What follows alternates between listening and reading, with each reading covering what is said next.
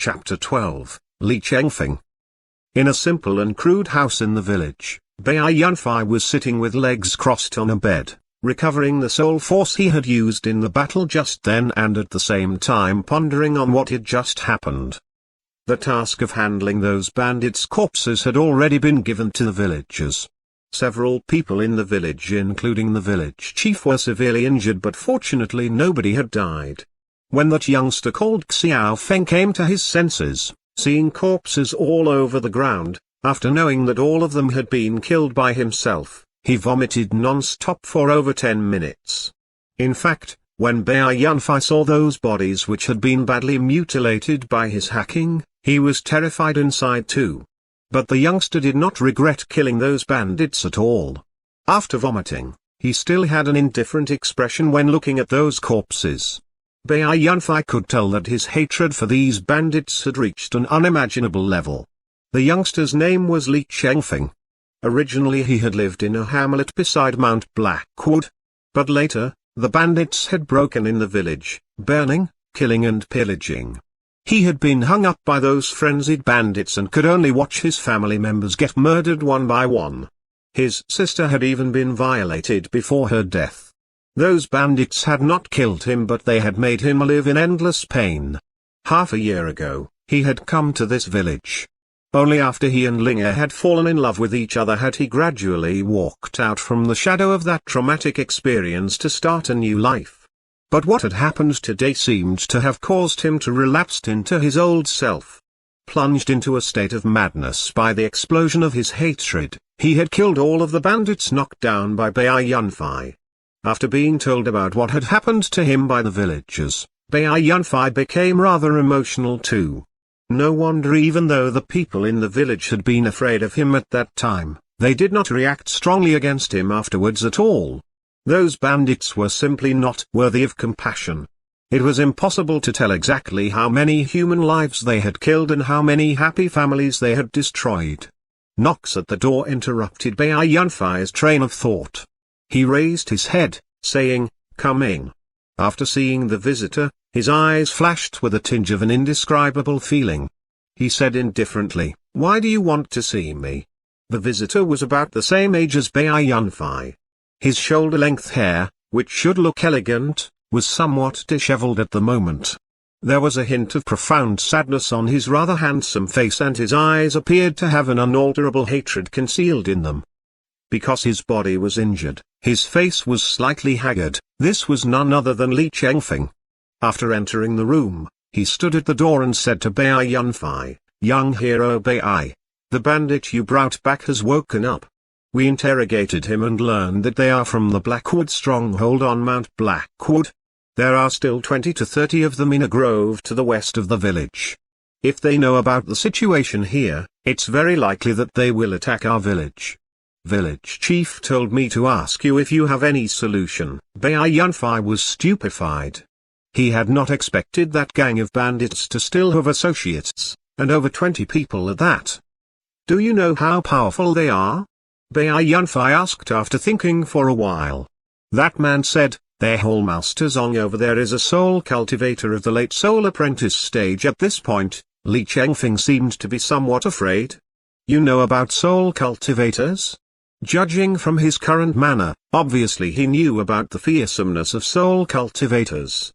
"I do. It's said that the chieftain of the Blackwood stronghold bandits is a soul cultivator of the middle soul warrior stage with enough power to lift cauldrons, split boulders and tear wild beasts apart alive. The vice chieftain is a late soul personage. The 4 hall masters under them are all soul cultivators too. That hall master Zong outside the village is one of them." At this point, Li Chengfeng's eyes showed a deep hatred. Besides, that Hall Master Zong was the leader of the bandit group that destroyed my former village and ruined my family. Bai Yunfei was somewhat preoccupied listening to him. He had not thought that a bandit group would be so powerful. Fortunately he had not been stupid enough to go and tackle them directly. Now it looked like he would also have to be extremely careful even when getting rid of small groups of bandits coming down from the mountain. Could it be soul cultivators were so widespread? Moreover, there was even a hall master of the late soul apprentice stage not far from here. Compared to him, Bai Yunfei would probably be no match for him in a one-on-one fight. After all, they were basically not on the same level in real combat experience. However, he had the upgraded items, so the victor could only be decided after they had fought each other. Young hero Bai, you are a soul cultivator too, right? Can you deal with that bandit group outside the village? Li Chengfeng asked somewhat urgently. After all, at the moment, all the people in the village were staking their lives on this mysterious youngster. He really could not imagine how terrible it would be if those utterly inhuman bandits rushed into the village. He really could not bear to once again lose someone he loved. Bai Yunfei raised his head and looked at him but did not answer his question. His eyes glittering, it seemed he was considering a certain decision. Do you want to get revenge with your own hands? Do you want to protect what is important to you with your own power? What? These words, said by Bai Yunfei after keeping silent for a long time, stupefied Li Chengfeng then sent a tremble through his entire body. He asked with a mixed expression of excitement, pleasant surprise and hope, you mean? Bai Yunfei said with a nod, your soul force has awakened. I can teach you the method of soul cultivation, allowing you to become a real soul cultivator. With a flop, Li Chengfeng knelt down in front of Bai Yunfei, ready to kowtow in salute. However, when he was just halfway through bowing down, he was held back. It turned out Bai Yunfei had already dashed up to him at some point and stopped him from kowtowing. I didn't mean I'd take you as my disciple at all. You don't need to bow to me. I can't accept it. I've decided to teach you that method because I'll probably need your power in the upcoming battle. Besides, I can understand your feelings to some extent, so I just want to help you a bit out of convenience. With a shake of Bai Yunfei's wrist, a grey scroll appeared in his hand. He passed it to Li Chengfeng, saying, at the moment you can feel a special force in your body, right? That's your soul force. Pour soul force into this scroll and you'll be able to learn the skin and flesh control method of the soul apprentice stage. This scroll is still useful to me, so at the moment I can't give it to you permanently. Just return it to me tomorrow. Looking at Li Chengfeng's expression, Bai Yunfei thought for a while then continued, you go and tell the villagers to pile the bodies of those bandits up at the entrance of the village. I think this should be able to stop those men for a night. Tomorrow, if you have gained some understanding of soul force, the two of us should be able to deal with them by teaming up. But if they want to attack the village tonight, then I'll have no choice but to fight them with all my might. The bright moon was hanging high in the starry sky. In the grove, the several campfires were already about to go out. Hallmaster Zong said with a somewhat solemn expression while staring at the campfire in front of him, this Tang Gui still hasn't returned yet. Could it be something unexpected has happened? At this moment, a clatter of horse hooves was heard. This was the man sent out to scout the situation coming back. Hallmaster Zong raised his head to look at him. Not waiting for him to ask first, with a terrified expression, that man said in a trembling voice even before getting off the horse, dead, they're dead. Tang Gui and those brothers are all dead. These words shouted by him woke all the men who were about to sleep up with a start. They gathered around him successively. That man took a breath and continued, the bodies of Tang Gui and the others have been piled up at the entrance of the village. They're all dead. Only now did everybody understand completely. They were all shocked. What did you say? Those 10-something men are all dead? Did you get it wrong? Tang Gui isn't weak. Ordinary people are simply no match for him. It's just a small village. How could it have possibly killed them all? Get your weapons ready, everybody. Let's go to that village and have a look. If it's true, let's exterminate them to avenge Tang Gui and those brothers. Don't panic. There may be some expert over there. All of you shut up for me. Hallmaster Zong shouted his command angrily upon seeing everybody thrown into disorder. The expression on his face was very unsightly. As soon as he shouted, the grove quieted down. Hallmaster Zong looked at that man who had gone to scout previously, saying, did you really see their bodies? Are there any other circumstances? It was really their bodies. I was afraid there would be danger, so I didn't get too close to them and didn't dare to act rashly. Then I immediately came back to report to you, Hallmaster." After listening to what he said, Hallmaster Zong did not say anything again. He lowered his head and pondered expressionlessly. Someone who can kill the 13 of them including Tang Gui is definitely not weak. Maybe that's a soul cultivator. What's their purpose in piling the corpses up outside? To anger us, to lead us into attacking, then ambush us? Or to frighten us so that we won't dare to act rashly? After a long time, he lifted his head and swept his eyes over everybody, saying, "We're not familiar with this place, so attacking at night would put us at a disadvantage. We'll rest for a night. At dawn tomorrow, we'll kill our way into the village. They have provoked our Blackwood stronghold. We'll definitely destroy their village and kill them all." Because Bai Yunfei did not know when the bandits outside the village would come to attack, he did not sleep at all. Instead, he sat on the bed practicing cultivation while always paying attention to the situation outside.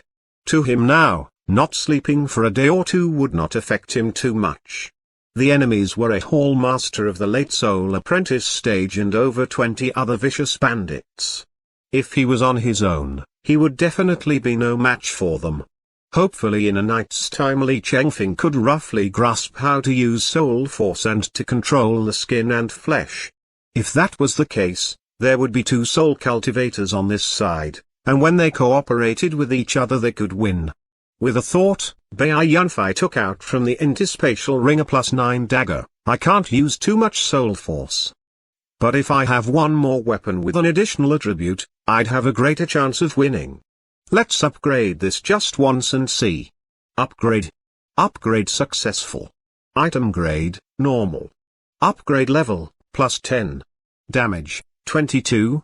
Additional damage, 27. +10 additional effect. Attacks have a 2% chance of slowing the target's speed for 10 seconds. Upgrade requirement, 15 soul points, successful. Bai Yunfei was delighted. Speed reduction, a pretty good effect.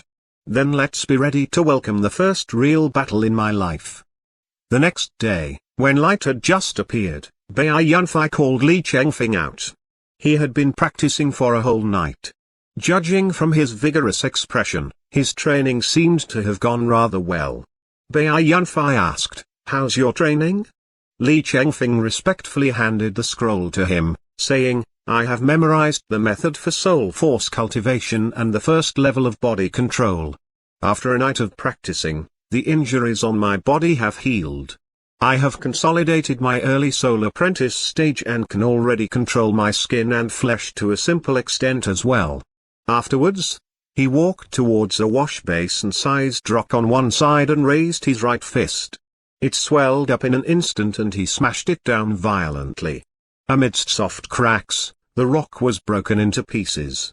He picked up a piece about the size of an egg and squeezed with force. A large amount of very small fragments then fell down. Bai Yunfei was somewhat amazed.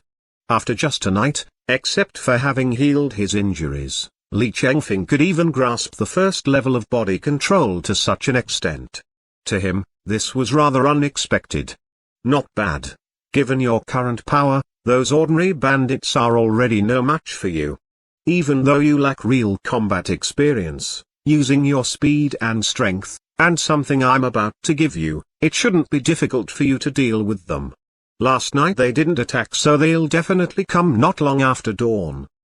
At that time, after explaining everything clearly, Bai Yunfei patted his shoulder with a solemn expression. The safety of this village will depend on the cooperation of the 2 of us. Then, let's fight with all our might. Chapter 13, First time fighting a soul cultivator, the might of the upgraded items. Over 20 fast horses rushed out of the grove, with Hallmaster Zong at the forefront, galloping towards the village. After coming round a bend, they saw a common village up ahead in the distance. Only, it should be breakfast time now, but there was no smoke rising from the kitchen chimneys in the village. Moreover, a small pile of men could be vaguely seen at the entrance, making the calmness of the village somewhat strange. Hallmaster Zong lifted a hand and said to the bandits behind him, "Slow down now. Be careful when advancing." There may be an ambassador. However, before he could finish what he was saying, a thick rope suddenly rose from inside the earth and was stretched tight instantly. The galloping horses simply had no time to react. The several horses charging in the forefront immediately fell to the ground. The riders also fell from the horseback in succession. The men at the back promptly pulled the reins, but there was still a poor bandit who was trampled on the chest by the horses that could not stop in time. He gave a snort, then did not move any more. The moment the several horses in the front fell down, two silhouettes rushed out swiftly from the left and right sides of the road respectively, then killed their way into the chaotic crowd. Hallmaster Zong jumped out with a smack on the back of his horse right when it fell down. He rolled on the ground several times, cancelling out all the forward momentum. As soon as he turned around, he heard miserable cries ring out behind him.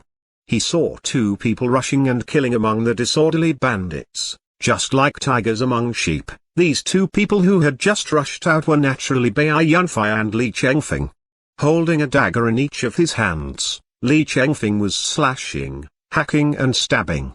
Before the men around him could react, almost all of them were injured. Two even dropped dead to the ground after getting stabbed in the chest directly. Bai Yunfei was using bare hands, but sounds of broken bones were heard every time he threw a punch or a kick. Almost anyone who was knocked down by him could not struggle up again. Hallmaster Zong was in a dazed state for just a short while, but 5 or 6 of his men had been downed by them. His whole body trembling, the corners of his eyes about to crack, he raised his large saber and rushed up with a roar. Seeing that Hallmaster Zong rushing over, Bai Yunfei's eyes flashed with a tinge of shrewdness. He leaned to one side to avoid an incoming saber, then grabbed a bandit and threw him fiercely forwards, smashing him into the crowd, creating a gap. Afterwards, he got out with a leap and rushed towards that Hallmaster Zong. When having taken just several steps, Hallmaster Zong saw a person come rushing at him. Grinning hideously, he raised his saber and wanted to hack at the attacker. But that man suddenly jumped over 10 feet up into the air. While in midair, he gave his right hand a shake and a 1-meter-long large saber unexpectedly appeared in the blink of an eye. He then took advantage of his fall's momentum to swing it down fiercely. An interspatial ring? Soul cultivator. Hallmaster Zong's expression changed. He lifted the large saber in his hand up to meet the enemy's attack. Ding! A crisp sound of metal crashing into metal rang out. The momentum of his fall gave Bai Yunfei an advantage, so he was able to knock the opponent back several steps. However, after landing firmly on the ground, he did not try to be the first to attack again. After all, he did not have enough combat experience, so attacking hastily would very likely result in his weak points being exploited by the opponent. Late Soul Apprentice. Damn it. How can we run into a soul cultivator at this kind of place? Plus, it's even a soul cultivator with an interspatial ring. Hallmaster Zong retreated several steps continuously. He could only feel a somewhat tingling feeling in his arm and was extremely shocked inside.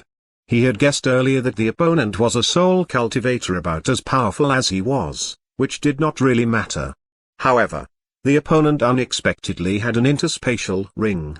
It should be known that in the entire Blackwood stronghold, only the chieftain had an interspatial ring, and not even the vice-chieftain had one.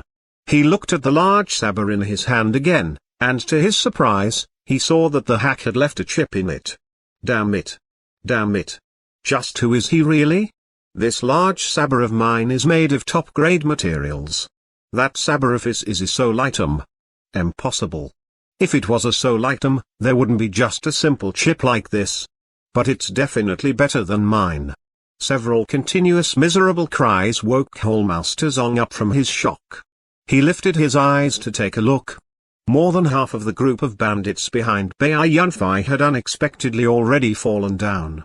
Even though one of Li Chengfeng's arms had suffered injuries, they were not serious at all. As he moved nimbly about, dodging and weaving, He did not use any techniques worthy of mentioning either. He would just dodge the incoming attacks, then thrust with his daggers, downing the bandits one after another. That man is a soul cultivator too. This is bad. Hallmaster Zong suddenly reacted. He rushed straight towards Bai Yunfei without any more hesitation. Bai Yunfei's fighting plan was actually very simple, namely, when the enemy was still unprepared, he himself would hinder Hallmaster Zong first while Li Chengfeng would dispose of those common bandits, then they would join forces and kill Hallmaster Zong. Those common bandits had 22 men in total. In the very beginning, 6 of them had been knocked down by Bai Yunfei and Li Chengfeng, and another had been unlucky enough to be trampled on by the horses.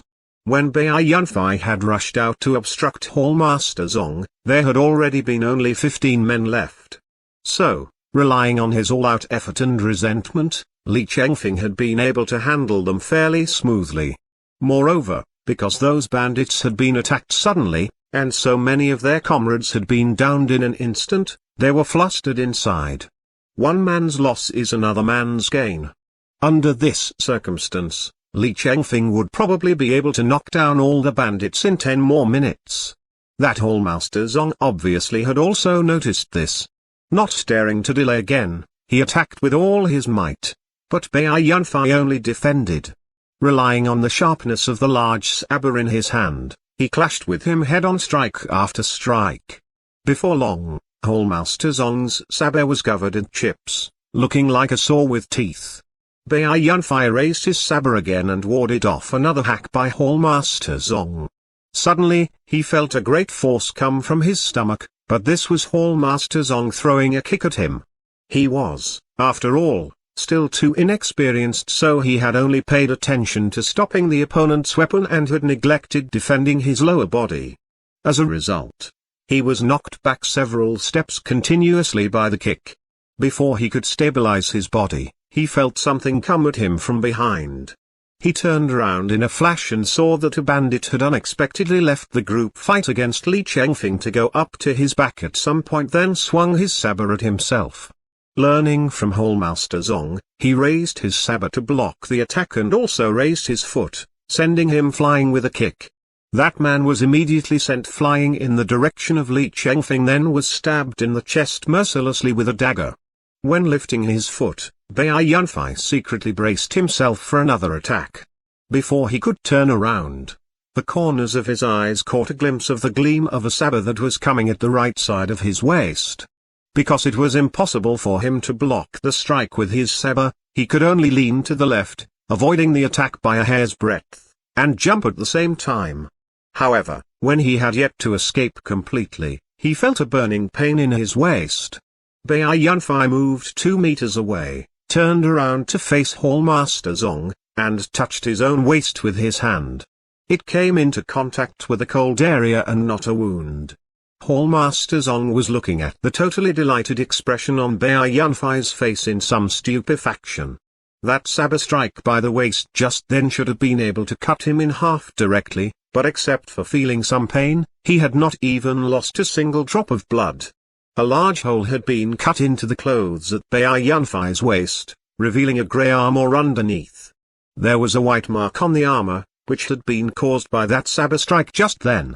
Bai Yunfei touched this soft armor on his body in pleasant surprise. I didn't expect the defense of this +10 soft armor to be so high. That was so dangerous. I even thought I'd be cut in two. The soft armor's properties: item grade, normal. Upgrade level, +10. Defense, 31.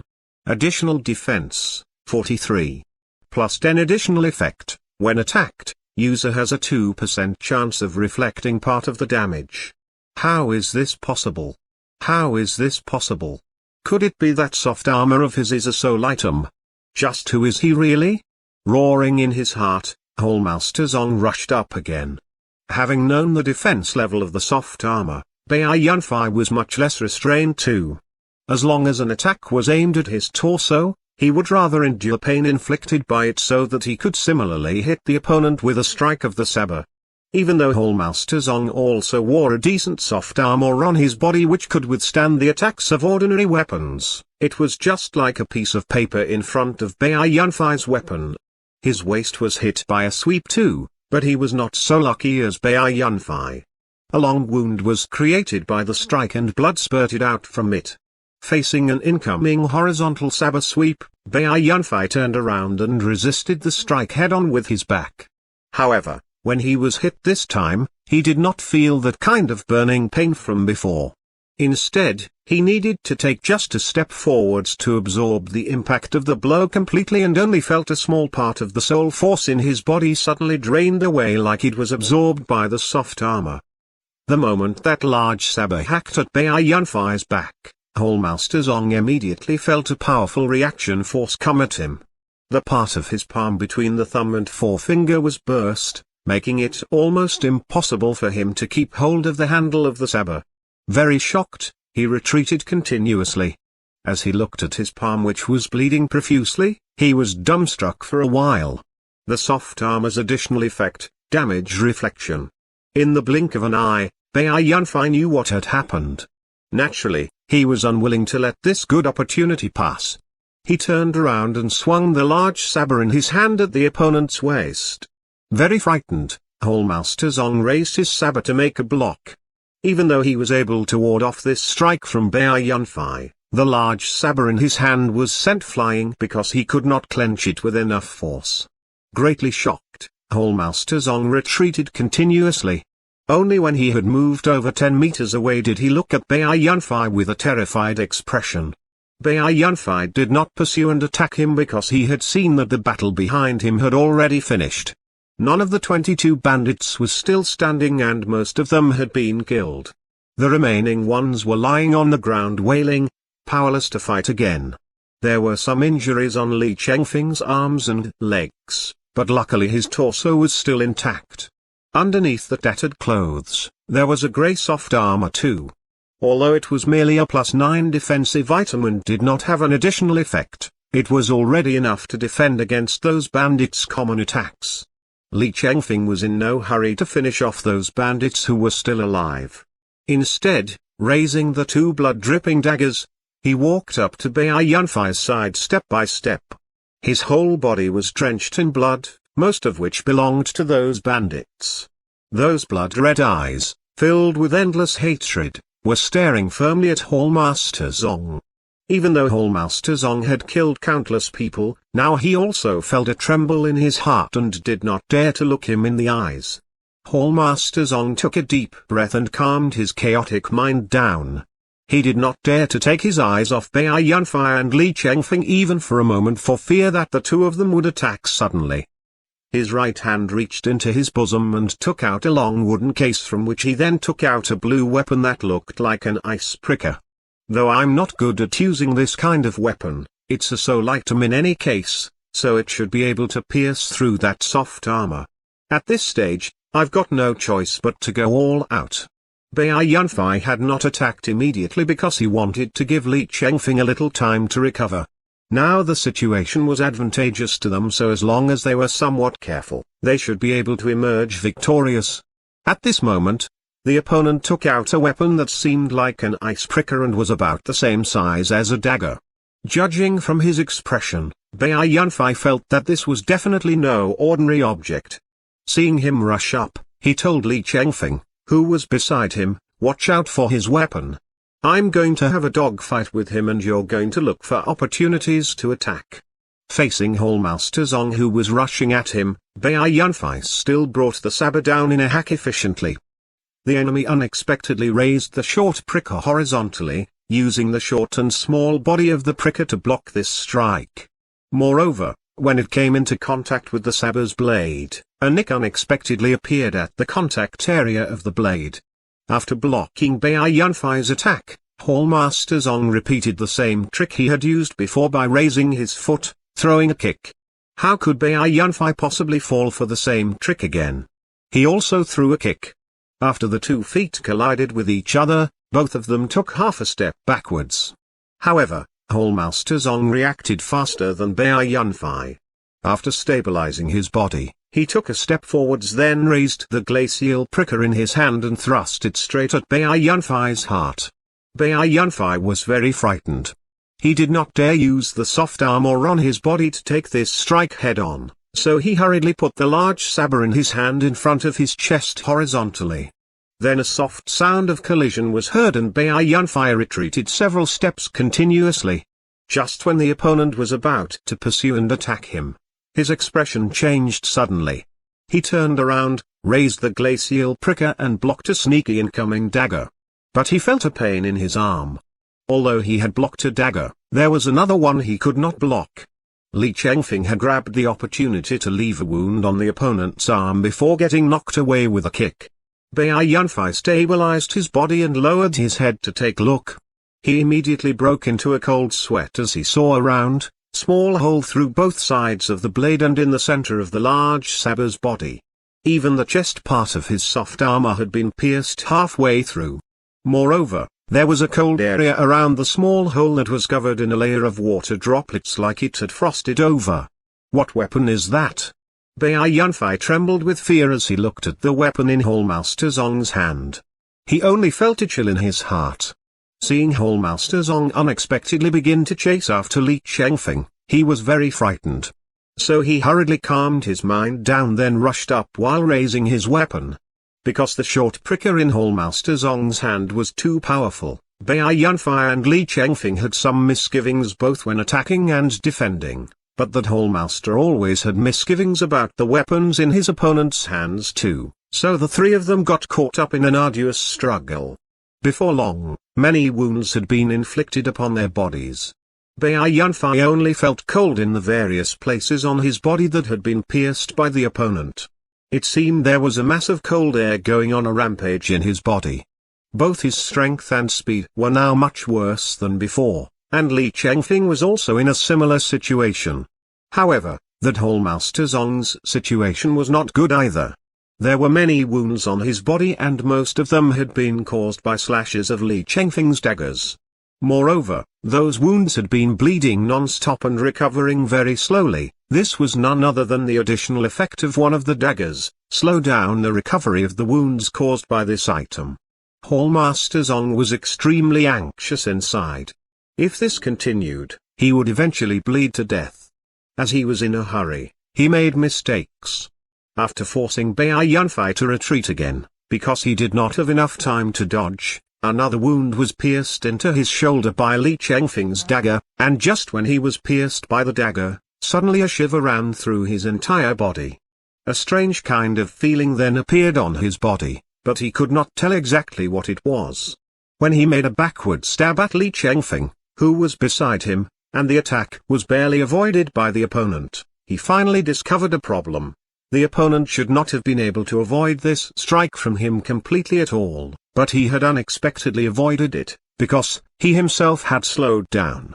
In a normal situation, to his knowledge, this strike should have already hit the target.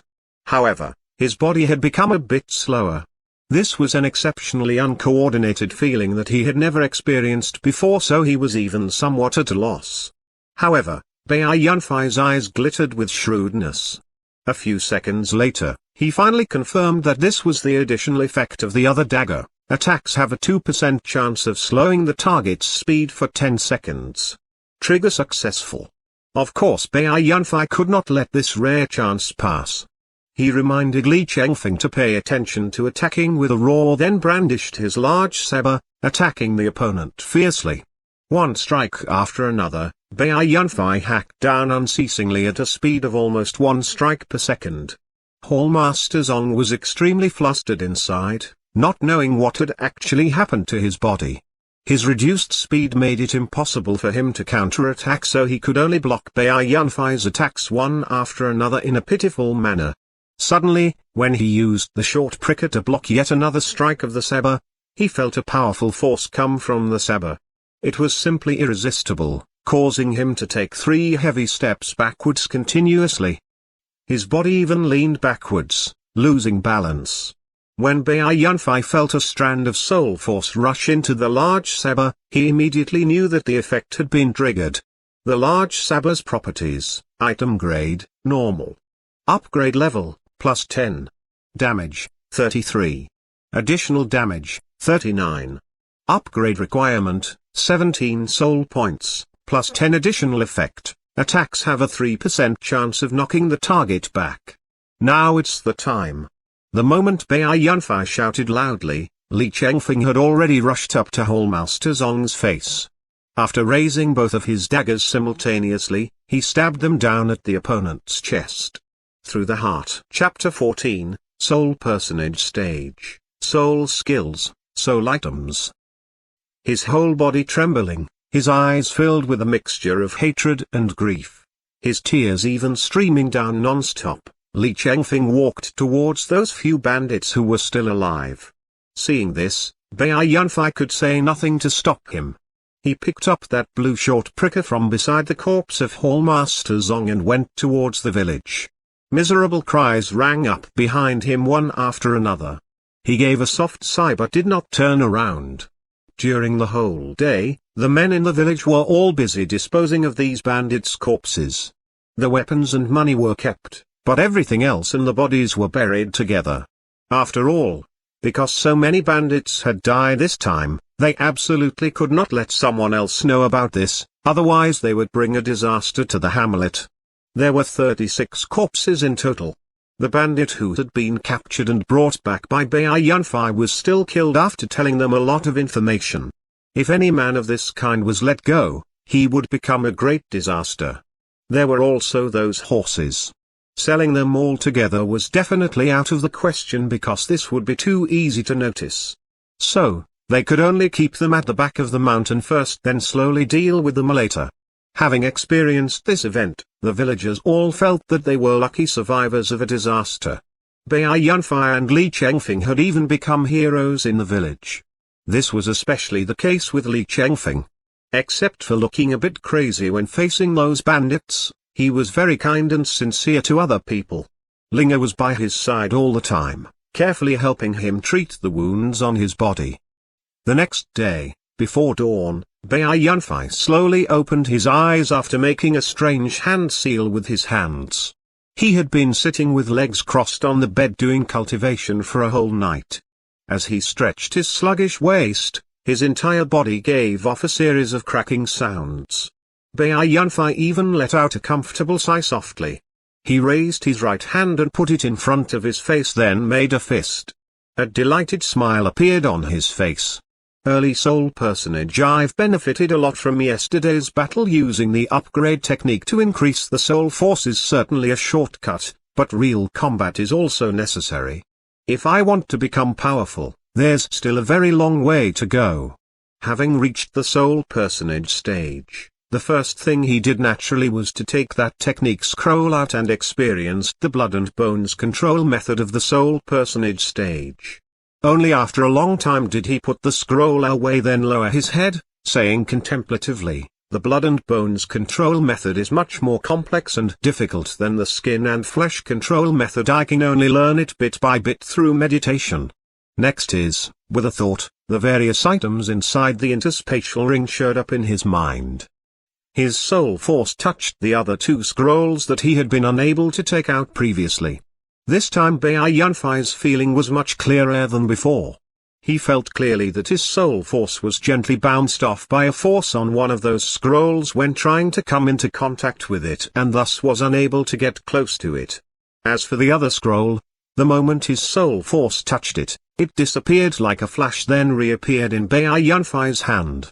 Looking at this white scroll in his hand, Bai Yunfei was rather excited inside. He poured his soul force into it impatiently.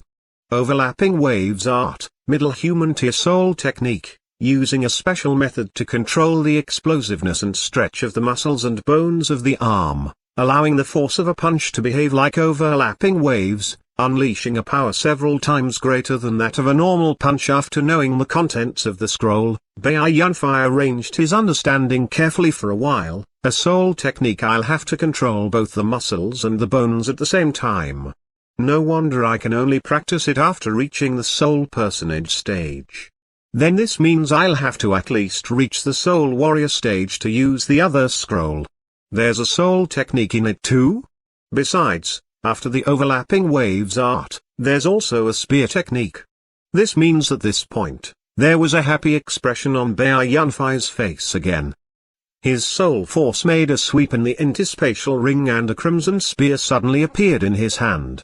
Bai Yunfai felt that it was almost heavy enough to twist his wrist. This fella so heavy, at least 50 kilograms. Ordinary people would have great difficulty brandishing it, let alone using it to fight. No wonder only after becoming a soul personage am I allowed to use it. The spear was about 2.7 meter long, rather thick and crimson from top to bottom. It even gave off a little heat. At the place where the blade and the handle were joined, there were 3 embedded crimson, slightly transparent, round crystals. Bai Yunfai stroked the spear rather admiringly, feeling the waves of warmth emitted from it. He even somewhat impatiently wanted to go out and swing it around a couple of times to check it out. Suddenly, seeming to remember something, Bai Yunfai stared at the spear in his hand and gave it a thought.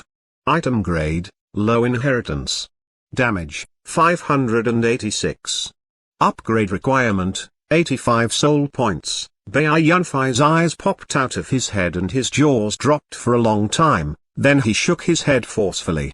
Only after checking the information once again did he murmur with a slight stammer, holy shit, a damage of 586? What the heck is this? Only after a long time did he finally calm down. Low inheritance? I've never come across this item grade before. Plus, the initial upgrade takes as much as 85 soul points. This is about what it takes to upgrade a dagger from level 1 to level 10 already. Right. Bai Yunfai put the spear on his legs and turned his wrist over.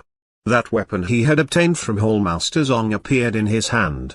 As completely opposed to the spear, it was ice cold and gave off tiny currents of cold air. There were a few small words on the handle, glacial pricker, which should be the name of this weapon. Item grade, low rare. Damage, 237. Upgrade requirement, 63 soul points. Bai Yunfai was stupefied. Low rare? Another item grade I've never seen before. Looks like my understanding of this upgrade technique is still far from correct. These two weapons are obviously on a different level to the ones I bought in the main street. Could it be, they are soul cultivators' weapons? Impossible, such powerful weapons shouldn't be so widespread. In the beginning, that Hallmaster Zong only used an ordinary large saber too. I wonder how it will be after getting upgraded. He immediately did what he thought. First, he put the spear away. After all, if he wanted to upgrade something, this glacial pricker would be a comparatively better choice because he could use a little less soul force. Several minutes later, Bai Yunfai looked at the glacial pricker in his hand with a hint of a forced smile on the corners of his mouth. The amount of soul points needed for an upgrade hasn't increased and has always been 63 points, but this is still not enough. Item grade, low rare. Upgrade level, +8. Damage, 237. Additional damage, 89. Upgrade requirement, 63 soul points. Even though he was exceptionally lucky not to have failed even once, after the 8th upgrade, Bai Yunfai felt that his soul force was already running out. Now he was an early soul personage, but perhaps the value of his soul force was only about 500.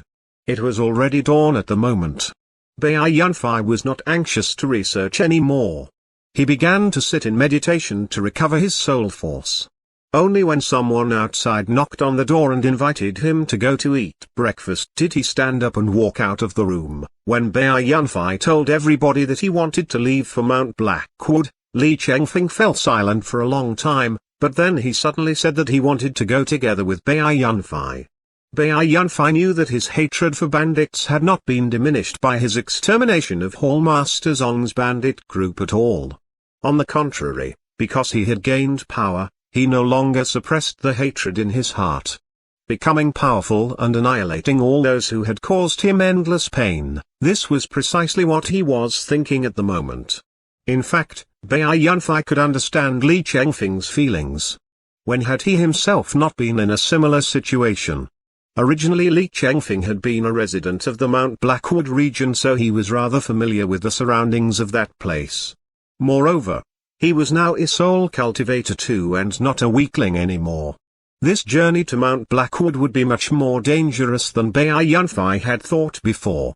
After all, previously he had not expected a gang of bandits to have so many soul cultivators in it. Therefore, after thinking for just a while, Bai Yunfei agreed to let Li Chengfeng go with him as he had requested. Standing at the entrance of the village, looking at the mountains and forests in the distance, Bai Yunfei had a somewhat vacant expression in his eyes. It was impossible to know what he was thinking about. A clatter of footsteps woke him up with a start.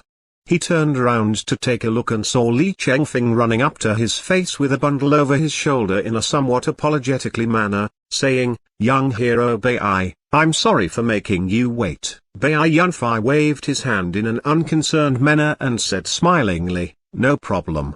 We fought side by side after all, so later you can just call me Yunfei. Have you calmed Linga down yet? Don't make her sad, haha. Alright, then you can just call me Chengfeng too. Don't appear too aloof. I've already promised Linga that when I return from Mount Blackwood this time, I'm going to marry her and take care of her all my life." There was a happy smile on Li Chengfeng's face. He turned around to take a look at the village again and waved to the young girl who was standing in front of the door of her house gazing at him. Then he turned around and went with Bai Yunfei, gradually disappearing towards the end of the path in the forest. This time, because Li Chengfeng acted as a guide and both of them had good footwork, they went rather fast.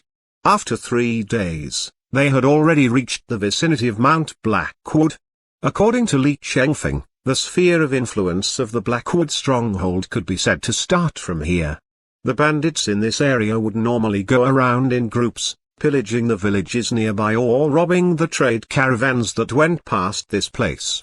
There was a main road leading from Liuoshi City to Ganling City in the northeast not far from Mount Blackwood. Because trade caravans between the two cities often took this road, they also became the main target for the bandits. The bandits did not kill everyone either. As long as a caravan handed in a satisfying passage fee, they would let it go through safely. Otherwise, they would kill the caravan and take the goods without mercy. Of course, a caravan could also go through without paying, but it had to be protected by powerful people, such as soul cultivators. In the evening in a rather spacious forest, intense fighting sounds were heard as two silhouettes got entangled with each other and collided. The sounds of their fists hitting each other were really spine-chilling.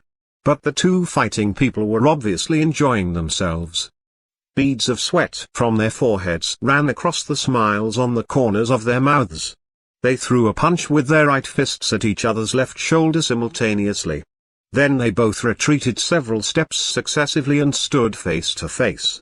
This was none other than Bai Yunfei and Li Chengfeng. "Let's stop training for today, Chengfeng. You've become more and more skillful at muscle control. The opportunities you seized to be explosive were just perfect. I'm really ashamed of my inferiority." After massaging his left shoulder a bit, Bai Yunfei turned his right hand over and 2 bags of water appeared in his hand. He tossed one to Li Chengfeng, then leaned on a large tree behind him and took several gulps. Li Chengfeng sat down on the ground, took several gulps of water and said while shaking his head, "I'm no match for you. It happened like this only because you suppressed your power down to my level. If you use the overlapping waves art, I'm afraid I won't be able to take even a single punch from you. Your soul force fully awakened just a few days ago, yet you're already about to become a middle soul apprentice. I don't know about the other soul cultivators' practice speeds, but you're quite a lot faster than I was in the beginning. It's a pity I even thought that my improvement speed was very fast. Let's train alone next.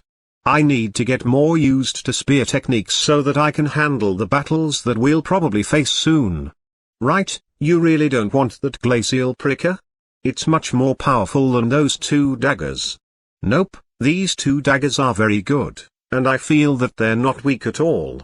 I already felt embarrassed to accept them when you gave them to me. How could I still want that glacial pricker?"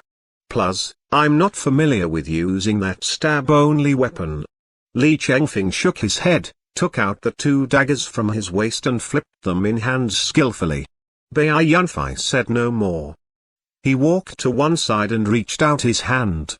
A flaming red, 2.7-meter-long spear appeared in his hand and a heat wave spread out, which could be felt even by Li Chengfeng, who was over 30 meters away.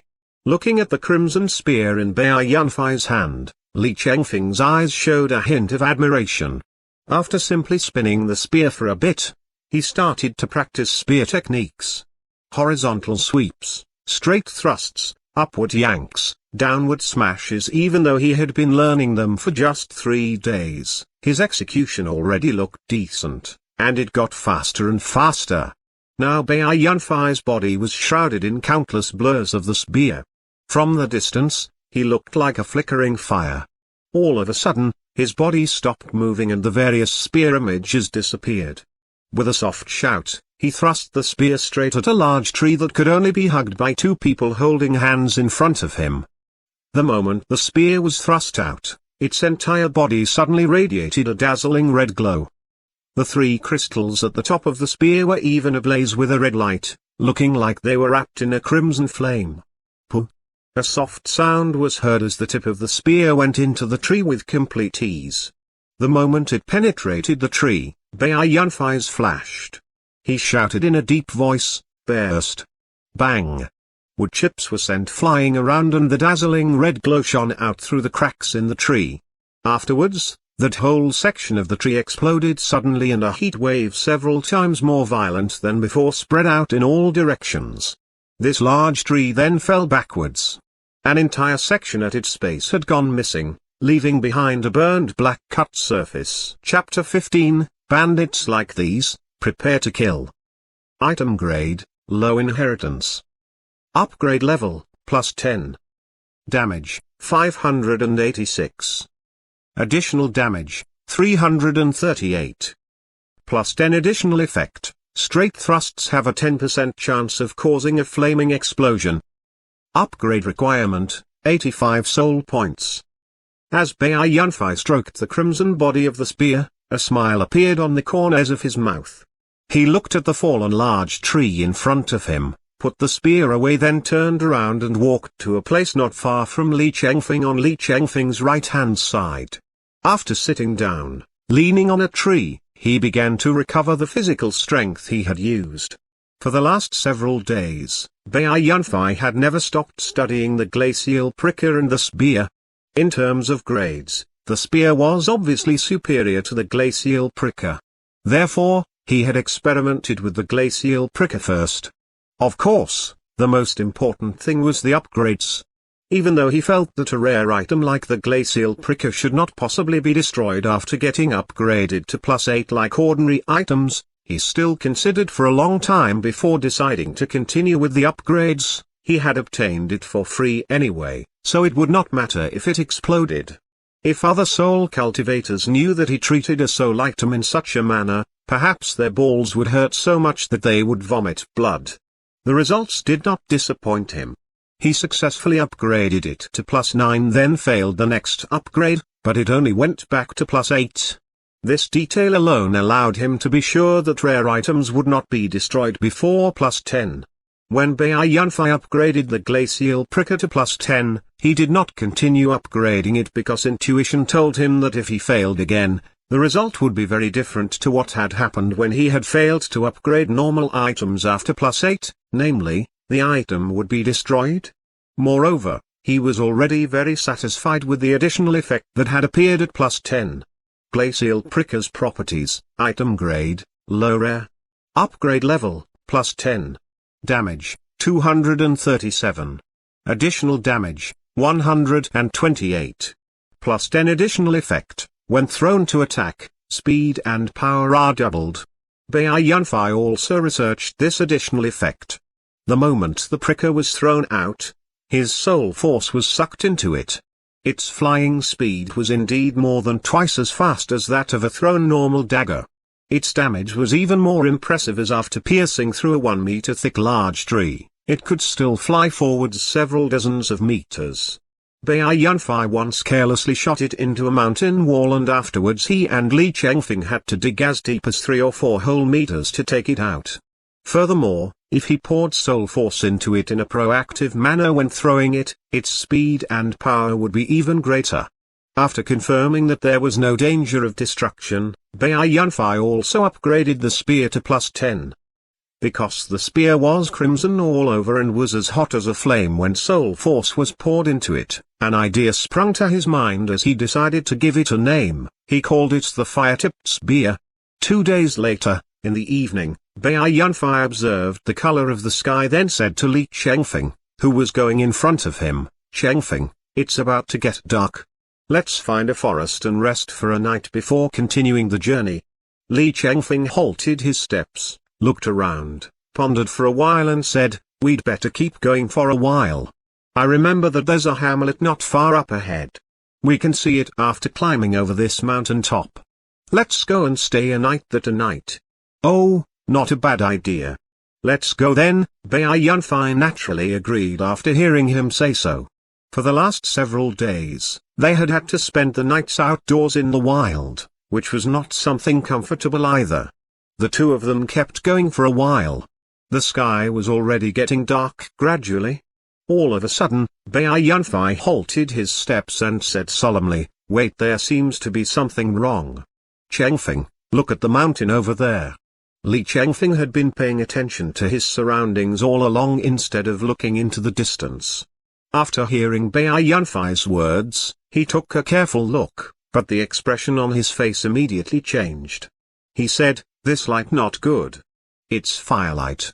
Even the sky is lit up to such an extent. Could it be?" Both of them exchanged a look and quickened their pace, running towards the peak of the mountain. After a while, on the top of the mountain, Bai Yunfei looked solemnly at a village which was burning in a raging fire not far from the foot of the mountain. Li Chengfeng even trembled all over. About 20 to 30 houses seemed to have been swallowed completely by the monstrous fire, but it seemed only few people were fighting the fire. There were quite a lot of people in the center of the village, but only a few were moving. Various hopeless, sorrowful cries and shouts came into the ears of them both along with the wind on the mountain. "It's the Mits, definitely the Mits, like this again, it's like this again. These damned bandits. Die die." Li Chengfeng's eyes gradually became crimson and also showed some signs of madness. Bai Yunfei gave his shoulder a pat, saying, "Don't be agitated. There doesn't seem to be bandits in the village. Let's go over there quickly. Saving people comes first." The moment the two of them entered the village, Bai Yunfei saw an unforgettable scene. Under the illumination of the raging flames, there were corpses lying in pools of blood all around. 10-something lucky survivors were hurriedly treating the injured who were still alive. But there were also some survivors who were sitting on the ground with blank looks in their eyes, completely still, staring at the corpses in front of them. There was basically no life in their eyes, as if they had turned into zombies. A series of sounds of crying and shouting woke Bai Yunfei up with a start. He shifted his eyes to have a look. An old woman with a head full of white hair was kneeling in front of a middle-aged man, her trembling hands pressing on a wound from which blood was gushing out non-stop on his chest. She was crying in despair, "Dianu, don't leave me, son. If you leave me, how do I live?" "Dianu." The middle-aged man called Dianu were looking at the old woman with somewhat blurry eyes. Seemingly using all his strength, he raised a hand with difficulty and grabbed the old woman's hands on his chest. He wanted to say something, but as soon as he opened his mouth, he gushed a mouthful of blood. This time, Li Chengfeng was unexpectedly the first to regain composure. He gave Bai Yunfei a push, saying, "Save people first." Only now did Bai Yunfei wake up. Turning his right hand over, he took out from the antispatial ring all the medical items he had been carrying along, gave Li Chengfeng some, then ran towards that old woman. "Granny, you're doing it wrong. Allow me to treat the wound quickly. He can still survive." After pulling the old woman up gently, Bai Yunfei squatted down in front of the middle-aged man and began to treat his wound. The old woman was stupefied but reacted immediately. She looked at Bai Yunfei gratefully but was trembling too much to say a word and could only wait anxiously with an expression full of hope. Bai Yunfei was not too adept at treating such a serious wound, but he did it very carefully. When the wound was bandaged completely, sweat had already come out on his forehead.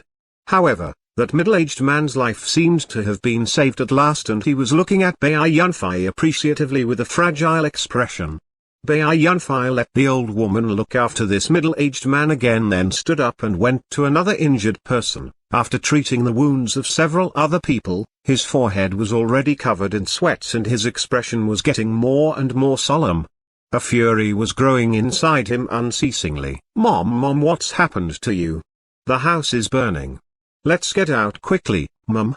Why aren't you wearing clothes? Quickly go out with Fanga, okay? Fanga's head hurts so bad, Mum. Say something to me. Soft and tender sounds of crying came from a burning small house on one side. Bai Yunfei was surprised to learn that there were still survivors inside. Seeing that the house was about to collapse, he did not think much and rushed inside immediately.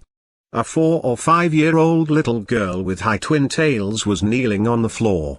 Her little face should be innocent, but it looked spent and dirty at the moment.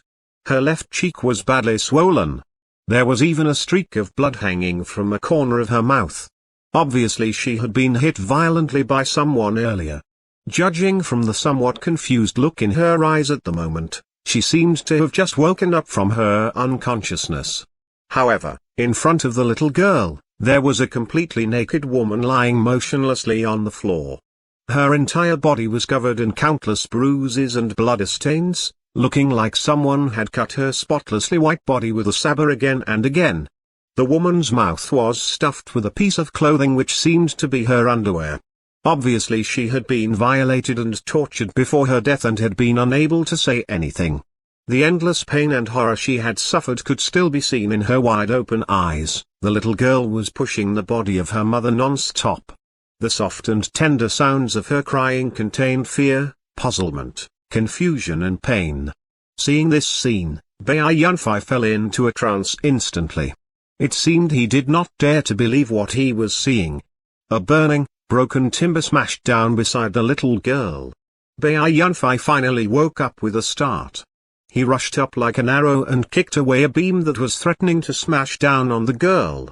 Then he took off his coat and wrapped it around that woman's body. Lifting the little girl with one hand and the woman's body with the other, he rushed out quickly. After giving the little girl to the villagers on one side to take care of, he observed the surroundings carefully. It seemed there were already no survivors left in any house, and all the curable injured people had basically been cared for. Suddenly, there was a clamor in the opposite direction. Bai Yunfei turned around to take a look and saw that Li Chengfeng was being surrounded by 5 or 6 villagers. They seemed to be saying something. "What's going on, Chengfeng?" Bai Yunfei asked after walking up to Li Chengfeng's side. "I don't know either. Just now I revealed my power when saving an injured person who was trapped under a heavy object. They then surrounded me," Li Chengfeng said while shaking his head in a somewhat doubtful manner. Right at this moment, the people around suddenly knelt to the two of them. A middle-aged man whose both legs and left arm were injured said loudly, "Young heroes, please go save my younger sister. She was captured and taken away by those bandits. They're simply not humans. My younger sister, in the end, she'll definitely be tortured to death. Please go save her. I'm going to kowtow to you." After saying so, he knocked his head on the ground loudly regardless of the injuries on his body. His forehead immediately bled, but he did not pause at all. The other people around also started to implore, saying that their own daughters or wives had been taken captive by the bandits and begging Bai Yunfei and Li Chengfeng to save them and bring them back. For a few moments, many people knelt down before the two of them and begged piteously. It turned out there were still the people who had been captured by the bandits. Only after being stupefied for a while did Bai Yunfei and Li Chengfeng react by raising everybody up hurriedly. Without saying anything, Bai Yunfei gave Li Chengfeng a look. They nodded to each other. He then turned to the villagers, saying, "Take good care of your injuries, everybody. We'll definitely do our best to save them and bring them back. According to the villagers, those bandits had already left about 3 hours ago. Bai Yunfei and Li Chengfeng asked for the direction, then gave chase at a very fast speed. As they galloped, the scenery on the sides of the road fell behind them quickly and their ears were filled with never-ending sounds of the wind blowing.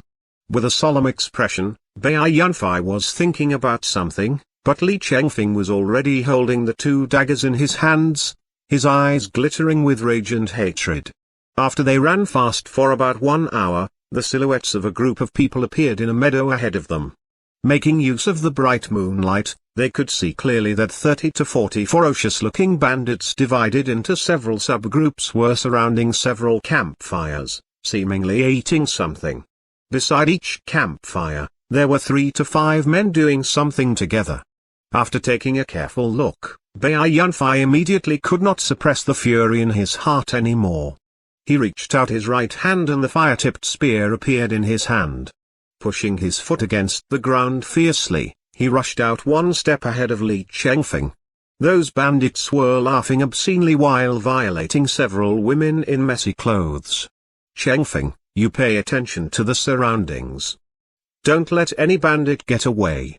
They all deserve to die. Let none survive. Kill. Chapter 16, Kill. Kill. Kill. Tiger Li was one of the 4 hallmasters of the Blackwood stronghold and a late soul apprentice. This man's name sounded somewhat imperious, but he looked more like a scholar. If he held a folding fan in his hand instead of a multi-ringed large saber, nobody would think that he was a vicious bandit. However, despite looking gentle and weak, he was the most brutal and ruthless among the 4 hallmasters. He usually killed a large number of people or even slaughtered a village just because he was slightly dissatisfied with something, like today. The mission of escorting the tributes back into the school had been snatched by that hallmaster Zong, so he had really been in a bad mood. Today he took his henchmen down the mountain, wanting to find some women to play with. They unexpectedly encountered resistance in a hamlet, so he destroyed the hamlet in his anger and took away 7 or 8 young women. Originally he wanted to return through the night to the stronghold, but he felt somewhat tired on the way, so he stopped in a vacant area to eat, preparing to have a rest before resuming his journey. Seeing that his subordinates were totally impatient to play with the women they had captured, Tiger Li drank all the wine in his wineskin in one go, then shouted at a group on the right-hand side, "Damn it! Leave that juicy beautiful girl for me. You bastards, how dare you fight over her in front of me? That one over the 2. I intend to give her to Vice Chieftain when we return. Don't you dare snatch her, you hear?" The 2 groups berated by him spread out with embarrassed expressions. The group on the right apologized to him again and again with ingratiating smiles and stepped aside to make room, ready to let their hallmaster take the first bite. Tiger Li stood up and took 2 steps forwards, but he suddenly turned around as if thinking of something, looking in the direction of the road they had taken to come here, only to see a long crimson line approaching at high speed. After giving it a good look, he discovered that it was not a red line. Instead, it was unexpectedly a youngster holding a flaming red spear in his hand who was coming at full gallop with a totally murderous expression. It seemed the moment he saw clearly what was coming, there was already only a distance of 100 meters left between them. Enemy. Moreover, this was a soul cultivator.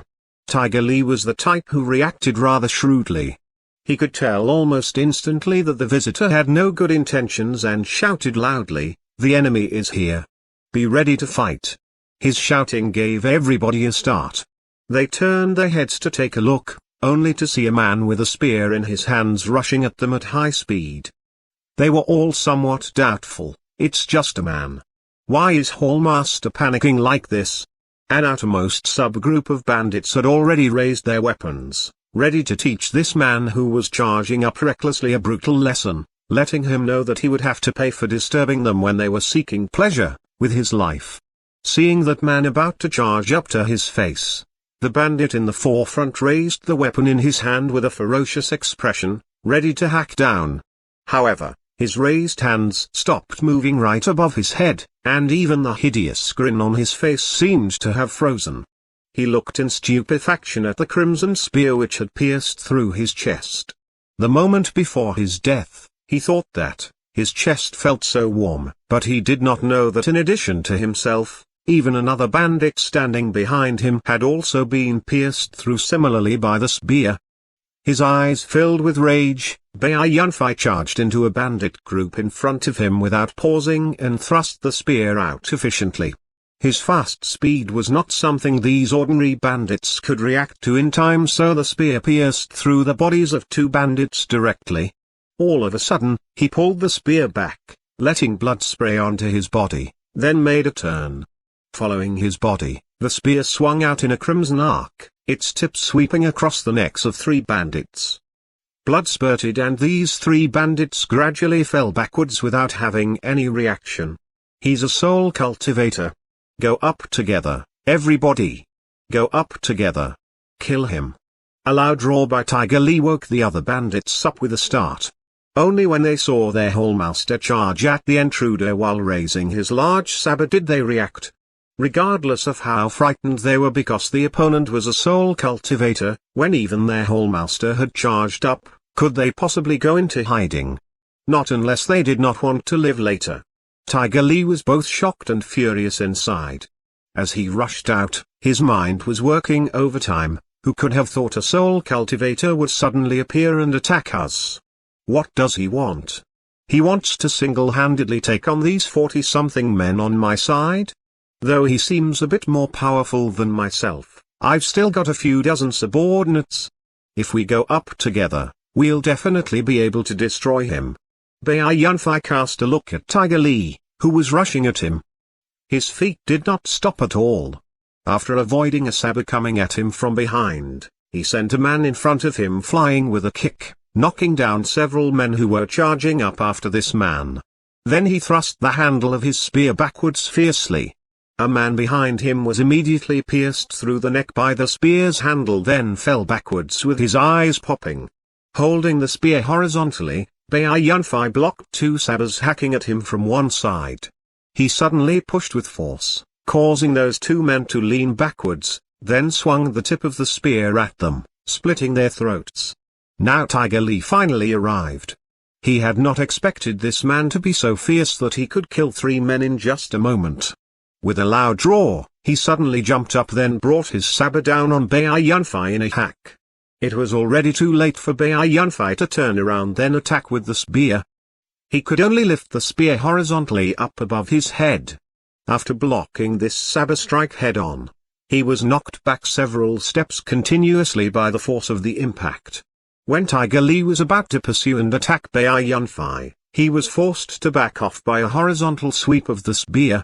After forcing Tiger Lee to retreat, Bai Yunfei dashed away, extending the distance between them, and attacked another group of 7 or 8 bandits. Every time Tiger Lee wanted to rush up, he forced him to retreat, then pulled away and continued to deal with other bandits. Bai Yunfei was like a tiger among sheep. His spear, his punches and his kicks were all lethal weapons to this bandit group. One bandit after another was knocked down to the ground, leaving fewer and fewer still standing. When Bai Yunfei yet again pierced through the chest of a bandit with his spear, Tiger Lee finally was able to grab the opportunity. With an acceleration, he rushed up to Bai Yunfei's face and swung his large saber horizontally at his waist. Bai Yunfei planted the spear down off to one side and blocked this strike of the saber. His eyes flashing with a hint of delight, Tiger Lee took half a step forwards again, resulting in him and Bai Yunfei almost standing face to face, and raised his left hand. His arm swelled up instantly, its muscles bulging out. He then struck a fierce blow at Bai Yunfei's chest. He was certain that because Bai Yunfei was good at using a spear, he had to be weak in close quarters combat. At the moment, he was close to the enemy's face, so his long spear was not convenient to brandish.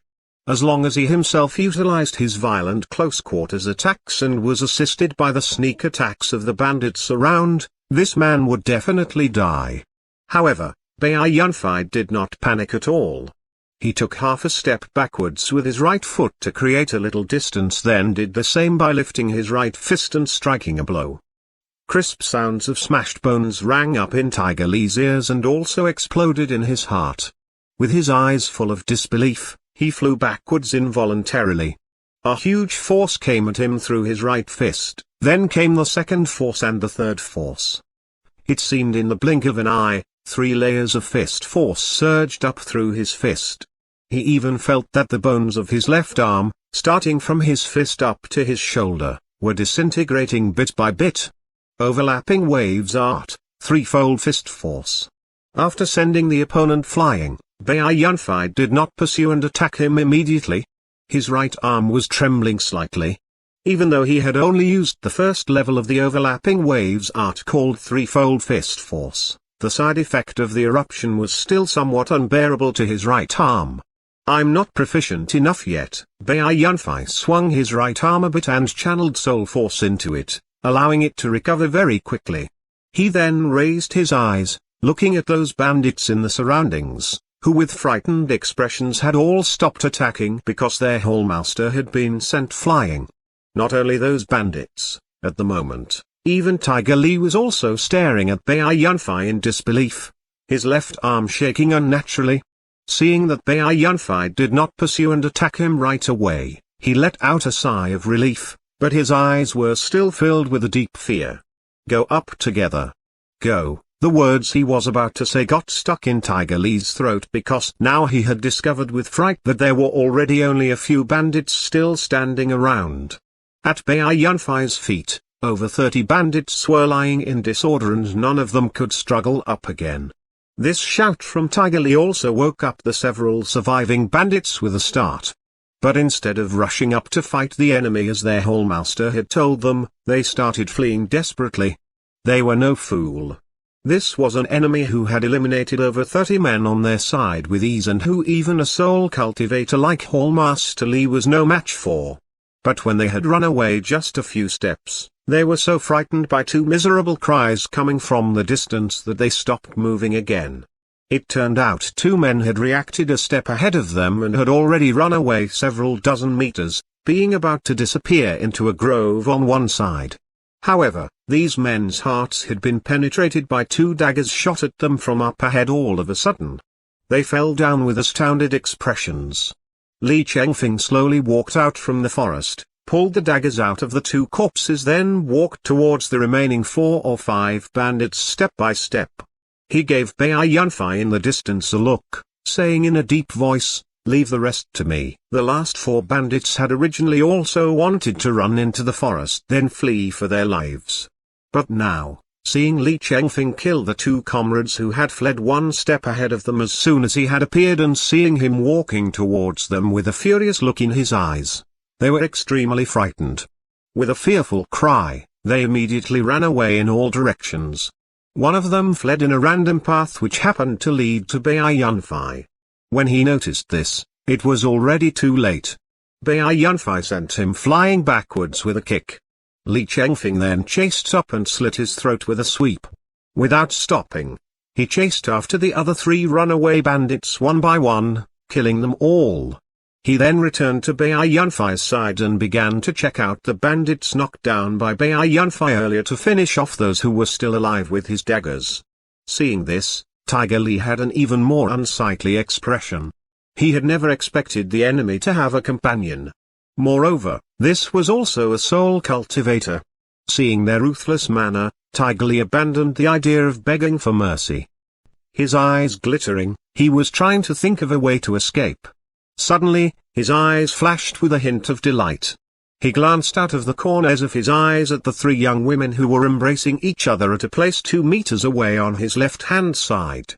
They were covering their mouths tightly, their eyes full of terror and their bodies shivering. A miserable cry suddenly rang out. Li Chengfeng had just discovered a bandit lying on the ground playing possum and finished him off mercilessly with a dagger blow. However, the moment the cry was heard, Tiger Li's eyes flashed with fierceness. He loosened his right hand, unexpectedly discarding his own weapon, then suddenly dashed to the left. At the same time, he reached out his right hand and made a grab at one of those young women. He had guessed that these 2 men were probably trying to rescue these women, therefore he wanted to take a hostage to find a chance to survive. Chapter 17, Declare War on the Blackwood Stronghold. However, Bai Yunfei and Li Chengfeng had come here to save these women. How could they possibly let him succeed like this? A blue light cut across in front of Tiger Li. Afterwards, his right arm dropped down, powerless. A cold feeling began to spread out from his left arm. He was not even in any pain and only felt cold almost to the point of going numb. He halted his steps and looked in stupefaction at a round hole in his elbow. There was a blank expression in his eyes. Since sending Tiger Li flying with a punch earlier, Bai Yunfei had been paying attention to his every move.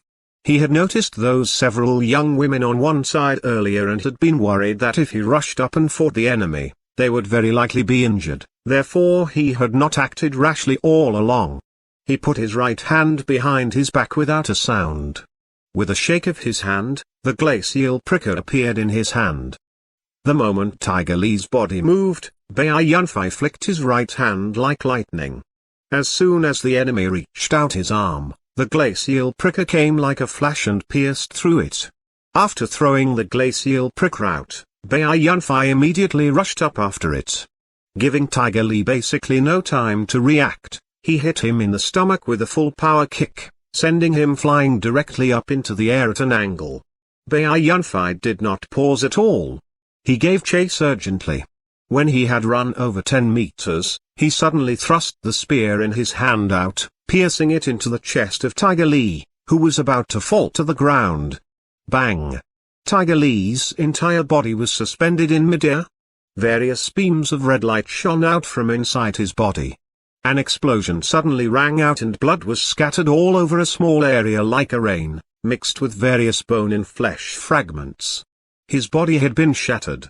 After watching the group of women who were yet to recover from their fright disappear in the direction of the village while assisting each other, Li Chengfeng turned to Bai Yunfei, asking, "Yunfei, what are we going to do next?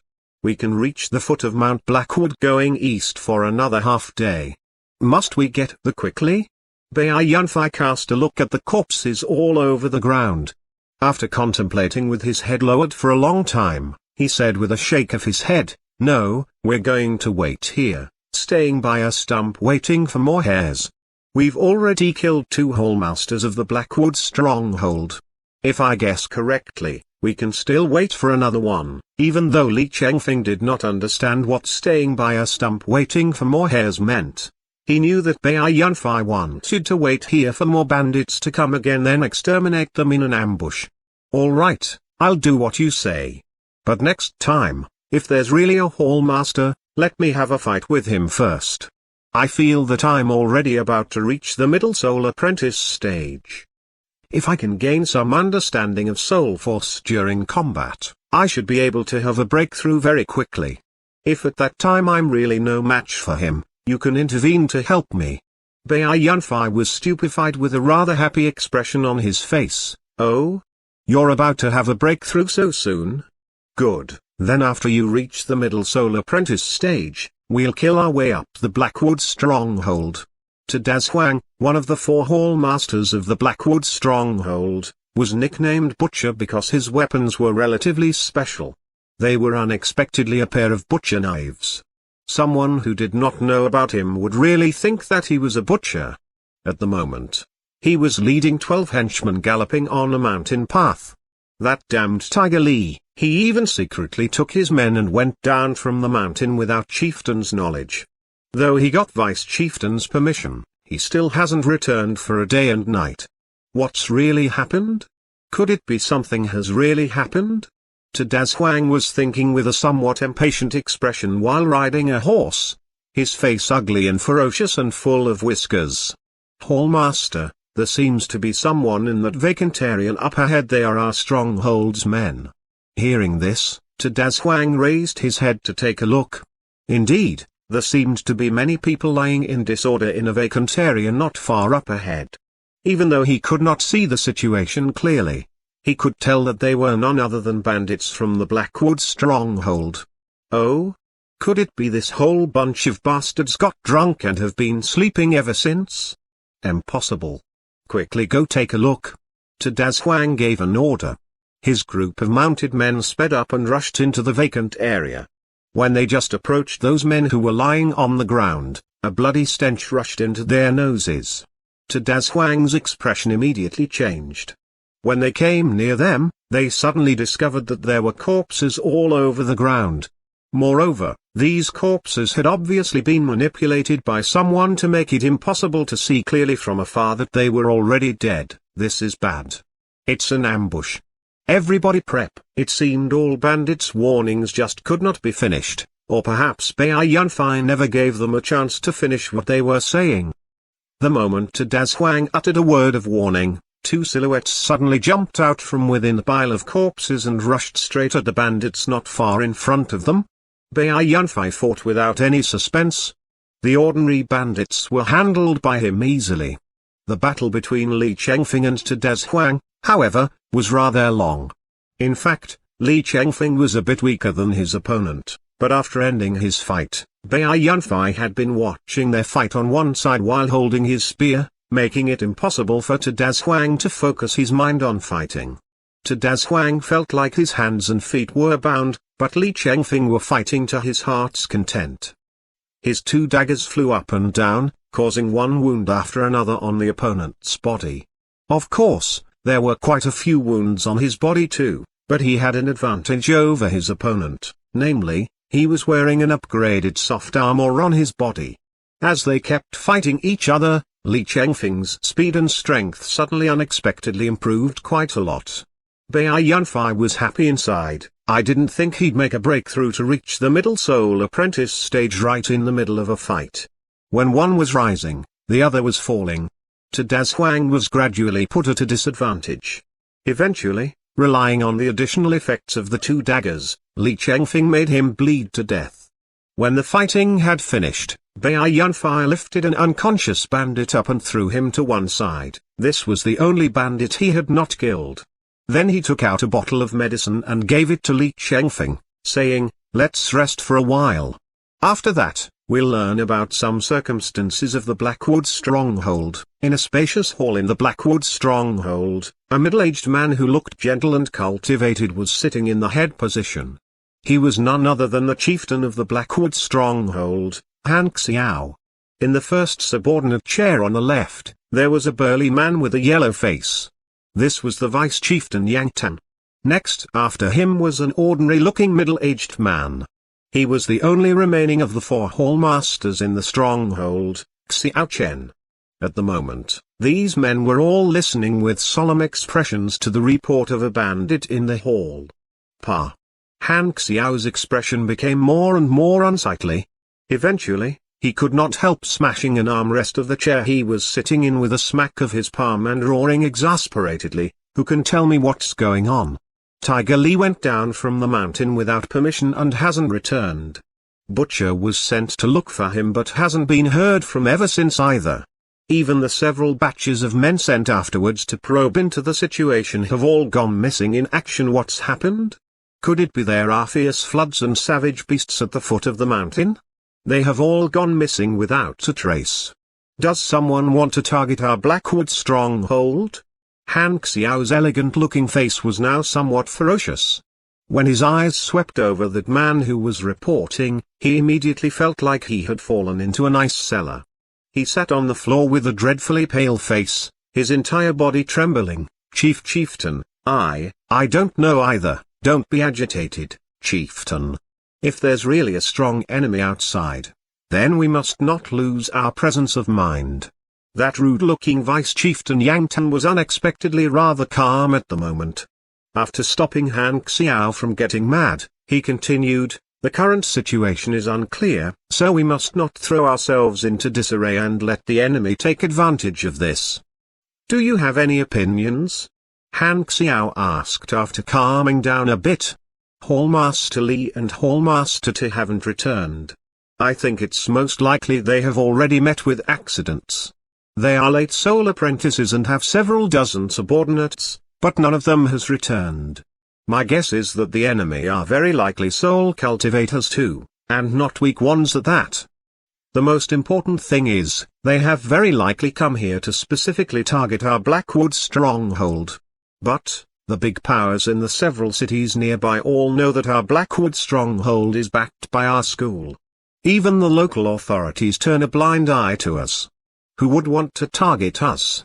The enemy have eliminated all the men we've sent to probe, naturally because they don't want us to know their identities, and also because they want to put us under a mental strain. I feel that we'd better not send anyone down from the mountain again. Let's strengthen the defense on the mountain and see if we can lure the enemy into going up the mountain. But what? hguksg asked doubtfully on seeing his somewhat unsightly expression. Hallmaster Zong escorted the tributes back into the school. He should have already returned to the stronghold. But now I'm afraid, what? hguksg was so shocked that he stood up all of a sudden, stared at Yang Tan and asked, "You mean, even Hallmaster Zong has also fallen victim to the enemy?" After seeing Yang Tan nod, hguksg sat back down in a somewhat dejected manner and waved his hand to everybody, saying, "All of you can leave. Just do as Vice Chieftain said. Strengthen the defense on the mountain and report immediately if there's an infiltrator." At a secret place in the forest at the foot of Mount Blackwood, from here, it was possible to see the only road leading up the mountain. After practicing spear techniques, Bai Yunfei was leaning on a tree resting. Li Chengfeng looked at him and asked somewhat doubtfully, "Yunfei, those bandits haven't made a move for 3 days already. Are we going to keep watching at the foot of the mountain like this? Though we have brought quite a lot of food with us, it's nothing compared to those bandits, right? What are we going to do if they don't come down from the mountain for a month or two?"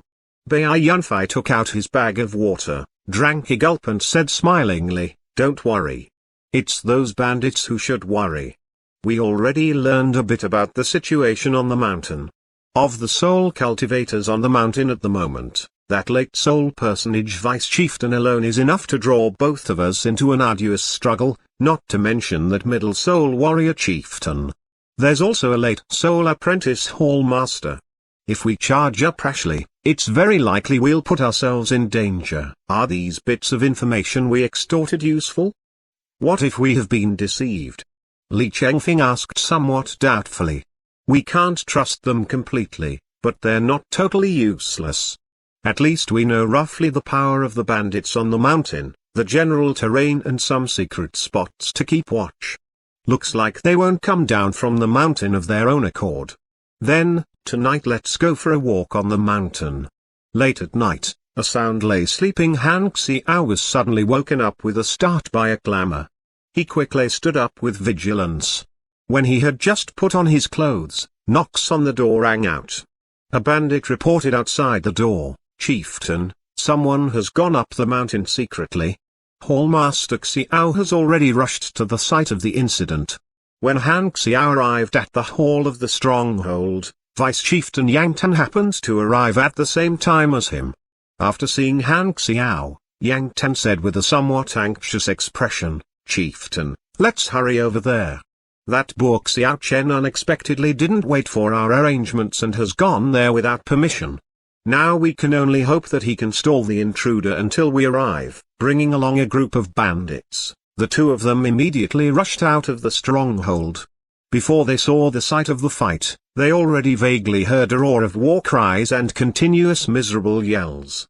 There was only a road leading up Mount Blackwood, and it was narrow at the bottom and wide at the top. At the moment, there was a group of over 100 bandits at a narrow junction, but most of them were crowded at the back. There were only a few dozen bandits really fighting at the forefront. Li Chengfeng was dashing back and forth like a fast and nimble hunting leopard. The daggers in his hands seemed to draw blood every time he struck a blow. Almost all the bandits he came near were killed by him. Not far behind him, holding the fire-tipped spear, Bai Yunfei was fighting a man who also used a spear. The man who was fighting him was none other than Xiao Chen. Bai Yunfei was even more powerful than Xiao Chen, but his spear techniques were obviously not as skillful as the opponent's. Therefore, as he held back on purpose, the two of them were also locked in a close fight. After piercing his spear through a bandit who wanted to sneakily attack him, Bai Yunfei crouched down, avoiding a horizontal sweep of Xiao Chen's spear. At the same time, He forced the opponent to retreat several steps with a horizontal sweep. Raising his head looking towards the top of the mountain, he could vaguely see a large group of bandits coming in flocks. Hiuth1273 struck several blows at Xiao Chen continuously with his spear, then grabbed up a bandit who wanted to sneakily attack him and threw him towards the opponent.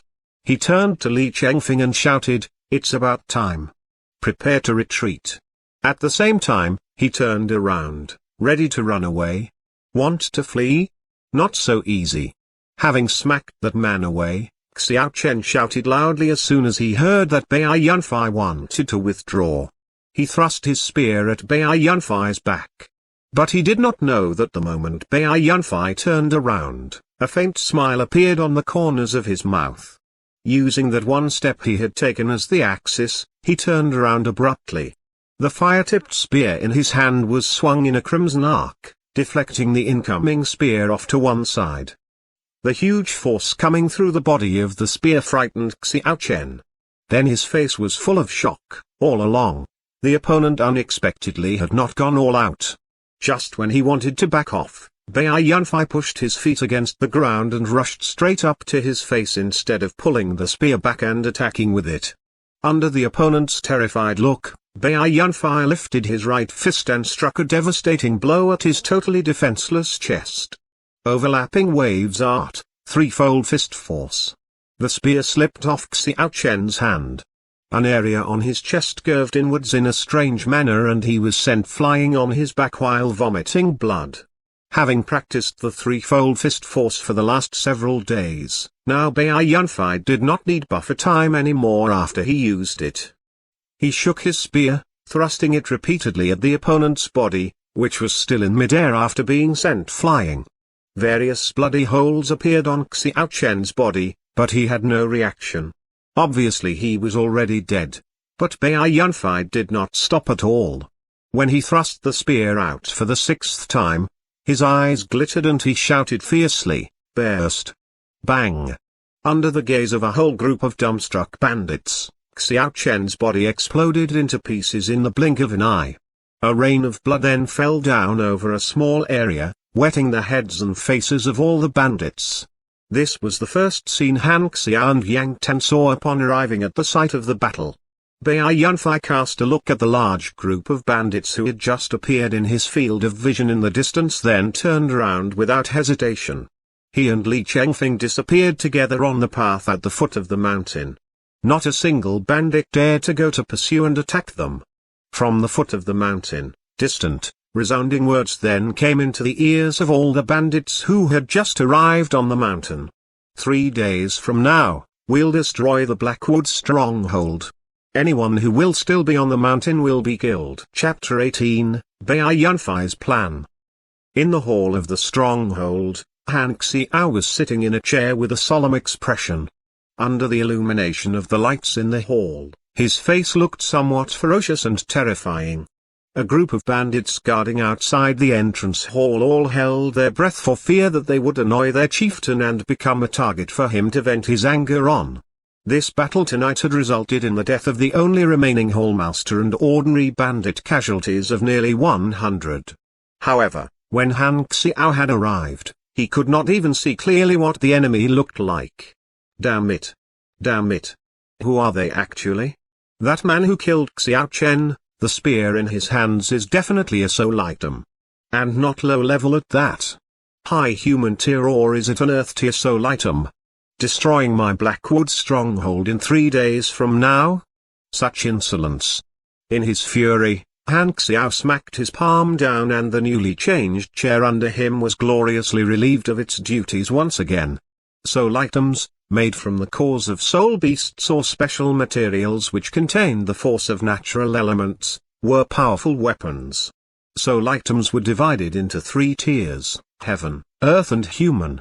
Each tier was in turn divided into 3 classes, high, middle and low. Even low human tier soul items, the lowliest soul items, were godlike things in the eyes of the common people. Despite being the chieftain of the Blackwood stronghold, Han Xiao had only one low human tier soul item called gold silk soul armor, which had been awarded to him by his school. He really could not imagine the class and tear of the crimson spear used by the killer of Han Xiao. Vice Chieftain Yang Tan also had a rather unsightly expression, but he was much calmer. Only after Han Xiao's fury had subsided somewhat did he say, "Chieftain, please calm down quickly. I'd like to repeat myself, we must not throw ourselves into disarray, otherwise we'll fall for the enemy's trickery." "Oh? What are your opinions?" Han Xiao knew that he was indeed less resourceful than this vice chieftain. There had been many times when Yang Tan had played the role of counselor in the stronghold. "Firstly, I can confirm one thing, that is, the enemy are definitely not very strong, or else they would have already gone up and attacked us directly. I guess it's very likely they don't have someone more powerful than a soul warrior among them. Besides, the intention of the two men on the mountain tonight was very obvious too.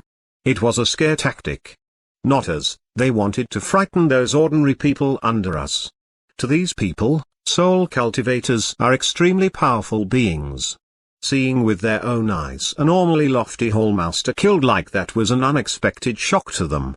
Plus, that man said those words in the end. I think within the next several days, there will most probably be some unforeseen events happening in the stronghold." "You mean some will flee from the stronghold?" "Very likely. Are they stupid? Those men are waiting at the foot of the mountain. How can they come out without getting killed? If they think that they'll definitely die by staying here, some will be willing to give it a try. After all, what that man said in the end was anyone who stays on the mountain will die. In other words, anyone who leaves the stronghold can live. This should be what they think, Humphrey. If someone dares to defect from the stronghold, we won't need to wait for the enemy to go up the mountain, cause I will snap his neck before that." The execute 1 to warn 100 method is best used when only a small part have made up their minds to run away and the majority are still hesitating about whether to run away or not. For the next several days, let's tell our trusted men to pay more attention to what those subordinates will do. Yang Tan's expression was rather frustrated. This plan of the enemy was really too wicked. They had yet to officially go up the mountain to attack, but they had already caused disunity in the stronghold. That man said they will definitely destroy the stronghold in 3 days from now. Can we believe his words? Han Xiao asked in a hurry after remembering a problem. Of course we can't. It's just a ploy to unnerve us. But we can't rule out the possibility of it being a ploy within a ploy. They may kill their way up the mountain in 3 days from now, but if we only pay attention to this 3 days from now deadline, it's very likely they'll launch a sneak attack on us before that. Alas, it's very obvious the enemy have achieved their goal. Now, because we can be attacked any time, we have no choice but to be concerned and vigilant all day long. Then what should we do? Hearing him say so, Han Xiao was also somewhat flustered inside. There's no other way. We can't take our men and rush down from the mountain because they most probably are already waiting for us in ambush. So, we have no choice but to strengthen the defense on the mountain and be ready to fight the enemy anytime. Damn it.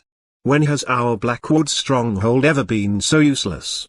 You also said they very likely don't have someone as strong as a soul warrior. Why don't I just personally take everyone in the stronghold and rush down from the mountain?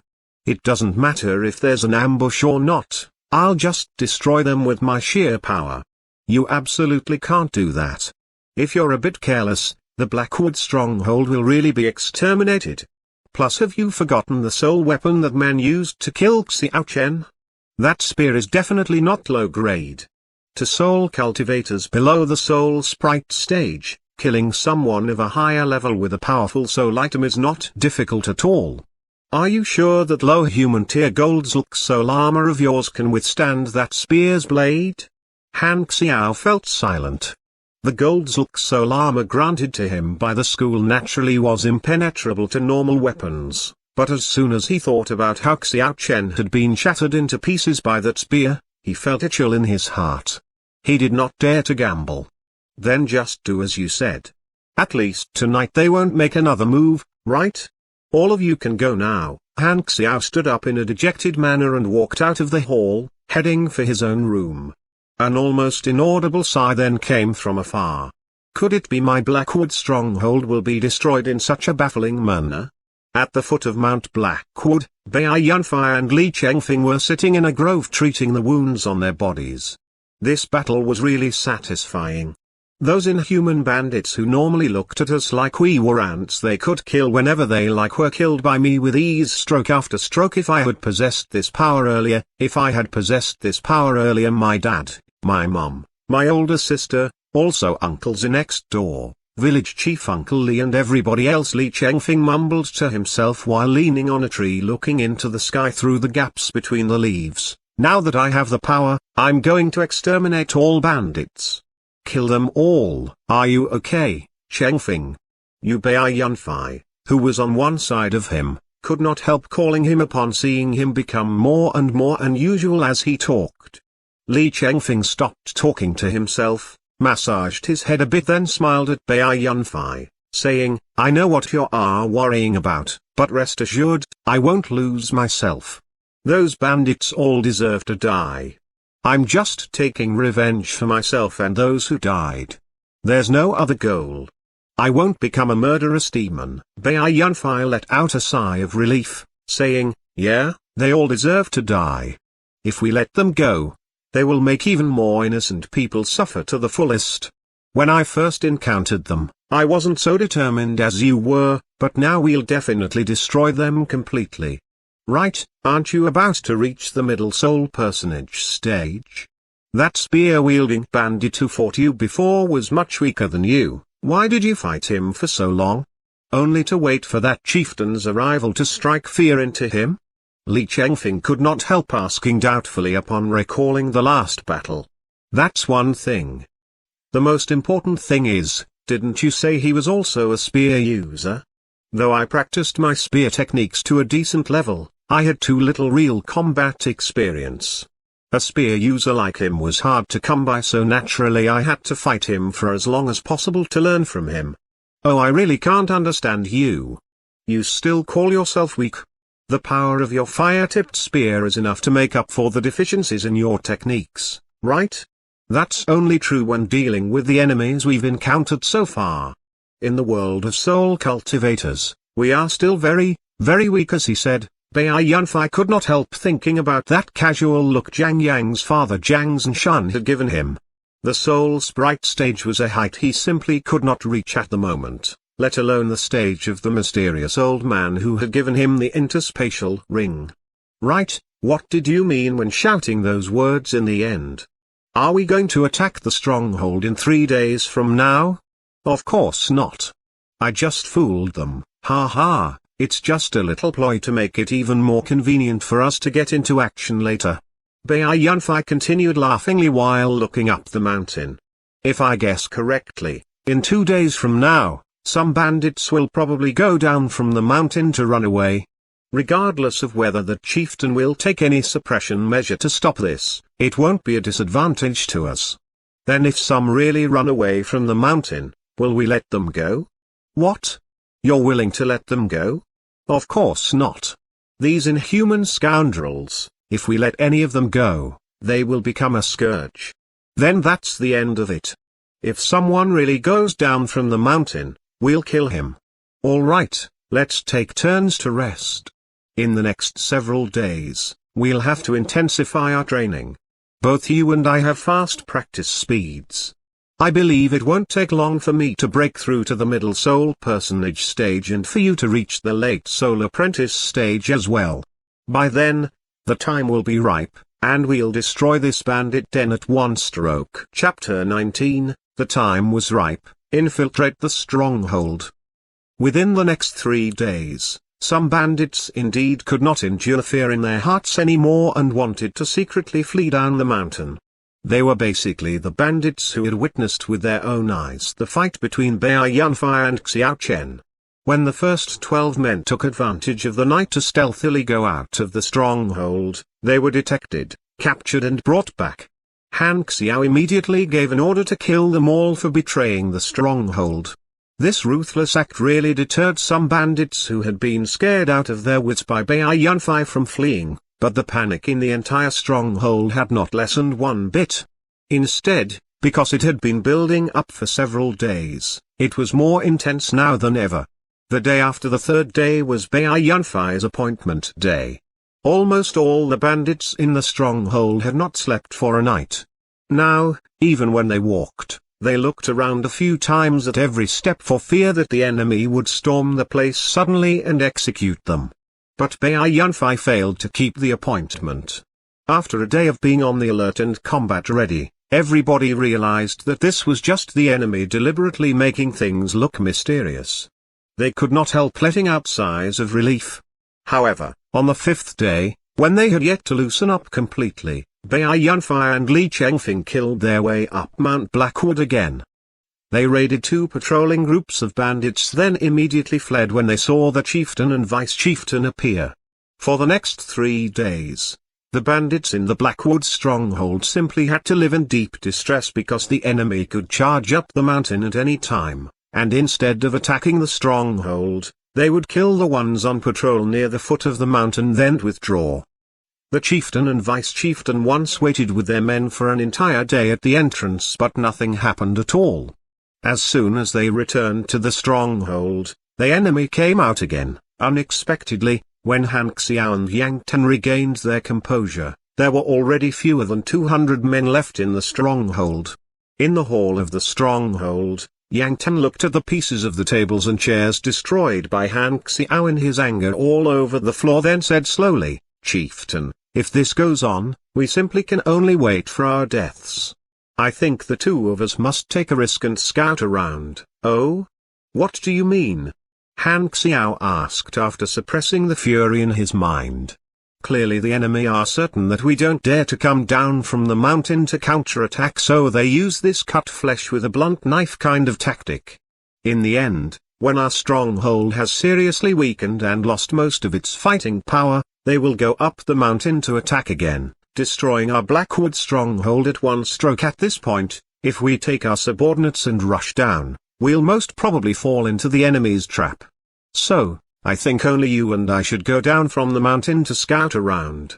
Yang Tan paused for a while, then continued, "Given our skills, even if the enemy has set up an ambush, we can still get away as long as we're cautious. At least, we'll be able to learn a bit about the general situation of the enemy to decide how to fight them later." Han Xiao's mind was already in complete chaos at the moment. He thought for a while, then said with a nod, "All right. Just do as you say. So when do we start?"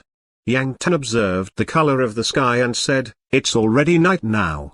We'll go down from the mountain to scout at about 3 a.m. When Yang Tan walked out of the hall, he looked somewhat frustrated and worried. In fact, he basically did not want to go down from the mountain to scout. He had said that they could get away if they were a bit cautious, only to console his chieftain, otherwise, he would have taken this measure right from the beginning. But now, he had no choice but to do this. However, as soon as he thought about that crimson spear, he could not help shivering inside, wondering if he himself could ward it off in an ambush. At the foot of the mountain, Baiyunfai and Li Chengfeng were slowly heading up the mountain in secret under the cover of the night. Following the plan, tonight we're destroying this Blackwood stronghold once and for all.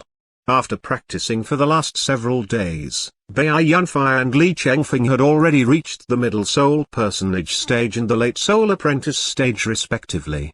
Therefore, according to their original plan, they had a detailed discussion and decided to launch a full-scale attack on the stronghold tonight.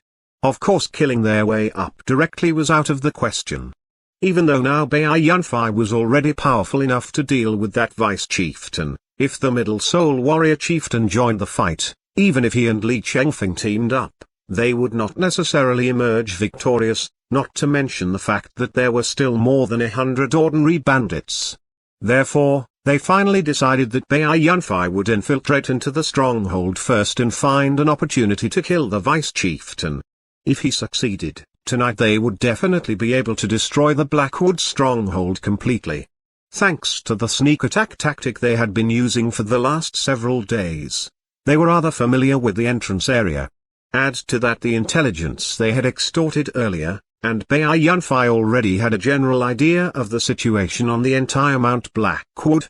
Now the patrol intensity of those bandits was obviously much weaker than before. This coupled with his nimbleness and stealth allowed Bai Yunfei to infiltrate into the stronghold without being detected by anybody. Although he already had a layout of the stronghold's interior in his mind, upon really entering it, he felt that this stronghold was rather large. He had to carefully avoid the bandits who were patrolling back and forth too, so after going for a while, he felt somewhat confused and disoriented. Now he had no choice but to plan to capture a bandit and extract the location of the vice chieftain's dwelling place from him. When he arrived at the side of the room, some food smells came out from inside. Apparently this was the kitchen. Moreover, there were vague sounds of movements inside. It's already night now. Most of the bandits are resting. Could it be someone got hungry and ran over here to find something to eat? This is just right. I choose you. After looking around, Bai Yunfei carefully pushed open that unlatched door. He rushed in like a flash, then dashed up to the back of the person in the room and covered the target's mouth with his left hand. When he lifted his right hand, the glacial pricker had already appeared in his hand. He put it on that person's neck and shouted in a low voice, "Don't make a sound, or I'll kill you right away." Captured all of a sudden, that person let out muffled shouts instinctively. However, after hearing his words, they stopped doing this at once obediently, but they could not stop their body from trembling all over. Oh?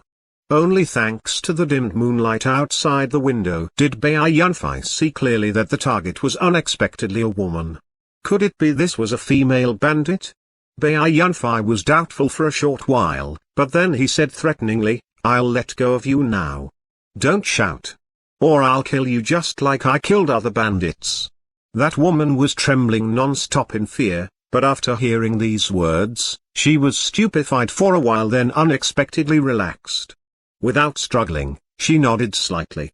Bai Yunfei slowly loosened the hand which was covering her mouth, but the glacial pricker still had yet to move away from her neck. If she dared to shout for help, he would kill her instantly.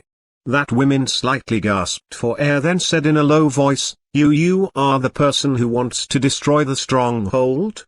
You have come to rescue us." Oh? Bai Yunfei was stupefied. What did she mean? Seeing that this woman did not want to shout for help, he put the pricker down a bit, then took half a step backwards. Only now did he see clearly the woman in front of him. This was an ordinary middle-aged woman dressed in somewhat shabby clothes. She was looking at Bai Yunfei with an expression full of hope. No matter how he looked at her, she resembled a virtuous woman in a common village instead of a bandit. "You're not a bandit? Who are you?" Bai Yunfei asked in a low voice. I came from the Cheng village 100 kilometers to the west side of Mount Blackwood. A year ago, the bandits captured me and brought me up into the stronghold to do the washing and cooking for them. Besides myself, there are still many people locked up in this stronghold. It's still tolerable for old people like me because we're only in charge of the rough work and the food. But those young women, not only are they forced to work, they are also tortured. I beg of you, please save them."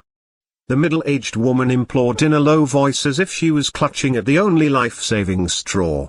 Unexpectedly, there were still many abducted women in this stronghold. Chapter 20, Kill the Vice Chieftain. Bai Yunfei's expression changed repeatedly. He had not expected the existence of these people in the stronghold.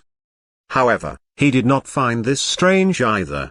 There were several hundred bandits in the entire stronghold. Those vicious bandits could not always wash their own clothes and cook their own meals, therefore it was not unusual to see abducted women in the stronghold. Only he had overlooked this problem all along. Now to think about it, this should be the reason why that bandit group he had encountered last time had kidnapped those women after destroying a village. Bai Yunfei estimated the time for a while and said, "Don't worry. Since I already know, I'll definitely rescue all of you. Now, take me to the place where they're locked up first. I need to learn a bit about the situation." Guided by the middle-aged woman, Bai Yunfei arrived at a shabby building that looked like a prison cell. Unexpectedly, there were no guards at the entrance, and the door seemed to be unlocked too. Even before getting close to it, Bai Yunfei heard lewd laughs of a good several men and sounds of women pleading coming from inside. His expression changed, but the middle-aged woman seemed to be used to this, distress showing up in her eyes. They've come again. Recently these bandits have been living in fear all day long. There's nowhere for them to go to vent their frustration, so they have tortured them twice as much as before. Was it because of me? Because I put these bandits under pressure, they have tortured them twice as much? Bai Yunfei went into a trance for a moment. There was an indescribable feeling in his heart. Suddenly he raised his head and his body turned into a blur, rushing into the room. The moment he entered the room, he saw clearly the situation inside. The chamber was divided into 5 identical prison cells. In each cell, there were nearly 10 women in a corner of the walls, huddling together while trembling. In the cell nearest Bai Yunfei, 6 bandits with repulsive naked bodies were gathering around several young women and tearing at their already tattered clothes. With their backs facing the door, the bandits simply did not notice that someone else had come in. Bai Yunfei's expression was somewhat distorted, his fury seemingly rushing out of his eyes. In the blink of an eye, he charged up to the back of a bandit and thrust the glacial pricker in his hand into that man's heart without hesitation. To avoid horrifying the women at the scene, Bai Yunfei did not kill the 6 bandits in an overly bloody way. They all died from a stab to the heart in almost the blink of an eye. The women seemed to be scared out of their wits by this sudden event. They all looked at Bai Yunfei in stupefaction with dropped jaws. Right at this moment, that middle-aged woman also walked in. Seeing Bai Yunfei throwing the 6 bandit corpses into a pile like throwing trash, she trembled slightly, but she reacted very fast by hurriedly walking up to Bai Yunfei's side and saying in a low voice to those women, "Don't make a sound, everybody. Don't be afraid. This person has come to rescue us." She seemed to be influential among these women. At least what she had said made them loosen up. After understanding the situation, they even began to discuss with each other in low voices somewhat excitedly while often glancing stealthily at Bai Yunfei with expressions containing traces of help and fear.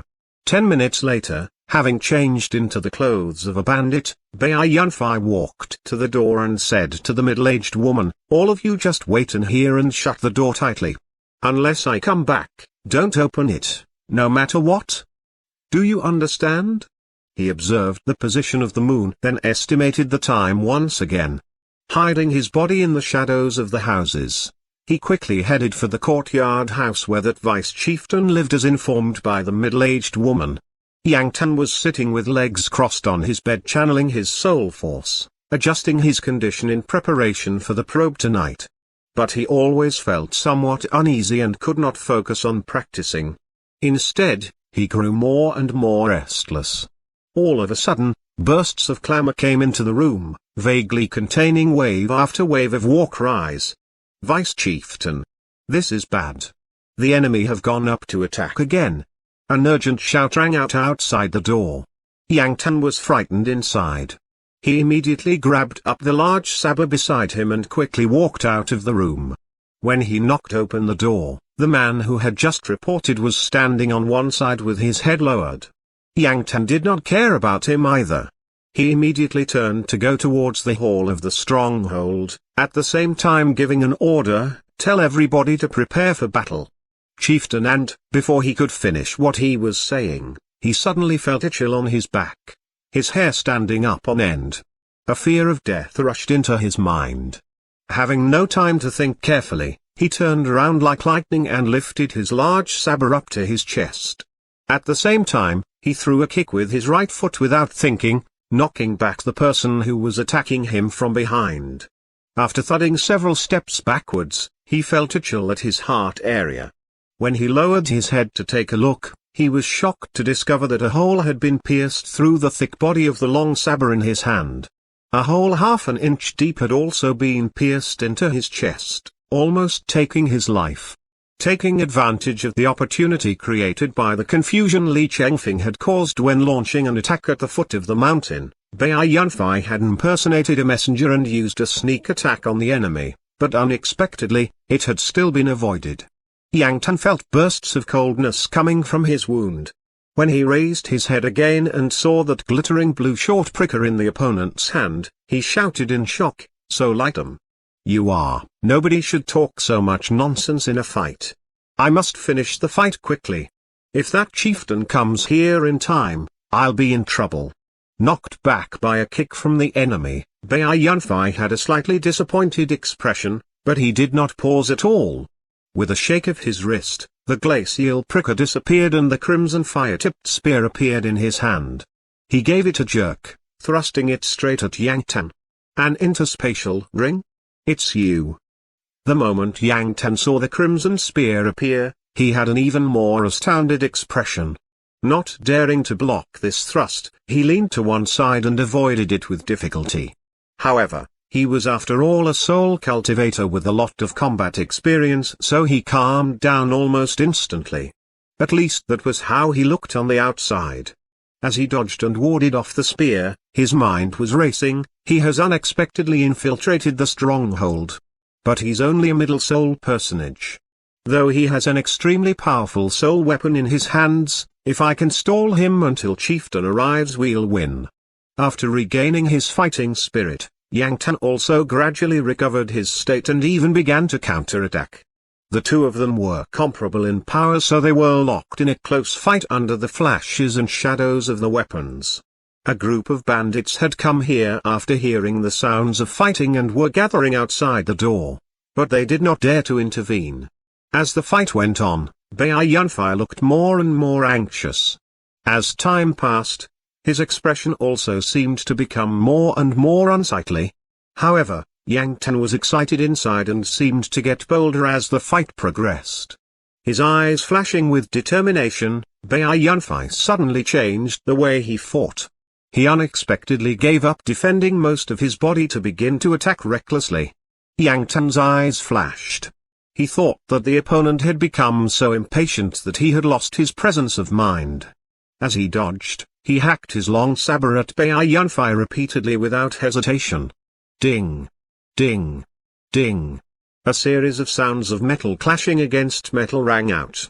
Bai Yunfei had unexpectedly deliberately resisted several blows of the saber head-on with his body. Although the +10 soft armor could not remain intact under the attack of a middle soul personage like Yang Tan, whose some blows had broken it, it had withstood most of the damage. Several wounds had also appeared on Bai Yunfei's waist, but they were not serious at all. Yang Tan was shocked once again. Moreover, when he hit the left side of the opponent's waist with yet another saber strike, a strange reaction force suddenly came at him. This was none other than the additional effect of the +10 soft armor, damage reflection. Because he had not anticipated this, the long saber was almost sent flying from his hand, and his arm was also raised outwards. Bai Yunfei seized this opportunity and thrust his spear out, its tip flickering with a red light. Yang Tan did his utmost to dodge, but the tip of the spear still pierced into his left shoulder. He only felt a scorching force spread throughout his body in the blink of an eye. His left shoulder was even in a burning pain and he could not feel his left arm altogether. The only pity was that the explosion effect had not been triggered, otherwise this one blow alone would have been enough to kill him. His eyes filled with a deep terror, Yang Tan wanted to retreat. But Bai Yunfei kept him entangled, so he had no choice but to resist desperately. Then there was a clamor at the door. With a glance, Yang Tan saw Han Xiao coming in a rush and had a pleasantly surprised expression. Clenching his teeth, he struck a fierce blow with the saber, forcing Bai Yunfei back half a step, then jumped off to one side with all his might, pulling away from Bai Yunfei. He shouted with his mouth, "Chieftain, help me!" The moment he jumped away, he glanced at Bai Yunfei and did not see Bai Yunfei pursue and attack him, so he was delighted inside. As soon as he landed, he wanted to turn around to kill this man with the chieftain. But he saw Bai Yunfei throw something blue out of his hand like lightning with a flick. A blue light then pierced through his chest in a flash. Chapter 21, Final Fight Against a Soul Warrior, Flying Daggers. Yang Tan had a blank expression. He felt that his entire body's vitality was flowing away from his chest. His eyes gradually lost focus and in the end he fell to the ground with a thud. When Han Xiao knew that someone had gone up the mountain to attack, he arrived at the hall as fast as possible and began to instruct his subordinates to prepare for battle, at the same time waiting for Yang Tan to come. But after waiting for a while, one of his subordinates came and reported that the vice chieftain was fighting an enemy and that the two of them were comparable in power. Han Xiao was frightened because someone comparable to Yang Tan in power had to be at least a middle soul personage too. He immediately hurried over there without hesitation. However, when he finally saw the two combatants, Yang Tan was at a disadvantage and even on the verge of death. Before he could rush up and help, Yang Tan unexpectedly made a mistake and was killed by the enemy. Taking advantage of the moments when everybody was still shocked by Yang Tan's sudden death, Bai Yunfei quickly dashed up to the wall behind Yang Tan and pulled the glacial pricker out from its surface. Almost as soon as he turned around, Han Xiao's attack already came. Fast, it was really too fast. Bai Yunfei simply had no time to counterattack with the spear and could only dodge to one side within a hair's breadth. His left arm was still cut with a deep wound open to the bone by the opponent's short blade. This is the power of the Soul Warrior stage. I misjudged it, it's much stronger than I thought. Bai Yunfei thought bitterly as he raised his spear and swept it horizontally, squeezing out a small gap of time to breathe. Han Xiao's weapon was a pair of blades of very different lengths. The one in his left hand was a short sword over 2 feet long and the one in his right hand was a small and exquisite dagger. Bai Yunfei brandished his spear, creating an area of spear blurs in front of him, preventing the opponent from charging up to his face. But the enemy was really too fast.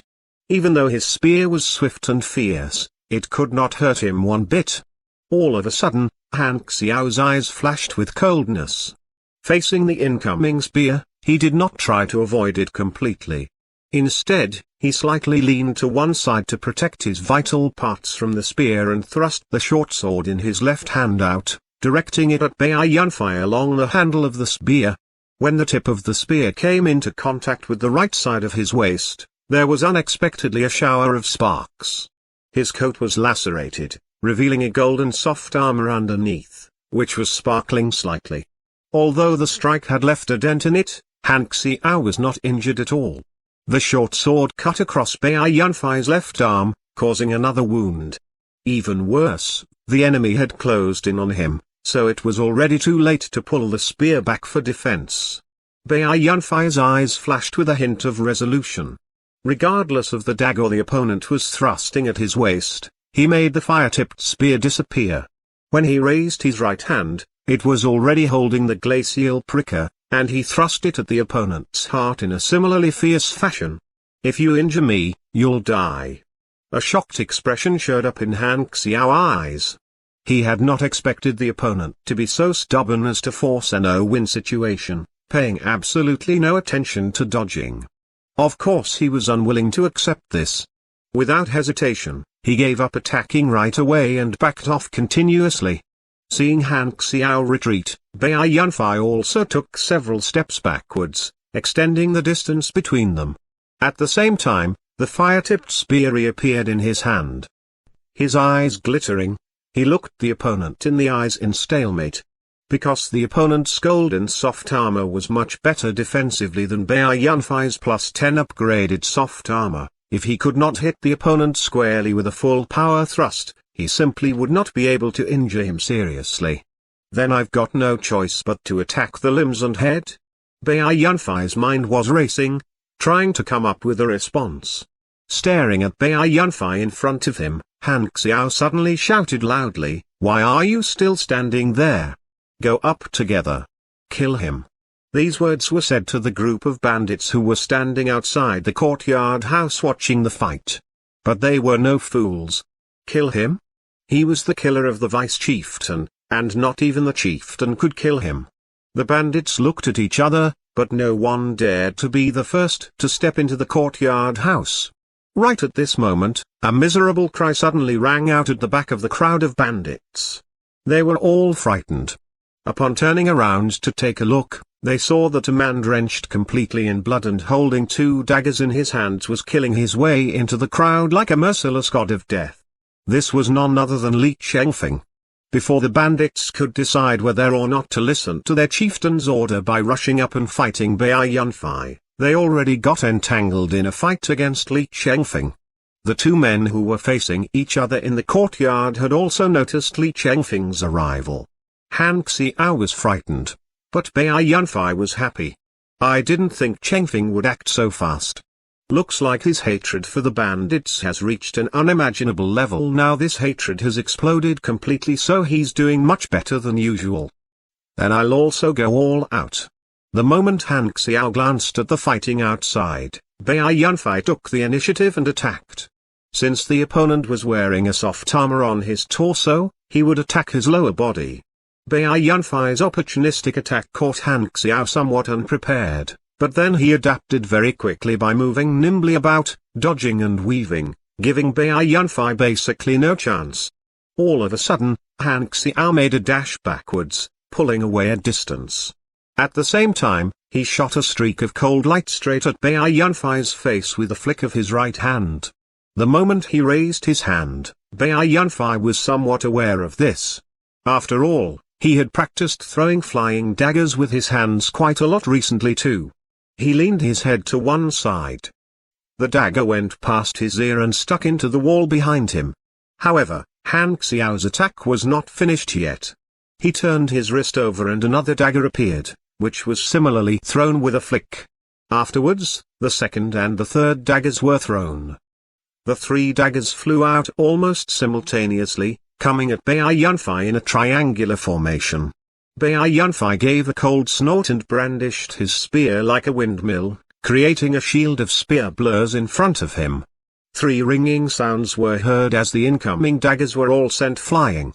Han Xiao did not pause at all. He threw two more daggers straight at Bai Yunfei's feet. Bai Yunfei stopped brandishing the spear and dashed obliquely to one side. The moment he jumped away, he made the spear disappear and also shot a dagger at Han Xiao's throat with a flick of his hand. I've got flying daggers too. Han Xiao had originally wanted to pursue and attack the opponent when he dashed to one side. Seeing a streak of cold light shooting at him, he was shocked immediately. He had not expected the enemy to be also capable of using flying daggers. Shocked, he dashed to one side, missing the opportunity to pursue and attack Bai Yunfei. Worse still, he had given Bai Yunfei a chance to attack him. An eye for an eye and a tooth for a tooth. Bai Yunfei did what Han Xiao had done earlier by flicking his hands continuously, shooting one dagger after another at the opponent as if he was never going to stop. The originally close quarters struggle had turned into a flying dagger competition. The two of them seemed to have quite a few daggers in their interspatial rings, so they kept shooting flying daggers at each other while dodging the incoming daggers. However, after a while, the difference emerged. Bai Yunfei after all was too inexperienced, so despite having quite a lot of talent for the art of flying daggers, he could not compare with a flying dagger veteran like Han Xiao. They were both wearing soft armors on their torsos, giving off ringing sounds when they were hit by flying daggers. But Bai Yunfei's defense was obviously not enough.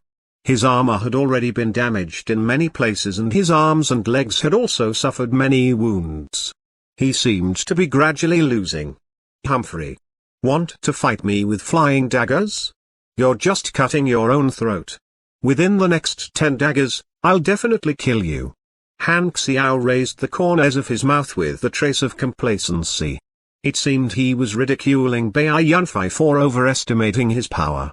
Seeing Bai Yunfei lose balance slightly and move obliquely to one side because of dodging a flying dagger, Han Xiao's eyes flashed with fierceness. With a shake of his hand, two daggers appeared in his hand at the same time, ready to be shot out. But right at this moment, his expression suddenly changed greatly. Chapter 22, Destroy the Blackwood Stronghold, Return to the City.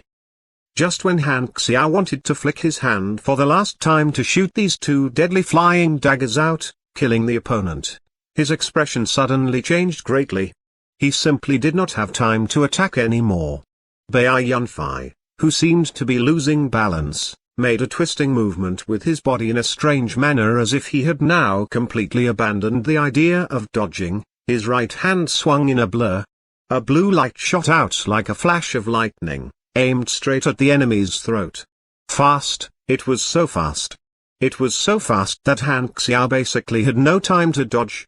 When the thought of dodging sprang to his mind, the blue light was already close to him. At this crucial moment of life and death, Han Xiao moved away 3 centimeters to the left thanks to his extremely fast reaction speed. He felt a chill in his right arm. Even though he had prevented this blow from piercing through his throat, his right shoulder had been left with a bloody hole.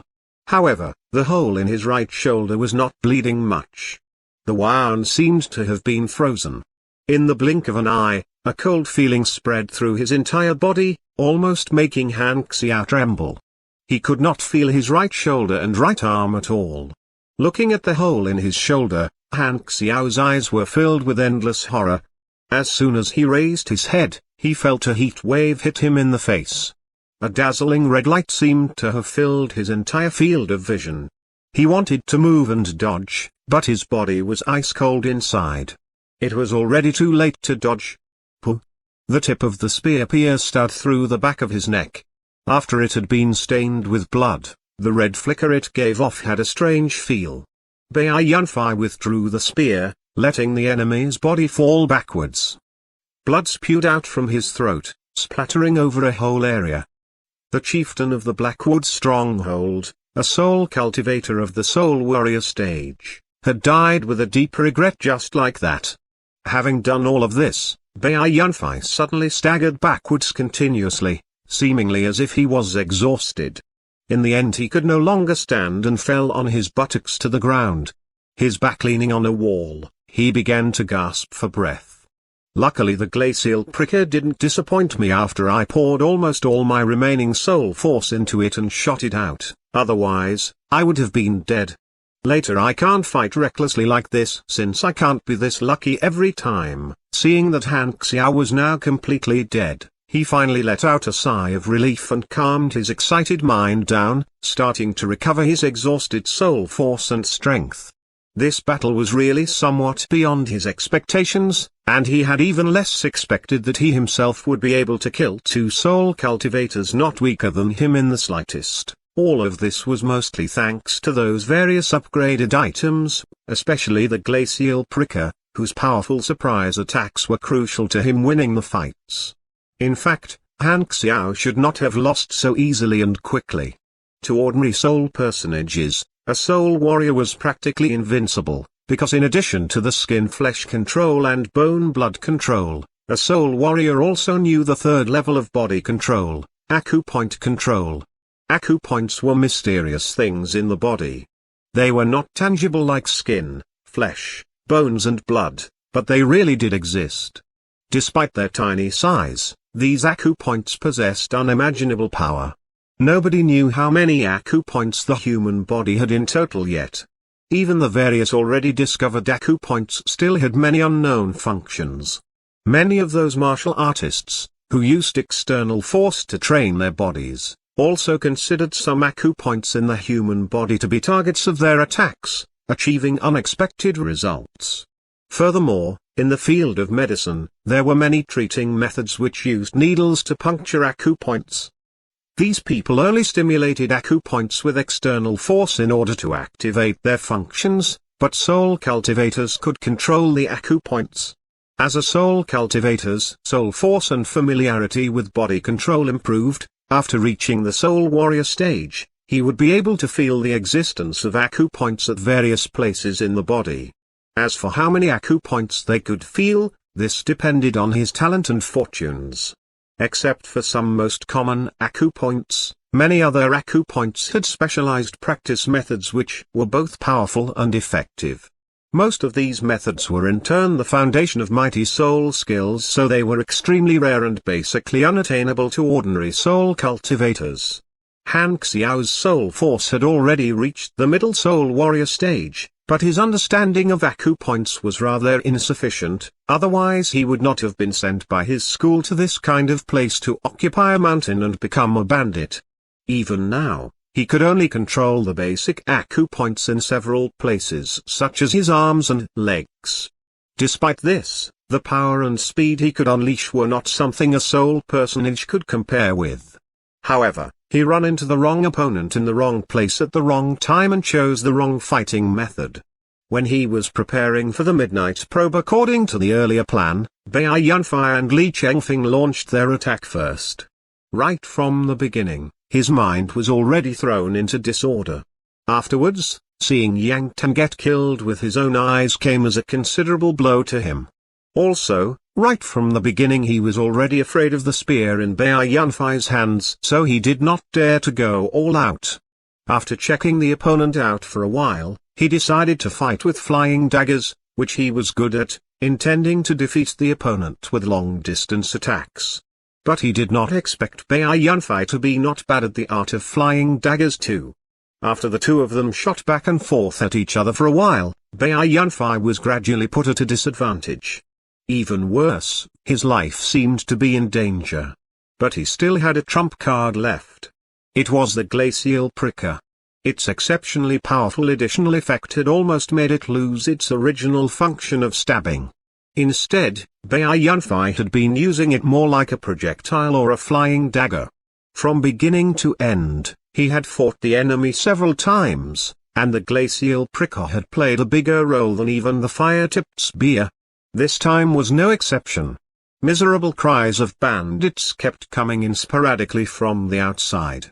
Li Chengfeng's battle was still going on. Bai Yunfei only recovered part of his soul force before standing up and joining the battle. This battle was a complete victory. From now on, the Blackwood stronghold did not exist anymore. After this battle in the Blackwood stronghold, the two of them spent 2 days making arrangements for those abducted women. They gave out all the possessions in the stronghold to the women, letting them bring these possessions back to the various villages harassed by the bandits. 5 days later, the two of them returned to Li Chengfeng's current village. On the way back, Li Chengfeng seemed to have put down all of his burdens. All day long, he thought about Linga the most and always anticipated their marriage, which would happen after his return to the village. He did what he had said, and on the second day following their return, an exciting wedding and a large banquet were held in the village. The entire village celebrated it, cheerfully chatting and laughing. On the next day, Bai Yunfei bade farewell to everybody, preparing to return to Hiuksg City. At the entrance of the village, Bai Yunfei looked at a hesitant Li Chengfeng, saying with a smile, "What's up? If you want to say something, say it. You're already a married man, don't fuss about it." Ha, Yunfei, you're really not going to stay here for a bit longer? I'm going to reach the soul personage stage soon, but you can't give me the technique scroll. Once you leave, I won't be able to practice anymore. Li Chengfeng said in a seemingly somewhat embarrassed manner after hesitating for a long time. Bai Yunfei however said smilingly, "What you want to say isn't this, right? Ha, don't worry, I'm only returning to do some things I must do. You don't need to think about going with me to help me. Just stay with your precious Linga properly. You've got to treat her well. After dealing with those things, I'll go on a journey. But before that, I'll find you again and give you the scroll. Oh, dear, alright, you must always be careful. If you want me to help you in something, come find me anytime. You're my benefactor, and more importantly, my friend. Alright, since we're friends, you don't need to say much. I'll definitely come find you again. Don't make any more fuss, I'm leaving now." Watching Bai Yunfei's silhouette gradually disappearing, Li Chengfeng's eyes had a trace of worry again. He sighed gently, "Alas, when you talked about returning to Hiuksg City, your eyes had a hint of hatred. How could I have not noticed it? I couldn't be more familiar with this feeling, Yunfei. You must not let anything bad happen to you. I owe you too much. Give me a chance to repay you." On a path in a forest, Bai Yunfei was going at full gallop, but his eyes were somewhat unfocused. It seemed he was recalling something, his expression sometimes embarrassed, sometimes angry and sometimes sorrowful. "Soon I'll have my revenge, very soon. Zhang Yang, Now I'm not someone you can kill like an ant any time you wish anymore. I'll make you pay dearly for what you did. The world is unfair. Good and evil are the same. Since heaven doesn't punish evil, I'll punish you for your crimes. Chapter 23, The Jiang family's movements, come to the rescue. The Blackwood stronghold had been burnt to ashes by a large fire and all the bandits had been exterminated. This news spread to various places at a very fast speed as if it had wings. The villages in the vicinity of Mount Blackwood, which had normally been tyrannized by the bandits, were all jubilant because their abducted women had returned safely, and more importantly, because that loathsome bandit den no longer existed. The major merchants in Ganling City and Liuoshi City were so excited that they celebrated this too. From now on, they finally did not have to be anxious when transporting goods between the cities. Unlike these excited, joyful people, the Jiang mansion in Liuoshi City appeared to be somewhat gloomy at the moment. This oppressive atmosphere was created by Jiang Zhanshan, who was sitting in the head seat in the living room reading a letter in his hands with an unsightly expression. After reading the letter, he lowered his head and pondered in silence for a while. Then he raised his head and looked at the housekeeper on one side, saying, "Make some preparations. I need to leave for Beifeng City immediately." "Yes, master." The housekeeper answered, then hurriedly went to instruct his subordinates to make preparations. When he walked out of the door, he happened to bump head-on into a person. He lowered his head and saluted at once, saying, "Young master." Humphrey. That person replied casually with a snort, then stepped into the room. Hiding his arrogant, bossy expression, he bowed slightly in salute to Jiang Zhanshan and asked carefully, "Father, you want to go out?" His voice seemed to contain some anticipation. This man had fair and clear complexion and was handsome, but he could not conceal the brutality and ruthlessness which occasionally flashed in his eyes. This was none other than Jiang Yang. Seeming to have something on his mind, Jiang Zhanshan said casually, "Yeah, I'm taking a trip back to the school." Then he cast a look at his happy-looking son, frowned and said solemnly, "You're thinking that after I leave, you can idle about and run amok all day long, right?" Jiang Yang had not expected his father to be able to see through his own mind. With a somewhat flustered expression, he momentarily did not know what to say. "Humphrey, you think I don't know what you normally do? All day long you visit brothels and sap your spirit by seeking pleasure. That girl of the Liu family is already about to become a middle soul warrior, but you're not even a late soul personage yet. You're pretty talented, but you don't put effort into practice. In the future, how can you establish a foothold in the school? How can you make me give you the Jiang family?" Reprimanded by his father, Jiang Yang did not dare to talk back at all. With an obsequious smile, he nodded again and again as if he was really listening to his father's teaching. "I will sincerely follow your teaching, father. I will definitely train hard later so that I won't make you lose face. I hope you can really do what you say. This time it will take me from 10 days to a month to return to the school. You must manage yourself well at home. Don't think that because your mother pampers you, you can do whatever you want. If you still haven't reached the late soul personage stage by the time I return, please don't worry, father. I will definitely improve my power as quickly as possible and reach the late soul personage stage." Jiang Yang's mouth was full of promises, but he was delighted inside. He was already thinking about whether he should go to look for Xiaokui in the Tower of 10,000 Springs or choose a girl on the street after getting his freedom. In Liuoshi City, on the second floor of a restaurant on a flourishing main street, Bai Yunfei was sitting at a table near the street. As he ate the foods on the table in a somewhat unconcerned manner, he observed the people on the street. It had been 3 days since his return to the city. Thanks to the battle in the Blackwood stronghold and more than half a month of training, he had already reached the late soul personage stage, but he was not blinded by his new power and the hatred inside him at all. Instead of rushing into looking for Jiang Yang to get his revenge at all costs, he had rested for an entire day, then begun to observe carefully around here. Not far up ahead was the main gate of the Jiang mansion with 2 big stone lions standing loftily on its either side. With high walls and a luxurious gate, the mansion had quite an air of grandeur about it. At least that was how it was in the eyes of the common people in the city.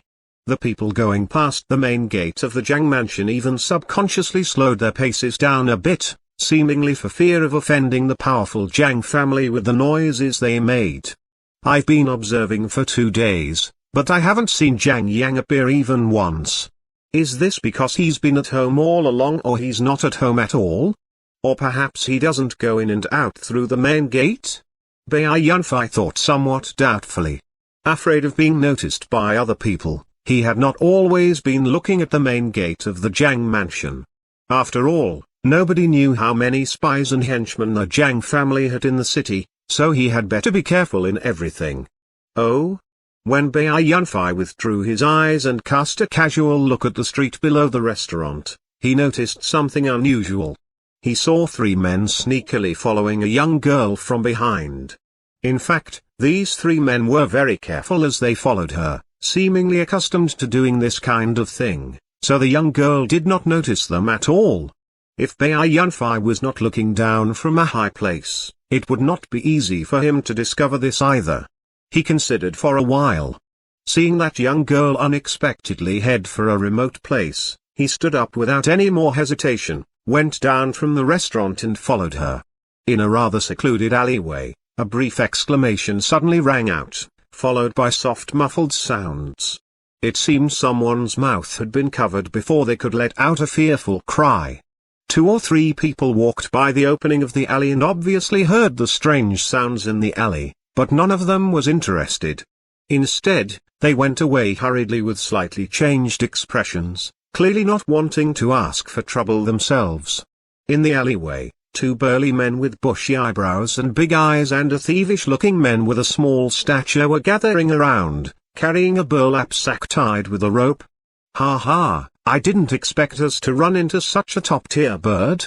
Capture her and give her to young master, he'll definitely reward us big time. Yeah, this one isn't as juicy as the chick we helped them capture yesterday, but she's a virgin too. Young master likes this kind of girl. Also, this time young master seemed to have been restrained so much he could not take it anymore. He unexpectedly told us to use all means necessary to give him women who can satisfy him, including openly kidnapping. Yeah, young master is very impatient. He wants a girl tonight. If not for that young girl who was captured yesterday evening, he'd definitely like this one caught by us the most. See, I really don't know where the chief caught that girl. That kind of looks can turn anyone on. Too bad, she is young master's. All right, cut the crap. Quickly lift her up and get away. Don't let too many people notice us." The little man on one side urged somewhat discontentedly, interrupting these 2 men. However, what dissatisfied him even more was that these 2 men did not make a move even though they had stopped talking. Just when he wanted to turn his head to complain, he saw the 2 men beside him gradually fall weakly to the ground without a sound. He was greatly shocked, but before he could turn around, he felt a pain at the back of his neck. Afterwards, he fell to the ground unconscious, similarly with the whites of his eyes turning up. The burlap sack was opened again, revealing a young girl who was bound and gagged. She, who was already weeping buckets, looked at the youngster in front of her with an expression full of terror. The youngster smiled at her and said gently, "Don't be afraid. I'm here to save you. Now I'm going to untie you, but you must not shout, understand?" After saying so, he unfastened the knots on her body, helped her stand up and pointed to the entrance of the alleyway, saying, "Just leave quickly. Later you must be careful when you're not at home. Don't go to remote places." Having watched the girl run out of the alleyway, Bai Yunfei lowered his head looking thoughtfully at the 3 men lying on the ground. According to what they said, it seems there's still someone who was kidnapped to be given to that so-called young master. Now that I already ran into this, I'll save her as well, otherwise I won't be able to rest easy. Chapter 24, Re-encounter with Jiang Yang, Fighting for Vengeance. 1. The moon hung high in the sky. Various places in Liuoshi City were illuminated by lights. In a rather luxurious room in the west part of the city, A middle-aged man of a tall stature with wide shoulders and a broad back was looking with a slightly angry expression at two burly men and a thievish-looking little man who were standing with drooped heads in front of him. There were still 5 or 6 muscular subordinates behind him. In other words, you couldn't even see who the attacker was before getting knocked unconscious. The girl you captured has also escaped, but you have returned unharmed. Chief, we, Humphrey. Worthless pieces of shit.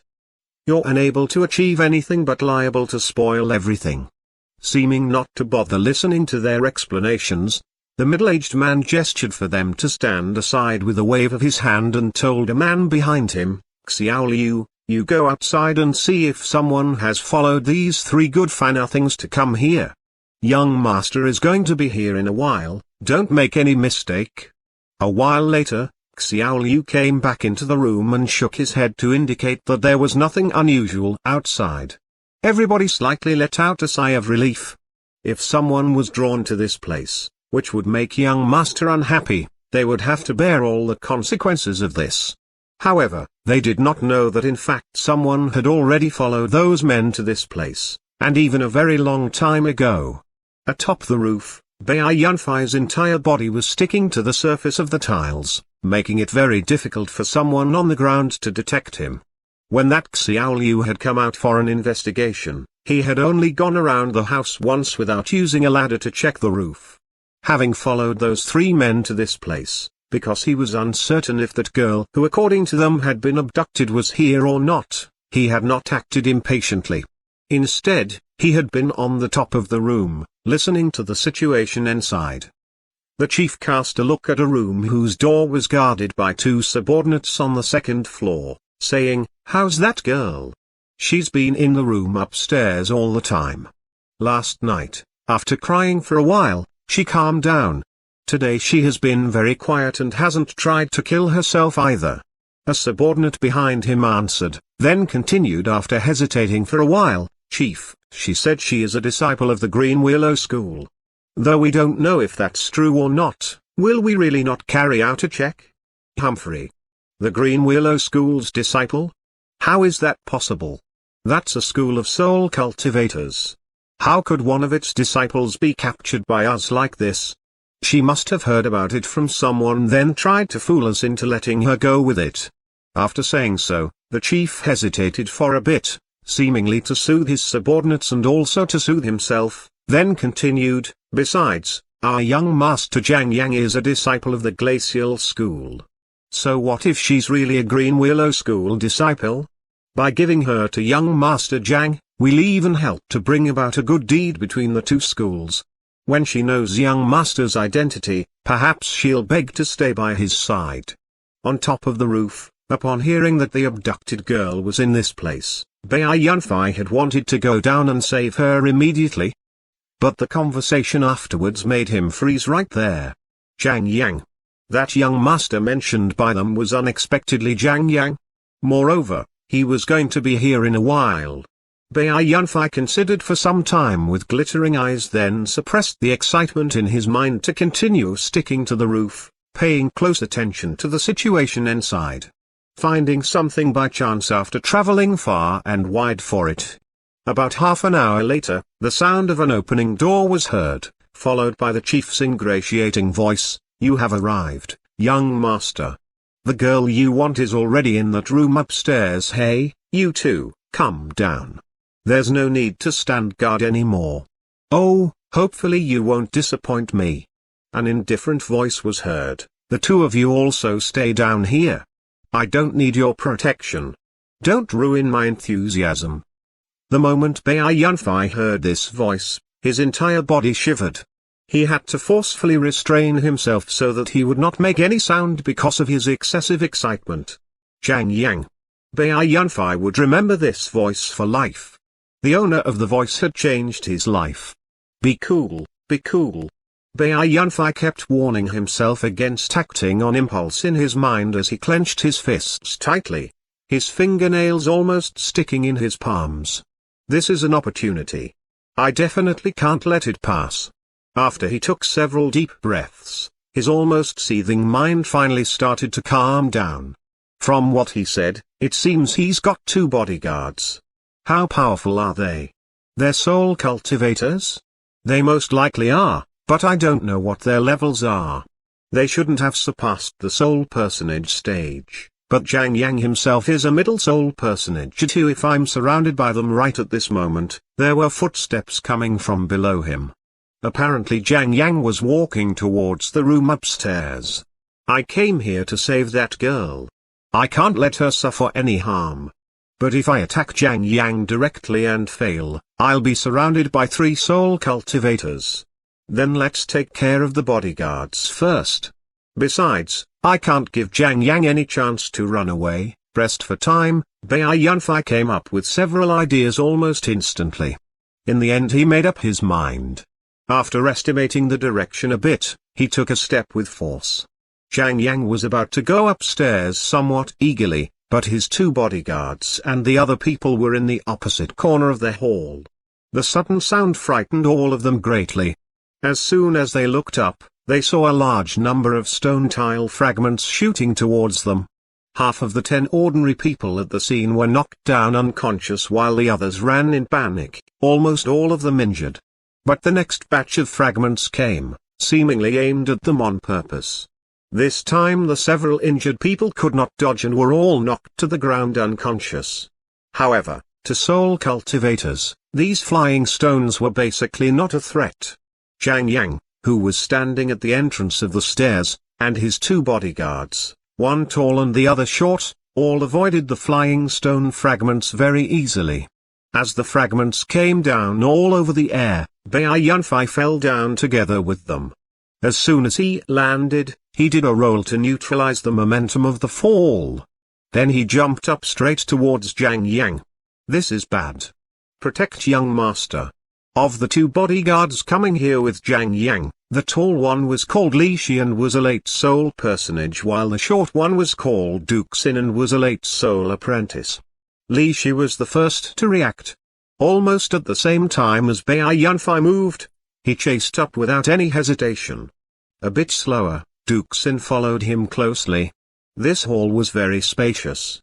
Bai Yunfei landed on a place 20 meters away from Jiang Yang but less than 10 meters away from the 2 bodyguards. The 3 of them were surprisingly fast, at least in the eyes of those ordinary people. In almost the blink of an eye, Bai Yunfei had already dashed out about 10 meters. Li Shi was about to catch up with Bai Yunfei. His hand was already holding a long saber and he thrust it at Bai Yunfei's back. However, right at this moment, an urgently advancing Bai Yunfei suddenly shot obliquely to the left, avoiding the saber strike. At the same time, he turned around and flicked a blur out of his right hand by making use of the momentum of the turn. Several cold sparkles shot out. The secrets of success in using flying daggers were speed, steadiness and accuracy. Having trained hard recently, even though Bai Yunfei could not be said to have reached the peak of perfection in flying dagger techniques, he was already exceptionally familiar with them. 3 upgraded daggers were shot out simultaneously. Despite being astounded, Li Shi reacted surprisingly quickly. With a turn of his saber, a dagger was sent flying. Only 1 dagger?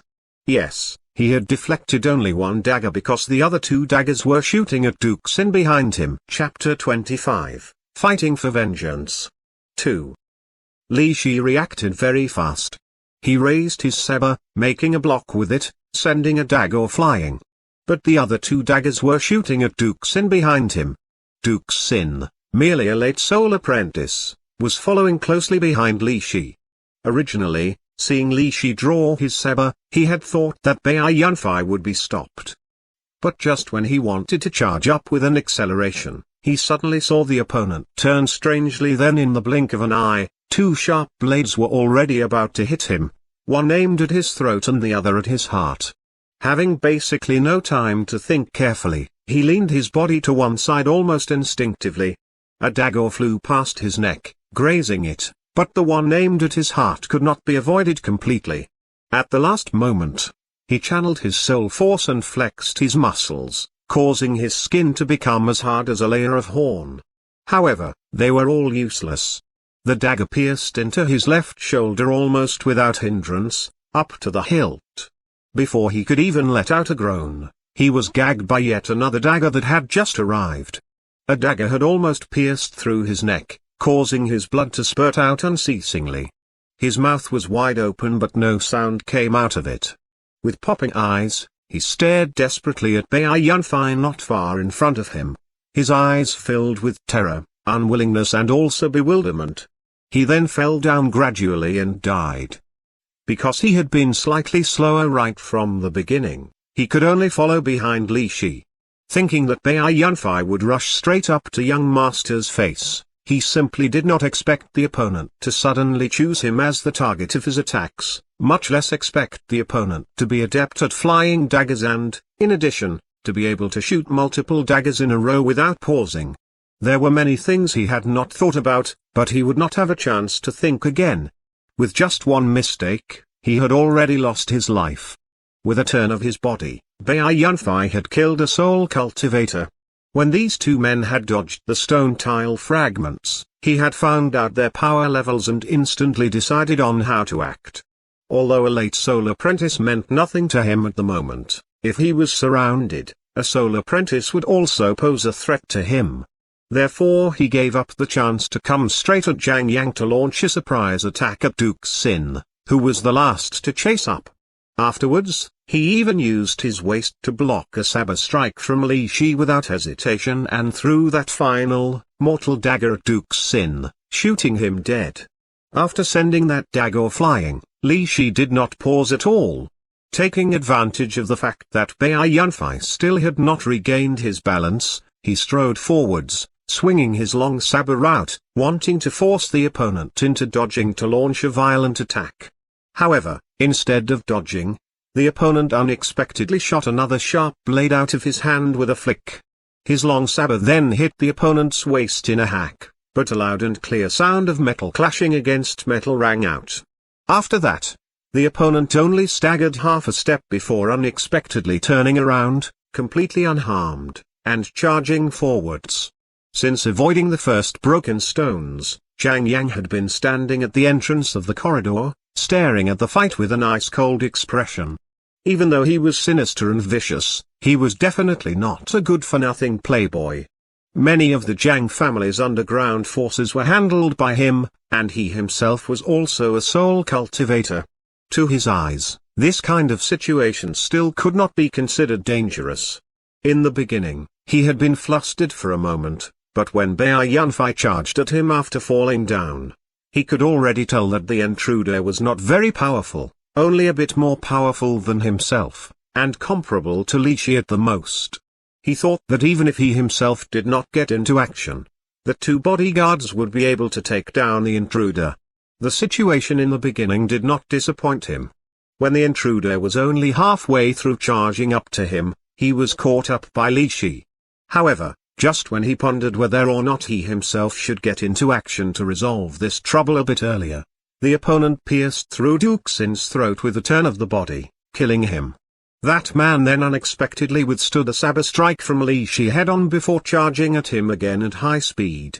That indifferent expression on Zhang Yang's face froze instantly. He even began to think of fleeing immediately. However, when Bai Yunfei had covered just half the distance and was only less than 5 meters away from Zhang Yang, he was once again caught up by Li Shi and could not pull away. Worthy of being one of the most competent bodyguards under Zhang Zhanshan, Li Shi kept in mind the order to protect young master's life which his master had given him when he had been about to leave. He did not even take a look at Duke Xin, who had fallen down behind him, and was not frightened at all by Bai Yunfei's lightning-fast killing blow either. With nothing but a solemn expression in his eyes, he caught up with Bai Yunfei in an acceleration. Brandishing his long saber, he surrounded the enemy in a sphere of saber blurs. Only upon seeing that the intruder had finally got entangled in a fight with Li Shi did Zhang Yang let out a sigh of relief and abandon the idea of running away. However, instead of charging up immediately to fight the enemy together with Li Shi, he backed off and watched the fight between the two of them. After staring at Bai Yunfei for a while, he pondered in his mind, I always feel that he leaves me with a slight impression, but I can't remember who he actually is. Seeing as he obviously came here for me, Does he want to kill me? But except for the several flying daggers he shot out earlier, now he doesn't even have a weapon in his hands. This is too illogical. Is he not good at using weapons? He only relies on close quarters hand-to-hand combat? Oh? Is that soft armor on his body a soul item? In the courtyard, Bai Yunfei was dodging left and right. Even though he had been hit by the long saber, he did not seem to be injured at all. His clothes had been lacerated, revealing a soft armor which was slightly sparkling with a golden light. Relying on the defense of the soft armor, he wanted to force his way up to Li Shi's face and fight him in hand-to-hand combat. As someone with obviously a very great deal of combat experience, how could Li Shi possibly let the opponent achieve this? Saber blurs flying everywhere, the large saber was unexpectedly used as nimbly as a dagger by him. The sharp blade of the saber always surrounded Bai Yunfei's entire body, giving him no chance to break away. After dogfighting for about 10 minutes, the two of them seemed unable to do anything to each other and were still locked in a close battle. Standing on one side, Zhang Yang was staring at Bai Yunfei with almost glowing eyes. Or rather, he was staring at the golden soft armor on his body with a hint of pleasant surprise and greediness on his face. That soft armor on his body is a soul item. It's definitely a soul item. A defensive soul item. Who could have expected this? No wonder he seemed very confident earlier. Indeed, Li Shi's weapon simply can't break that soft armor. But, it's not like your whole body is covered in defensive soul items. You can deal with the attacks from Li Shi alone, but you've forgotten that I'm here. He said ecstatically in his mind. It seems he's alone and he isn't hiding his power. He's really just a late soul personage like Li Shi. Then, this soul item will be mine. Having made his decision, Zhang Yang no longer hesitated. He reached out his hand, drawing a dagger from his waist, and flew into the battlefield while shouting loudly, "Li Shi, keep him entangled. I'll deal him a fatal blow." This move by Zhang Yang made the expressions of the two current combatants change. Li Shi's face showed a pleasant surprise while Bai Yunfei's face seemed to show some anxiety and terror. Seeing the expression on Bai Yunfei's face, Zhang Yang gave a complacent guffaw, saying, "Now you know how tough we are, right? You can only blame yourself for overestimating your power, bringing about your own destruction. You'll pay for this with your own life, and even give me a soul item." While shouting, taking advantage of an opportunity created when Bai Yunfei lowered his body to dodge a saber strike from Li Shi, he swung his dagger and thrust it straight at the back of his head. Bai Yunfei did roll and avoided this attack with some difficulty. However, this roll happened to make him end up at a place behind Li Shi on the left-hand side.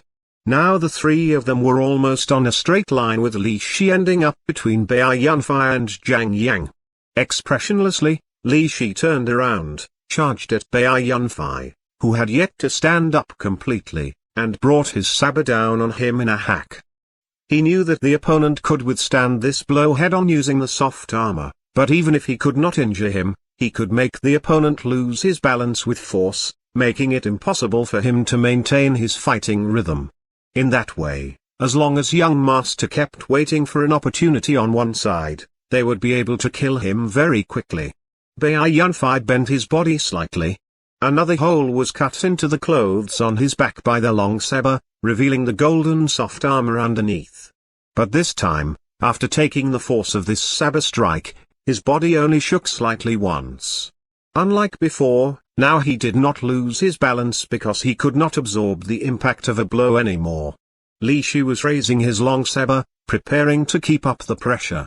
Before he could be startled by Bai Yunfei's reaction, his eyes came into contact with Bai Yunfei's eyes, which looked upwards.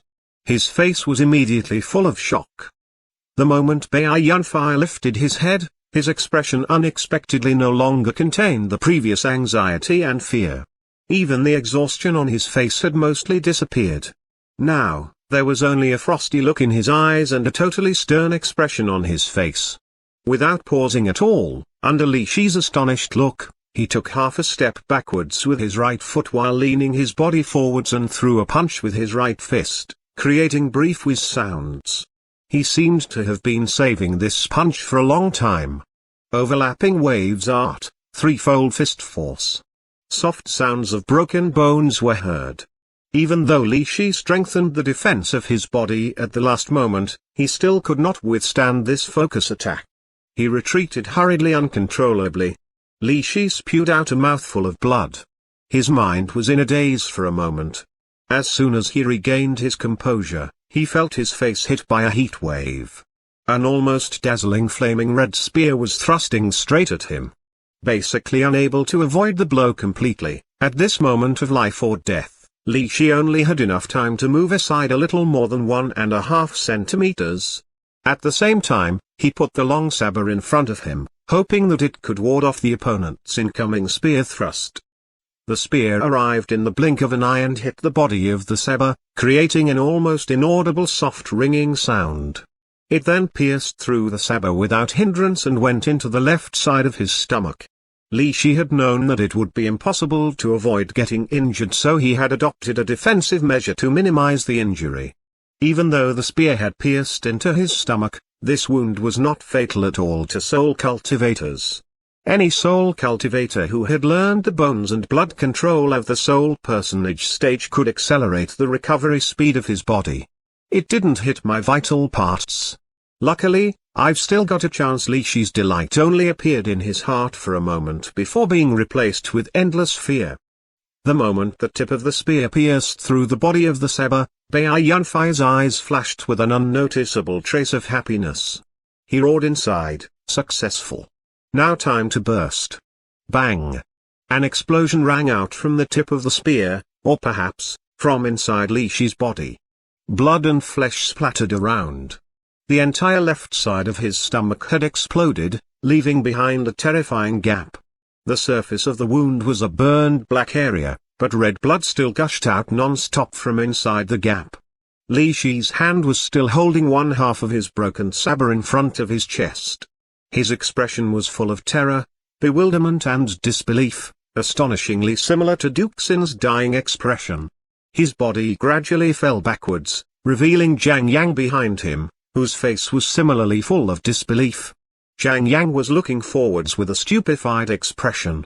He even still maintained the position which he had adopted to prepare to charge up.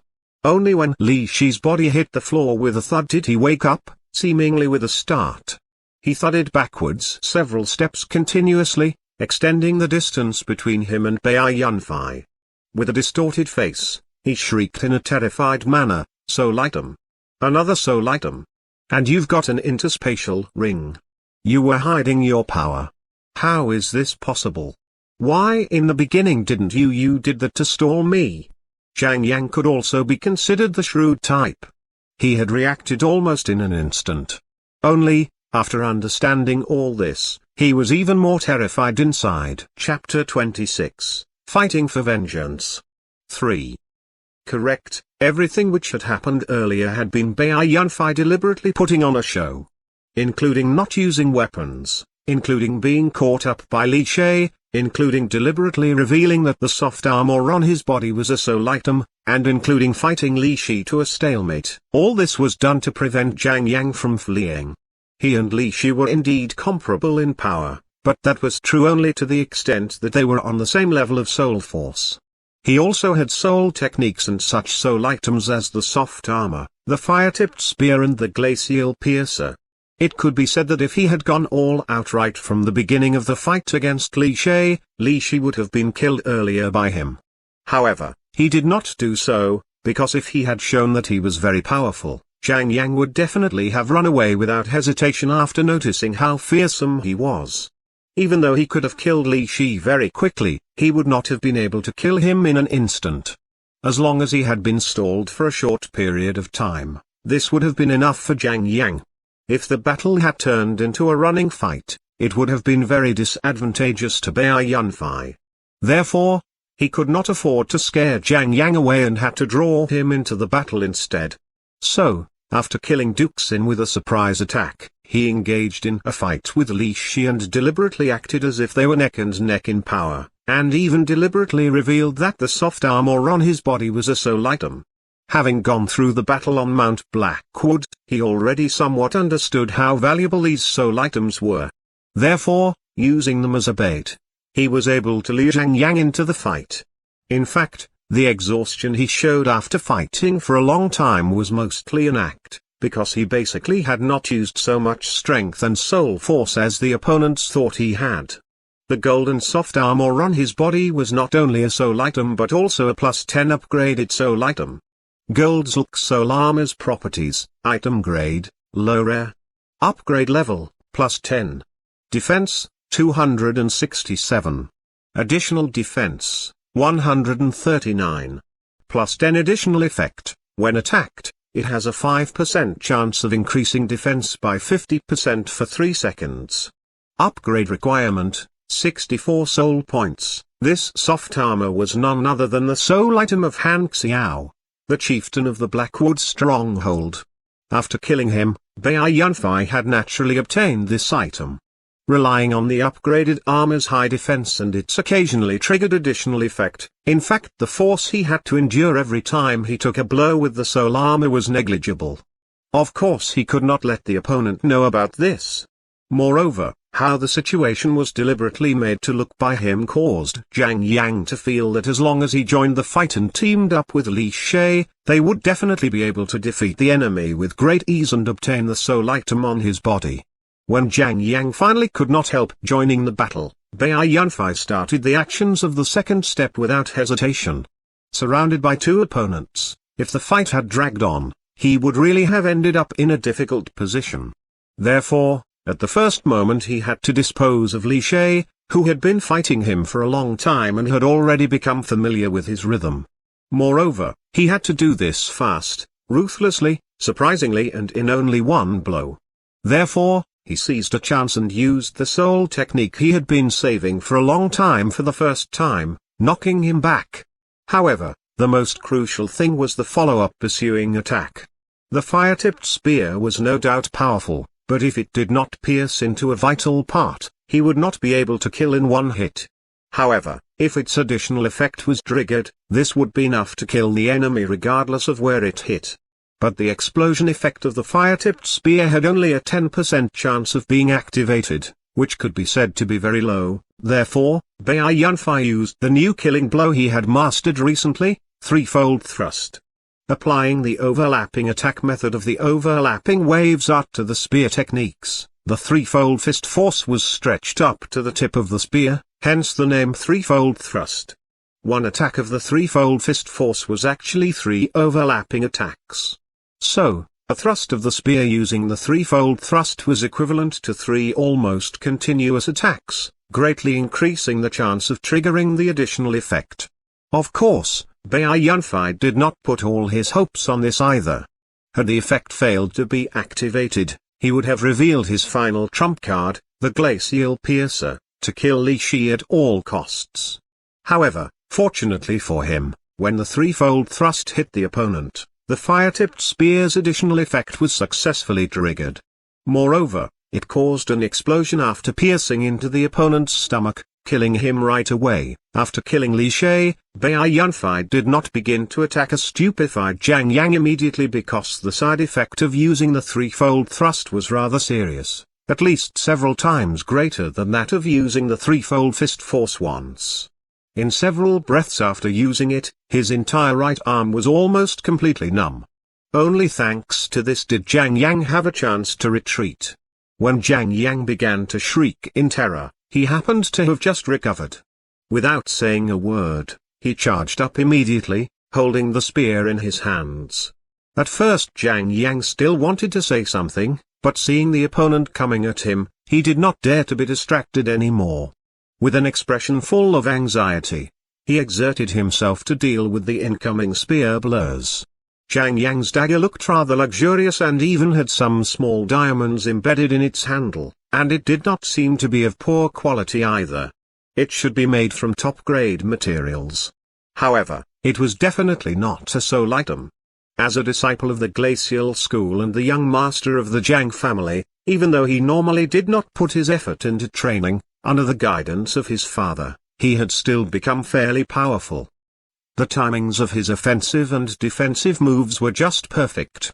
Momentarily, he and Bai Yunfei were unexpectedly evenly matched.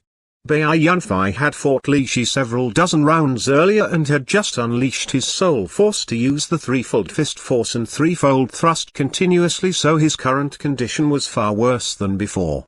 However, there was no panic on his face at all.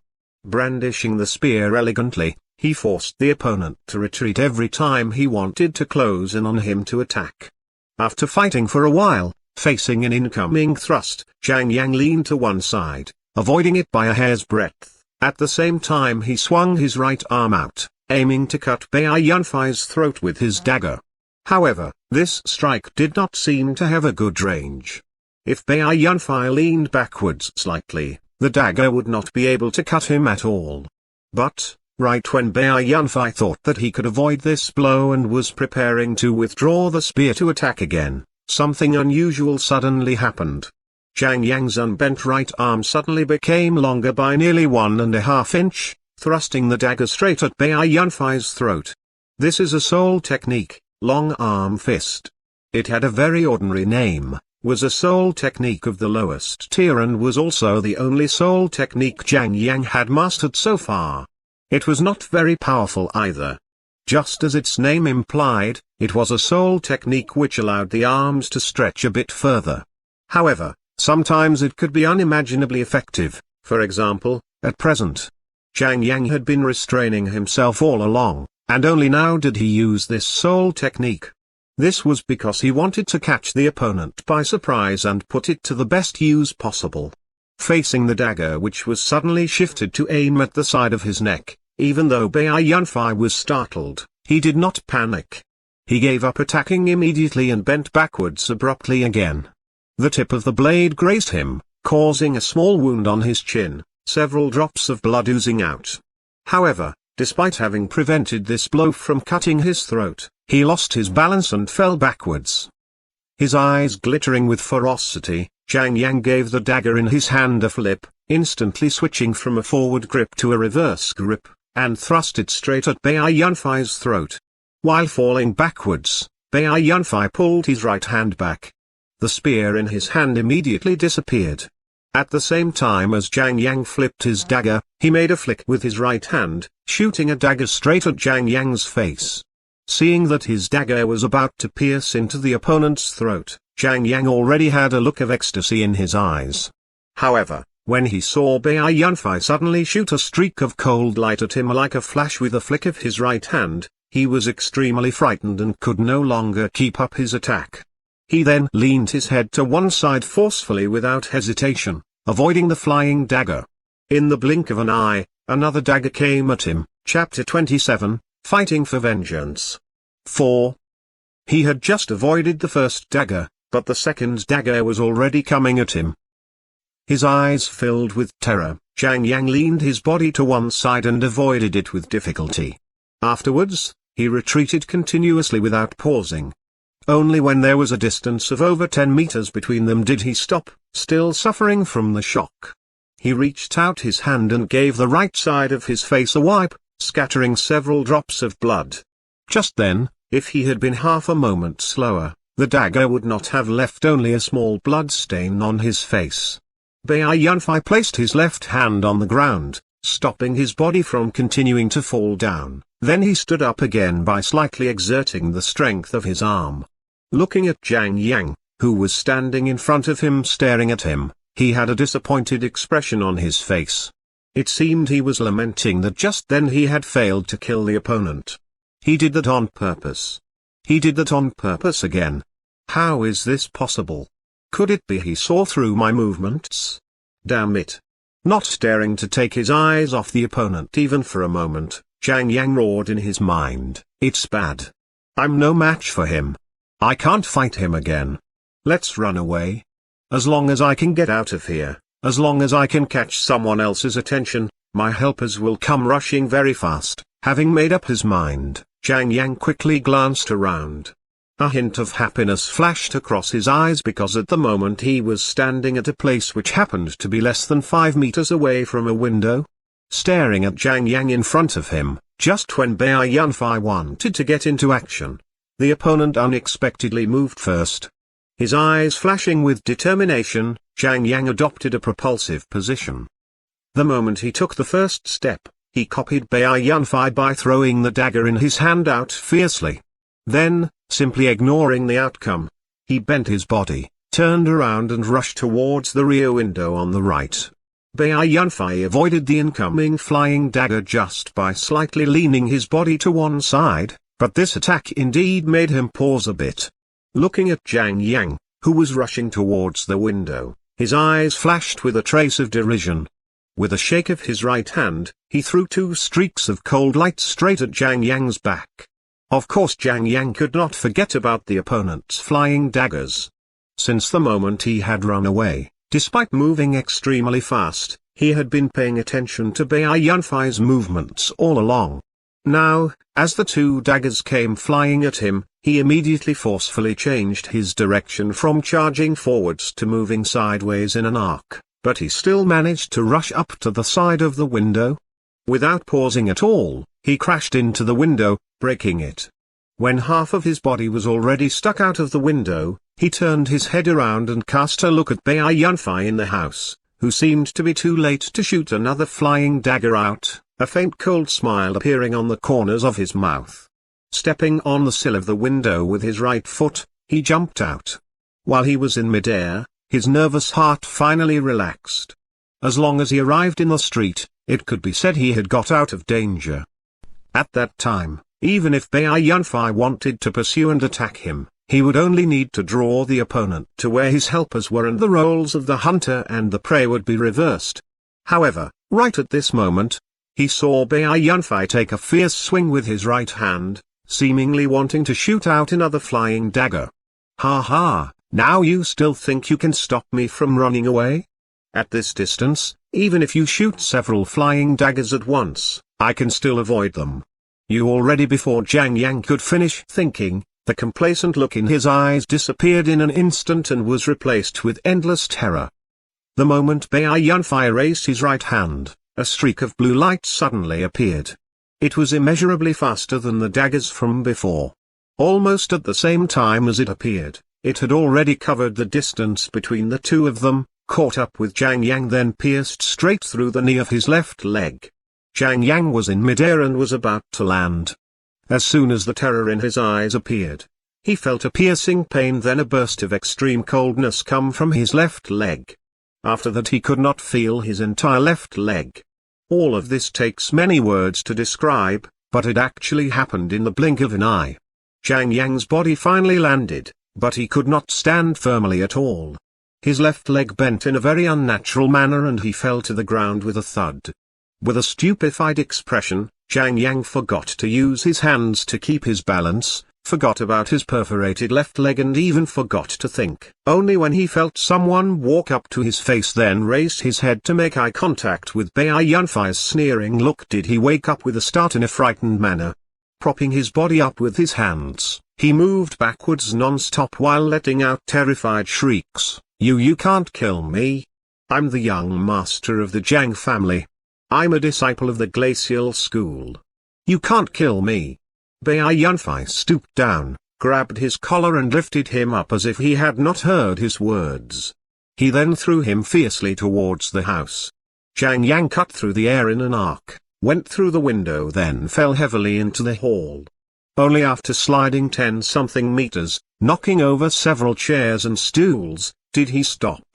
Jiang Yang's left knee had been pierced through completely, but strangely enough, it was barely bleeding. His hands were clutching his left leg, seemingly wanting to prevent the chill from spreading. He was channeling his soul force with all his might to dissipate that extreme coldness. Even though he felt cold all over, bean-sized beads of sweat kept sliding down his face unceasingly. Hearing footsteps coming, Jiang Yang raised his head in a terrified manner and saw that Bai Yunfei had already come back into the house. Holding a shimmering blue piercer in his hand, he was walking towards him step by step. When Jiang Yang saw the glacial piercer in Bai Yunfei's hand, even though he was extremely fearful inside, he could not help screaming hysterically, Solitum, another solitum. How is this possible? Solitums are extremely rare. Not even an elite disciple of the glacial school like me has one. How can you have so many solitums? Could it be you're from the crafting school? No, impossible. Hearing his words, Bai Yunfei seemed to be stupefied. He then stopped in front of him at a distance of 2 meters and looked down at Zhang Yang, who was sitting on the floor, with an expression still filled with mockery. What? The great young Master Zhang really doesn't remember me? Oh, indeed, it's already been more than a month since that event. How can you possibly still remember such a commoner as me?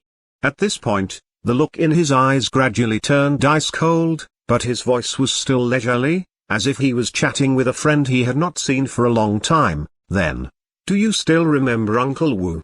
Ah, if I only say Uncle Wu, you definitely don't know who he is. He was the old man who wanted to kill you with a knife because you kidnapped his granddaughter and beat her to death when she was unwilling to endure your insults. After that, he was captured and brought into the Colosseum by you and was killed by your subordinate Dire Wolf. Bai Yunfei continued to say clearly while staring at Zhang Yang. There was also a youngster in there with him. Because he accidentally offended a young lady of yours the day before, he was thrown into the Colosseum by you as well. Do you still remember? When Bai Yunfei mentioned Uncle Wu and Xiao Yue, Zhang Yang's expression changed immediately. And when he finished talking, Zhang Yang's whole face was full of disbelief. He cried in fear, "It's you. It's unexpectedly you. No, how is this even possible? How could you have become so powerful in more than a month? Even if second young Master Zheng had helped you, it would still have been impossible. Now you remember, right?" Bai Yunfei gently stroked the glacial piercer in his hand. "Then are you ready to pay for everything you did?" As soon as he said this, Zhang Yang's face went pale.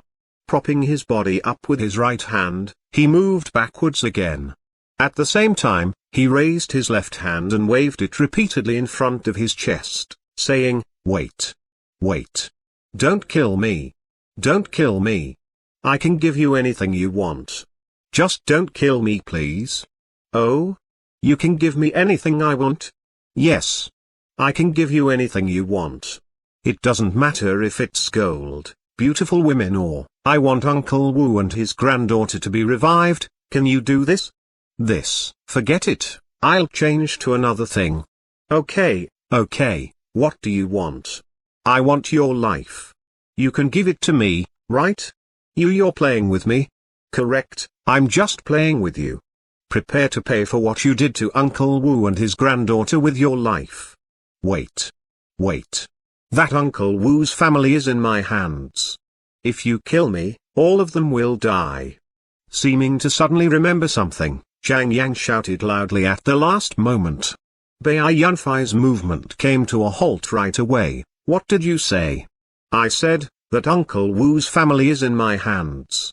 Seeing the opponent's expression, Zhang Yang secretly let out a sigh of relief. He was not so agitated as before when he said, his family unexpectedly wanted to avenge him. "They were captured by me. I intend to have a show similar to last time when the Colosseum is opened again." After saying so, seeming to be afraid that Bai Yunfei did not believe him, he immediately added, "When my father knew about what happened in the Colosseum last time, he was very angry. Plus, my competent gladiator Dire Wolf was killed by you, so the Colosseum hasn't opened again ever since. As long as you don't kill me, I'll definitely let them go when I return." Seeing Bai Yunfei's expression loosen up a bit, Zhang Yang continued hurriedly, "Uncle Wu lost his life to save you at that time in the Colosseum. You can't leave his family in the lurch." Bai Yunfei's eyes glittering, he seemed to be having a fierce mental struggle. The hand which was holding the glacial piercer dropped down slowly. He also withdrew his eyes slowly from Zhang Yang's body, as if he was being somewhat preoccupied with something. However, the moment Bai Yunfei took his eyes off Zhang Yang, the latter's eyes glittered with endless ferocity and hatred showed up on his face. His right hand, which had been concealed behind his back, was flicked outwards like lightning and there seemed to be something about to come out of the hand. The moment Zhang Yang's expression changed, Bai Yunfei His head lowered and apparently lost in thought, raised his head all of a sudden. His eyes glittering, he took advantage of the fall of his right hand and swung it forwards, shooting a streak of blue light at Zhang Yang's right hand, which was just halfway through being lifted up. Even though he made his move later, it arrived at the target earlier. With a push sound, it pierced through Zhang Yang's right hand then, after leaving a trail of blood, penetrated into the floor. Two light blue thin needles about 10 centimeters long fell to the floor from Zhang Yang's hand. He looked in stupefaction at his punctured hand. Only after a good several seconds did he let out a hysterical, miserable cry. Clutching his right wrist with his left hand, he shrieked in a mixture of fear and anger, You weren't fooled. How is this possible? You couldn't have known that there were the soul items called Ice Soul Silver Needles on my body. How could you see through? How could I see through your ploy, right? As Bai Yunfei looked at Zhang Yang's distorted expression, the corners of his mouth slightly curved downwards. It seemed he was sneering at Zhang Yang's arrogance. You think your lies and acting were perfect? These so-called Ice Soul Silver Needles were your last trump cards, right? If you still have another trump card, just use it right now, otherwise, prepare to pay for everything you did. Chapter 28, Stab Zhang Yang to Death. How is this possible? How is this possible? How could you know what I wanted to do? Zhang Yang was looking at Bai Yunfei in stupefaction as if he had lost all of his strength. Looking down at his stupefied expression, Bai Yunfei curved the corners of his mouth downwards and shook his head gently, saying, You mean, I couldn't have seen through your movements? Having fallen into this situation, you're still so arrogant. Hearing Bai Yunfei's taunting words, Zhang Yang trembled slightly. He looked at him somewhat dejectedly and said in a hoarse voice, Tell me, how did you find out? Bai Yunfei stared at him with a vague smile. Zhang Yang looked him in the eye with a defeated expression. It seemed he had abandoned the idea of resisting completely and only wanted to know the cause of his defeat before his death. Bai Yunfei stooped down, picked up the two Ice Soul Silver Needles from beside a rigid Zhang Yang and put them away in his interspatial ring. Right from when I started to fight you, I found it strange that you, the young master of the Jiang family in Liuoshi City and an outstanding disciple of the Glacial School, didn't even have a soul item to protect yourself just in case. Though later you took me by surprise and used that armor-lengthening soul technique, I still didn't see you use a soul item. Bai Yunfei was still looking down at Zhang Yang from a dominating position, seemingly enjoying this feeling of victory.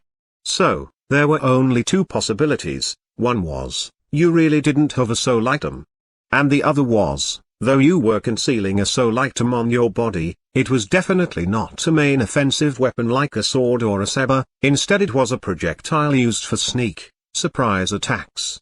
But, I obviously said that. You obviously said that not even a disciple of the Glacial School like me has one, right? Bai Yunfei immediately cut him short and continued. These words seemed to have been said because you were in fear and couldn't believe that I have so many soul items. But, think about it from another perspective, you were simply hinting at me that you didn't have a soul item on your body. Too bad, I took note of this. This alone would have made me slightly suspicious at most.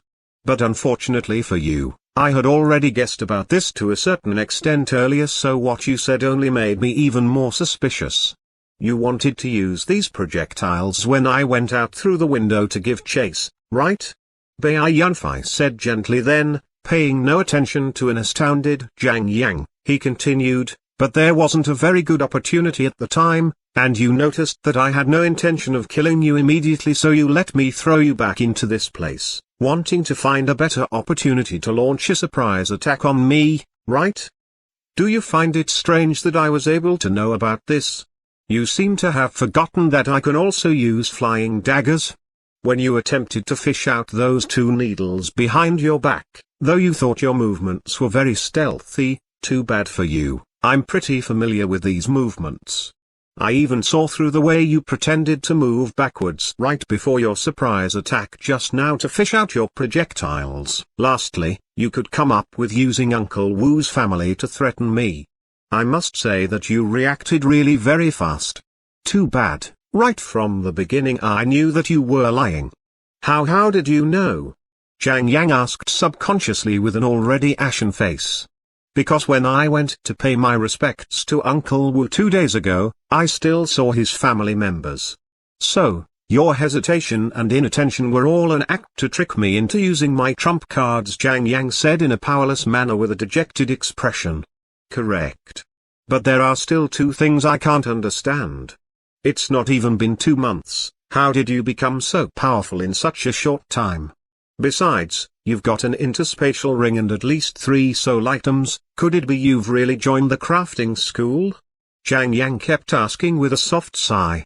After his original ruse had been seen through completely by the opponent, he seemed to have suffered a very serious blow. However, quite some time after asking the questions, Zhang Yang still did not get an answer.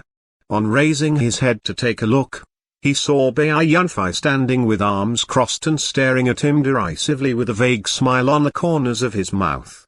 When making eye contact with Bai Yunfei, Zhang Yang felt as though his mind was red, which immediately sent a chill down his spine. He withdrew his eyes unconsciously. At this moment, Bai Yunfei said in an indifferent voice, "You are stalling for time in the hope that someone will rush over here to save you, right? How so? In my current situation, you can kill me any time you want." Zhang Yang panicked for a moment and shook his head repeatedly. He then said with a sad face, "I only want to clear the doubt in my mind before my death so that I can die without regrets." "Oh, but your soul will be destroyed, what difference does it make if you know or not? To avoid any accidents, I'd better kill you right away," Bai Yunfei said gently as if he was negotiating with Zhang Yang. Seeing the expression of puzzlement, unwillingness, terror and despair on Zhang Yang's face, Bai Yunfei finally could not help chuckling, saying, "You're wondering why after seeing through your tricks I still wanted to talk to you so much earlier, aren't you? I just wanted to see this expression of yours. Great young Master Zhang, how do you feel when someone has you in the palm of their hand and can decide your fate as they wish? Have you ever thought that you'd be like this one day?" Bai Yunfei turned his head to look outside the house and said with a chuckle, "I have to thank your subordinates. Because you wanted to come here tonight, they did a detailed cleanup. Basically nobody has gone past this place, and nobody has come here to check out the sounds of movement earlier. At first I still wanted to play with you for a while more, but I've run out of patience. I'm afraid if I keep delaying, something unexpected might happen." Therefore he reached out his right hand and the fire-tipped spear appeared in his hand instantly. "Prepare to pay for everything you did." Looking at Zhang Yang, who was struggling backwards non-stop with a face full of terror, Bai Yunfei slowly walked up step by step to keep up with him while saying, "When I killed that bodyguard of yours just now, you also saw that explosion effect. I can tell you that this spear has only a 10% chance of activating that effect. Will you be slowly tortured to death by me? Or will you be killed immediately by an explosion? Repent. And pray." As Bai Yunfei stared at Zhang Yang, who was moving backwards mechanically in front of him, his endless fury could not be concealed anymore and it erupted from his eyes. He thrust his spear at Zhang Yang's left leg. "This is for what you owe me. I'm not an ant, and you can't force me to fight for your pleasure as you wish." With a soft push sound, the tip of the spear pierced straight through the calf and penetrated into the floor underneath. Zhang Yang stopped and let out a miserable cry. A scorching feeling went into his mind. The previous extreme coldness in his left leg was dispelled instantly, as if a red-hot iron bar had pierced through the calf.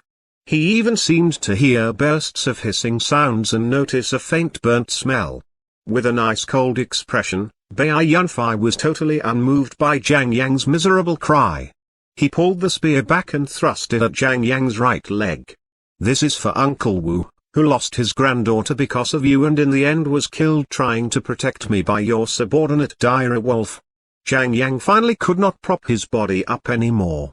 His arms became weak and he fell flat to the floor. His miserable cries could not relieve the excruciating pain coming from his legs at all. "This is for Uncle Wu's granddaughter, who you tortured to death because she was unwilling to endure your insults. His right hand was pierced through again. Zhang Yang already had no strength left to struggle. His face full of despair and fear. He begged for mercy intermittently with his mouth. This is for the young girl almost violated by you upstairs. When the tip of the spear pierced into Zhang Yang's right hand, an explosion rang out immediately. Then blood, flesh and stone fragments were sent flying everywhere. The explosion had caused a hole about the size of a wash basin in the floor, and Zhang Yang's entire right arm had been blown to pieces. However, he had also passed out, either from the pain caused by the loss of the arm or from the shockwave of the explosion. You already passed out? Now you can't experience the agony of the moment before death anymore. Isn't this very convenient for you? Forget it. Just die unconscious. Bai Yunfei looked at an unconscious Zhang Yang with an ice-cold expression. After pulling the spear back, he thrust it out again fiercely with a shake of his hand. The last strike is for all the poor people treated like insects, harmed and bullied by you. Flickering a dazzlingly crimson light, the tip of the spear penetrated into Zhang Yang's chest. Straight through the heart. Chapter 29, Green Willow School, Liu Liu, you. Bai Yunfei looked at Zhang Yang's corpse in stupefaction. Even though he had taken his revenge, his face was full of grief instead of a happy expression. I've taken my revenge. I've finally killed Zhang Yang with my own hands. Uncle Wu, did you see that? I have avenged you. Now you and Xiaoyue should be able to rest in peace in the netherworld. Raising his head, Bai Yunfei looked up at the numerous bright stars in the pitch-black sky through the hole in the roof. He then closed his eyes and took a deep breath before exhaling slowly. Eventually, the complicated feelings in his heart subsided. Before he could consider what to do next, suddenly a chill ran down his spine. A feeling of being observed surged into his mind. Moreover, this feeling was vaguely similar to the feeling of when Zhang Yang's father Zhang Zhanshan had glanced at him. Who? Bai Yunfei turned around abruptly and took several steps backwards at the same time. Holding the fire-tipped spear in his hands, he stared hard at the door of the hall. Oh? You're really vigilant, aren't you? As soon as you calmed down, you noticed my presence. A lovely laugh came in from outside the door. After that the door was pushed open slowly and a tall, jade-green silhouette appeared before Bai Yunfei's eyes. It was unexpectedly a woman. She had waist-length silky hair which swayed slightly as she walked as if it was willow branches dancing in a breeze. Her skin was snow-white, her chin sharp. With a faint smile on the corners of her mouth, she was squinting slightly. It seemed she was engrossing herself and sizing up Bai Yunfei in front of her. Her white clothes were adorned with various jade-green patches resembling willow leaves. They were tightened at the waist, revealing her beautiful figure. She was holding a sword about 1 meter long in her left hand and the scabbard of the sword was also jade-green in color. The appearance of this woman stupefied Bai Yunfei slightly for a moment, but he reacted immediately. Seeing that she did not seem to have any ill intentions, he gently let out a sigh of relief. Just when he wanted to talk, a lovely shout came from upstairs behind him. Senior sister. Bai Yunfei was stupefied again. Before he could turn around to take a look, he heard a clatter of footsteps ring out behind him. Someone was running down the stairs behind him quickly. Then a fragrant rush of wind went past him as a petite young girl ran by him on one side to throw herself into the bosom of that tall woman. Upon seeing this young girl, the tall woman seemed to let out a sigh of relief. She raised her right hand and patted her back gently while saying in a soft voice, "Thank goodness you're safe. I was worried to death. I left for just a few days but when I returned I unexpectedly couldn't find you. Then I discovered that you had been kidnapped by an underground gang in the city so I turned over almost all the local criminal groups to be able to find this place. Luckily you're okay, right? Did they do anything to you? Were you bullied by them?" Only after lying in her bosom for a good while did the young girl lift her head, saying, "No, I wasn't. They didn't do anything to me. They said tonight they would give me to their young master. I know you would definitely come to save me so I didn't do anything either." About half an hour ago, their young master arrived. Then this person appeared. Her voice was clear and melodious, like that of an oriole, and at the moment there seemed to be a slight sobbing tone in it, so it sounded a bit poignant. At this point, she could not help turning her head around to take a look at hiuth1273 before turning it back immediately in a timid manner. Then she went and hid behind her senior sister with her head lowered. Her beautiful long hair was covering her face, but it could be noticed that she was quietly glancing at hiuth1273 in front of her. Catching a glimpse of her beauty and her jade-like face, hiuth1273 was entranced for a moment. Seeing the young girl's expression, that tall girl could not help laughing a bit. She raised her head, smiled at hiuth1273 then slightly nodded, saying, "I am Kululeu, disciple of the Green Willow School's headmaster. This is my junior sister Chuyu. May I know which school you are from?" hiuth1273, however, did not answer her. Instead, he looked outside the house, then swept his eyes thoughtfully over the ordinary people who had been knocked unconscious with broken tile fragments by him earlier in the hall. The girl called Kululeu had not expected hiuth1273 not to answer her, so she was somewhat annoyed, but upon seeing his movements, she was slightly taken aback for a moment. Then, seeming to have thought of something, she said with a smile again, "Mister, I think we shouldn't stay here for long. Why don't we leave first, then find another place to talk to each other?" hiuth1273 looked at Kululeu and Chuyu, who frequently looked at him from behind her senior sister, then lowered his head in silence for a long time before saying with a nod, "Okay, I need to consult with you about some things too, let's go." Pulling you, Kululeu walked out of the door. hiuth1273 took a look at Zhang Yang's corpse again and let out a sigh whose implied meaning was unknown to even himself. Then he raised his head. The look in his eyes had become clear and resolute again. He quickly walked a circle around the hall, picking up all the daggers he had shot out earlier and Zhang Yang's luxurious dagger, then turned around and went out of the hall. After he caught up with Kululeu and Chuyu, the three of them gradually disappeared into the night. More than 10 minutes after their departure, some of the people lying unconscious on the floor of the hall moved slightly, then struggled up with caution. Only after confirming that hiuth1273 and the girls had really left did they finally let out sighs of relief. But then they were somewhat at a loss. Looking at the three corpses on the floor, they were dumbfounded and did not know what they should do. Chief, what should we do now? Should we report to the Zhang mansion right away so that they can send men to capture young master's killer? The little man who had been knocked unconscious by hiuth1273 on the street said to the chief beside him while patting his chest in lingering fear. He did not even dare to look at Zhang Yang's damaged corpse. The chief was staring in a trance at Zhang Yang's corpse. The color of his face was changing repeatedly, sometimes ashen, sometimes very red and sometimes deadly white. Hearing the little man's words, he seemed to be woken up with a start. Suddenly his expression looked extremely angry. He turned and sent the little man flying with the palm strike without a warning sign, then roared hysterically, "Report? Report my ass! He's already dead. How can we go there without getting killed? All of us will be buried with young master." The little man was stunned by his palm strike and was sitting on the floor looking at him in stupefaction. After hearing his roars, he immediately quivered. He was so frightened that he regained consciousness. Then what do we do?" Chief, a subordinate said in a somewhat trembling voice on one side.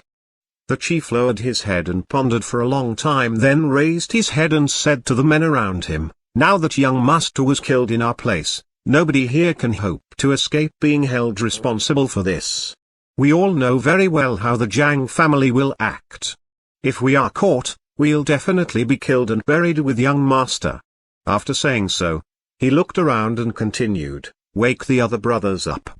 We'll leave Liuoshi city right now. Whatever happens, our lives are the most important thing. Let's run away as far as possible." In a remote alleyway in the eastern part of the city, hiuth1273 and the two girls were facing each other, separated by a distance of 10 meters. Kululeu smiled at him again, saying, "Just now I already introduced us, but you still haven't told me which school you are from?" Though you're just a soul personage, not only do you have an interspatial ring, you also have many soul items. Are you a disciple of the crafting school? The crafting school again. Bai Yunfei thought to himself. Zhang Yang also mentioned this school earlier. It seems to be a school good with soul items. If that is the case, Bai Yunfei kept silent for a while. Then, instead of answering her question, he asked in reply, "Earlier, when did you reach the outside of the door?" "Oh? What? You care so much about me peeking at you earlier?" Liu was stupefied for a short while, then covered her mouth and let out a couple of giggles. Hee, never mind, I only arrived less than 3 minutes before that. At the time you were somewhat agitated, but when you calmed down, you noticed me right away. Being already so alert at the soul personage stage, you're really quite something. You are a soul sprite, right? Bai Yunfei continued to ask. Oh? You can even see this? Not bad. I had a breakthrough to the soul sprite stage not long ago. Though you're very powerful, you'd better leave this place with your junior sister soon. Perhaps you still don't know that the man I killed was the young master of the Jiang family in Liuoxi City, Zhang Yang. His father Zhang Zhanshan is also a soul sprite and even a man of the glacial school. After thinking for a while, Bai Yunfei warned, just now in that hall, you mentioned your identities. I think by that time some of the men lying on the floor must have woken up. Though I am the killer, if they are caught by the Jiang family, they will reveal your identities, giving you two the same trouble. Hearing his words, Liu suppressed her smile and frowned slightly, saying, What? That man was the Jiang family's young master? If so, this will be a bit troublesome indeed. Chapter 30, Schools in the World. Liu suppressed her smile and frowned slightly, saying, What? That man was the Jiang family's young master? If so, this will be a bit troublesome indeed, but I didn't do anything. So what if that head of the Jiang family Zhang Zhanshan finds us? What's so amazing about his glacial school? Our Green Willow school won't be afraid of them. Liu only frowned for a short while in the beginning. After thinking for a while, she said in an unconcerned manner, plus, that Zhang Yang unexpectedly wanted to violate my junior sister. Luckily she's okay now, otherwise I wouldn't have let him go even if you hadn't killed him. Right, speaking of which, I still haven't thanked you for saving my junior sister.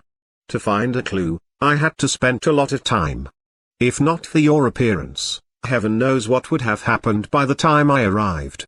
Seemingly not caring much about the Jiang family and the glacial school behind it, she skimmed over this topic casually and began to thank Bai Yunfei.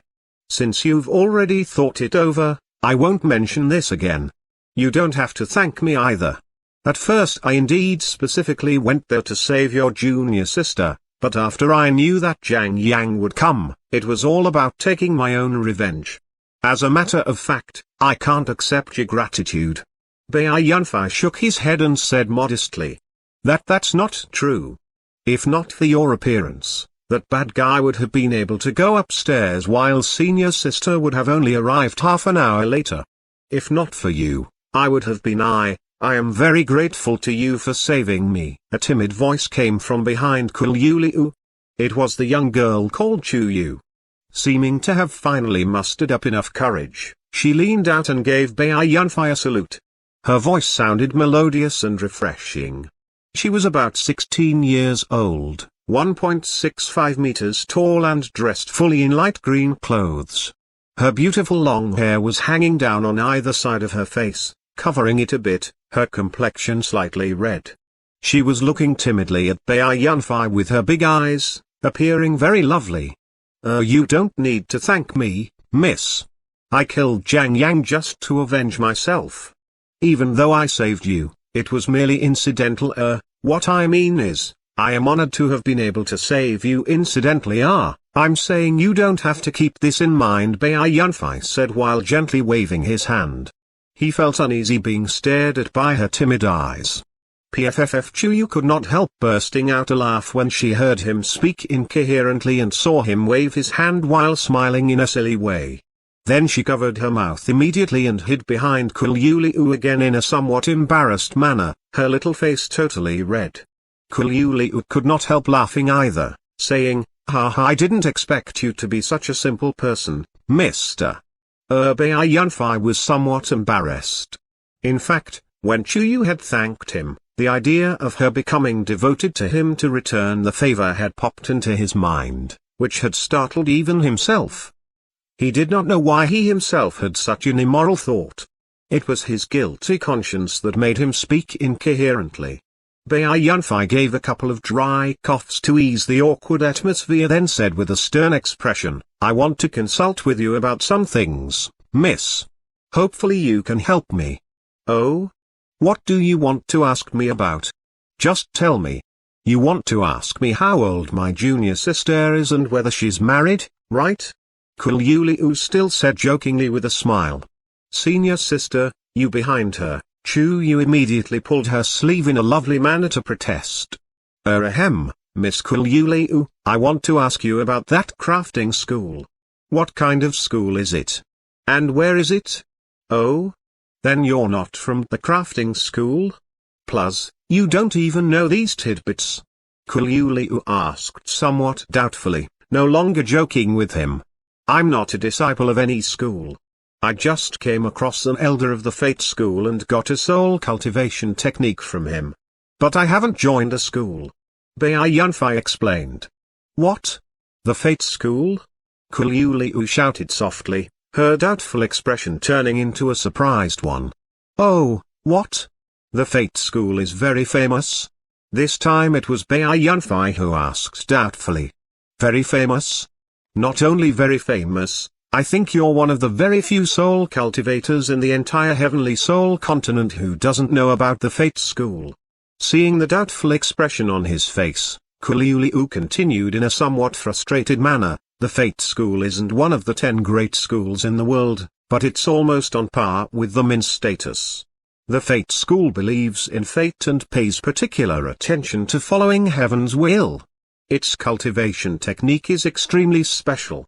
According to legend, the people of this school use their souls to sense heaven's will and use their fate souls to find out the path of fate, thus being able to know the past and predict the future. Many schools in the continent consider it an honor to be given directions by the Fate School. Every time they encounter a catastrophe, they all hope to obtain directions from the Fate School. Moreover, every school helped by the Fate School has been able to turn danger into safety in the end. Only, whether they will offer their help depends solely on the word fate they believe in. It can't be forced. Plus, the Fate School seems to never have taken part in power struggles and stay in seclusion perennially, so it's quite mysterious. The location of the school is even known to only a few people. Every disciple of the Fate School who goes out to gain experience is desired and courted by the major powers in the world. Bai Yunfei was somewhat absorbed in listening. He had not expected the Fate School to be such a formidable school. Since you were taught by an elder from the Fate School, did you learn that secret method for peeking into the future? At this point, Qiuliu looked at Bai Yunfei with glittering eyes. I have to disappoint you, miss. That elder only taught me the most basic soul cultivation technique and gave me this interspatial ring and some soul items. There wasn't that mysterious secret technique you mentioned at all. Oh, I see, Qiuliu said with some disappointment. That's right. How can the secret technique of the Fate School be taught to an outsider easily? I think it's possible that this traveling elder of the Fate School worked out that he and you are destined to be connected, so he conveniently gave you an opportunity to change your life. This kind of thing has frequently happened in the Heavenly Soul continent before. It was because we are destined to be connected. Bai Yunfei thought for a while about what the old man from the Fate School had said. He could not help forcing a smile inside because now he knew that he owed the Fate School a debt of gratitude. That crafting school is one of the 10 great schools in the world you mentioned. What are the 10 great schools? And please tell me in detail about the situation of the crafting school, Miss Ku. Bai Yunfei continued to ask after pondering for a while. It seems you really don't know anything? Kuliu had no choice but to shake her head and explain as if she was teaching something to a child. The 10 great schools in the world are the Heavenly Soul School, the Crafting School, the Soul Refining School, the Beast Taming School, the Wind Lightning School and the 5 Elements Schools. The 5 Elements Schools definitely isn't the name of a single school. Rather, it's the collective name of 5 schools, consisting of the metal, the wood, the water, the fire, and the earth schools. Starting from the soul sprite stage, you can control the natural elements. Most soul cultivators are affiliated with one of the 5 elements, therefore these 5 schools have been very successful in terms of disciples. Of course, the other 5 schools have a lot of disciples too. In fact, each individual element school is inferior to the other 5 schools and is even only slightly stronger than the few schools which are very close to reaching the top 10 schools in status. However, the 5 elements reinforce each other and are like birds of a feather. These schools have been in alliance and doing things together since they were created. It's because of this that they are listed among the 10 great schools together. Of course, you could also regard these 5 schools as a single school, but then it would become top 6 schools instead of top 10 schools. The Wind Lightning School is a school that mostly uses techniques related to wind and lightning for cultivation. It's usually in disagreement with the 5 Elements schools. It fought the Water School once, and when it was winning, the other 4 Element schools came to help the Water School and greatly damaged the Wind Lightning School's vitality. They have been feuding with each other ever since, and both sides' disciples often fight as soon as they see each other. The Beast Taming School is a very special school. The people from this school almost never use their own bodies to fight. Instead, they mostly control soul beasts. Unlike the other soul cultivators, who can form a spiritual bond with only one soul beast, they seem to be able to control multiple soul beasts directly using a secret technique, just like controlling puppets. Therefore this school is the archenemy of all soul beasts. Rumor has it that a level 8 soul beast in the depths of the soul beast forest once led an army of soul beasts and attacked this school's headquarters, wanting to rescue the soul beasts enslaved by the beast taming school. But they had to fight the controlled soul beasts. According to legend, the beast taming school even unleashed a level 8 puppet soul beast in this battle. In the end, both sides suffered great losses, but I don't know the specific circumstances. The Soul Refining School doesn't refine their own souls, but other people's souls. If the Beast Taming School is the archenemy of all soul beasts, this Soul Refining School is the archenemy of nearly all soul cultivators. All the people of this school are very evil and malicious. Their cultivation technique is extremely strange. They absorb other people's souls to strengthen themselves. The most powerful people among them can even refine other people's souls to absorb the power of soul essence. Even though the world of soul cultivators is a place where might is right and power talks, the Soul Refining School is publicly accepted as an evil power that everybody has the right to punish. The Heavenly Soul School has the same name as the Empire. The only reason for this is, the Heavenly Soul School is a school controlled by the imperial clan of the Heavenly Soul Empire. As a school built with the resources of an empire, it's worthy of being the most powerful school of the continent. In the school, able people are present in large number and new talents never stop coming out. It's also the most ideal school in the eyes of most ordinary soul cultivators. The headmaster of the Heavenly Soul School is the reigning emperor, His Majesty Emperor Wu Hong, and at least half of the vassals in the 16 provinces of the empire came from the school. It can be said that the Heavenly Soul School is the empire's protector. It seems to never participate in power struggles, but it checks and balances the powers in the world all the time. In addition to the wise politics and management of successive emperors, the empire's 2,000-year prosperity must be due in part to this Heavenly Soul School. Prosperity, wise politics and management? Bai Yunfei curved his mouth slightly downwards in an unnoticeable manner while thinking to himself with a mental shake of his head, this is only true in the case of those who are rich and live happy lives. It's just your wishful thinking. Only a few people know about the darkness at the bottom of the society and the painful struggles of those lowly people. With her teacher mode on, Qiluliu seemed to become more and more excited as she talked. Perhaps because she found the way Baiyunfei was listening to her earnestly like an obedient child amusing, she covered her mouth and gave a gentle laugh, then continued, "Next, I'm going to explain to you the situation of the crafting school, which is what you want to know the most." Chapter 31, Rescue Romance is Not Believable. As soon as Baiyunfei heard that she was going to talk about the crafting school, he cleared his head of thoughts and focused his attention to listen to her. Qiluliu was very satisfied with his behavior, as if she was a teacher. She gave a gently cough and said slowly, "The crafting school's headquarters is located on Mount Chixia, the highest mountain in Pingchuan province in the north of the empire. Just like in the case of the Fate School, all the big schools are unwilling to provoke the crafting school and even have to do their best to be on friendly terms with this school. This is only because of one thing, soul items. Naturally, the crafting school is good at making items. Soul items are extremely valuable to ordinary soul cultivators, but I heard that anybody in the crafting school has at least one soul item. You should know that having a powerful soul item can increase the power of a soul cultivator by several dozen%, or even several times. Most of the many famous soul items in the continent came from the crafting school. Even the headmasters of the heavenly soul schools throughout history, who are also the emperors throughout history, have all been using the soul items specifically made for them according to their requests by the crafting school.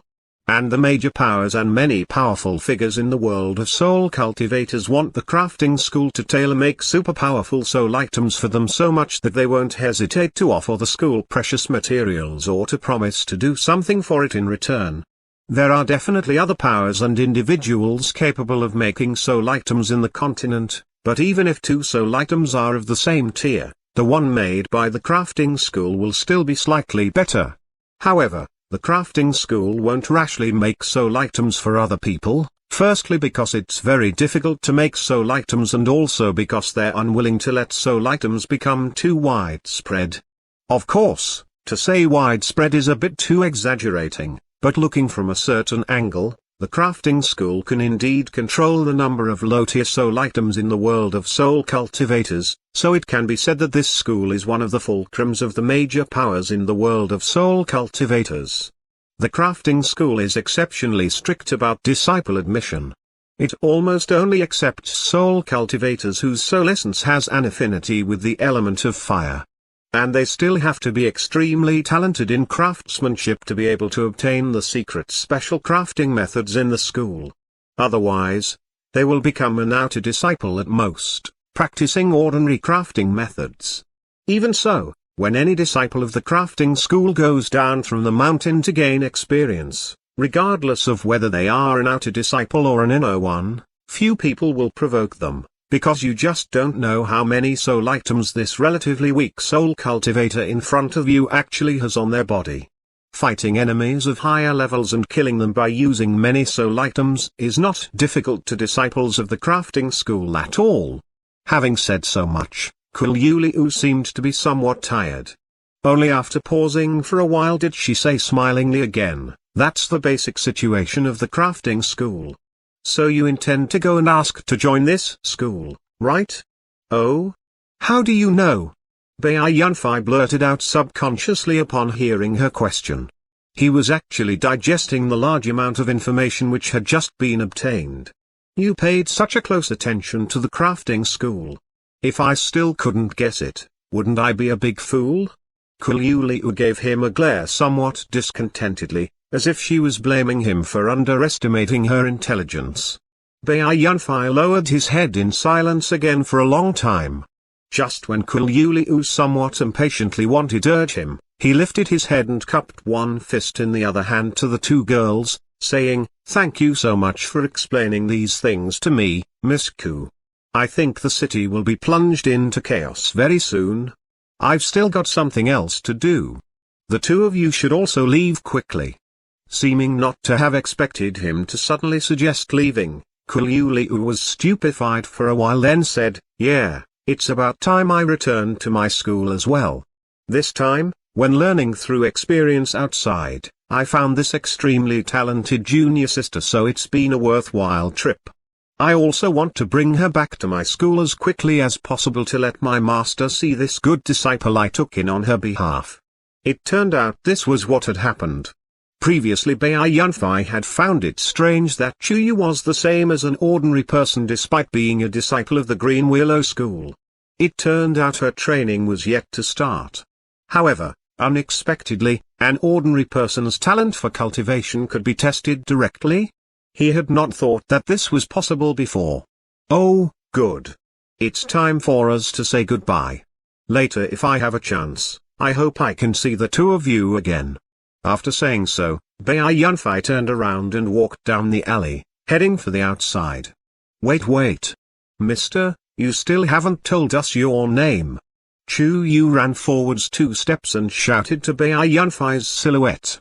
Seeing him about to leave from behind Kuliu, she had immediately become somewhat impatient.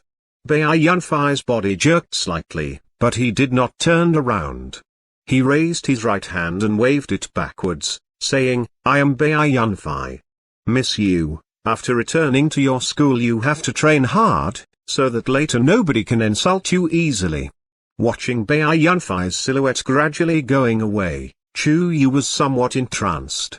There was a faint trace of depression on her face. Kuliu walked up to her side, gently patted her head and said smilingly, What's wrong, junior sister? Could it be you like this, mister? No, that's not true. Please don't talk nonsense, senior sister. Chuyu turned her head in a non-compliant manner and explained with a totally red face, I'm just grateful to him for saving me at the time. That bad guy was about to go upstairs, but you still hadn't come to save me. There was already a trace of despair in my heart. I even prepared to kill myself to protect my purity. Kuliu's expression froze. She held Chuyu to her bosom in an embrace and said with a face full of pity, I'm sorry. It's my fault. If I hadn't insisted that you should stay here, then gone and inspected the destruction of that Blackwood stronghold, you wouldn't have been kidnapped by those people. In the end I even came here too late. Luckily you are all right, otherwise I'd be regretful for the rest of my life. Chuyu raised her delicate little face and shook her head, saying, No, you're not at fault, senior sister. It was only because I didn't listen to your advice by going out alone for a walk in the street that I was captured. Besides, aren't I okay now? You don't have to reproach yourself, senior sister. At this point, she could not help leaning her head to look in the direction of hiuth1273's departure, mumbling, Luckily he appeared. When I was almost in despair he came down from heaven and single-handedly fought against 3 soul cultivators. Seeing her expression, Kuliu was somewhat concerned. She righted her body, put her own hands on her shoulders and said seriously, Junior sister, I have to warn you that you can't believe in this rescue romance thing. Many young aristocrats and playboy soul cultivators have used this trick to cheat girls into falling for them. At this point, seeing a slight discontented expression emerge on Chuyu's face, she continued hurriedly, of course I'm not saying that hiuth1273 is this kind of person. He's really a hero, plus he's a real gentleman instead of someone who wants to be repaid as I thought at first. However, because he doesn't take the rescue of you to heart, you definitely must not take him into your heart. This is very dangerous.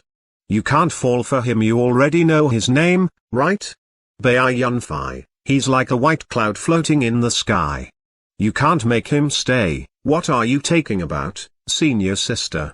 I don't like him. You're thinking too much. Chuyu explained herself in a somewhat embarrassed manner after being warned by Kuliu this way. Alas, I hope so. Anyway, later the two of you probably won't have a chance to meet again, so you will slowly forget him. Knowing that it was useless to say more, Kuliu sighed with a shake of her head. Chuyu looked at the empty alleyway in a somewhat stupefied manner again. Even she herself could not tell clearly how she was feeling in her heart. I really won't see him again. Chapter 32, Soul Warrior Stage, Aku Points. The night was not over yet. Only, The bright moon had already moved from one side of the sky to the other. Even the insects in the grass were making much less noise than earlier, as if they had fallen asleep because of being unable to endure the loneliness of the late night. Bai Yunfei went out of Liuoxi City right after bidding farewell to the two girls. In front of Uncle Wu's grave, "Uncle Wu, I have fulfilled my promise to you. I already killed Jiang Yang with my own hands. Now you and Xiaoyue can rest in peace in the netherworld, Uncle Wu. Later I probably won't be able to come see you again. I have no intention of staying in Liuoxi City and even in Qingyuan Province. I want to leave this place to look for the path of my own life. I have decided the destination. Hopefully I can live the kind of life I want to live at that place, Uncle Wu. Though we only spent half a day together, you gave me a warm feeling similar to what my grandpa had given me. In the end, you even died to save me. I will engrave the words said by both my grandpa and you in my heart." Bai Yunfei kowtowed 3 times respectfully to Uncle Wu's grave. When he stood up, the sorrow on his face gradually faded away, replaced with an unparalleled determination. "I'm leaving now, Uncle Wu. No matter what problems I will have to face in the future, I will definitely live free and with a clear conscience." The moment Bai Yunfei turned around and left, a subtle change suddenly occurred in his body. His body, which had always been slightly bent unconsciously, was now perfectly upright. That trace of confusion and sadness in his eyes had disappeared. Now his clear eyes were filled with confidence and resolution. With the death of Jiang Yang, Bai Yunfei had taken his revenge and his state of mind had changed quietly again. He was already no longer that lowly and weak coolie who had struggled for survival by moving rice sacks in a rice store. Instead, he was now a powerful soul cultivator who could fight for his ideals. An invisible aura was emitted from his body. Within this small area, the remaining several insects which were crying suddenly became quiet. Even the moonlight in the surroundings seemed to ripple because of Bai Yunfei's aura. I broke through the soul warrior stage. As Bai Yunfei felt the surging soul force in his body, he was somewhat stupefied. He raised his right hand, holding it before his eyes, and clenched it with force. It seemed he was making sure if this feeling was real or not. For the last 2 days, no matter how I have practiced, my soul force hasn't increased at all. I also guessed that this was the sign of me being about to break through to the soul warrior stage. Originally I planned to go to Li Chengfeng's place, then use the upgrade technique under his protection to break through this final barrier. Who would have thought I would have a breakthrough in this way? Looks like in addition to the increase of soul force, a stage breakthrough is closely related to the state of mind as well. It's good that I understand this now. Later it would save me many detours. Bai Yunfei walked up a hillside, turned to take a look at Liuoxi City, which was still shrouded in the darkness of the night, then turned around and went in the other direction. Liuoxi City is about to be thrown into chaos. I can't let the Jiang family discover my whereabouts. After saying goodbye to Mom and Grandpa again, I'll leave immediately. The next day, the entire Liuoxi City was plunged into extreme chaos and panic. This was because almost all of the various underground forces in Liuoxi City had been turned over the previous night. Normally these dens of bullies had fearsome reputations and nobody would dare to provoke them, but it was said that a woman had single-handedly stormed these places and injured countless gangsters. The bosses of some gangs had even almost been crippled. And the enemy's goal was only to find a person, a young girl kidnapped by a certain gang in the city. How could a woman do this kind of thing?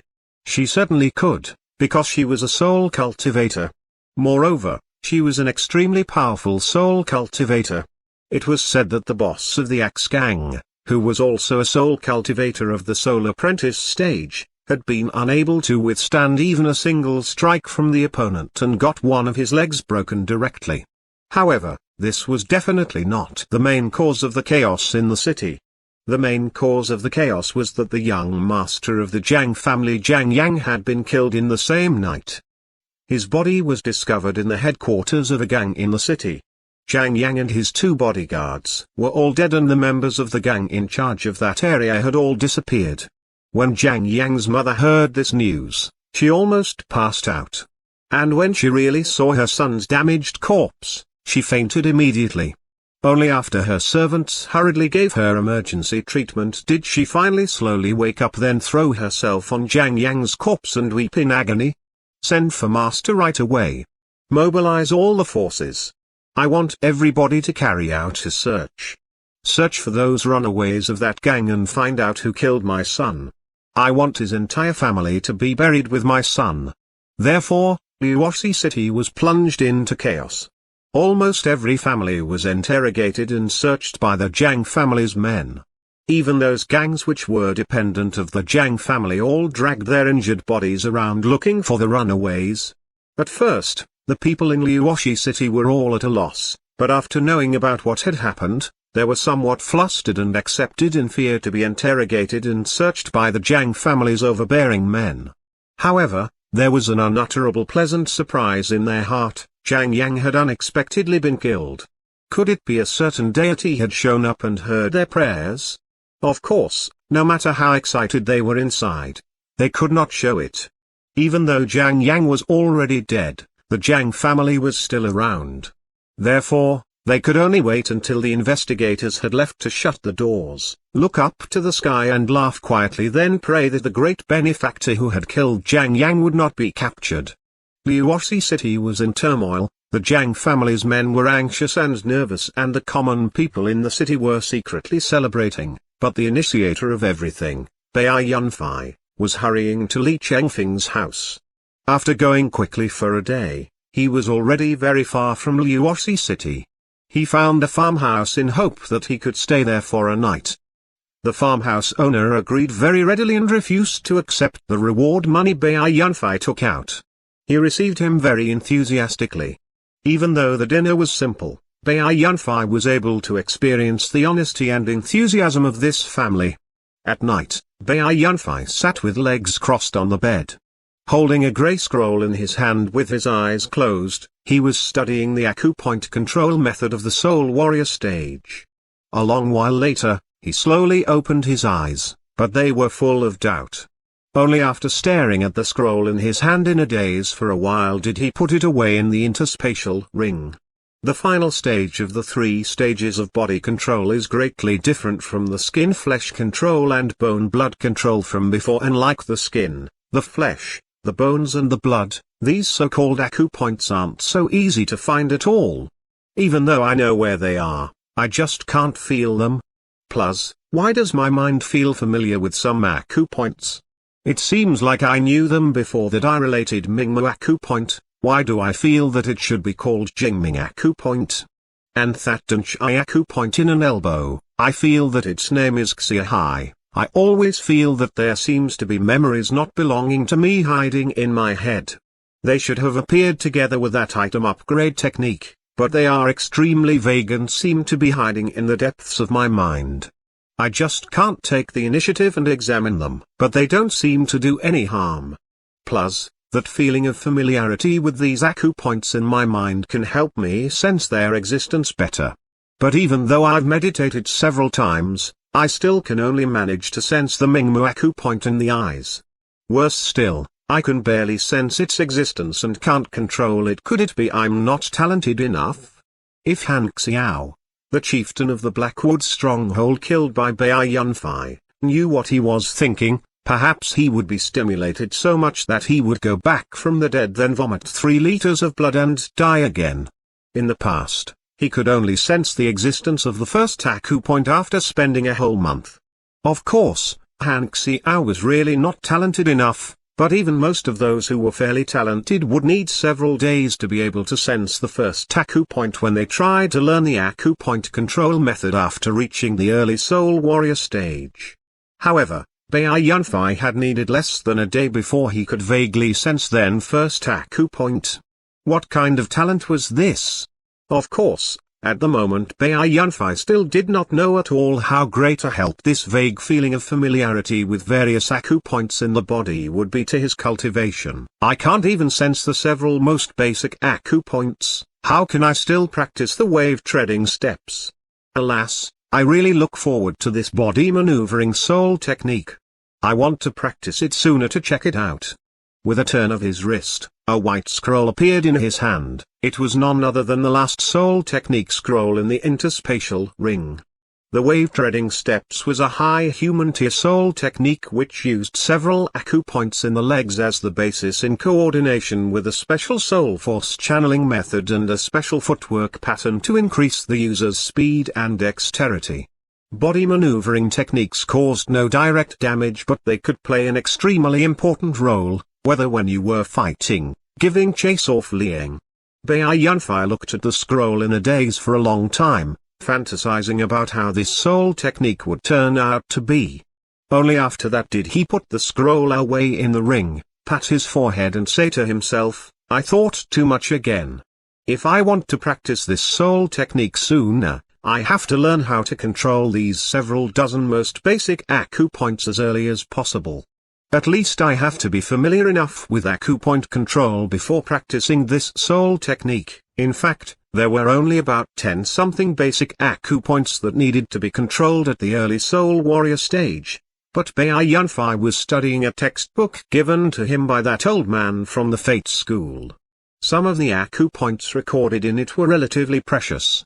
In ordinary, small schools of soul cultivators, even only the headmasters can learn cultivation methods which use these acupoints. However, Bai Yunfei did not know this. He only thought that they were ordinary acupoints that a soul warrior had to control. Chapter 33, Meet Li Chengfeng again. In the morning of the next day, Bai Yunfei slowly opened his eyes after practicing for a whole night. At that moment, his eyes seemed to flash with a trace of light. They then returned to normal, seeming not to have undergone any change, but the expression in his eyes also seemed to be clearer than before. It's really inconceivable. I can only control the Mingmu acupoint, and worse still, at an elementary level, but my vision is already much better than before. Not only can I see farther now, I can also see much more clearly, Bai Yunfei thought to himself as he looked around for a while.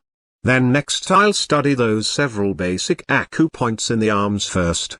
According to what that scroll says about their effectiveness, if I can control those several acupoints proficiently, I should be able to use the second level of the overlapping waves art called Ninefold Fist Force with relative ease. In fact, he could already use the Ninefold Fist Force earlier when he had still been a late soul personage, but the price would be too high. After just one use, his arm would be paralyzed for half a day, and even worse, it would hurt excruciatingly.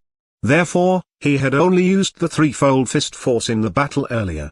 If I can use the Ninefold Fist Force proficiently, I'll become much more powerful. And if I can even use the Ninefold Thrust, then unless something unexpected happens, basically every time I thrust the fire-tipped spear out, its explosion effect will be triggered. At that time, at this point, Bai Yunfei could not help starting to fantasize again. After bidding farewell to this simple and honest family, Bai Yunfei continued to head for Li Chengfeng's house. He trained along the way. After taking several detours confusedly, in the evening of the fifth day, Bai Yunfei finally arrived in Li Chengfeng's current village again. Seeing Bai Yunfei again, Li Chengfeng was naturally very happy. The other people in the village also showed special enthusiasm for him when they knew that he was the visitor because they considered him their benefactor. The entire village held a welcome banquet for Bai Yunfei as if they were celebrating a festival, making him feel quite embarrassed. At night, it was pleasantly quiet in the village. Most of the people had already turned out the lights and gone to sleep. On a small hillside outside the village, Bai Yunfei and Li Chengfeng were sitting with legs crossed. Not long ago, a good several batches of men suddenly showed up around here one after another and asked people in the village about that Blackwood stronghold. Luckily I had already instructed them earlier, so they all handled this pretty well. Besides, I had already hid those horses deep behind the mountain when noticing that the situation had been abnormal. Luckily it seemed those men didn't think that a village like ours would have something to do with those bandits, so they all left after casually asking some people. Li Chengfeng slowly recounted what had happened recently while gazing at the several dots of lamplight yet to be put out in the village. Bai Yunfei nodded, saying, Yeah, you did a great job. We definitely can't let them know that we were behind the destruction of the Blackwood stronghold, otherwise the village will be put in danger. But I think they won't pay attention to this place again. After all, nobody would suspect a small village like this one. Then he turned his right hand over. The 3 scrolls appeared in his hand. He held them out to Li Chengfeng, saying, "You've already reached the soul personage stage. Tomorrow you should start practicing the 2nd stage of body control, the bone-blood control. You can also practice the soul techniques in this scroll. The last scroll requires you to reach the soul warrior stage to practice. Just leave it there for now." "Oh? Is it okay to give me all of them?" Seeing him hand over 3 scrolls at once, Li Chengfeng asked doubtfully as he received them. "Never mind, of course I have remembered all the contents before giving them to you. Now I don't need them anymore. I'll stay in the village for a while and wait until I have become proficient in acupoint control to leave. During this period of time, you can ask me if you have any questions about cultivation." Bai Yunfei said smilingly. Li Chengfeng gave his wrist a shake and the 3 scrolls disappeared. They had been sucked into the interspatial ring in his finger. It was none other than the former interspatial ring of Han Xiao, chieftain of the Blackwood stronghold. "Right, have you finished doing what you wanted to do when returning to Liuoshi City this time?" Li Chengfeng asked in a seemingly very casual manner. Bai Yunfei nodded, saying, "Yeah, I'm done with it. I won't go back to that place anymore. I intend to leave Kinyan province directly in a while and go to Pingchuan province, which has a school of soul cultivators called the crafting school. I want to go there to study under a master." "Oh, it's a good idea to leave too. You're like a floating white cloud. A small place like this can't make you stay, right?" Li Chengfeng added smilingly as if he was joking, "Unfortunately, I'm still too weak, otherwise, I'd really want to go on a journey with you. Give me a break." Bai Yunfei scolded jokingly, "You just got married not long ago, but you're already thinking about the teeming world outside? Don't tell me you're willing to part with your precious Linger. And if you want to travel the world with your family now, even I will disagree with you. Can you protect Linger?" I wasn't serious about that." Li Chengfeng scratched his head in an embarrassed manner. "Of course I'm aware of these things, so you can rest easy. Before making a breakthrough to the Soul Warrior stage like you, I definitely won't consider leaving. However, now that I've already got this kind of power, I can't stay in this hamlet for life. Eventually I'll have to go and experience the outside world. At that time, can we still meet again?" Li Chengfeng said in a longing tone while looking up at the numerous stars in the sky. "That goes without saying. We'll definitely meet again. At that time, you can't be too weak." Bai Yunfei said smilingly, "I just got a 1-step head start on you, and nothing more. When the time comes, you can go to the crafting school to find me. Or if you join another school, make a name for yourself, I'll come and find you at that time. Right? I've learned a bit about schools in the world recently. I'll tell you about them so that later you'll be well aware of the situation." Bai Yunfei then told Li Chengfeng carefully what he knew, including the information on the 10 great schools, before continuing, "I don't know much about the Soul Sprite stage after the Soul Warrior stage either. I only know that from the Soul Sprite stage, you can control the power of the natural elements. It seems when you make a breakthrough to this stage, you'll have to choose the type of element you'll want to control, and this will have something to do with the attributes of your soul essence.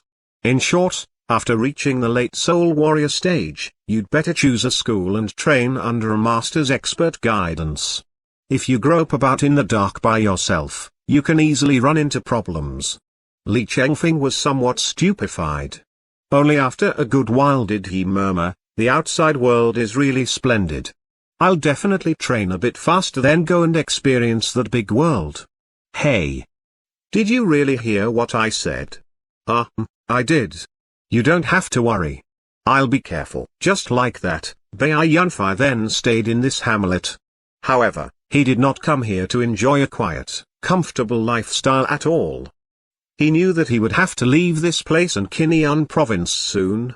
What he had to do now was practice, practice and practice, to master the acupoint control method and become proficient in his soul techniques. He had to make every effort to improve his power so that later he could face the ever-present threat of being hunted down. Chapter 34, Explode. Explode. And explode. In the next several days, Bai Yunfei trained almost as hard as he would in a closed-door session. He studied the method for controlling those basic acupoint in meditation almost all the time. And at night, his time was not wasted either. Instead of sleeping, he spent time increasing his soul force. Because Bai Yunfei spent nearly all his daytime studying acupoints, he basically did not have time to improve his soul force. However, he had his own method for improving his soul force with ease. This method was naturally the item upgrade technique. At the moment, he was staying in this hamlet near Li Chengfeng, so he did not have to worry that there would be danger after he passed out. Therefore, he used the upgrade technique to exhaust his soul force directly every night. The next day, by the time he woke up from his unconsciousness, his soul force would have already improved. This was really convenient. However, there was a little trouble, namely, the numerous items stored in his interspatial ring had almost been used up by him in just several days. Nearly all of these ordinary items were destroyed before they could reach +10, turning into piles of scrap metal as if they had been in existence for countless years before this. Later, Bai Yunfei had no choice but to change his method. Before going to sleep, he practiced the body control or the soul techniques to use up most of his soul force. Then he used the upgrade technique to exhaust his remaining soul force. Because of this, every night he would jump around like mad before going to bed. The villagers who did not know what was going on even thought that he had too much energy, and a well-meaning aunt even suggested introducing a girl to him to help him. However, the result of such arduous training was, after 7 days, he could already more or less control the several acupoints in his arms and manage to use the ninefold fist force without suffering too much from the side effect. At last, he had accomplished the first goal. Next he would have to train the acupoints in his legs, then begin to practice the wave treading steps. His soul force had been increasing steadily by 20-something points a day. It had been 12 days since he had reached the soul warrior stage. In the first 5 days, which was also the time it took him to go from Liuoxi city to this village, he only used the soul cultivation art to improve his soul force. After the last 7 days, now the numerical value of his soul force was about 1,500 points. Bai Yunfei guessed that the threshold for the middle soul warrior stage should be about 1,600 points. In other words, he would reach the middle soul warrior stage in a few days. In terms of items, although the chances of successful upgrades were extremely low, after many upgrades, he still ended up with more than 10+10 items such as sabers, swords and sticks. Perhaps inspired by Bai Yunfei, Li Chengfeng trained very hard too. He even spent much less time with his precious Linga. However, Linga was a good wife, so she did not complain about this at all. She was also sincerely happy upon seeing the joyful expression he had when training together with Bai Yunfei. By the time of Bai Yunfei's arrival, Li Chengfeng had already been a soul personage for a while. Recently he had been practicing the bone-blood control method and the overlapping waves art he had just obtained, all while having to improve his soul force through cultivation. Even so, after the first 2 days, he still broke through to the middle soul personage stage. His power had been increasing steadily. This even made Bai Yunfei wonder if he might also possess a shortcut capable of improving soul force like the item upgrade technique. This day, in the afternoon, Bai Yunfei went into the mountain forest behind the village alone, found a secluded place and sat down with legs crossed. At the moment he wanted to do an important thing, upgrading his items, upgrading those +10 items. All along, Bai Yunfei had considered +10 the limit of the upgrades. Now that he already had quite a few +10 items, he decided to upgrade them to even a higher level so that he could gather even more information about the upgrade technique. Anyway, These were all ordinary items, so even if they exploded, he would not be too distressed by this. Gently taking a breath, he turned his wrist over. A dagger appeared in his hand. Let's get started with a +9 dagger upgrade. Upgrade successful. Item grade, normal. Upgrade level, +10.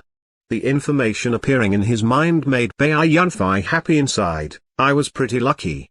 The first upgrade was successful, then let's follow it up with the next upgrade. Upgrade failed.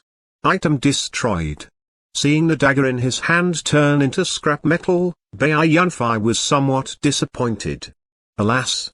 As expected, it's not so easy to succeed. He took out another +10 dagger. Upgrade. Upgrade failed. Item destroyed. He took out another +10 dagger. Upgrade. Upgrade failed.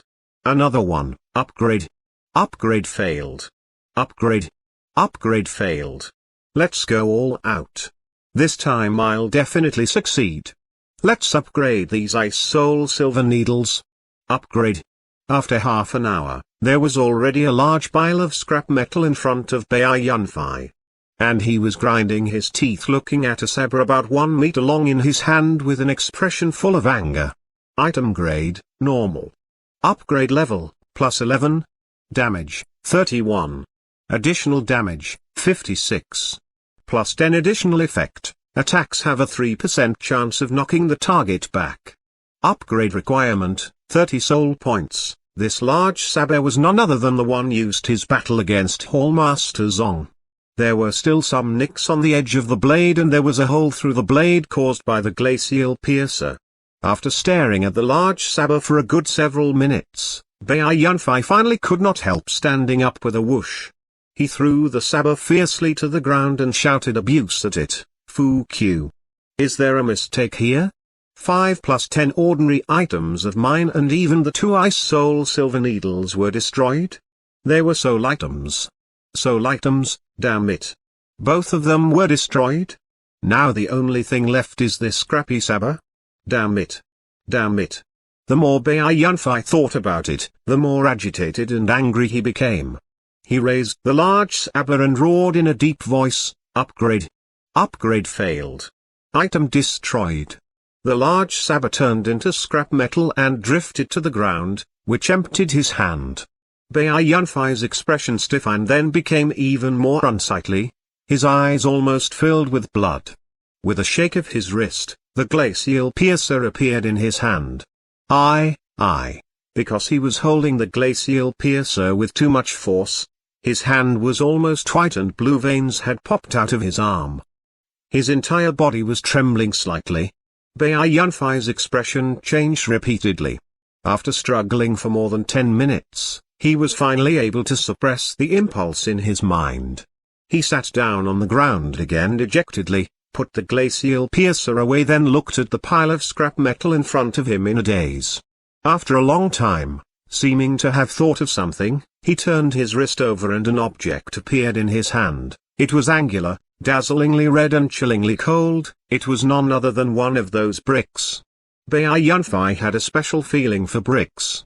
After all, in the beginning, only because he had accidentally upgraded that brick to +10 had he been able to catch Dire Wolf by surprise in the Colosseum and kill him to survive.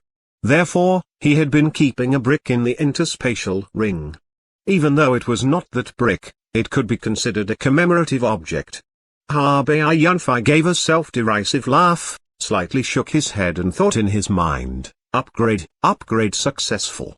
Bai Yunfei's expression stiffened a bit, but he did not care too much about this success. He continued to think in a somewhat frustrated manner, upgrade successful. I upgrade again. His expression changing, Bai Yunfei roared like mad. Upgrade successful. After being stupefied for half a minute, Bai Yunfei acted the same as before. He stood up with a whoosh, threw the brick to the ground fiercely, stamped his foot and shouted abuse. Fu Q. Are you kidding me? Chapter 35, +13 brick. Hurling. After being stupefied for half a minute, Bai Yunfei acted the same as before. He stood up with a whoosh, threw the brick to the ground fiercely, stamped his foot and shouted abuse. "Fuck you. Are you kidding me?" Question mark. Only after another 5 minutes was Bai Yunfei finally able to calm his trembling heart and body down. As he picked up the brick, half of which had been sunk into the ground, and brushed the soil from its surface with his hand, he almost burst into tears. "If I had known it, I would have upgraded the glacial piercer." Staring at the brick in his hand with a complicated expression, Bai Yunfei started to regret upgrading it in his heart. With the thought, the properties of the brick showed up in his mind. Item grade, normal. Upgrade level, +13. Damage, 9. Additional damage, 132. +10 additional effect. Attacks have a 1% chance of confusing the target for a maximum of 3 seconds. When attacking the head, the chance of confusing increases to 5%. +12 additional effect. Attacks have an 8% chance of stunning the target for a maximum of 5 seconds. When attacking the head, the chance of stunning increases to 15%. +13 additional effect. Attacks have a 30% chance of hurling the target through the air. Upgrade requirement, 50 soul points. The gloomy expression on Bai Yunfei's face disappeared in an instant and was replaced with an extremely astonished one, as if he did not dare to believe the information in his mind. After being astonished for 10-something seconds, he put the brick down on the ground again in a somewhat stupefied manner, then picked it up once more and examined it. He put it down again, picked it up once more and examined it. After doing so several times, he was finally sure that this was real. Holding the brick with both hands, he murmured, "This can also be considered a small compensation for the losses."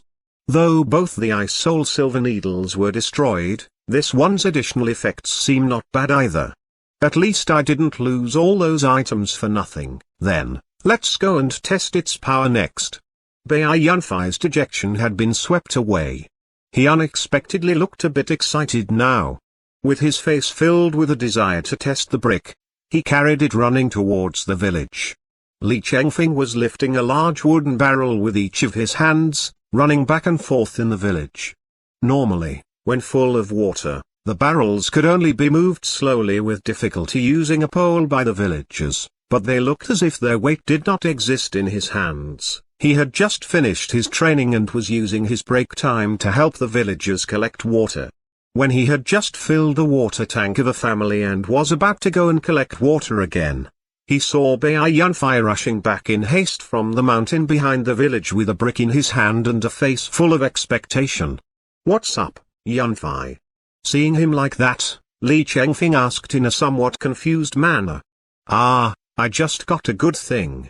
Chengfeng, stop what you're doing first and come test its power with me," Bai Yunfei said to him while weighing the brick in his hand.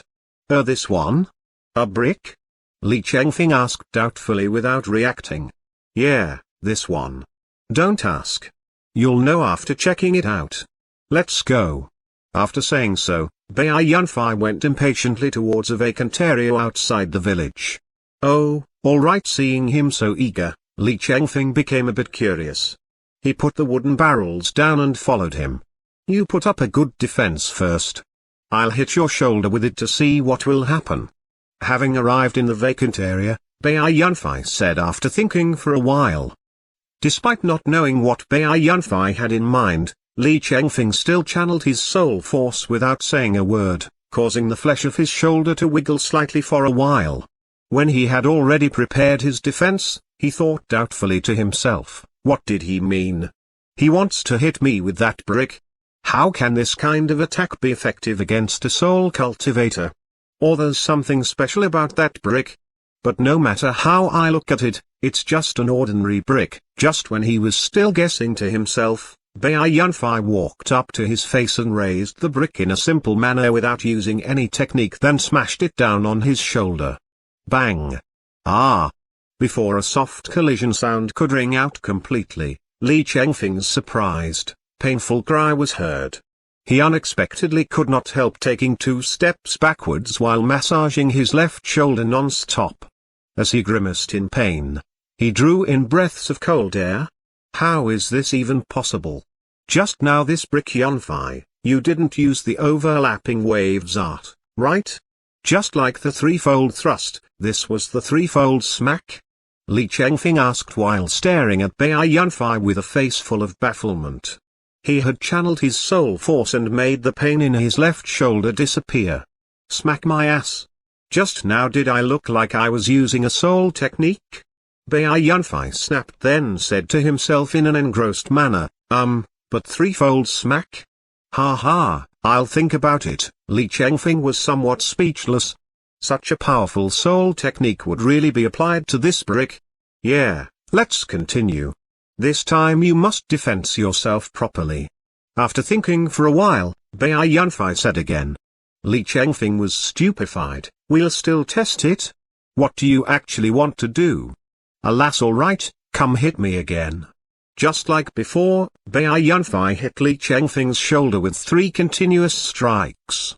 This time, Li Chengfeng had already prepared himself by strengthening his defense, so despite still feeling a little pain, he did not even move half an inch. He looked doubtfully at Bai Yunfei, who would stare at him hopefully for a few seconds whenever hitting him with the brick. After the third hit, Bai Yunfei looked at the brick in his hand rather disappointedly and said to himself, strange, why hasn't it happened yet? He then raised his head again looking at Li Chengfeng and said smilingly, you're really lucky, Chengfeng. After that, he smashed the brick down once again. Oh? What do you mean? My luck, Li Chengfeng said in puzzlement, but before he could finish what he was saying, something unusual suddenly happened just when this blow landed on his shoulder. When Bai Yunfei felt a strand of soul force flow into the brick in his hand, his eyes brightened. Here it comes. Li Chengfeng, who had still been nonchalant just then, suddenly flew into the air without finishing what he was saying, as if he had been rammed into head-on by a big truck or big horse carriage. He flew away more than 3 meters, then, after landing, slid away nearly 10 more meters before he finally stopped. Li Chengfeng sat on the ground with his mouth half open. He was not injured, but he had been somewhat stupefied by this sudden situation. Ha ha, it was finally activated. This is the hurling effect, isn't it? It's even more formidable than I thought. Ha ha. Bai Yunfei's slightly complacent, happy laughter woke Li Chengfeng up with a start from his stupefaction. He stood up and looked at the brick in Bai Yunfei's hand with an astounded expression, asking, Yunfei, what happened just now? My body suddenly flew backwards uncontrollably, but I'm not injured at all. Could it be this brick was the cause of this? Yeah, you're right. It's miraculous, isn't it? Ha ha, I'll explain this to you in a while. Come, let's continue. Bai Yunfei stopped talking to himself when hearing his questions, then walked towards him again with a totally excited expression. Wait. I quit. This is a strange thing. I don't want to play with it anymore. Li Chengfeng looked at the brick in Bai Yunfei's hand, which seemed to be slightly emitting a red light, and said while waving his hands repeatedly. Bai Yunfei's longing expression had given him the creeps. Alas, how can you be like this? It won't hurt you. That hurling effect just now only has a 30% chance of being triggered. Seeing Li Chengfeng backing off continuously, seeming unwilling to cooperate with him in his experiment again, Bai Yunfei thought for a while, then had no choice but to change his tune, saying, alas, forget it. How about you hitting me? At least this is okay, right? I'll have a taste of its effect myself. Is this really okay? Li Chengfeng was stupefied and stopped retreating. Looking at the brick held out to him by Bai Yunfei, he received it hesitantly. As he weighed it in his hand, a hint of curiosity gradually appeared in his eyes. He then raised his head, saying, all right, I'll help you test it. What should I do? Still hit your shoulder with it? How much force should I use? Let me think. Don't hit my shoulder. Hit my forehead, okay? But don't use a lot of force. Just hitting me gently is enough. Bai Yunfei said after thinking for a while. Forehead. All right, then get your defense ready. I'm hitting you now. Li Chengfeng was a bit stupefied, then said somewhat uncertainly. Yeah, just do it. But wait for a while after every time you hit me. Don't hit me again until I tell you to. Bai Yunfei lowered his head slightly and warned. Li Chengfeng slowly held out the brick in his hand and smashed it on Bai Yunfei's forehead with a small force. Bang! Although he used a very small force, when the brick hit Bai Yunfei's forehead, it created a strange soft sound. Afterwards, just like what had happened to Li Chengfeng earlier, Bai Yunfei flew away a good distance with slight buzzing sounds as if he had been rammed into by a galloping big horse carriage. Looking at Bai Yunfei, who was sitting on the ground in some confusion, then looking at the brick in his hand, Li Chengfeng was stupefied for a short while, then suddenly laughed out loud with his hands holding his stomach. "What did you say? The hurling effect has an activation chance of less than 1 to 3, right? Ha, then looks like I'm really way luckier than you, ha. Bai Yunfei struggled up from the ground, brushed the dirt off his body and said in a somewhat embarrassed manner, that was unexpected, let's continue. Continue? All right. Get ready, here I come." This time Li Chengfeng appeared to be very active and even to be quite enjoying himself. Regardless of what this so-called hurling effect actually was, at the moment he found it very interesting and especially delightful. "Yeah, hit me." When Bai Yunfei saw that Li Chengfeng's face was full of expectation, the corners of his mouth twitched in an unnatural manner.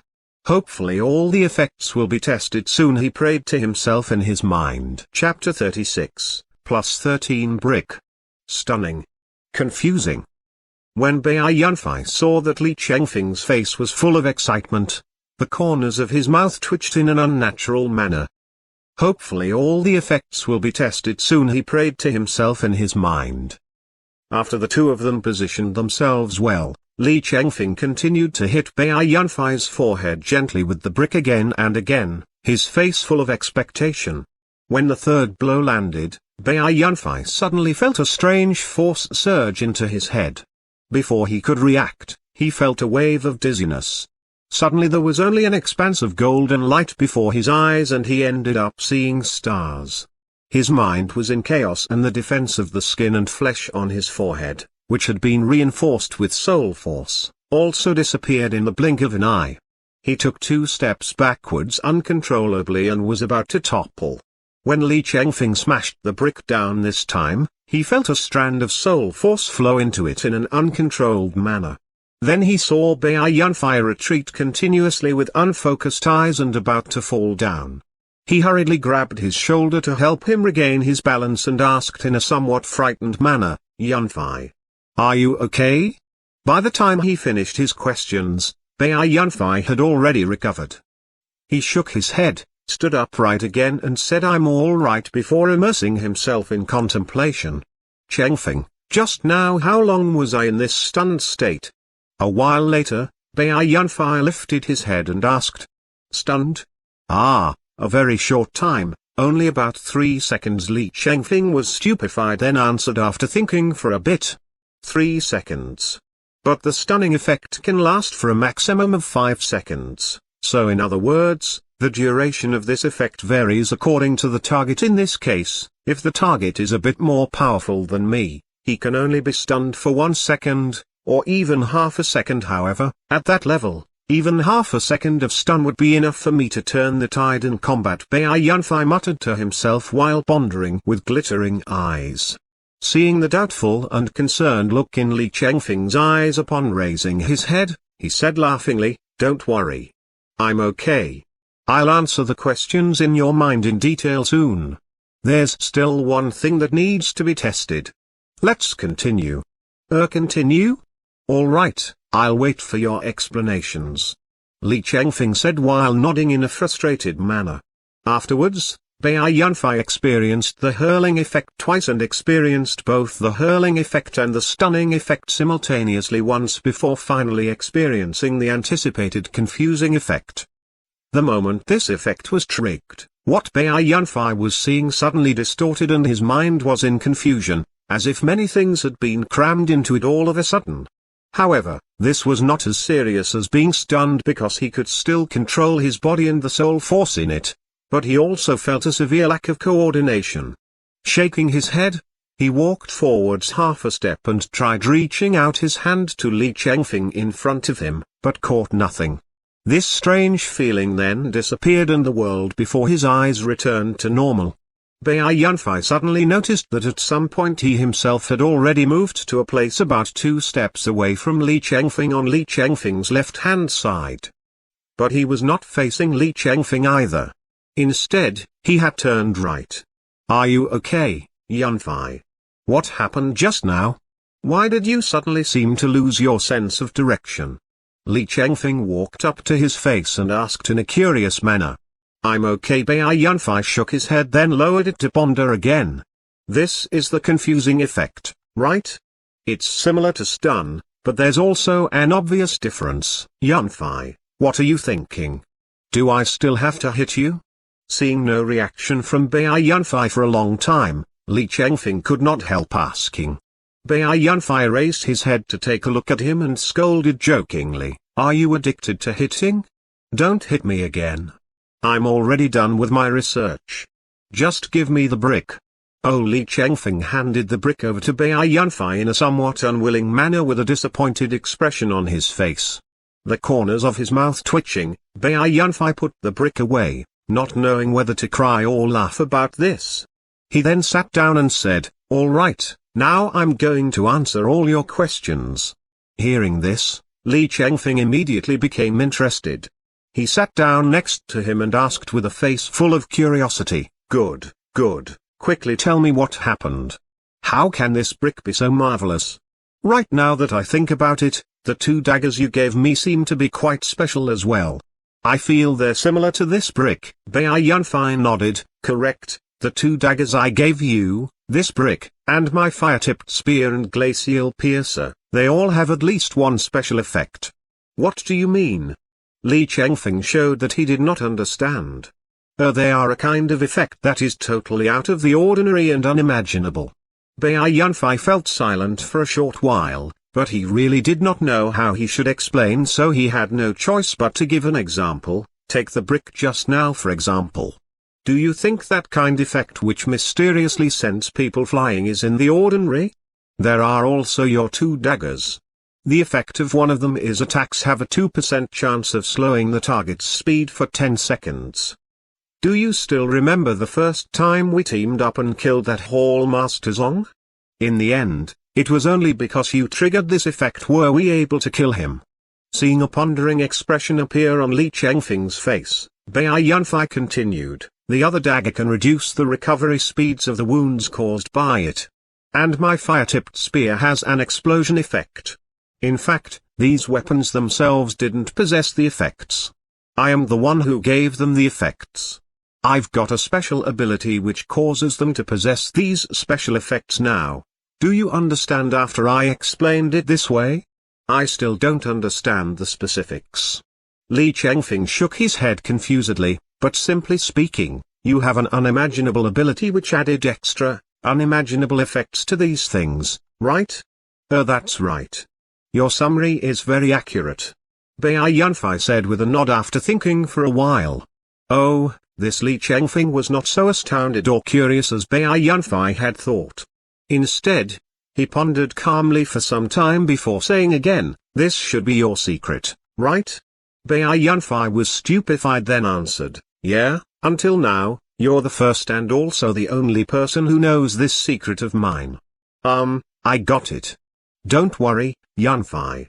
I definitely won't tell anyone about this secret," Li Chengfeng said resolutely after falling silent again for a while. Bai Yunfei smiled and hit his shoulder with a punch, saying, "Of course I wouldn't have let you know about it if I didn't trust you. Why did you give me such a guarantee as if I don't trust you?" The 2 of them then chatted for some time about the various effects of the weapons. Li Chengfeng was obviously very curious about this. He even almost failed to resist the urge to take out those 2 upgraded daggers and cut himself to personally experience their effects.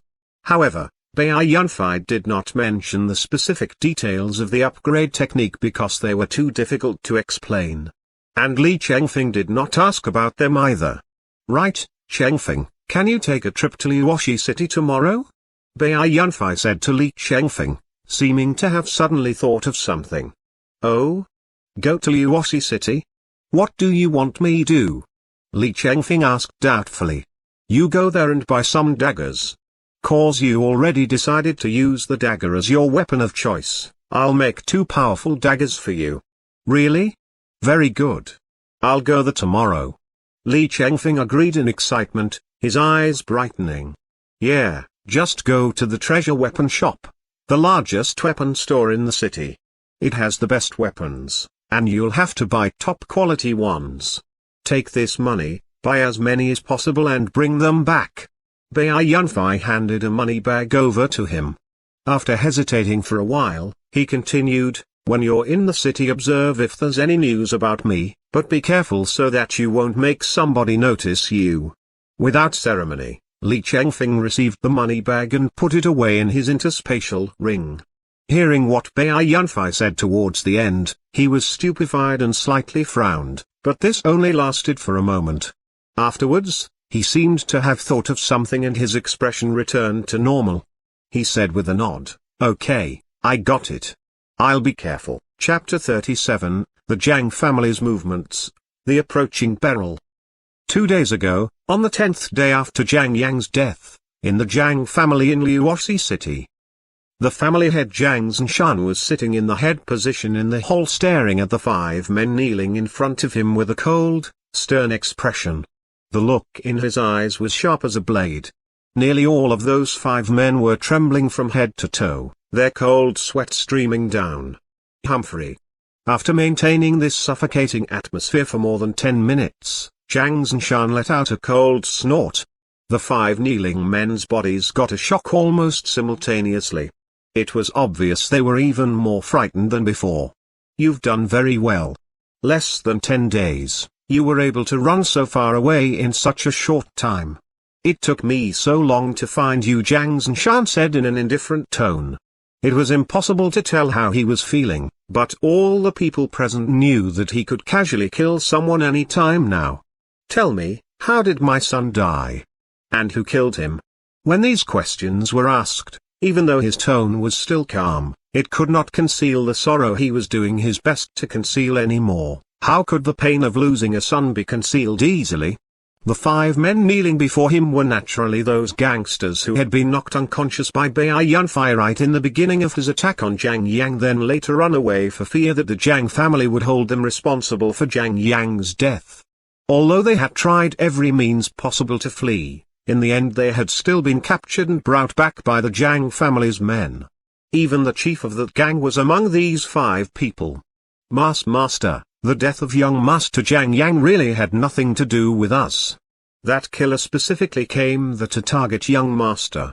Besides, he is an extremely powerful soul cultivator. We were knocked out to the floor right in the beginning. It really had nothing to do with us. Master, please spare our lives. The chief had no choice but to begin to entreat in fear after hesitating for some time. The 4 people kneeling behind him were so frightened that they did not even say a single word.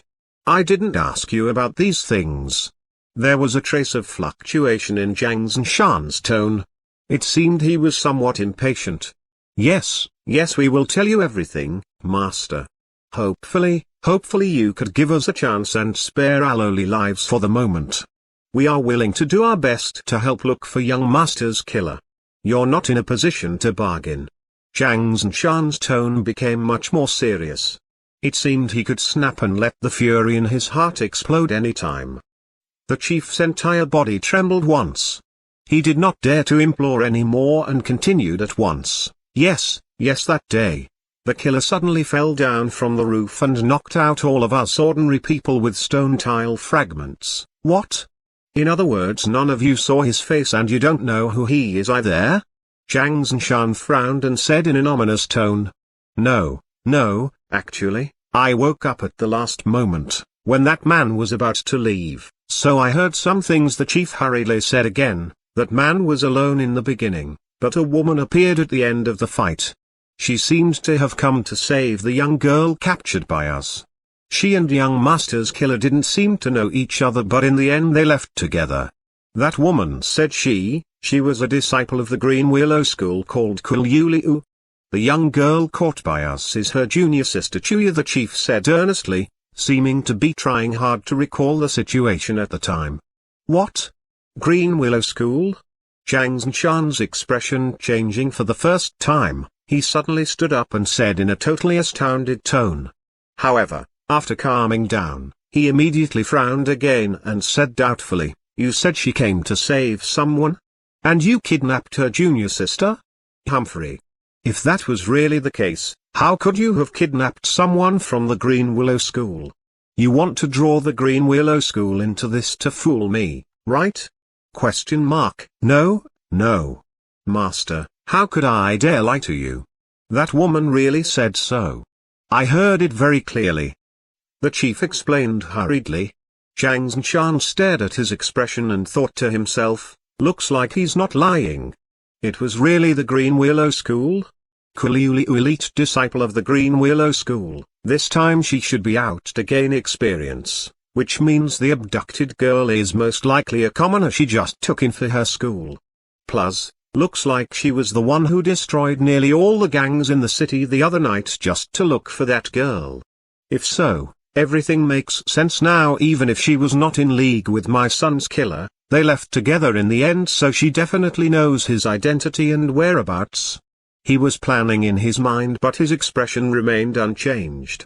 After regaining his composure, he said indifferently, "You still haven't told me any specific information about that killer.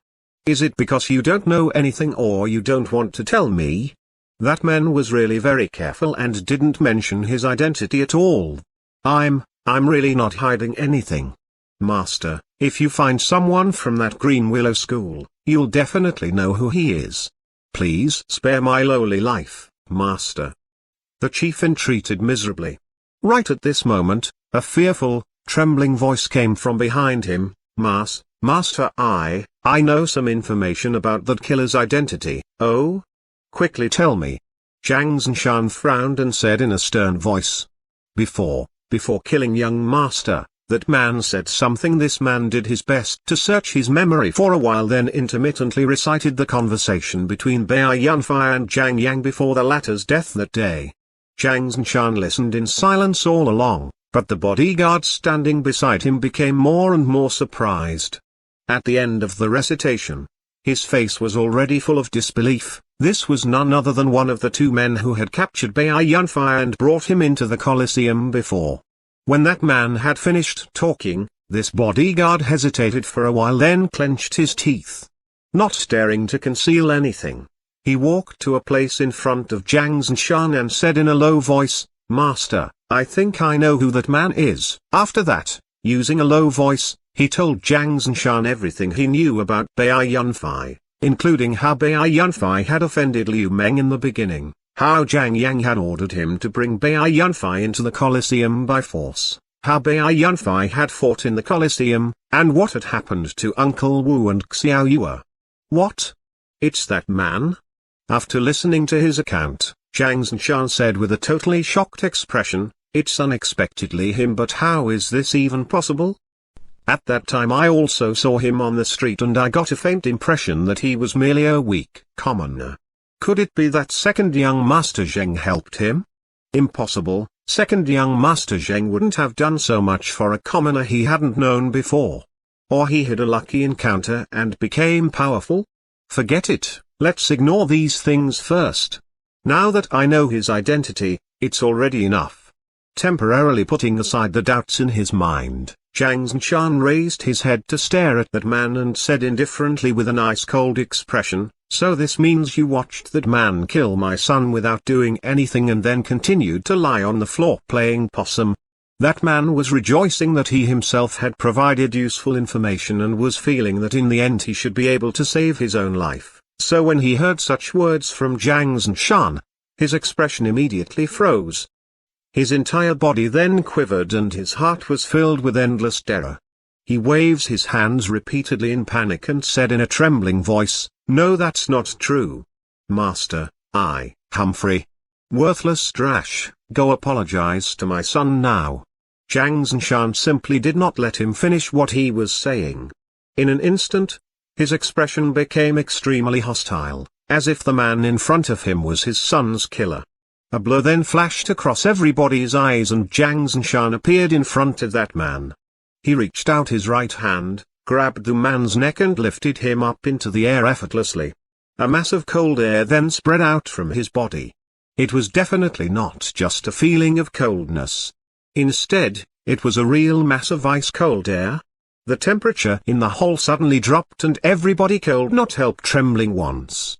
A visible white mist then appeared around Jiang Zinshan's right hand. The man Jiang Zinshan was holding in midair was struggling non-stop, and because he was being held by the neck his face had become very red. Now his face unexpectedly turned pale slowly and became covered with thin ice patches bit by bit. Eventually he stopped struggling, his hands dropping down powerlessly. Jiang Zinshan loosened his grip and this man immediately fell to the floor. His body was obviously very stiff, as if he had been frozen to death in a world of ice and snow. Idiot! The chief secretly sighed as he looked at the corpse of this man. Even though his face was full of terror like the other people's, there was still a vague trace of happiness on it. Jiang Zinshan swept his eyes over the remaining 4 people and said coldly, "As for the 4 of you, I'll spare your lowly lives for now. If you contribute substantially to the search for that man, then I won't kill you. Otherwise you'll be buried with my son." He lifted his head and instructed the subordinates beside him, "Immediately make a portrait of that man and find out who he really is, then mobilize all the forces and men to carry out a search for me.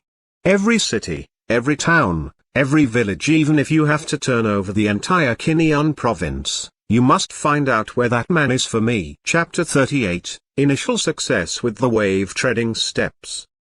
In the evening of the 5th day after Li Chengfeng left Fluoxi City. In a groove behind the village, under the illumination of the setting sun, a ghost-like silhouette was moving back and forth amidst the trees, sometimes rushing forwards, sometimes moving sideways, sometimes backing off. And sometimes it even dashed straight up a large tree, then ran down as if the tree was the flat ground, or turned to one side and moved forwards nearly horizontally. This silhouette was moving extremely fast, almost creating a long blur, but strangely enough, there were no sounds of footsteps. Only the sounds of the clothes flapping could be vaguely heard. If an ordinary person came across this scene, he would most probably shout "Ghost!" then run away like crazy. This silhouette was of course not a ghost. It was none other than Bai Yunfei. Since Li Chengfeng had left Fluoxi City, he had been feeling a trace of uneasiness in his heart. For 5 days in a row, instead of using the upgrade technique again to improve his soul force, he had spent nearly all his time studying and practicing the acupoint control method. A greatly increased effort naturally led to highly effective training and great results. 1 day ago, he had finished practicing the various major basic acupoints in his legs, finally meeting the demands he had placed on himself earlier, and had begun to practicing the soul technique called wave-treading steps. This long-awaited soul technique indeed did not disappoint him. Even at the most elementary level of mastery, it already made him so unimaginably fast and nimble. Only when Bai Yunfei saw smoke begin to curl upwards from the kitchen chimneys in the village did he stop training. Wiping the sweat from his forehead, he felt extremely comfortable. "It's really like seeing an oasis in the desert. Now that I have this wave-treading steps, I'm even more confident of dealing with the upcoming crisis." While pondering to himself, Bai Yunfei walked towards the village, from which the smell of food was wafting out gradually. "Very soon, I'll have to say goodbye to this tranquil lifestyle. It's highly probable that I won't be able to avoid the Jiang family's manhunt. But in my current state, I'm not afraid of them either. I'm going to counter soldiers with arms, water with an earth weir. When I leave this Kinyan province, I'll be like a free fish in an endless sea, a flying cloud in the limitless sky." At night, Bai Yunfei was lying on the bed with the back of his head resting on his hands, looking at the several beams of moonlight shining into the house and pondering over the current situation. "It's kind of strange, it's already been 17 days since I killed Jiang Yang. Why haven't the Jiang family's men found this place yet? Even if those gangsters tried their hardest to run away, not all of them would have been able to escape. It would have taken the Jiang family several days at most to chase them down. Then, using their confessions and the Jiang family's power, it would have been easy to find out who I am. At that time, the Jiang family would have carried out a large-scale search. According to what I thought at first, it would have taken them around 10 days at most to find this place. This means it's possible that when I killed Jiang Yang, Jiang Zhanshan wasn't at home at all. Plus, he was quite far away from Liuoxi City. There was no decision-maker in the Jiang family, so they had to wait for Jiang Zhanshan to return, wasting several days. If that is the case, didn't I miss an opportunity to escape? If I hadn't stayed at this place and had run away immediately, that's not true either. I know absolutely nothing about the extent of the Jiang family's influence. Plus, I know very little about the world outside. If I had only recklessly wanted to run away, I surely would have had no time to practice, giving up the chance to become several times more powerful in such a short period. If I had chosen to face a danger that could show up any time in a relatively weak state, it would have been a mistake. Now I'm hiding in this remote place, training hard and making the best use of my time to become more powerful. Only this is the correct choice. It doesn't matter what has happened, the fact that the Jiang family has been slow to act is a good thing to me. At least now I've already mastered the method for controlling over 20 basic Aku points and even become proficient in the ninefold fist force, learn the wave treading steps and almost reached the middle soul warrior stage. My power has increased at least by several times. I can already leave any time now. At least I'll have to leave before the Jiang family finds this place. I can't cause the village any trouble. After Chengfeng returns, I'll be able to know the Jiang family's movements. I'll stay for 3 more days at most, then leave this place. The next day, soon after he ate breakfast, he saw a travel-worn and weary Li Chengfeng hurriedly return with an obviously exhausted expression on his face. Given his current level of power, this meant he had been spending soul force non-stop without hesitation on the way to rush back at a faster speed than he should have. In addition to exhaustion, there was even more anxiety on his face. As soon as he returned to the village, without even greeting Linga, he gave Bai Yunfei a hint with his eyes, then turned around and walked out of the village. Seeing him like this, Bai Yunfei was already able to guess a bit. He waved to Linga, hinting at her that she did not have to worry about Chengfeng, then followed him. Yunfei, I already guessed that you went back to Liuoxi City to take revenge, but I didn't expect your enemy to be the Jiang family's young master. You're really terrific. Seeming to be really very tired, Li Chengfeng flopped down onto the grass and said to an incoming Bai Yunfei while shaking his head in a frustrated manner. Oh, you even know this already? That's right, I killed the Jiang family's young master Jiang Yang because he deserved to die. Let's not talk about this. Just tell me the current situation in Liuoxi City first. What are the Jiang family's movements? Seeming to have guessed earlier that Li Chengfeng would say so, Bai Yunfei asked the most important question instead of wasting time explaining. Yeah, so what if you killed him? I can also tell that Jiang Yang was definitely a scoundrel. Even though those commoners in Liuoxi City don't dare to talk about him openly, there are traces of happiness hidden in their eyes. I was able to see that.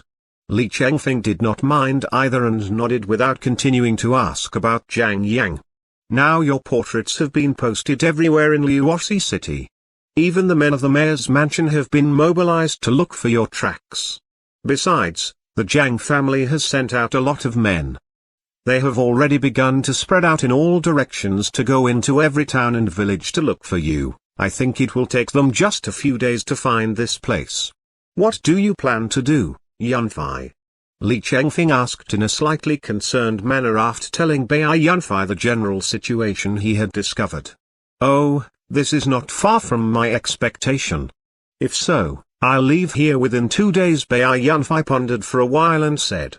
You really have to run away? Yeah, I must run away so that I won't cause the village any trouble. Bai Yunfei nodded, then put this topic aside, asking, right, how many daggers did you buy? What is their quality? Seeing that Bai Yunfei had already made a decision, Li Chengfeng did not mention this topic again.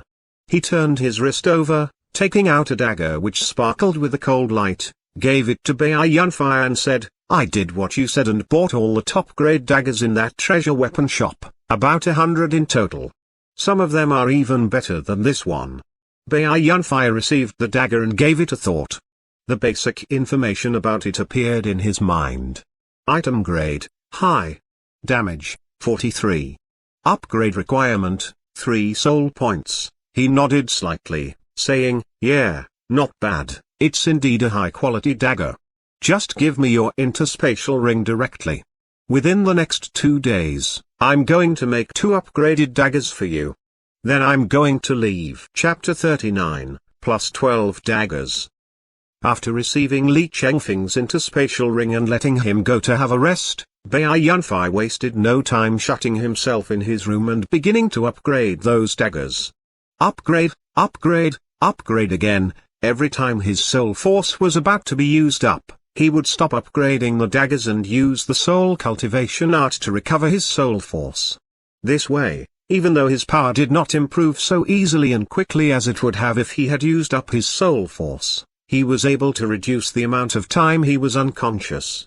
To upgrade a dagger to +8 would need about 100 soul points on average. At the moment, Bai Yunfei had over 1,500 soul points, which was approaching the soul force value of the middle soul warrior stage. So, from the early morning until dinner time in the evening, he was able to upgrade 36 daggers to +8 in total. Dragging his slightly exhausted body along, he hurriedly ate dinner, then returned to his room to continue with the upgrades. He turned his wrist over and a rather luxurious dagger appeared in his hand. It was none other than one of those several top-grade daggers Li Chengfeng had mentioned. Item grade, superior. Damage, 76. Upgrade requirement, 6 soul points. Bai Yunfei had seen 2 superior items before, one being his interspatial ring and the other being the dagger embedded with gems used by Zhang Yang. Moreover, that dagger's damage was 85 points, even a bit higher than this one's. However, it had been destroyed a few days ago during an upgrade session. Normal, high, superior, rare, inheritance, these are the item grades I've seen so far. Staring at the dagger in his hand, instead of upgrading it immediately, Bai Yunfei summed up the information about item grades. The previous 3's damages are all under 100, but the low rare glacial piercer's damage is over 200. This means there should still be an item grade in between. Does a damage of over 200 fall within the scope of soul items? To upgrade the first 3 item grades needs very little soul force, but as the upgrade level goes up, the required soul force increases bit by bit too. However, within the range of soul items, a rare item or above requires a fixed amount of soul points to upgrade. A high-grade dagger's original damage is comparable to a +10 upgraded normal dagger's damage, but why is the +10 upgraded normal dagger obviously more powerful? Is it because of the small amount of soul force poured into it? It's impossible to pour soul force into non-soul items, but after I upgrade them, this becomes possible. Though only a small amount of soul force can be poured into these items, they will indeed become more powerful. This means, the power of a soul item depends not only on the numerical values of its properties but also on the way it is used. Then, let's continue. I must make high-level upgraded items as quickly as possible. There is not much time left. Hopefully I won't be so unlucky like last time. I can rely on nothing but luck every time. Could it be there's no method for increasing the chances of successful upgrades? Damn, upgrade. The next day, Bai Yunfei shut himself in his room again, upgrading the items for an entire day. In the morning of the day after, Li Chengfeng looked at the locked door with a trace of worry in his eyes. Just when he wanted to go over and call Bai Yunfei out to eat breakfast, the door was pushed open from inside with a creak and Bai Yunfei walked out with a slightly tired yet totally excited expression. Yunfei, could it be you've succeeded? Seeing Bai Yunfei come out, Li Chengfeng was stupefied for a moment, but then he reacted by asking with some anticipation. Yeah, I was pretty lucky, so in the end I succeeded. Let's go check them out. After saying so, Bai Yunfei was about to go outside. Wait. Yunfei, you look tired already. You should wash your face first, then have a meal before going. There's no need to hurry. Even though Li Chengfeng wanted very much to find out immediately what effective weapons Bai Yunfei had created, he still suppressed the curiosity in his heart and said while pointing to the breakfast on the table. Oh, that's fine too. I'm a bit tired indeed. Let's eat breakfast first. Looking at the foods on the table, Bai Yunfei nodded, then said to Linger on one side, right, Linger, there's a lot of scrap metal in my room. I'd appreciate it if you go and clean it out. After having breakfast, Bai Yunfei looked much more vigorous. He and Li Chengfeng then went to a vacant area outside the village impatiently. Seeing that Li Chengfeng's face was full of expectation, Bai Yunfei laughed and shook his wrist. A dagger appeared in his hand. Item grade, high. Upgrade level, +12. Damage, 45. Additional damage, 176. +10 additional effect. Attacks have a 3% chance of blinding the target for a maximum of 3 seconds. +12 additional effect. When colliding with the enemy's weapon, this weapon has an 8% chance of severing it. The chance of triggering this effect is in inverse proportion to the grade of the enemy's weapon. It is ineffective against inheritance weapons and above. Upgrade requirement, 61 soul points. After confirming the weapon's properties once, Bai Yunfei gave it to Li Chengfeng, saying, take this first. I'll explain to you in detail in a while. He turned his wrist over again and another dagger appeared in his hand. Item grade, superior. Upgrade level, +12. Damage, 78. Additional damage, 202. +10 additional effect. Attacks have a 4% chance of creating an illusion. +12 additional effect. In downward attacks using the tip of the blade, damage is doubled. Upgrade requirement, 66 soul points. Because of the information having just appeared in his mind, Bai Yunfei could not help grinning and said to Li Chengfeng, hey Chengfeng, why do I feel that you're luckier than I am? This time, though most of the daggers I tried to upgrade for you were destroyed, one of these 2 remaining daggers was among those several top quality daggers. Besides, its effects even make me kind of jealous. Li Chengfeng was stupefied for a moment, then said in a somewhat embarrassed manner, perhaps you should keep and use it? In fact, the 2 daggers you gave me earlier are very good too. Oh, those 2 were destroyed already. Ha, I'm just kidding. I already said I'd make upgraded items for you. How can I possibly keep it? Plus, do you think I'll still be short of this kind of upgraded item? Bai Yunfei said laughingly, also, I didn't touch those 2 daggers because I knew that you would want to keep them as a memento. Alright, now I'm going to explain to you the effects of these 2 daggers. You've got to understand and remember them, so that when you use them in combat later, you'll know exactly what to do. Chapter 40, Research Item Properties again. Alright, now I'm going to explain to you the effects of these 2 daggers. You've got to understand and remember them, so that when you use them in combat later, you'll know exactly what to do. Bai Yunfei then carefully explained the effects of the 2 daggers to Li Chengfeng. After making sure that the latter had understood and remembered them, he put the dagger in his hand away and replaced it with a +8 normal dagger, saying, let's test their effects in detail now. There are still some things I don't understand. I need to study them more carefully. Oh, then how do we test them? Li Chengfeng nodded repeatedly and asked expectantly. There's no need to fight or something. We'll only research its effects. I'll use this dagger to defend and you'll attack me with the dagger in your hand. Just do it slowly. You should already understand this, right? I remember when we were testing the brick last time, you quite enjoyed hitting me with it. Ha, I already know what to do. Let's get started.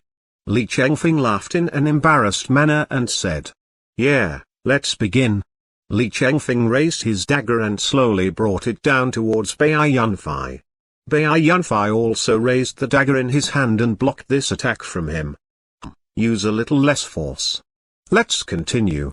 Bei Yunfei looked at the nick that had just appeared on the blade because of the collision and warned. The two daggers then hit each other this way about a dozen times. The dagger in Bei Yunfei's hand was already full of nicks. After all, the dagger in Li Chengfeng's hand towered over it in terms of damage. Another slight sound of collision was heard. Bei Yunfei subconsciously wanted to say it still hasn't come, continue. Only, when he had just opened his mouth and these words had yet to come out of it, everything before his eyes turned black and he could no longer see anything. Blinding. After being stupefied for a second, Bei Yunfei reacted instantly by shouting, "Stop!" In fact, Li Chengfeng had noticed it as soon as this effect had been activated because at that moment, a strand of his soul force had flowed into the dagger uncontrollably.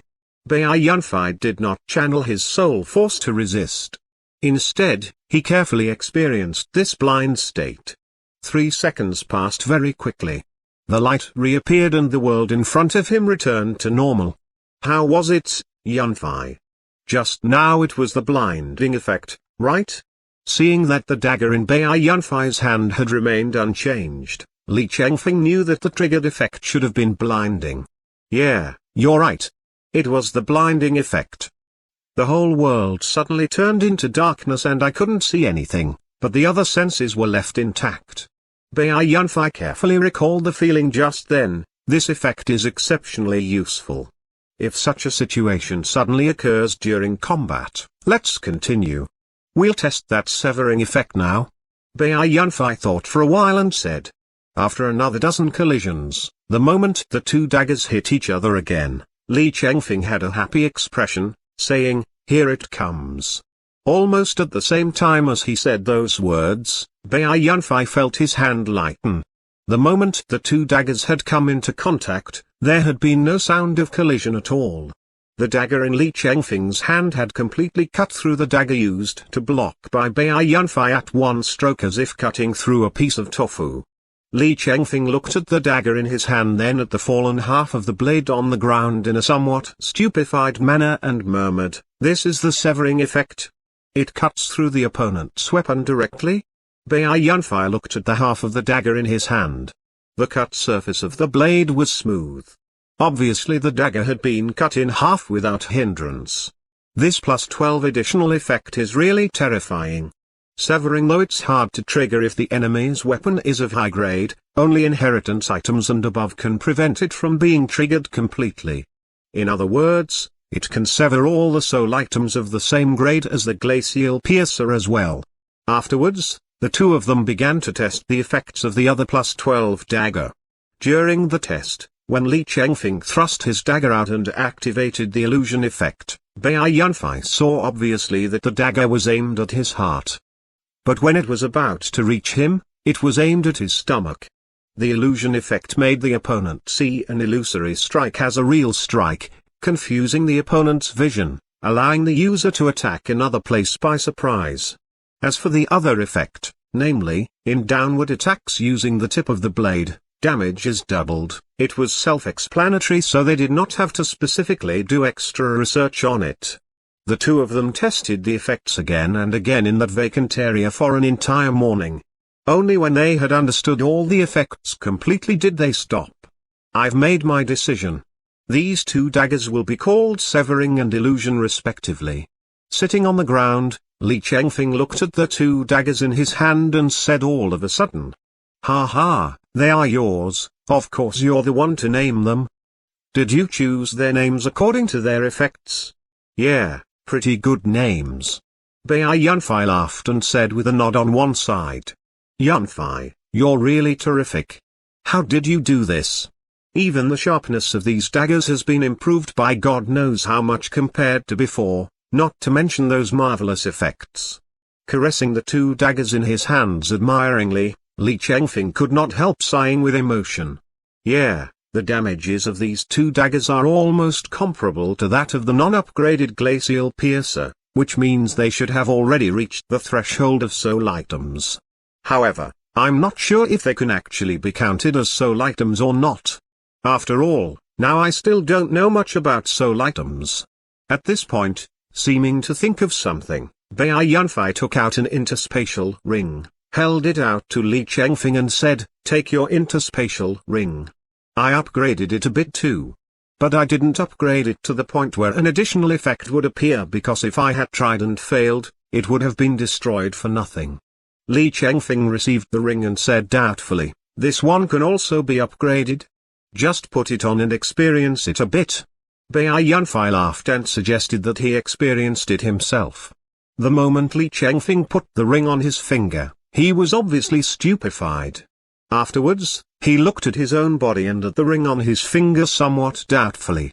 Then he turned to Bai Yunfei and said with uncertainty, "Yunfei, why am I feeling? You're feeling that your body is lighter and lither than before, right?" Bai Yunfei said smilingly, "Your feeling is not wrong at all. The rings I upgrade won't provide additional damage or defense, but they will increase the body's attributes. The one on my finger increases strength and yours increases agility." After Bai Yunfei had upgraded this interspatial ring of Li Chengfeng's to +8, its additional attribute was an increase of 18 points to agility. Though the number of additional points is not large, something is still better than nothing. Too bad I don't have time. Otherwise I'd still be able to experiment a bit with the attributes of various kinds of jewelry after they are upgraded to high levels, Bai Yunfei said with some regret. When Li Chengfeng heard these words, his expression immediately darkened. He said, "You're prepared to go? When?" Bai Yunfei thought for a while and said, "Tomorrow. I'll have a good rest tonight and leave tomorrow morning." "You're not going to say something to the people in the village?" "No, I'm not. There's no need to disturb them. I don't like a farewell scene with too many people." Bai Yunfei shook his head. "After I leave, you must warn the people in the village that, if the Jiang family's men come and ask questions, they must not show any weak points and must act as if they don't know me." "Yeah, I got it. Don't worry. Everybody has the previous experience of dealing with people who come here to probe, so there won't be any problem." Chapter 41, Leave Peril is Coming. At night, Bai Yunfei was lying on the bed, carefully summing up the information about the upgrade technique he had obtained in the last few days. When the upgraded item reaches levels +10, +12 and +13, they will gain an additional effect respectively. Even though the one reaching +13 is just a brick, because the previous two levels always come with an additional effect each, I think when an item reaches level +13, another effect will be added to it. From 10 to 12 is a step, but when it reaches 13, an additional effect will appear right away. Doesn't this mean that from level 13 onwards, every time the item reaches the next level, it will gain an additional effect? But now I really don't have the ability to test this conjecture. It's already so difficult to upgrade an item to +13, upon reaching +12 and +13, a non-soul weapon's additional damage will increase almost exponentially. I wonder if the same thing happens to soul items or not. Alas, now I can only make guesses because I don't have so many soul items to test them. My ice soul silver needles were destroyed before I could even use them once. There are also those various additional effects. They are definitely not always effective, especially the ones come with durations. If the opponent is powerful, he can totally recover before these periods of time end. For the moment, I can only gain these bits of information. In the short term, I won't have time to research in this way again. Tomorrow I'm starting to wander the outside world. Bai Yunfei sat up and took out a dagger from his interspatial ring. There are still 10-something daggers left. They should be just enough for my soul force to be used up once more. Then, let's break through this final barrier to reach the middle soul warrior stage tonight. Upgrade. In the early morning of the next day, when the first strand of sunlight stroked his face, Bai Yunfei opened his eyes slowly. He sat up, raised his right hand in front of him and clenched his fist, his eyes showing a satisfied expression. Middle Soul Warrior stage. I've already made every preparation possible. Jiang family, it doesn't matter how great your influence is, it won't be so easy to catch me. Outside the village, on a hillside, Bai Yunfei looked at Li Chengfeng and Linga in front of him in silence for a long time before saying, "Let's not say more goodbyes. so that we won't get emotional. Chengfeng, I believe one day we'll eventually meet each other again. Both of us will make names for ourselves in the big world outside. Li Chengfeng kept silent for a while, then said with a forced smile, "All right, then I won't say much either. Yanfei, you must take care of yourself and make a name for yourself a bit early. Later I'll wander the outside world with Linga. If we can't manage it, we'll go and seek refuge with you." Bai Yanfei took another look at that tranquil hamlet in the distance, took a breath softly, exhaled slowly, then said smilingly to the two of them again, "Then I'm leaving now." After saying so, he turned around and strode away without further hesitation. Watching Bai Yanfei's silhouette gradually going away, Linga turned to one side and asked Li Chengfeng somewhat doubtfully, "Brother Xiaofeng, did Brother Yanfei run into some problem? Where does he want to go? Why didn't he stay here and let us help him?" Li Chengfeng was also watching Bai Yanfei's silhouette with a somewhat complicated expression. After keeping silent for a long time, he sighed gently, withdrew his eyes and stroked Linga's beautiful hair lovingly. Yanfei has his own decisions. He won't change his mind because of other people. Besides, such a small place as Qinyan province can tie him down. Now he has run into a small problem, but I believe he'll definitely get through this safely. The outside world is splendid and the vast sky is limitless. Eventually they'll let him fly at will like a white cloud. The crafting school was located in Pingchuan province in the north of the Heavenly Soul continent. Pingchuan province was separated from Qinyan province by another province called Bian, so there was an extremely long way to go. After leaving the village, Bai Yanfei immediately headed north. In order to avoid those men from the Jiang family who were looking for him everywhere, he only followed mountainous paths, tramping over mountains and through ravines, hoping that he could get out of Qinyan province in the best-case scenario, namely without being detected. However, he also knew that this was almost impossible. In terms of finding ways alone, he would have to frequently go to populated places to ask questions so that he would not go in the wrong direction, not to mention he would have to replenish the various daily life necessities in his interspatial ring. Alas, it is quite troublesome to have a slightly poor sense of direction. After 3 days like this, with Bai Yanfei practicing the wave-treading steps along the way, he had already gone a very long way. Having crossed a wooded mountain top, Bai Yanfei climbed up a large tree and looked around. His eyes suddenly brightened. He then jumped down with a happy expression and scurried towards the foot of the mountain. I finally found a place with a lot of people. Judging from its size, it should be a town. Let's stay there for a night to have a good rest, eat some tasty foods and conveniently ask for direction. However, when he had just run away a short distance, he slowed down abruptly with a thoughtful expression. However, I don't know if the Jiang family's forces are present in the town or not. But this place is very far from Liuoxi city. Plus, it's a remote place, so they shouldn't be there. I won't stroll around outside and will only find a hotel to rest for a night then leave tomorrow. Yeah, there shouldn't be any problem. After making his decision, he sped up again without hesitation, heading for that small town not far up ahead. In the evening in the town of Old Well, on a bustling street of the small town, a youngster who looked travel-worn and weary was going slowly with his head slightly lowered, making it impossible for other people to see his face clearly. He was looking around in a seemingly curious yet actually alert manner. After quickly buying the necessary goods and materials from various business shops, Bai Yanfei went to the only hotel in town. In the rather spacious hall of the Happy Arrival Hotel, a few customers were sitting at several tables. As soon as the servant standing at the counter saw a visitor come in, he ran up solicitously and said with a big smile, "Welcome, sir. May I ask if you stop for a meal or to stay in the hotel?" Bai Yanfei cast a look at him, then lowered his head and walked towards a table in a corner while telling him, "I'm here for both. Bring me all the best foods in your hotel and prepare a room for me. I'll rest in there after having dinner." When he finished talking, he had already walked up to that corner.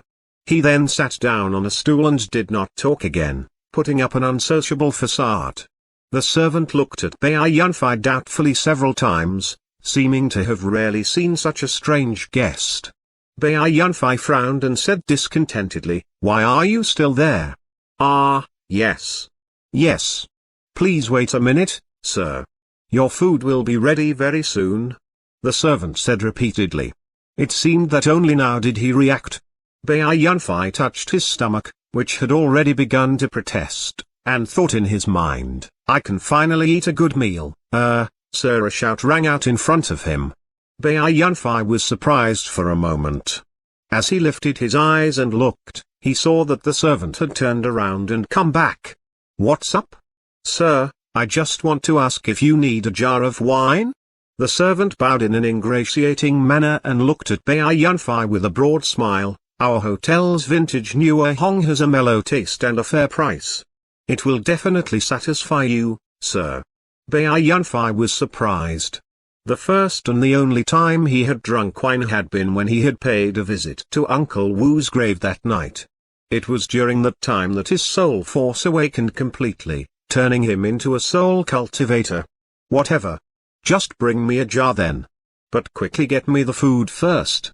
Bai Yunfei did not mind either and said casually, "All right. Please wait a minute, sir. Your food will come very soon." After returning to the counter, the servant whispered to the innkeeper behind it. It seemed he was reporting on the food and drink the guest had ordered to his boss. However, Bai Yunfei, who had lowered his head because he did not want to be noticed by other people, did not notice that after the innkeeper heard the servant's words, his expression changed slightly. He glanced at Bai Yunfei in an unnoticeable manner, then took out a portrait from under the counter and secretly compared him with it. Chapter 42, I've been tricked. This hotel was rather efficient. Bai Yunfei only had to wait for a while before various foods were brought to him one after another. Holding a big bowl of cooked rice, Bai Yunfei began to eat quickly, almost to the point of wolfing the foods down. When he was eating with gusto, he saw that waiter come with a jar of wine. After putting it in front of Bai Yunfei, the waiter said ingratiatingly, "Sir, here is your wine." Bai Yunfei picked up a piece of meat, put it in his mouth, then took 2 mouthfuls of rice and said indistinctly, "Oh, just put it there." After saying so, he continued to wipe out the food on the table without caring about the waiter. The waiter did not leave right away. Instead, he filled a bowl with wine for the Bai Yunfei solicitously and said respectfully, "Sir, since the way you eat is so generous, you must be a sympathetic man. I always admire the heroes who eat big and drink big like you the most. Sir, please allow me to show you my respect with a bowl." "Eat and drink what? I'm not a Liangshan bandit." Finding what he said laughable, Bai Yunfei could not help blurting out, "What? Liangshan?" The waiter asked doubtfully. Cut the crap. Quickly go and mind your own business. Just put the wine there. When I want to drink it, I'll drink it. Don't disturb me when I'm eating." Bai Yunfei's movements paused for a moment, then he said impatiently. However, he was thinking to himself doubtfully, "Liangshan? What is that? How could I have blurted out these words? This must be because of those strange memories in my mind acting up." That servant's expression froze for a moment and his eyes flashed with a trace of disappointment. But he returned to normal immediately and said, "Please enjoy your meal before retreating." Only after eating 3 big bowls of rice in a row did Bai Yunfei begin to slow down. And only after eating another 2 bowls of rice did he feel that this was just about enough. Now he was already 80% full. A soul cultivator's appetite was really unusual. After he had become powerful, he had found himself becoming increasingly more able to eat, and he had guessed that this could have something to do with his high consumption of energy. However, if he wanted, he could go on for 2 or 3 days with just some water without eating anything, and this would not affect him much either. Having nearly eaten his fill, only now did Bai Yunfei remember that there was still a jar of wine off to one side. Lifting that already full bowl of wine, he gave it a slight sniff and felt that it was a bit pungent, but a mellow scent indeed floated into his nose. After hesitating for a while, eventually he still held the bowl at his mouth with a bit of curiosity. That innkeeper and that servant in fact had been paying careful attention to Bai Yunfai's movements from behind the counter. Previously, when they saw that he had only been eating the foods without touching the bowl of wine on one side, they were both worried inside. Damn it, could it be this man doesn't like wine? If I had known this earlier, I would have drugged the foods. The innkeeper, either consciously or unconsciously, cast a look at Bai Yunfai and said to himself in a low voice, "This drug must be mixed into water to be able to affect him in the fastest way possible. Boss, let's continue to wait. He already ordered the wine, so he'll definitely drink it." The servant said in a low voice, then quietly took a look at Bai Yunfai and said with pleasant surprise, "You see, boss, he's about to drink it." Seeing Bai Yunfai finally raise the bowl of wine, both of them secretly let out sighs of relief, then could not help getting somewhat nervous again. Bai Yunfai tilted the bowl a bit and took a mouthful of wine. He immediately felt as if a flame had slid into his stomach from his throat. There was unexpectedly a scorching sensation burning in his chest, causing his expression to become very unsightly.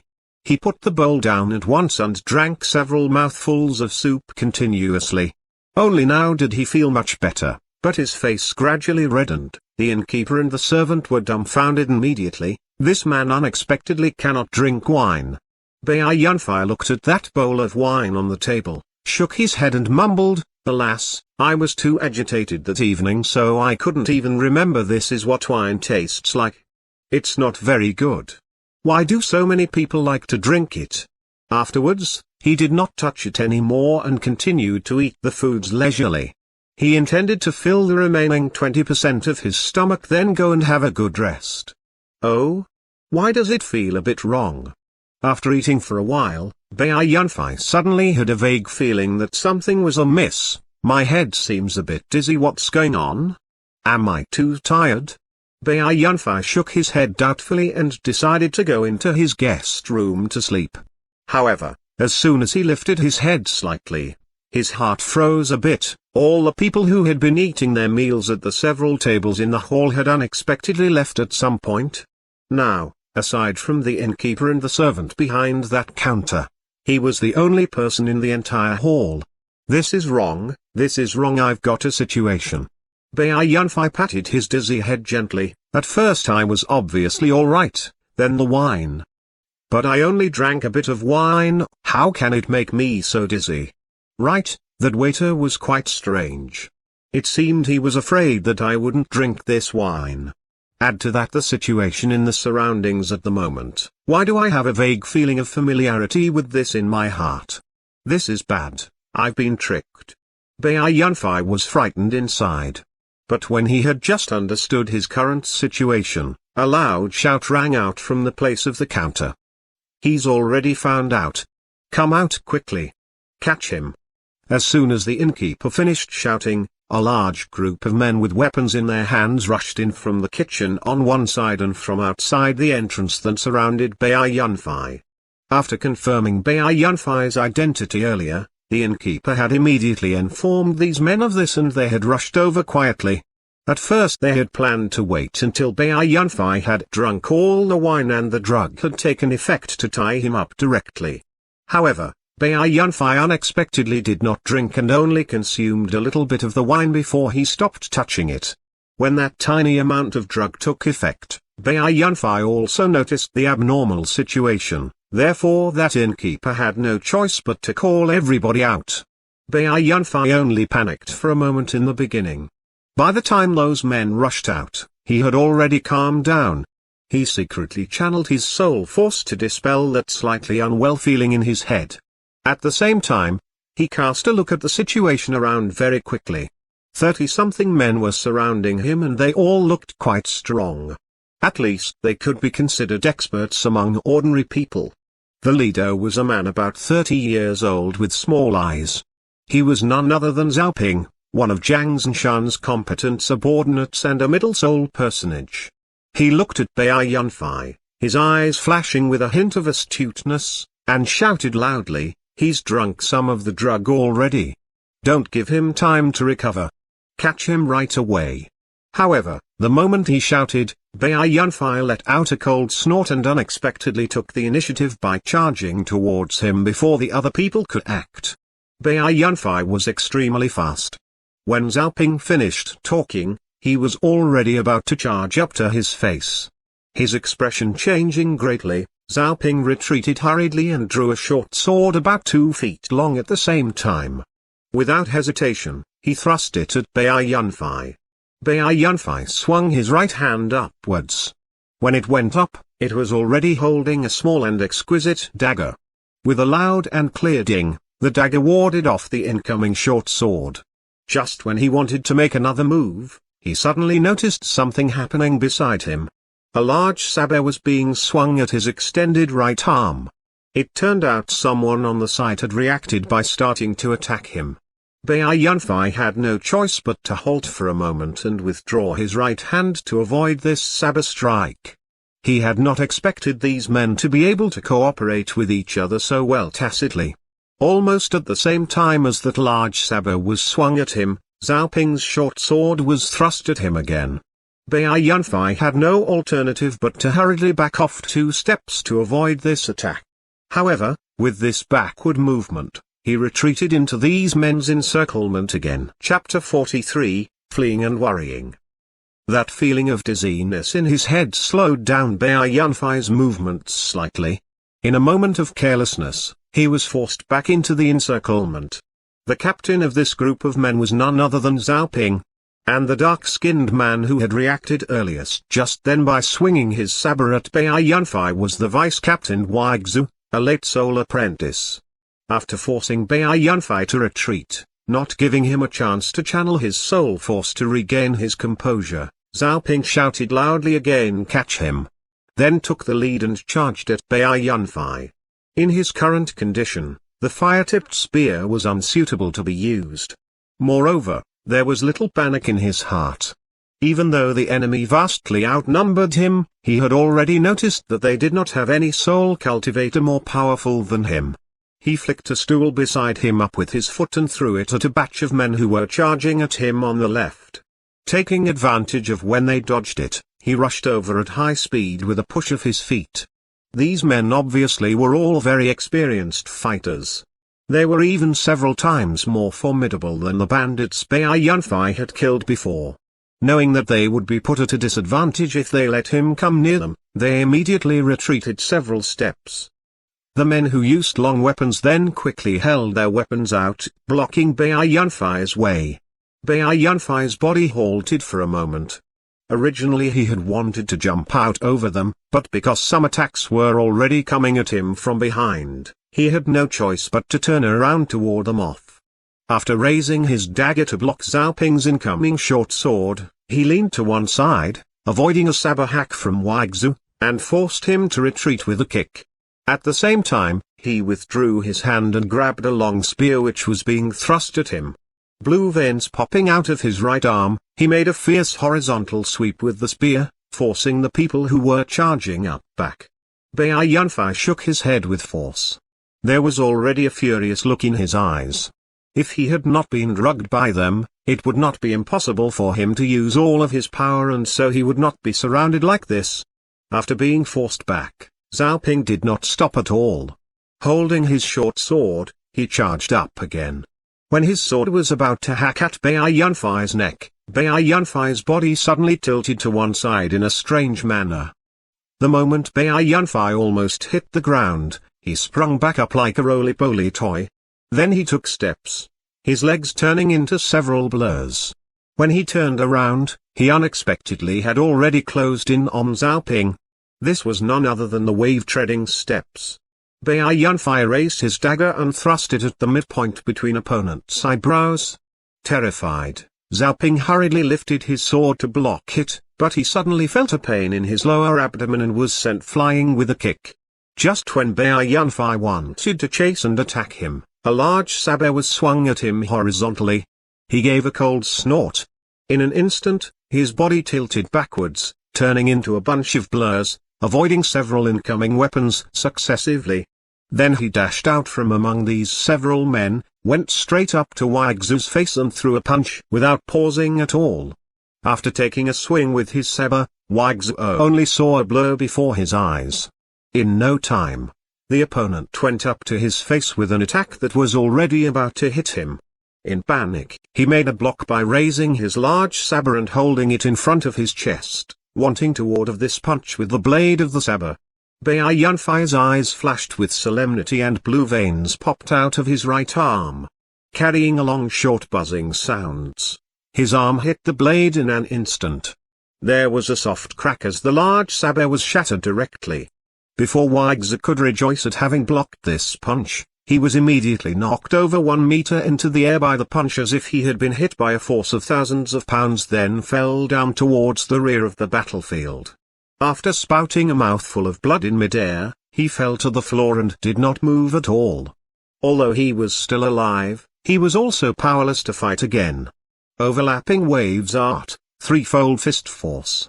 Bai Yunfei was in no mood for fighting.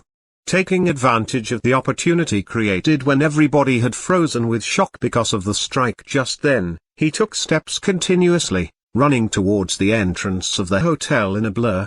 Before he could reach the entrance, his way was blocked again by an incoming short sword. This was none other than Zhao Ping, who had been sent flying with a kick by him earlier.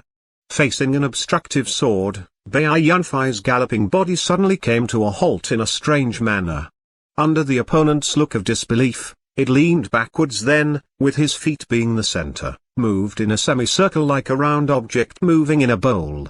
When he stood upright again, he was already on the other side of the short sword.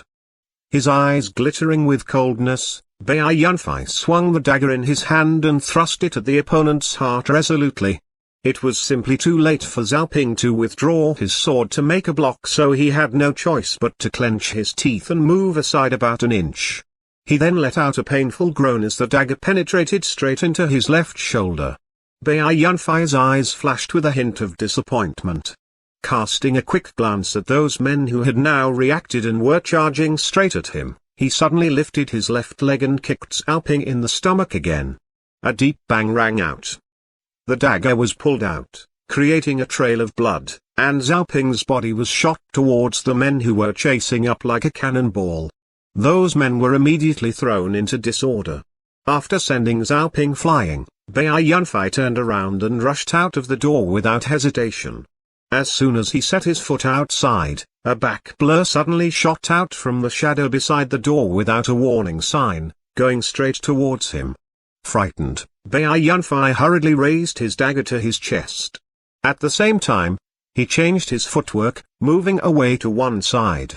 That tiny black blur and Bai Yunfei grazed each other. However, it seemingly did not want to attack him at all. When they were passing each other, Bai Yunfei suddenly felt a chill on the back of his right hand, which was being held in front of him. It seemed a small mass of liquid had hit the back of his right hand.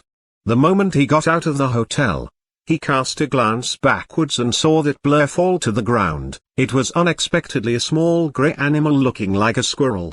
All the men in the hotel looked on hopelessly as Bai Yunfei disappeared after several dashes. They then looked at their captain and vice-captain, both of whom were wounded, and looked at each other in blank dismay, not knowing what they should do. Zhao Ping was sitting on the floor with his teeth clenched in a cold sweat. That kick thrown by Bai Yunfei just then had been really powerful. If he was an ordinary man, he would probably have passed out by now. He already got away. Why are you still standing there? Quickly go check hguksg over. Only after a dozen seconds did Zhao Ping take a deep breath and manage to scold in a raised voice. Seeing his subordinates run over to check hguksg out like a swarm of bees, Zhao Ping shook his head in a frustrated manner. He then silently channeled his soul force to heal the injuries on his body. At the same time, he sighed to himself in his mind. Alas, I miscalculated. According to the information obtained earlier, this man was obviously just a late soul personage when he killed young master. But now it looks like he's broken through to the soul warrior stage. Having a breakthrough in such a short time, perhaps he was already at the peak of the soul personage stage when he killed young master. He was so difficult to stall. In the entire fight, I could only thrust my sword out a few times. He simply didn't give me a chance to draw him into a dogfight. Plus, the move he injured hiuksg with should have been a soul technique. And that ghost-like body maneuvering skill was a soul technique too. He's obviously powerful, but he wasn't interested in fighting at all. Though in the end he had a big advantage, he still ran away without hesitation. This man has quite an extraordinary mind too. According to our investigation, 2 months ago he was still a mere commoner. What kind of lucky encounter did he actually have? It will be hard to find him now. After he was tricked and surrounded, we still managed to let him get away. Luckily my tracking grey rat has already left a mark on him, so he won't be able to escape. Now we only need to wait for Master to arrive. Afterwards, we'll just use the tracking grey rat to find out where he is. The tracking grey rat's saliva is effective for 3 days. A courier pigeon was already released. Given Master's speed, he should arrive tomorrow evening. That man definitely doesn't know about this, so after running away for a day at most, he'll relax his vigilance. And then Master will have enough time to catch up with him. Not bad. Now looks like this is not a complete failure either. After escaping, hiuth1273 did not dare to pause at all. Instead, he estimated the directions a bit and ran all the way. Only after running for nearly 4 hours did he finally stop on a bank of a small river. Using the wave-treading steps unceasingly for such a long period had almost exhausted his soul force, so he had no choice but to stop and rest for a while before he could make other plans. In fact, if he had wanted it, all the people in that hotel would have been killed. But he did not know if the enemy had reinforcements or not, so he would have been in more danger if he had stayed in longer. Moreover, it would have been pointless to kill them all too, therefore right from the beginning he had only wanted to flee. That faint feeling of discomfort in his head had already gone away. hiuth1273 was sitting on a large rock, silently recovering the soul force he had used. I'm still too inexperienced in the outside world. Who would have thought I would fall into the enemy's trap so easily? Fortunately, I don't drink, otherwise recalling that feeling of being drugged, hiuth1273 still could not help having a trace of retrospective fear. Damn it, just how great is the Zhang family's influence? How can they have so many men in such a small town? Could it be every other town is like this too? Impossible. There are 2 soul cultivators in that group of men. Even if the Zhang family had a greater influence, it would still be impossible for them to send this kind of manpower to every town. This means I was too unlucky. At this point, hiuth1273 could not help shaking his head in self-derision, feeling rather frustrated. Actually, he indeed was too unlucky to have arrived in this town of Oldwell instead of another town. It just so happened that Cao Ping's group was looking for his whereabouts nearby. After receiving the secret message from that innkeeper, they immediately rushed over. Now that my whereabouts have been exposed, I believe Zhang Zhanshan will definitely rush over right away. It's bad. I still can't stop. I must run even farther away. Plus, that small animal at the end of the fight was really quite strange. The liquid left on my hand at the time seems to be its saliva. Why did it want to do this? hiuth1273 held his right hand before his eyes and observed it carefully under the moonlight, but it seemed totally unchanged. When he put it under his nose and took a sniff, he suddenly frowned. There's a slight odor. Could it be tracking? At this point, hiuth1273's expression became unsightly. He stood up and went to the edge of the river, reached out his hands into the water and scrubbed them non-stop. Then he took out his laundry powder and scrubbed them with it again. Only after washing his hands for 10-something minutes and their skin had almost reddened did he stop. He sniffed his right hand again and could no longer detect that strange smell. Only now did hiuth1273 relax a bit. However, there was still a trace of worry lingering on in his mind. Looks like I'll have to plan even further to be able to escape. Chapter 44, 3 days of tracking, and approaching mortal danger. In the evening of the next day, in that hotel, Zhang Zhanshan was sitting at a table with a frosty expression listening to Cao Ping, who was quickly giving a report on hiuth1273's situation beside him. After he finished listening to the report, Zhang Zhanshan felt silent for a while, then suddenly stood up and waved at the tracking grey rat, which was gnawing on a small fruit on the table. The little animal stopped its movements and raised its head to look at Zhang Zhanshan. It was obviously somewhat hesitant, but after Zhao Ping verbally urged it a bit, it quickly climbed on Zhang Zhanshan's shoulder. "Master, do you want to get into action immediately?" Zhao Ping could not help saying on one side, "To run all the way to this place, you must have used a lot of your soul force. It would be better for you to rest for a while. I can handle myself." Zhang Zhanshan frowned slightly and said expressionally, then walked out of the hotel without hesitation. Watching Zhang Zhanshan's silhouette quickly getting away, Zhao Ping sighed gently and murmured, "As a soul sprite, Master should have no problem dealing with a soul cultivator of the soul warrior stage. But I always feel that that man is still hiding something. When we fought last time, he certainly didn't use all his power. Hopefully Master won't lose himself due to his desire for vengeance." Tracking grey rats were level 1 soul beasts, the lowest ranked soul beasts. They were basically harmless and almost unable to level up, but they were highly valued by some people because they had a special ability, namely tracking. If a target's body was stained with their saliva, then for the next 3 days, no matter where the target run to or hide, they could always find the target's location accurately. Moreover, unless their saliva was washed off with a special liquid medicine, it would be impossible to get rid of it. In less than 3 hours, under the guidance of the tracking grey rat, Zhang Zhanshan had arrived at that place on a bank of that small river where Bai Yunfei had taken a rest last night. After arriving at this place, the tracking grey rat suddenly let out low squeaks. Zhang Zhanshan halted his steps doubtfully and saw this little animal jump off his shoulder, run to the edge of the river and stop for a while, seemingly unsure about something, then run back and forth in that area. He could even see that its little nose seemed to be twitching again and again. That man was unexpectedly so vigilant. He carefully washed off the tracking grey rat's saliva at this place. Seeing the little animal's behavior, Zhang Zhanshan had a somewhat unsightly expression. He gave a cold snort, then quietly waited for the grey rat to search. So what if he did that? Without washing himself with that special liquid medicine, he can only make me spend a bit more time at most. It's impossible for him to escape. Sure enough, several minutes later, the tracking grey rat suddenly rushed up along the small river while squeaking excitedly, then trotted on Zhang Zhanshan's shoulder again.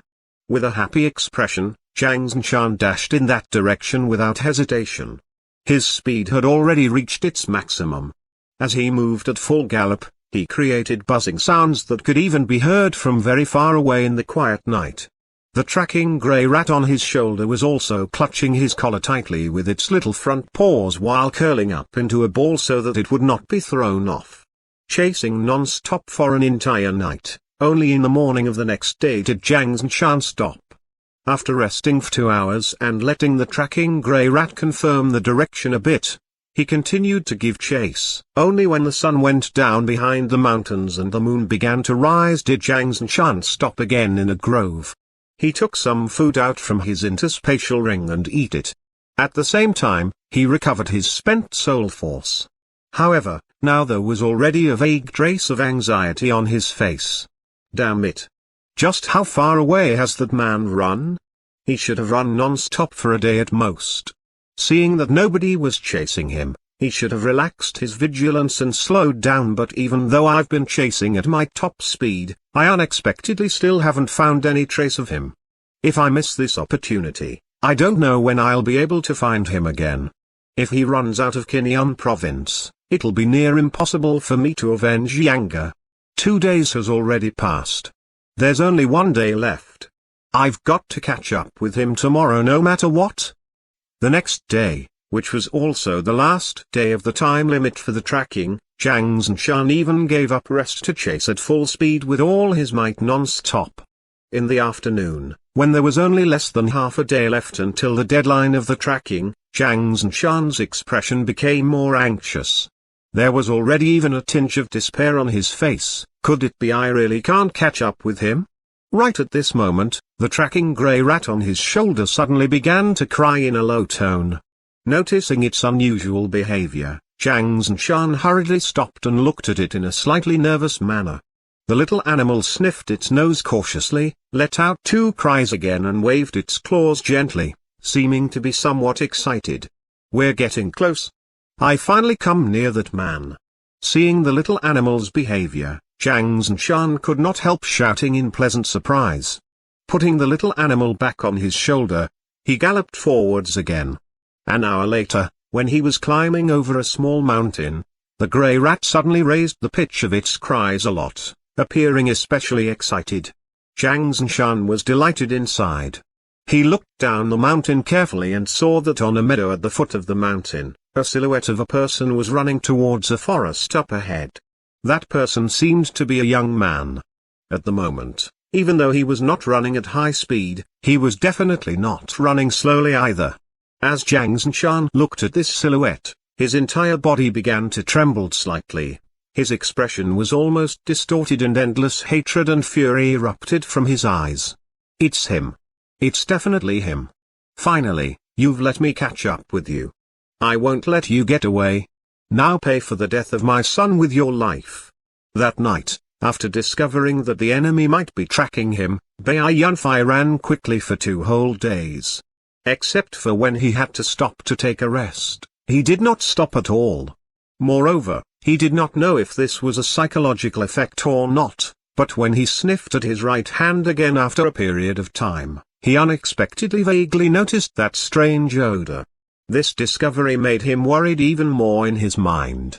Almost every time he stopped, he would scrub his hands non-stop for over 10 minutes, as if this was the only way that could make him feel a bit more at ease. 2 days later, he finally could no longer endure running at high speed day and night. After having a good rest for half a night, he slowed down while continuing to go forwards. It must be said that thanks to using the wave-treading steps unceasingly for 2 days and nights, his mastery of this soul technique had improved at an unimaginable rate. If he had practiced this technique as usual, even though he was not lazy at all, it would have taken him at least 10 days to reach his current level of proficiency with the wave-treading steps. At noon, right after climbing over a mountain, he ate some food then went forwards in this rather large meadow. There was a forest not far up ahead.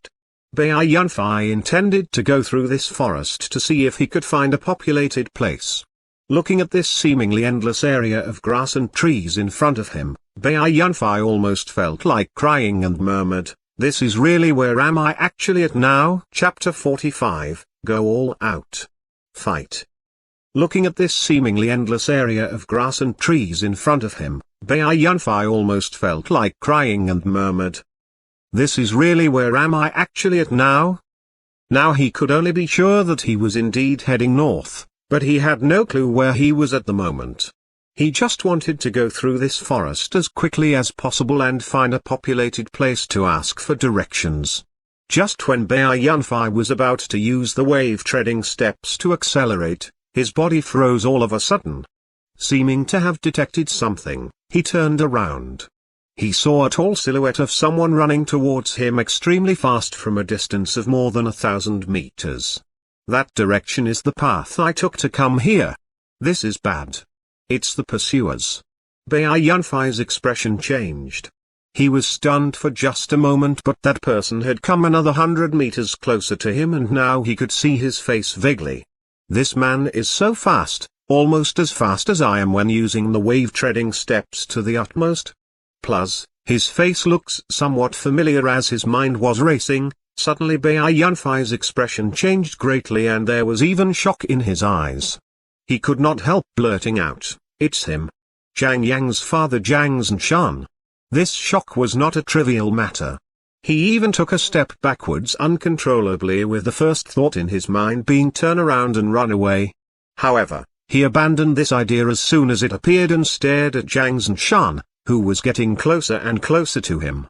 Although his expression was still solemn, his eyes were glittering and his mind was working overtime on how he should respond to this. At this point, "I can't run away. If I turn around, my aura will be weakened and I'll have already lost half of the mental battle. Afterwards, I'll only be thinking about running away, so I won't be able to fight with determination." This will allow the enemy to dictate everything.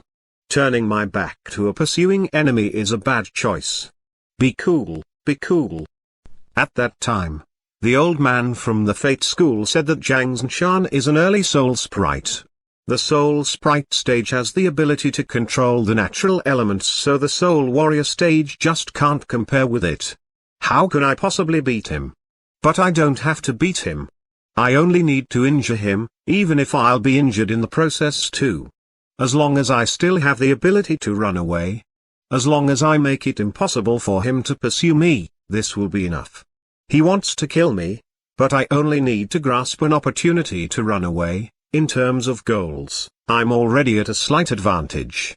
Though I've been running away at such a high speed, he's still managed to catch up with me.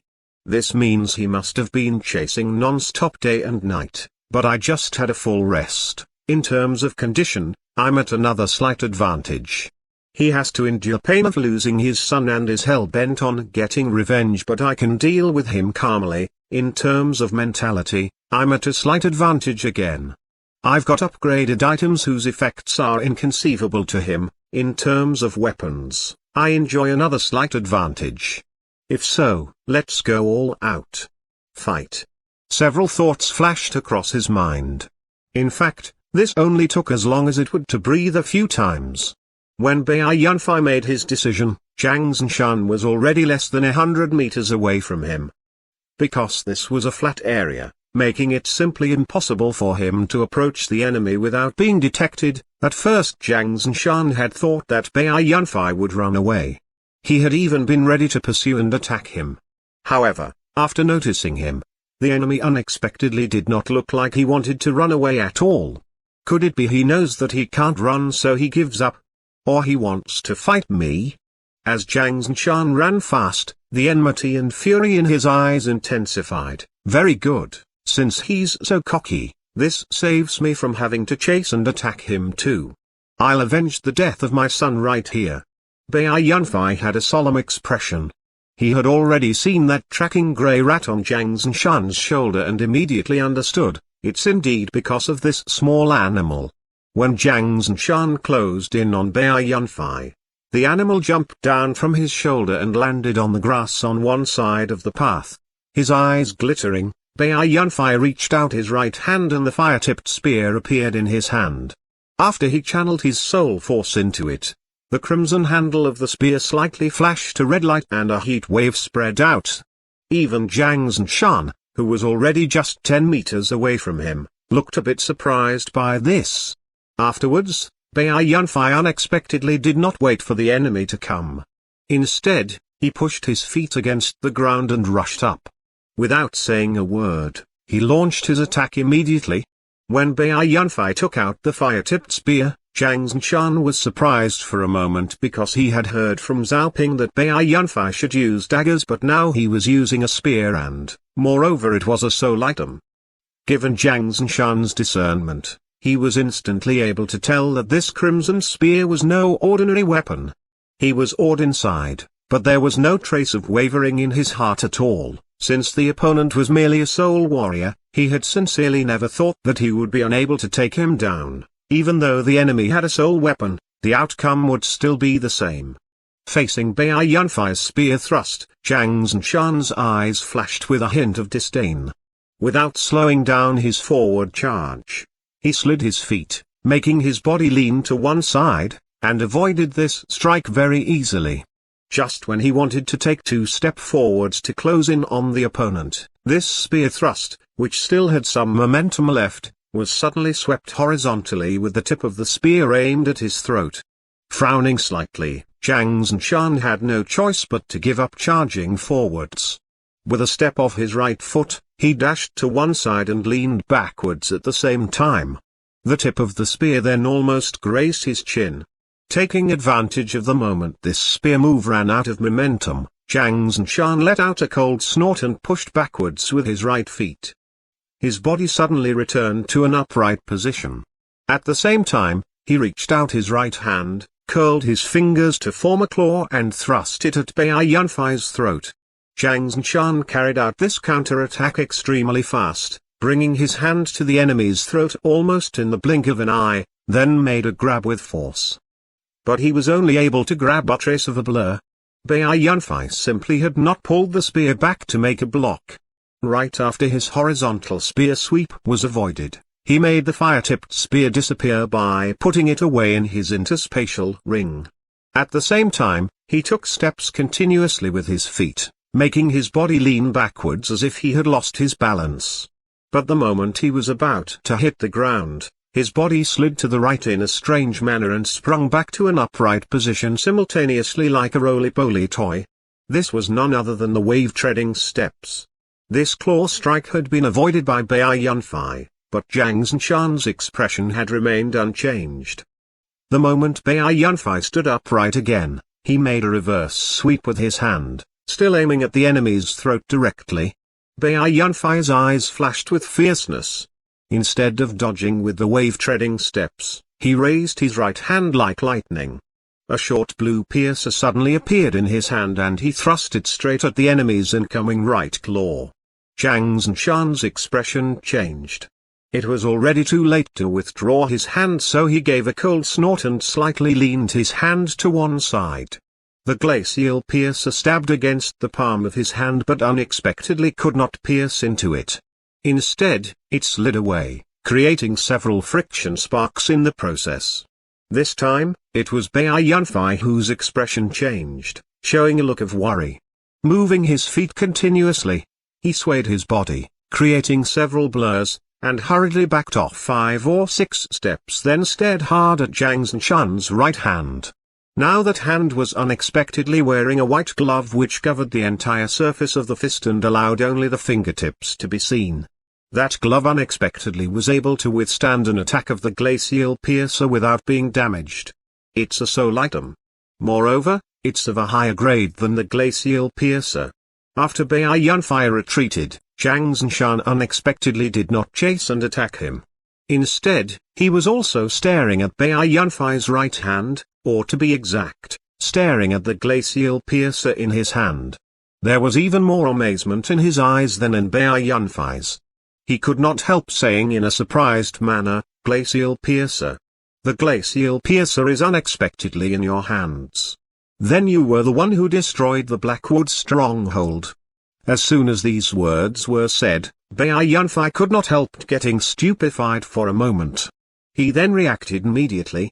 His eyes flashing, he knows the glacial piercer. Then he's related to the Blackwood stronghold. Or I should say, the glacial school is related to the Blackwood stronghold. That's right. The school those bandits mentioned is the glacial school. That Blackwood stronghold was unexpectedly backed by the glacial school. You destroyed the Blackwood stronghold so that I was called back into my school to discuss this matter.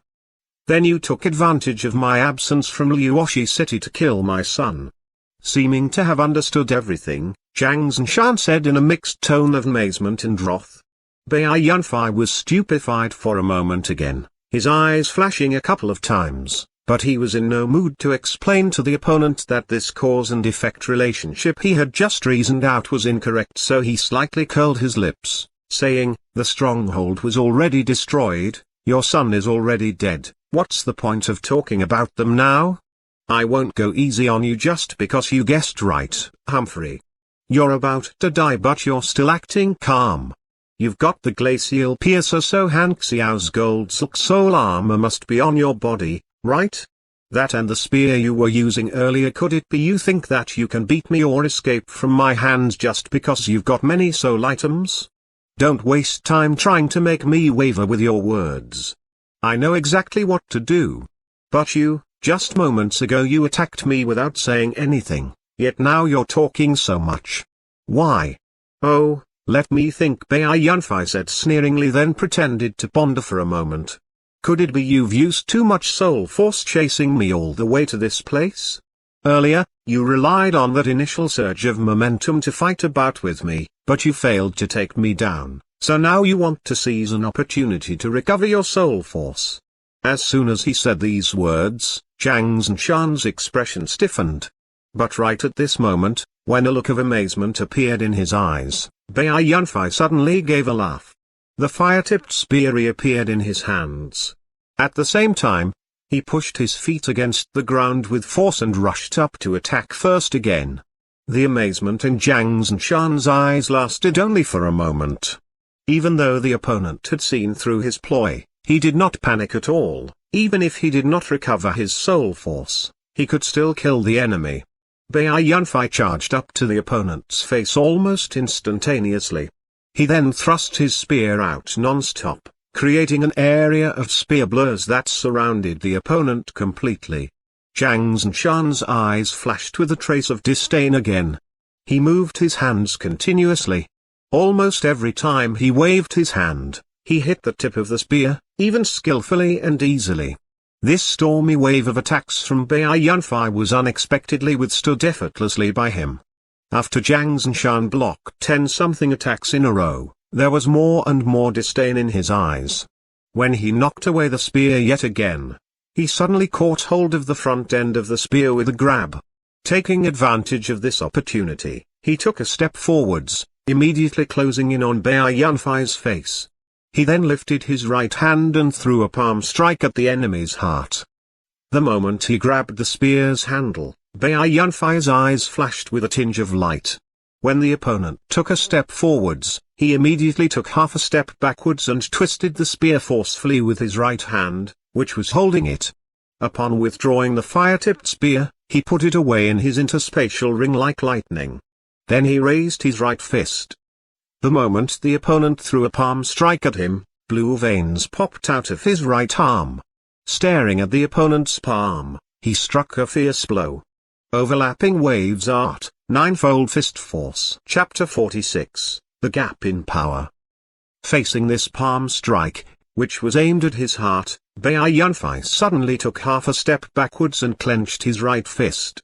Blue veins popped out of his arm and he struck a blow. Overlapping Waves Art, Ninefold Fist Force. However, the moment Bai Yunfei threw this punch, which he had been planning for a long time, in front of him, Zhang Zhanshan's eyes flashed with a trace of derision. Just before the fist and the palm could collide with each other, when they were a very short distance apart, this palm suddenly turned into 2 palms, then 4 palms, which were respectively aimed at Bai Yunfei's 2 shoulders, heart and face.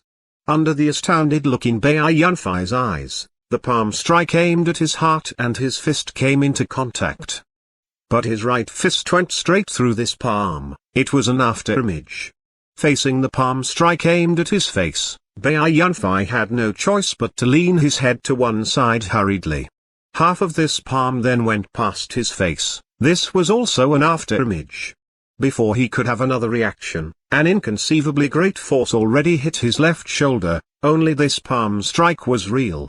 What shocked him even more was that, as this palm strike came into contact with him, in addition to that enormous force of impact, there was also an even more formidable chill rushing into his body. When this chill entered his body, Bai Yunfei even felt that his soul was frozen for a moment. All of this sounds complicated, but in fact it happened and ended in the blink of an eye. Bai Yunfei's right hand was even still maintaining its forward striking position, but his entire body was sent flying backwards like a disconnected kite, almost creating a blur. Humphrey. Ignorant kid. You think you can fool me just because you're a little smart?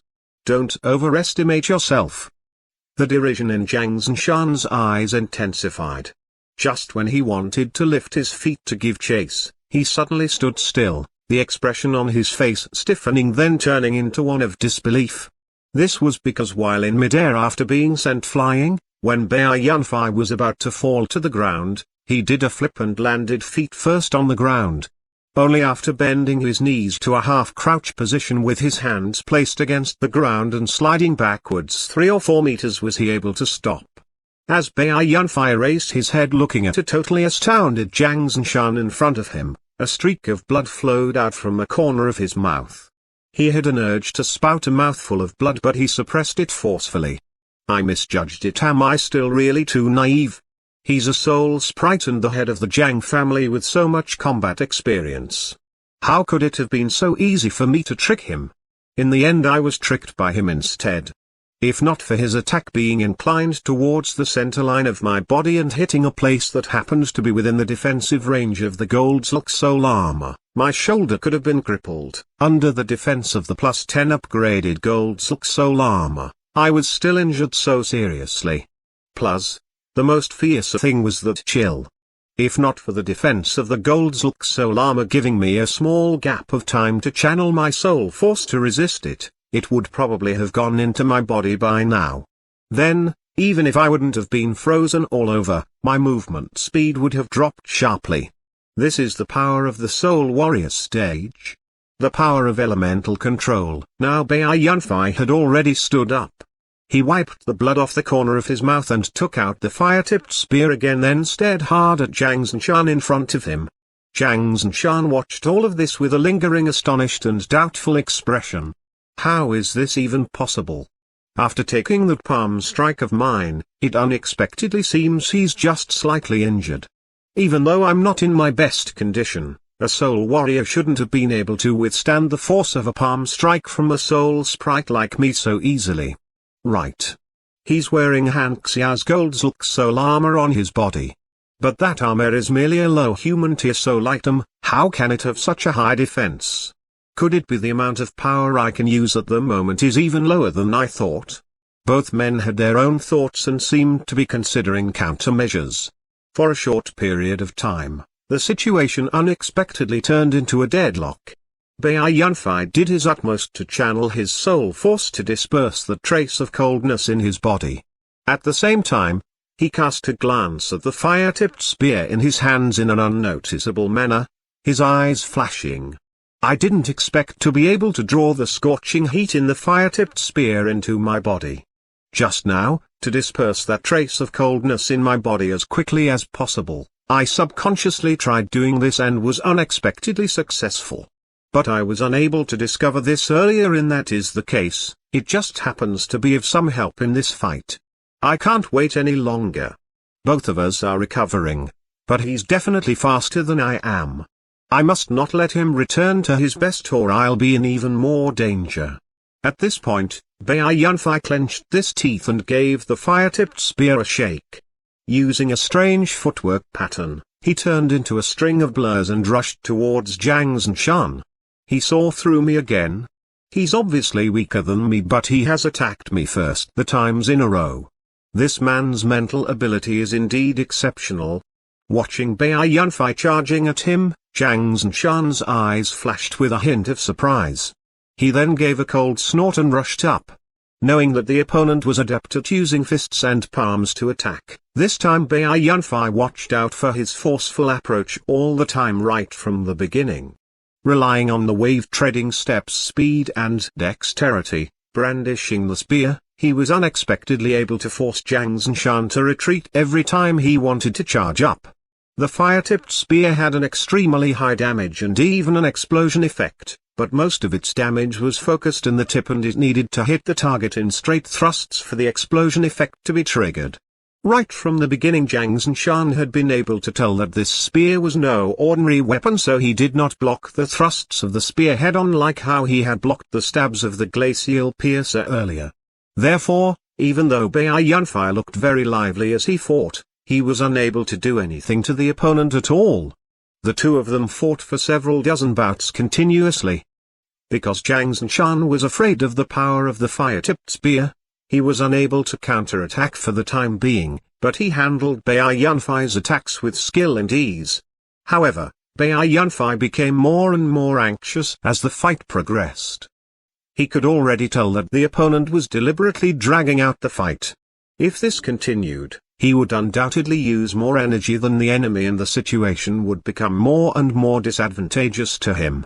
Worried inside, Bai Yunfei could not help attacking much faster. After Jiang Zinshan avoided another spear strike, Bai Yunfei suddenly repositioned his feet, taking half a step backwards and withdrawing the fire-tipped spear. Blue veins popped out of his right arm. It looked like he had exerted his strength in the blink of an eye. He then thrust the spear out all of a sudden at a speed unexpectedly several times greater than earlier. Threefold thrust. Facing this fast spear thrust, which was aimed at his stomach, Zhang Zhanshan's eyes flashed with a trace of amazement, but he did not panic at all. The moment the tip of the spear about to come into contact with him, his entire body moved sideways without a warning sign, avoiding this blow easily. Then, with his body slightly leaning forwards, he unexpectedly rushed up to Bai Yunfei's face in the blink of an eye. Without lifting or lowering himself, and without a warning sign, he had moved sideways then rushed up just like that. It even appeared as if he had not made any movement. A body maneuvering soul technique, ice treading steps.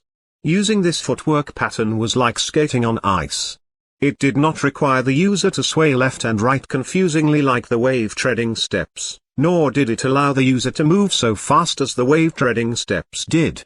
It only made it possible for the user to slide without any warning sign and in a surprising manner. When it was in use, the user's body did not rise or fall, so unless you observed by staring at his feet, you would not notice any strange movement, but who would only stare at the opponent's feet during combat. Another focus attack with the spear had been avoided. Before Bai Yunfei could even bemoan this, the enemy had already slid up to his face. His eyes flashing with killing intent, Zhang Zhanshan raised his right hand and threw another palm strike, aiming for Bai Yunfei's head. The palm of his hand seemed to be surrounded in a layer of frost. The wind created by the palm spread out, sending a mass of cold air to Bai Yunfei, causing his hair to stand on end. This palm strike was probably even several times more fierce than that palm strike from earlier. Bai Yunfei's pupils dilated. It was already too late to withdraw the spear, so he clenched his teeth and pushed his feet against the ground with force. His body then suddenly jumped up backwards. Even though he would be in a difficult situation to ward off the enemy's follow-up attack, he had to avoid this palm strike first. Because he jumped up, this palm strike which originally had been aimed at his head was now aimed at his chest instead. With this backward jump, he was able to create a distance of about an inch between him and the palm. It looked like he had eventually avoided this palm strike by a hair's breadth. However, just when this palm seemed to run out of momentum, Zhang Zhanshan's eyes focused and he let out a light snort. His right shoulder seemed to tremble slightly, then his entire right arm seemed to wiggle in an unnoticeable manner. In just a moment, this already outstretched right arm unexpectedly became longer by more than 2 inches all of a sudden. Under the astounded look in Bai Yunfei's eyes, this palm hit him squarely in the chest. Chapter 47, Strike Back. Just when the incoming palm strike seemed to run out of momentum, that already outstretched right arm unexpectedly became longer by more than 2 inches all of a sudden. Under the astounded look in Bai Yunfei's eyes, this palm hit him squarely in the chest. This is the soul technique long arm fist. It was none other than the low-tier soul technique used by Zhang Yang in the past, who at that time could only lengthen his arm by an inch at most. Now Zhang Zhanshan was using it and had made his arm longer by nearly 3 inches. Even though it was a low-level soul technique, its power still varied according to the power of the user. Bai Yunfei's body was once again sent flying with a burst of buzzing sounds. Bai Yunfei did another flip while in midair and landed on the ground. However, this time his actions were performed in a much more helter-skelter manner. Only after propping himself up with the fire-tipped spear and sliding another 4 or 5 meters was he finally able to stop. He raised his head. A flush rushed up his face, which looked a bit pale at first. Eventually he could no longer endure it and spouted out a mouthful of blood. Lifting his hand and wiping the bloodstains off the corners of his mouth, Bai Yunfei stared at Zhang Zhanshan, who was walking towards him slowly, with a trace of bitterness in his eyes. The gap is too big. We're simply not on the same level, whether in terms of combat experience or technique usage. If he hadn't used too much soul force earlier and become less powerful as a result, those 2 palm strikes alone would have been enough to take me down. Zhang Zhanshan put his right hand behind his back and it trembled slightly in an unnoticeable manner.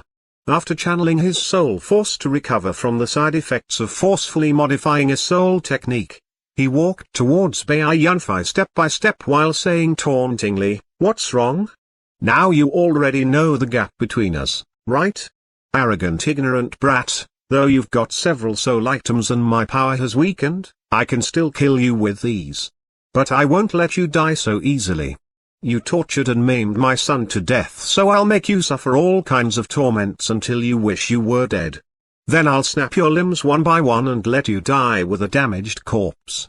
The more Jiang Zinshan talked, the more agitated he became. Towards the end, he almost shouted the words. His eyes were virtually blood red and his face was full of ferocity. Only, under that look of hatred in his eyes, there was also a trace of sorrow. Looking at Jiang Zinshan, who seemed to be immersed in madness, Bai Yunfei slowly backed off expressionlessly. However, Jiang Zinshan was advancing even faster, so after just several steps, the two of them were already about to stand face to face. While retreating, Bai Yunfei slightly glanced around. All of a sudden, his eyes flashed with a trace of light. He took a deep breath, channeled his soul force and used the wave-treading steps. His body turned into a string of blurs and moved obliquely 2 meters to the left, then halted abruptly. Staring at Jiang Zinshan, who had chased up to a place 3 meters ahead him, he lifted his right foot and threw a fierce kick. The great force of the kick shot a basin-sized rock under his feet along with a layer of dirt towards Jiang Zinshan. Giving a cold snort, Jiang Zinshan immediately moved half a step to the left without rising or lowering his body.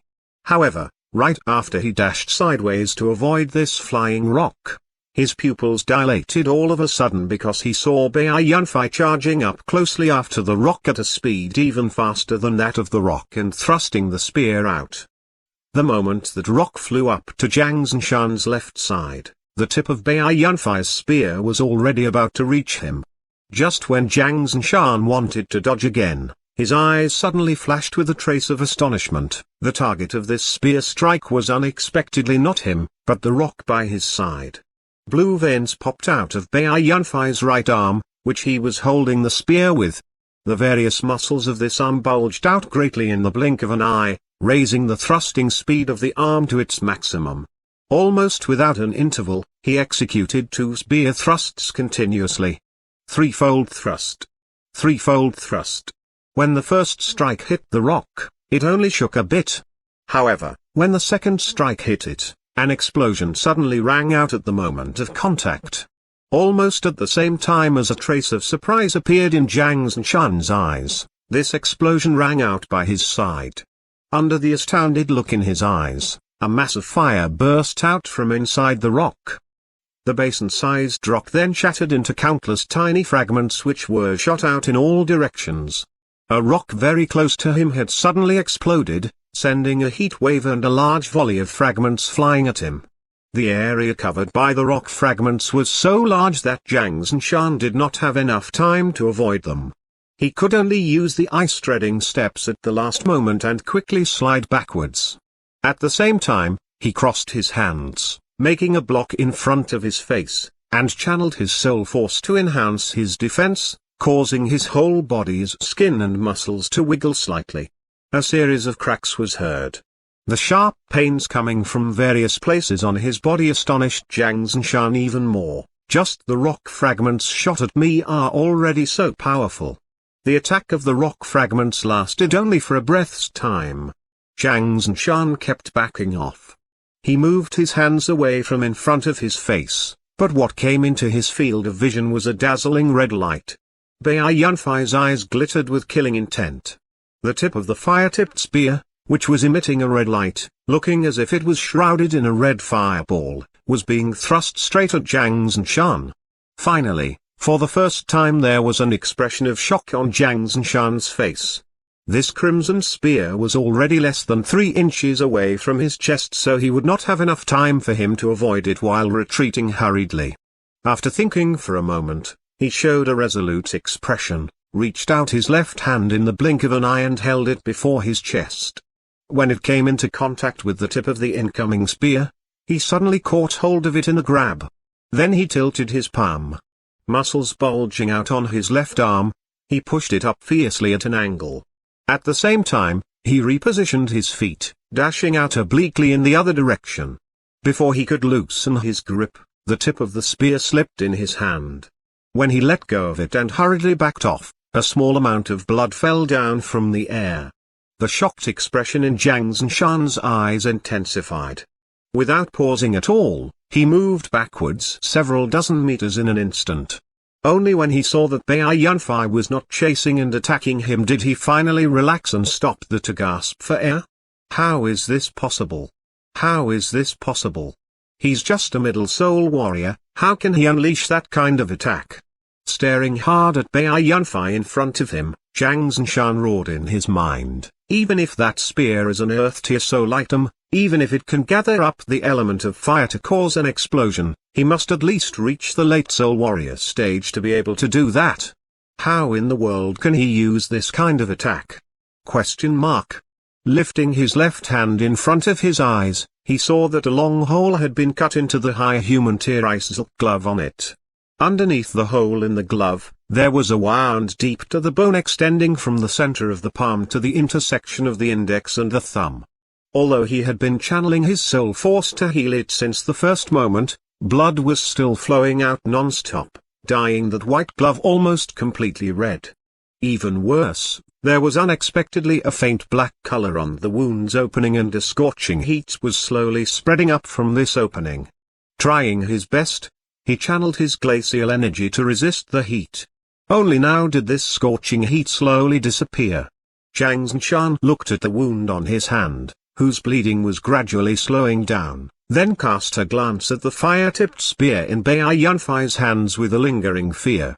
There was unexpectedly a trace of relief in his eyes. Luckily I reacted fast at the last moment. Now I definitely can't let the tip of that spear hit me again. If it causes that kind of explosion when I'm hit by a thrust with it, at this point, a tinge of horror came into being uncontrollably in his heart and he kept looking at the fire-tipped spear in an even more fearful manner. At a place several dozen meters away, Bai Yunfei was pinching his slightly trembling right arm with his left hand. His teeth clenched tightly, he was channeling his soul force non-stop. Only when the acute pain coming from his arm had subsided a bit did he finally let out a sigh of relief. He then also lifted his eyes and stared hard at Jiang Zinshan in front of him. In fact, Bai Yunfei was also feeling lucky that Jiang Zinshan had retreated so far away in fear. If the enemy had counter-attacked right after avoiding that thrust of the fire-tipped spear earlier, he would definitely have been in grave danger. Before executing that series of attacks just then, he had already prepared himself for the scenario in which he would fail and could be injured again by the enemy. Too bad, when the last thrust hit his palm, the explosion effect wasn't activated, otherwise I would have already won this fight. When Bai Yunfei saw that the opponent seemed to be treating his injuries, his eyes could not help showing a trace of disappointment. I've used the threefold thrust 3 times and even triggered the explosion effect, but I was only able to injure him slightly. From now on, he'll definitely be even more careful against the fire-tipped spear. If so, will I have no choice but to do that? While Bai Yunfei's mind was working overtime, Jiang Zinshan calmed down. He immediately noticed his strange behavior. He didn't chase and attack me. Plus, he looks his right arm is injured. Right, it doesn't matter what secret method he used to unleash that kind of attack, since he was merely a soul warrior, this must have taken an extremely great toll on him. Damn it. This means I've wasted an opportunity to strike back. While regretting this in his mind, Jiang Zinshan was unwilling to give the enemy a chance to take a breath there. He raised his right fist. His eyes glittered with ferocity, and charged at Bai Yunfei. Chapter 48, Ninefold Fist Force vs Glacial Palm. While regretting this in his mind, Jiang Zinshan was unwilling to give the enemy a chance to take a breath there. He raised his right fist. His eyes glittered with ferocity, and charged at Bai Yunfei. When Bai Yunfei had just made his decision, he saw Jiang Zinshan coming at him first. His expression slightly changing, he shook his right arm, which had almost fully recovered. After taking a deep breath, he charged up holding the spear in his hands. When fighting this time, both of them were obviously much more careful than before. Bai Yunfei had to watch out for the opponent's strange body maneuvering technique and arms, which could lengthen any time, while Jiang Zinshan was extremely afraid of the fire-tipped spear in Bai Yunfei's hands. He even almost no longer smacked the tip of the spear away with his palms when it was thrust at him. Instead, he dealt with it by dodging. And Bai Yunfei's wave-treading steps also gave him trouble. However, after 20-something bouts, Bai Yunfei was gradually put at a disadvantage again and was hit by several palm strikes from Jiang Zinshan in a row.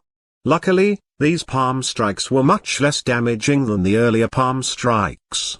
As Jiang Zinshan did not have much soul force left, he did not hastily use his elemental force to attack, and Bai Yunfei was protected by the gold Zulk soul armor too.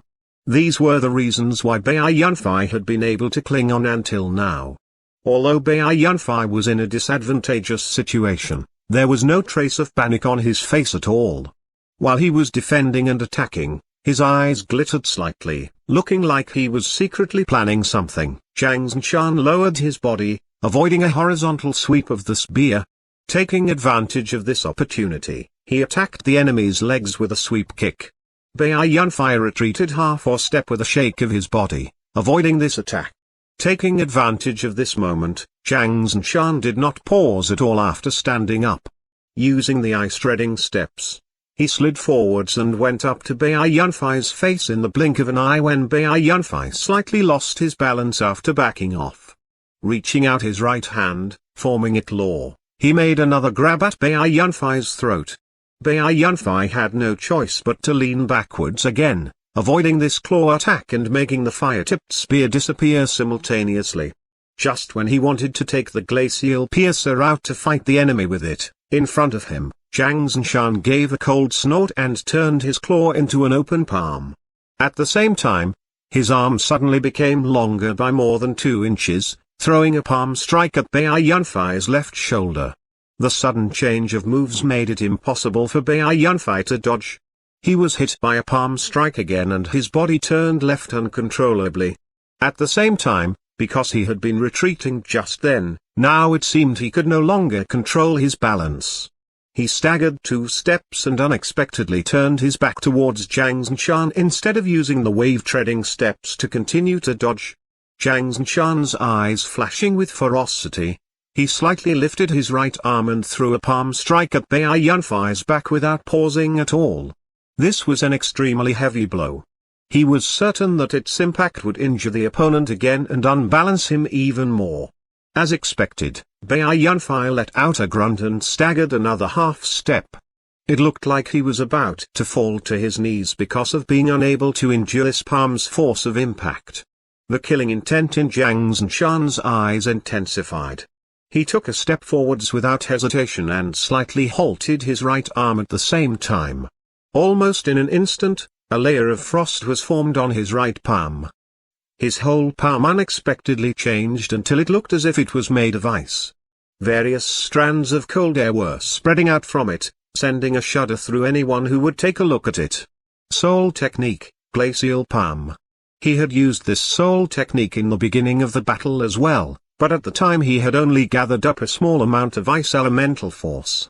And the second time he used it, because of Bai Yunfei's dodging, he had to forcefully change it midway into the arm-lengthening fist. This time, when he threw this palm strike, he used up half of his already scarce remaining soul force, after saving it for quite some time. The coldness was intense. Even the air around the palm seemed to be frozen. This palm strike stirred through this area of air to came straight at the back of Bai Yunfei's head with short buzzing sounds. However, he, who was preoccupied with grabbing this opportunity to chase and attack the opponent, did not notice that when Bai Yunfei had been hit by that palm strike earlier, his eyes had flashed with a trace of shrewdness. He also did not notice that Bai Yunfei appeared totally composed after turning around, and that he was hiding a right arm with bulging muscles and popping veins in front of him.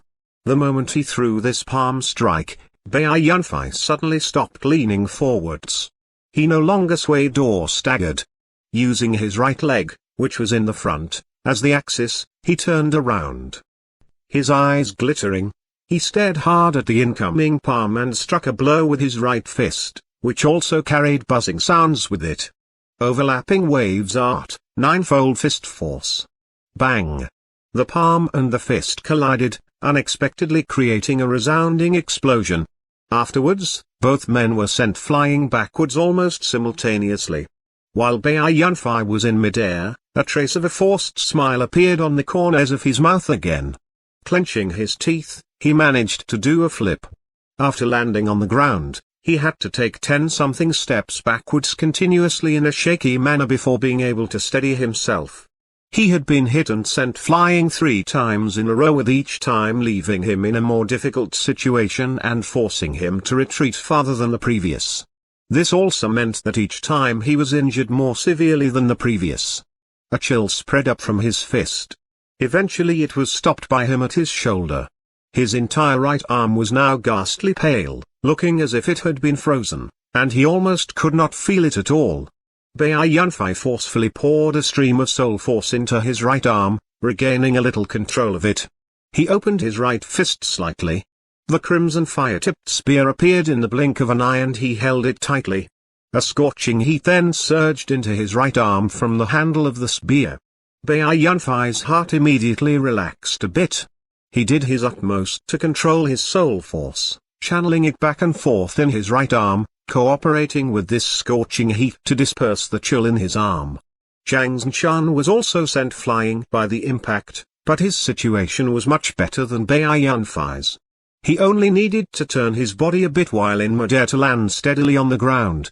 However, when he raised his head to look at Bai Yunfei in front of him, his eyes were filled with amazement and disbelief, and there was even a trace of bafflement. His entire right arm was trembling non-stop. A piercing pain came up from it. When he had been hit by that punch from Bai Yunfei, at first the force of impact had not been very strong. At least it definitely could not be considered strong to the defense of a soul sprite like him. But right afterwards, wave after wave of fist force suddenly exploded. Just like how a nail was driven into a wall when hit continuously, these waves of force spread out non-stop from the palm of his hand and surged straight up through his arm. Wherever the fist force went through, the muscles and bones of his arm were attacked again and again. 2 or 3 times would have meant nothing at all. 4 or 5 times would have been endurable. But when attacked by 7 or 8 overlapping waves of force while he was focusing his entire mind on the glacial palm, even the body of a soul sprite like him could not withstand it. His whole right arm's muscles were hurting badly as if they were about to snap, and the bones seemed to be giving off light crackles. And layer of fine beads of sweat had even appeared on his forehead. This is the soul technique that injured Wagzu according to Zhao Ping, right? This power is at least several times greater than what he described. Zhang Zhanshan thought to himself while channeling his soul force to heal the injuries in his arm. Plus, his defense is the most inconceivable thing. Those 2 palm strikes of mine obviously hit him, and judging from the defense he showed earlier, it's simply impossible that he was only affected a bit. Yet he was still able to plot against me, showing signs of defeat on purpose, then unleashing that focus attack in the blink of an eye. This means, at least when he took my second palm strike, he already knew that he could resist it without getting injured. Impossible. How did he do that? No matter how amazed Zhang Zhanshan was and how he guessed, he could not figure out the answer, because this was a secret that only Bai Yunfei knew. The moment Zhang Zhanshan had surprisingly turned his claw into a palm, then hit his left shoulder by using the arm-lengthening fist, he indeed had intended to use the wave-treading steps to avoid the next attack, but the moment this idea had appeared in his mind, a strand of soul force had flowed into the Goldslug soul armor on his body uncontrollably. Then the force of that palm strike, which was surging into his body, became very weak. Goldslug soul armor's additional effect, when attacked, it has a 5% chance of increasing defense by 50% for 3 seconds. Trigger successful. The effect which he had been waiting for a long time finally appeared. Bai Yunfei was immediately delighted inside. He abandoned the idea of dodging and instead took advantage of the force of this palm strike to pretend that he had lost his balance due to being overwhelmed by the impact. Then he turned around while staggering so that his back faced the enemy. The moment he turned around, he began to focus his energy into his arm. At the same time, he calculated in his mind, 3 seconds, the best chance hasn't come yet.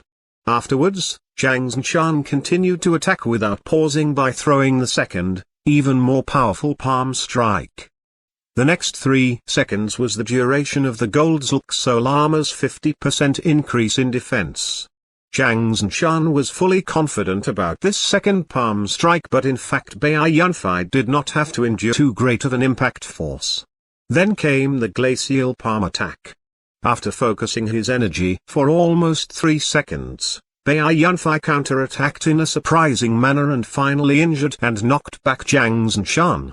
Had it been someone else comparable to Bai Yunfei in power, nothing unexpected would have happened in relation to the earlier attacks, and this person would definitely have been killed by that palm strike as Zhang Zhanshan had expected. However, this series of attacks from Zhang Zhanshan, which should have been able to kill the enemy violently, had failed, due to the additional effect of an upgraded item. It was because his opponent was Bai Yunfei. All of these factors had resulted in the current situation in which both men's right arms were seriously injured. Remaining motionless, Bai Yunfei stared at Zhang Zhanshan, who was also recovering from injuries, in front of him. When he felt that his right arm's injuries had basically been suppressed, he secretly let out a sigh of relief. For the moment, he just did not have time to heal it carefully. He cast a glance around in an unnoticeable manner while his mind was working overtime. I can't fight anymore. I don't have much soul force left. If I want to use the wave-treading steps to run away, I can't use too much energy again. For every other bout I fight him, I'll be in a bit more danger. Damn it. Though I don't want to abandon it, I have no choice but to do that. Chapter 49, Run Away. Having made his decision, Bai Yunfei was no longer hesitant. After taking a look at Zhang Zhanshan, he suddenly shook his body and rushed towards that forest on the left. Only now do you think about running away? Too late already. As soon as Bai Yunfei moved, Zhang Zhanshan noticed this. Upon seeing that the enemy unexpectedly wanted to flee, he gave a cold snort and also rushed out, chasing after Bai Yunfei. However, when Bai Yunfei had just run away 10-something meters, the fire-tipped spear in his hands suddenly disappeared. He then turned around while running and shot 2 streaks of cold light straight at pursuing Zhang Zhanshan with a flick of his right arm like lightning. Flying daggers. The moment the streaks of cold light were shot at him, Zhang Zhanshan was a bit surprised to learn that the opponent was also able to use flying daggers. This was indeed somewhat unexpected to him. However, that was all there was to it. Even though Bai Yunfei's attack was surprising, in his eyes, it was still not a threat to him. In the blink of an eye, his body moved sideways, and the 2 daggers went right past him. Zhang Zhanshan then continued to rush towards Bai Yunfei without slowing down. But right after he had avoided this attack, 3 other daggers were shot at him one after another. His eyes contracting, Zhang Zhanshan moved sideways to the left half an inch again, avoiding the 2 daggers aimed at his right shoulder and head.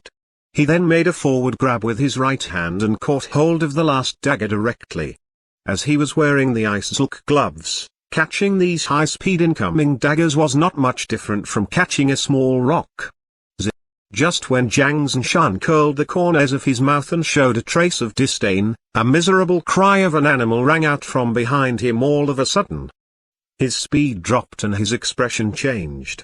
Turning his head around to cast a glance backwards like a flash, he saw that the tracking grey rat, which had been hiding in the distance since the beginning of the fight, had now been nailed to the ground by a dagger, motionless. You! Zhang Zhanshan's expression stiffened.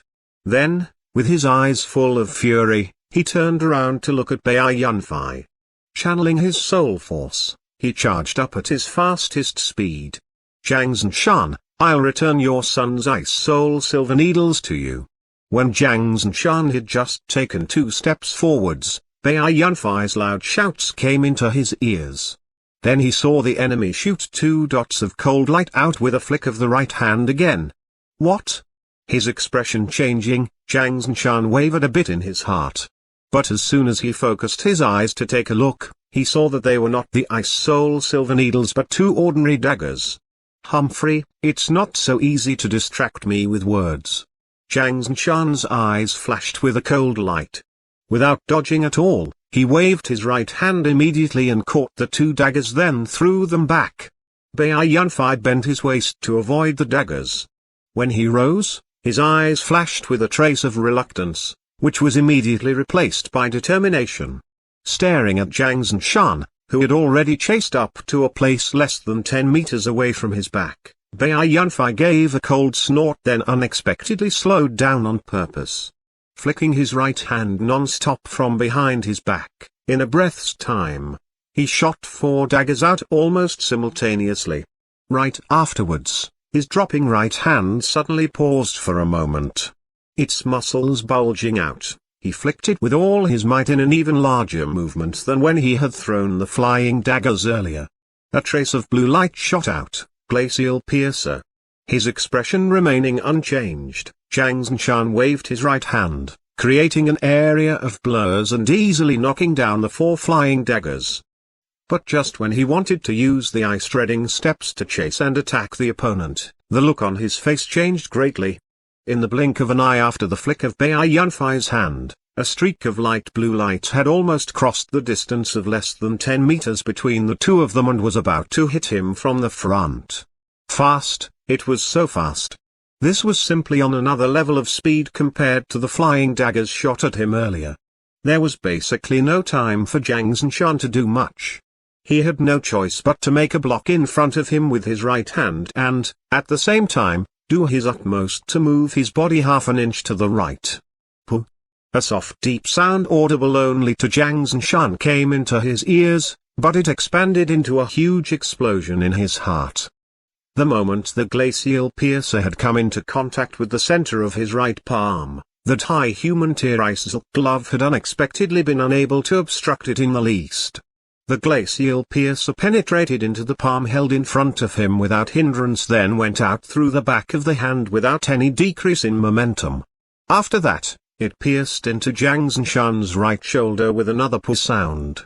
Even half of the piercer's handle went into his shoulder. In the end, it seemed to get trapped between bones and stopped, leaving a section of its tip sticking out through the back of the shoulder. Bai Yunfei's eyes flashed with a hint of regret. Then, clenching his teeth, he turned around and ran away without hesitation. Zhang Zhanshan watched him turn into a string of blurs running into the forest up ahead, then disappear after several dashes. His body had already stopped moving. There was even a trace of puzzlement in his eyes. As he looked at the perforated palm and the penetrated shoulder, his expression was extremely unsightly. Reaching out his left hand and grasping the glacial piercer in his shoulder, he pulled it out with force. Blood spurted out, but he stopped the bleeding very quickly. After channeling his soul force to heal the wounds in his palm and shoulder, he lifted his eyes again to look in the direction of Bai Yunfei's escape, his expression changing repeatedly. In the end he had no choice but to shake his head in frustration and let out a sigh. I didn't expect to be given so much trouble by a brat of the Soul Warrior stage. Worse still, in the end I even let him run away. At this point, Zhang Zhanshan shook his head with some self-derision. Was it because I'd used too much soul force? Or because I was preoccupied with taking revenge and underestimated him? After pondering for a while, he shook his head again, talking to himself. No, the main cause was his power and not these things. He's a soul warrior indeed, but his mental ability is much greater than I expected. Though he's a bit inexperienced in real combat and fighting techniques, both his determination and attention to detail are very exceptional. Then, the most important thing is the several soul items he got. As he raised the glacial pierce in front of him and recalled the common-sense-defying things during the whole battle, his eyes gradually showed a look of doubt and disbelief. The Crimson Spear, the Gold Zulk Soul Armor, and the glacial piercer, each of them was so beyond my expectations. That move shouldn't have caused an explosion of the fire element. The attacks that should have been irresistible were suddenly withstood easily by him. And this glacial piercer, in the beginning, I was able to block it using my gloves, But just now, staring at the glacial piercer, his eyes glittered unceasingly. He was trying hard to recall every single detail of this fight against Bai Yunfei. After a long time, when the wound in his right hand had basically been controlled, he seemed to suddenly remember something. His eyes blazing, he said in surprise, "Wait. This glacial piercer, could it be?" seeming to have thought of something that even he himself found ridiculous. His eyes glittered. Eventually, he showed an expression of relief and said to himself, "I'm such a fool. Whether this is true or not, won't I know the answer by checking it out?" After saying so, he held the glacial piercer in his hand, then flicked it out forwards. The moment the glacial piercer left his hand, Zhang Zhanshan's face immediately showed a look of astonishment. My soul force was unexpectedly absorbed by it uncontrollably. Then, his eyes suddenly opened wide like balls, staring hard at the glacial piercer, which was flying forwards. He even slightly opened his mouth involuntarily, his face filled with shock. This speed, how is this possible? How is this possible? Chapter 50, Reaching Beifeng City. At sunset, the light of the setting sun was shining on this thick forest, but under the cover of the dense foliage, only tiny spots of light were able to get through the gaps between the leaves, which made the whole forest look somewhat dusky. Forcefully suppressing the injuries in his body and channeling his remaining small amount of soul force into his legs, Bai Yunfei was running fast in this forest. On his face, there was a trace of rejoicing over having escaped from a very dangerous situation and a hint of injury pain, but most of all, there was a deep regret. Glacial piercer, my glacial piercer. While running, Bai Yunfei roared non-stop in his mind, "It's gone just like that, my glacial piercer." If the several soul items were ranked in terms of preference, the glacial piercer would even place ahead of the fire-tipped spear because aside from being his first loot item, it also possessed that extremely practical additional effect. Sometimes Bai Yunfei even felt that the glacial piercer of the low rare grade was more useful than the fire-tipped spear of the low inheritance grade. In the several battles he had fought so far, it could be said that the glacial piercer had contributed towards the victories even more than the fire-tipped spear had. But now, the glacial piercer was already gone. Bai Yunfei felt like his heart was bleeding. Ran. Bai Yunfei did not know how far he had run. He ran all the way until both his soul force and physical strength were used up. Only then did he finally stop. He raised his head looking at the starry sky through the gaps between the leaves. In his ears, there were only the constant cries of night insects and also the occasional snarls of some kinds of wild beasts. He shouldn't be able to catch up with me for a while, right? Bai Yunfei took a look backwards in an exhausted manner. Let's stop running. I can't run anymore either. I'll stay here and rest for a night.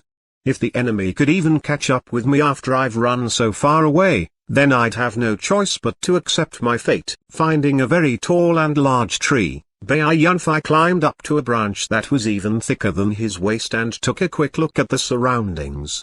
After confirming that there were no venomous serpents and wild beasts around, he sat down with legs crossed on that branch and closed his eyes, beginning to recover his soul force and heal his internal injuries. The next day, when the sun was shining high above, Bai Yunfei finally opened his eyes slowly on that branch after staying motionless for a whole night. Taking a deep breath, then exhaling gently, he raised his right hand in front of his eyes, formed a fist, swung his arm, then massaged his left shoulder and frowned slightly. Alas! It still hasn't fully healed. But fortunately there isn't any big problem. I should be able to recover within the next 2 days at most. Taking out some food from inside his interspatial ring, he began to fill his hungry stomach. While eating, he thought about the battle of the previous day. That little animal which tracked me was already killed. Now it should be impossible for them to find out where I am. This forest is quite large too, so if they want to come in and search for me, it'll basically be like searching for a needle in the ocean. I only need to leave this place as quickly as possible, then be more careful with my actions instead of making myself visible to the enemy like last time. I will not be in danger again. I lack combat experience and still haven't practiced how to use my techniques enough. Though these shortcomings won't be noticeable if I fight ordinary people and soul cultivators weaker than me, they will be exposed thoroughly if I run into opponents stronger than me. Petty tricks will be useless too, and if I use them, the enemy can even take advantage of them to trick me. From now on, I can't be so arrogant again. My biggest advantage is still the upgrade technique. Only the additional effects that the enemy doesn't expect to come up against should be the key to my victory. But now, even if those ordinary weapons are given additional effects, it will still be very difficult to use them to fight strong enemies. As for soul items, the only ones left are the fire-tipped spear and the gold Zulk soul armor. Alas, my glacial piercer. My glacial piercer. As soon as Bai Yunfei thought of the glacial piercer, he could not help feeling upset again. Get stronger. Get stronger. Now I'm being hunted like a homeless dog only because I'm not powerful enough yet. I must improve my soul force and upgrade more items. The grievance in his heart turned into an intense fury, which triggered Bai Yunfei's unquenchable desire for power again. The crafting school. The crafting school. As long as I can join this school, I'll be able to make soul items on my own. When the time comes, this coupled with my item upgrade technique, alas, what am I thinking about? Now the most important thing is to deal with the problem at hand first. I must get out of this Kinyan province as soon as possible. After another whole day, Bai Yunfei eventually walked out of this dense forest. When he saw a hamlet located not far outside the forest, he almost burst into tears out of happiness. I can finally ask someone for directions. Because Bai Yunfei really needed to have a good rest, he stayed for a night in this village. Villagers always made Bai Yunfei feel warm inside. They enthusiastically received this stranger who had suddenly appeared in this remote hamlet. After knowing that he was injured, they even specifically prepared a large bowl of medicine for him to drink. In the early morning of the next day, Bai Yunfei bid farewell to these guileless villagers in high spirits and headed in the direction where, according to the villagers, a town was located. 3 days later, after going through another grove, Bai Yunfei saw a large road in front of him with quite a few people going on it. Among them, there were even several groups of people looking like trade caravans or escort agencies who were moving slowly carrying a lot of things. This should be a main road. If I go down this road, I should be able to reach a large city. Looking at the coming and going passers-by, Bai Yunfei was a bit hesitant. There are all kinds of people in a large city. I don't know whether the Zhang family's influence exists in this place as well. If I'm spotted again, after pondering with his head lowered for a while, he shook his head in self-derision again, saying to himself, if I fret about everything, then I won't need to get out of this Kinyan province either. Not even Zhang Zhanshan was able to catch me. Even if I run into his subordinates, I'll just kill my way out. Plus, last time was merely a freak occurrence. I can't be so unlucky every time, right? Lifting his head, Bai Yunfei looked at a trade caravan of about 10 people which was going slowly on the road and said to himself with a mental nod, yeah, let's blend in with that trade caravan. After getting into the city, I'll buy all the stuff I need and rest well for a night. Then I'll leave right away. Right, I must buy a detailed map. With it, later I won't get lost all the time. Having made up his mind, Bai Yunfei walked towards that trade caravan. Those people were very easygoing. After a simple exchange, they agreed to let this ordinary-looking youngster join their trade caravan. Bai Yunfei asked for a straw hat then put in on his head. Helping push those goods with his head lowered, he went forward slowly. In the afternoon, this group of people reached a tall city gate. Hiding among the group, Bai Yunfei slowly entered the city.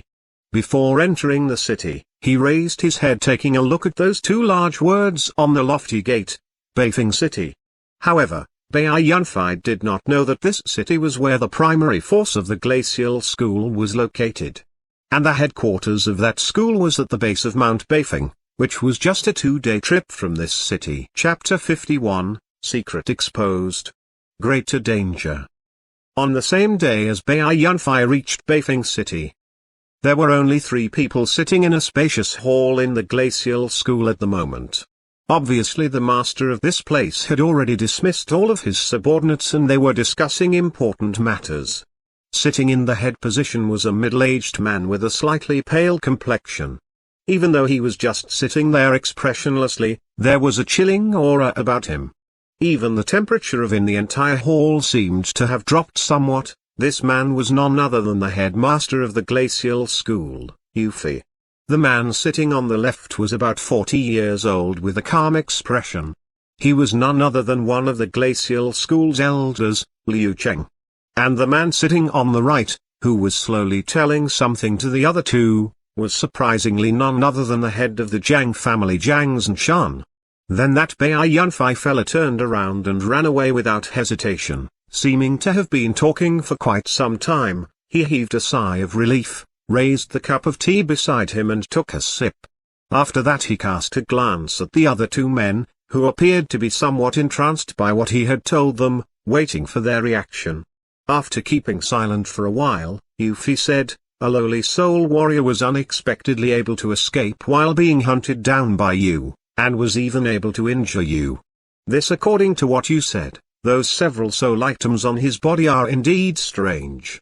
Right?" That glacial piercer. Hearing these words, Jiang Zhanshan turned his right hand over and the glacial piercer appeared in his hand.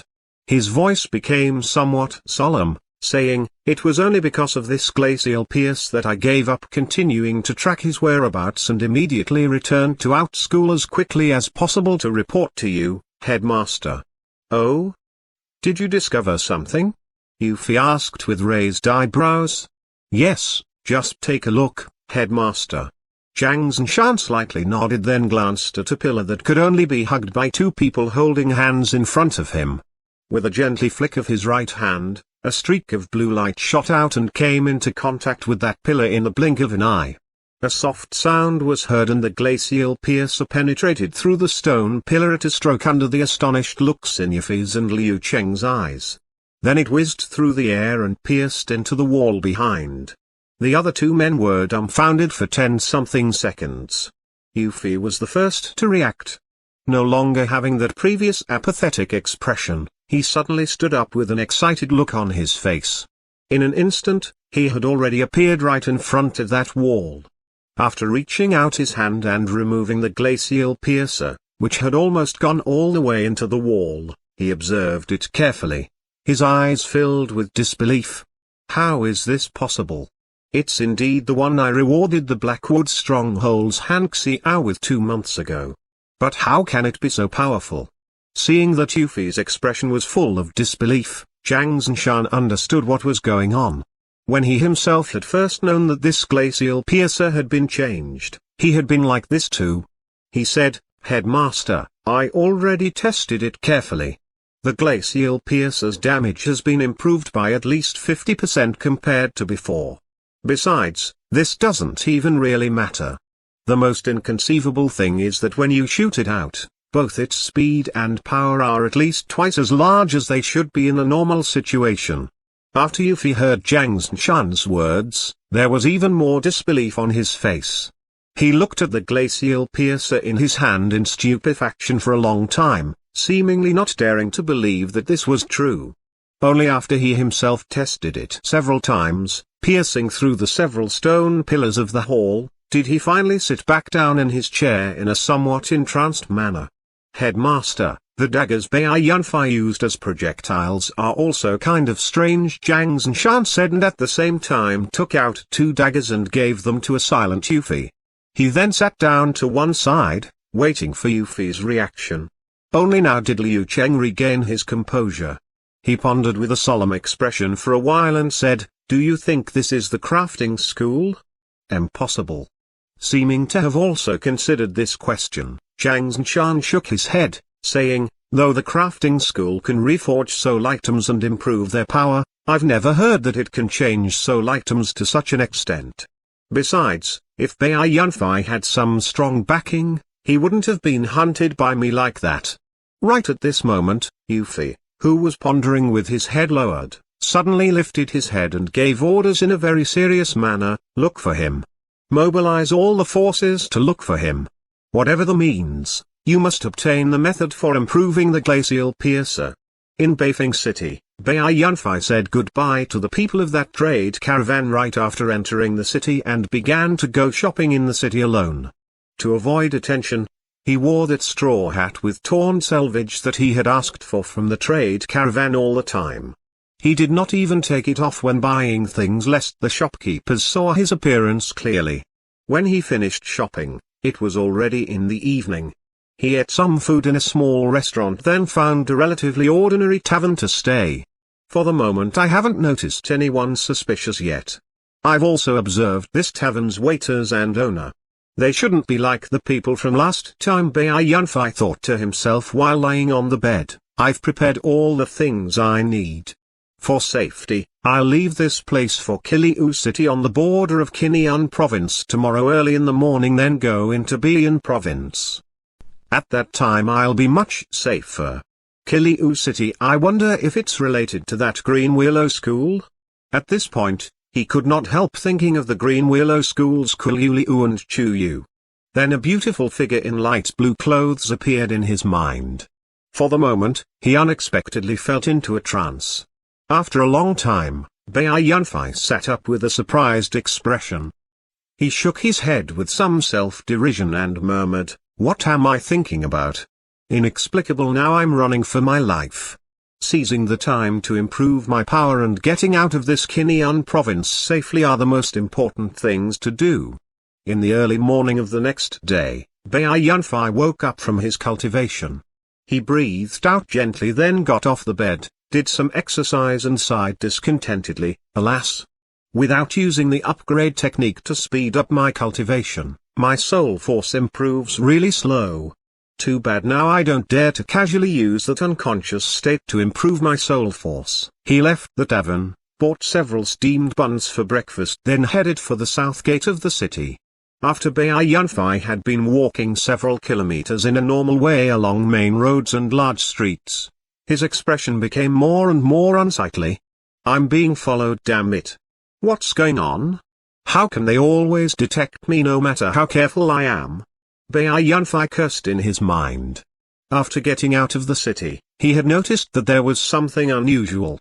Although the man who was following him had been careful, the perception of a soul warrior like Bai Yunfei still allowed him to detect this person very quickly. "He's following me, but I haven't been obstructed by a large number of men. Could it be I'm wrong and he's not a man of the Zhang family? Or they don't have enough men and they know they can't stop me, so they're following me for the time being while waiting for reinforcements before getting into action? No matter who he is, I'd better be careful and lose him as quickly as possible." Upon reaching a fork, Bai Yunfei suddenly accelerated and dashed into an alleyway on the right. Moreover, his speed got faster and faster. In almost a few breaths' time, he disappeared at a corner not far up ahead. The moment Bai Yunfei turned into the alleyway, on the main street, a little man dressed up as an ordinary-looking passerby was slightly dumbfounded. He then frowned and thought in surprise, "He detected me already? No wonder he was able to escape from Elder Zhang's hands. Then should I go after him now or not?" After considering for a while, he shook his head slightly, turned around and went in the other directions. "I followed him waiting for the elders to arrive only because I couldn't take him down. Now that he already noticed me, if I went after him again, I would simply throw away my life. Anyway, I already know his direction to a certain extent, so I'll just wait for the elders from the school to come and chase after him themselves." After going around that corner, Bai Yunfei hid behind a hillside for a long time, but he did not see anyone go after him. He waited for another while, then finally shook his head, turned around and took a trail to continue his journey. It's possible that I was over-suspicious. Perhaps he was just an ordinary petty thief. Knowing nothing about the situation, Bai Yunfei went for a stroll in front of the glacial school's entrance just like that. Then he left without incident. The next day, when Zhang Zhanshan and Liu Cheng returned to the latter's house in this Beifeng city together, they received a report from their subordinates. The man they want to find, Bai Yunfei, had arrived in the city in the evening of the day before yesterday, then left yesterday early in the morning. The moment Zhang Zhanshan and Liu Cheng received this news, both of them were somewhat stupefied. A good while later, Zhang Zhanshan gave a cold snort, saying, "That Bai Yunfei fellow is too arrogant. He unexpectedly took a stroll right under the nose of our glacial school.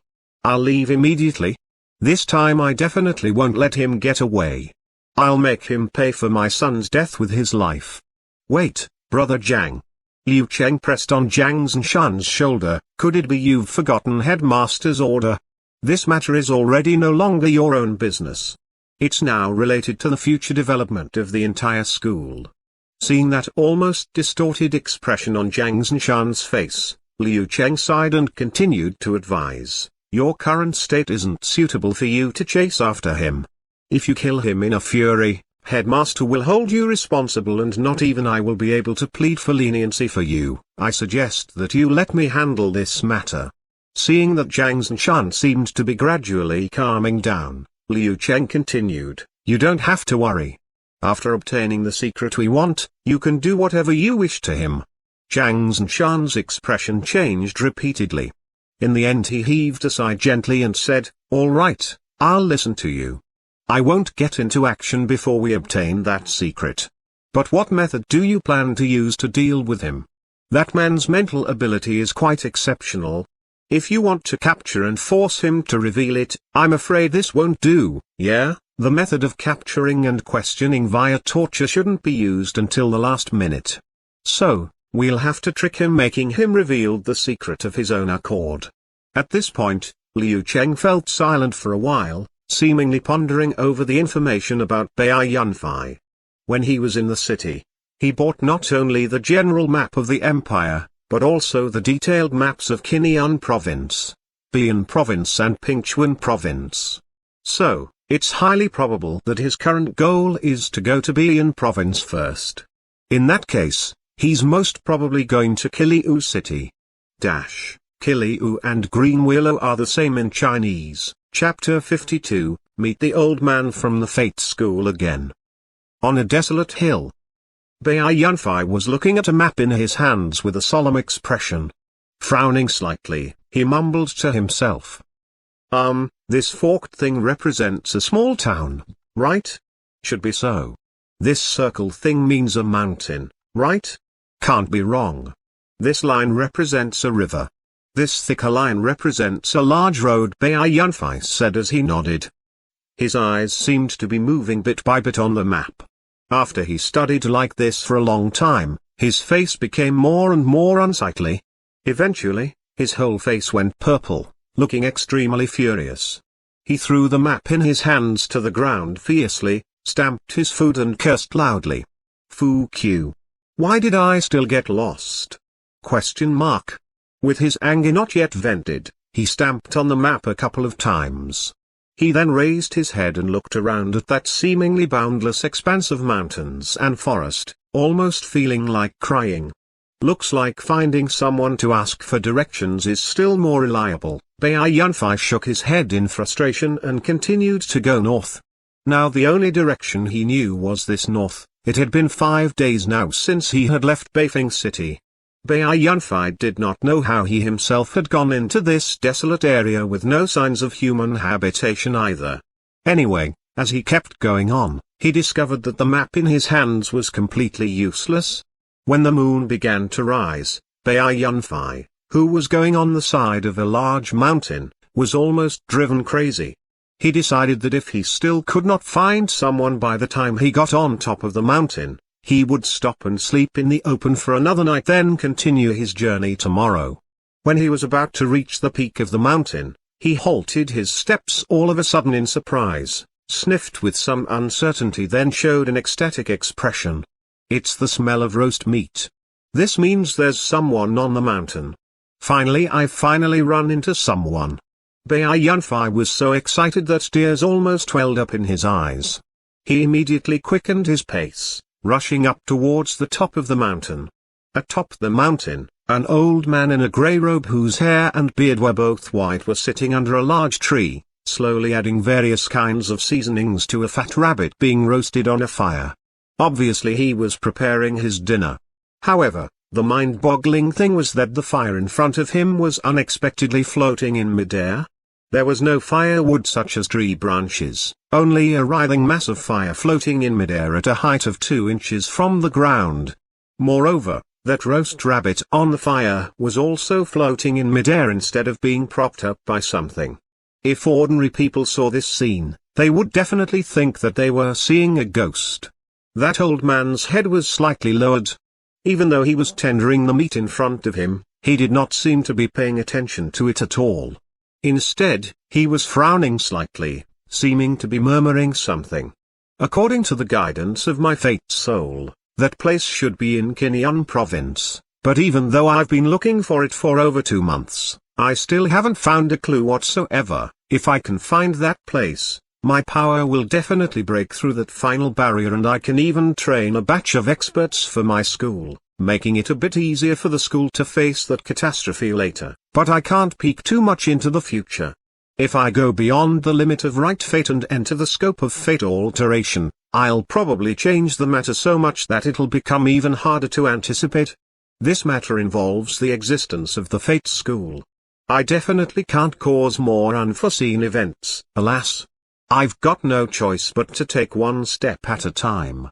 If there's such a predestined relationship in my right fate, eventually I'll find a trace. At that time, I'll who? While talking to himself in a low voice, the old man suddenly raised his head. With his eyes seeming to flash with fire, he looked towards a cluster of trees on the left. A series of soft rattles rang out as a youngster slowly appeared, who was none other than Bai Yunfei. "It's you. It's you." Both Bai Yunfei, who had just walked out, and the old man sitting under the tree said in surprise at the same time when they saw each other's face. With a face full of amazement, Bai Yunfei looked at the old man in front of him, who was being illuminated by that mass of fire. He even forgot to continue to go forwards. This was unexpectedly none other than the mysterious old man from the Fate School who had given him the interspatial ring and said that he was the person who could negate a disaster or something before. "Ha ha, Sonny, why are you here?"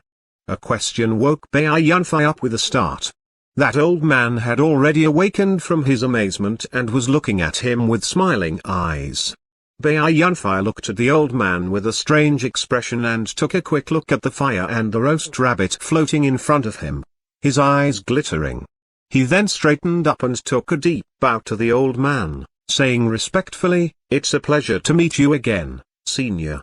The old man was taken aback, then nodded, saying laughingly, "Oh, not bad, you're well-mannered now. This is much better than when I met you for the first time. Ha ha. Come here and take a seat. Judging from your appearance, you seem to be going in a hurry." When the old man saw that Bai Yunfei was somewhat embarrassed, the smiling expression on his face deepened, and he asked while waving at him. Bai Yunfei went up to the old man and sat down in front of him. Looking at the rabbit, which had been roasted to the point of being glistening with oil, he slightly swallowed some saliva, then nodded and said, "Yeah, I plan to wander the outside world a bit." Somehow, upon seeing the old man this time, Bai Yunfei felt indescribably friendly towards him. Perhaps this was because only after becoming powerful did he finally understand how great the opportunity given to him by the old man had been. "Yeah, this Kinyan province is too small. It's good for you to go out and see the real world of the strong. This way you can grow up faster, which will be good for the future as well." At this point, he seemed to think of something and did not finish what he was saying. Instead, he corrected himself by asking, "But aren't you a bit impatient? The interspatial ring I gave you contained the entire cultivation method of the first 3 stages. You should wait until you've become strong to think about these matters again. Right, I remember you wanted to take revenge. Why now could it be?" "Yes." Bai Yunfei nodded. "Only thanks to the secret cultivation method, soul techniques and soul items you gave me was I able to get my revenge so easily. Besides, because I'm already at the middle soul warrior stage, I want to leave this Kinyan province and seek greater power." "Oh, I see. As you've already reached the middle soul warrior stage, you indeed can leave. The old man could only finish half of what he was casually saying before stopping all of a sudden. He then lifted his head abruptly and stared hard at Baiyunfei. The indifferent expression on his face had disappeared. His eyes were even bulging out slightly and his face was full of disbelief. You said, what stage did you say you had reached? Middle soul warrior, what's wrong? Baiyunfei looked at the old man somewhat doubtfully. Then, seeming to understand what was going on, he continued in a somewhat embarrassed manner, in fact I also wanted to wait until I've reached the late soul warrior stage and become more proficient in the acupoint control method to leave, but I encountered some problems so I had no choice but to. Before he could finish what he was saying, he saw a blur. The old man had dashed up to his face in an instant at a simply unimaginable speed and caught hold of his wrist with a grab. When Baiyunfei was yet to regain composure, he felt a slightly warm, extremely powerful stream of soul force surge into his body. In just the blink of an eye, it flowed through every part of his body. He even felt that his soul was run through by it. Baiyunfei was so stupefied by this sudden action of the old man that he froze right there. After the old man let go of his wrist, he still remained motionless. For a few moments, the atmosphere was obviously somewhat strange. Say senior? After 10-something seconds, Baiyunfei finally could not help shouting weakly. As soon as he made a sound, the old man suddenly reacted by murmuring. He seemed to have been emotionally affected to the point of being somewhat lost in thought. It's true, it's really the middle soul warrior stage. How is this possible? Oh? Wait, this is the elemental force of ice. Sunny, are you injured? Chapter 53, Original Property of the Soul. What? Baiyunfei asked in puzzlement, having yet to react to the old man's sudden change of topics.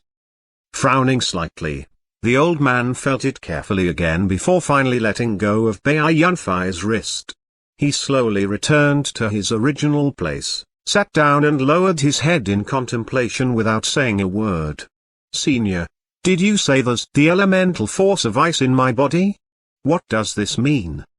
The old man was silent like that, but Baiyunfei was somewhat worried. From the few words the old man had said just then, he could tell that there was something wrong. Instead of answering his questions, the old man lifted his head and stared at him for a long time with a strange expression. Eventually he said, "How did you cultivate your soul force?" "How did I cultivate my soul force?" Baiyunfei said doubtfully. "I just cultivated it according to the cultivation method you gave me." "What's going on? Is there anything wrong?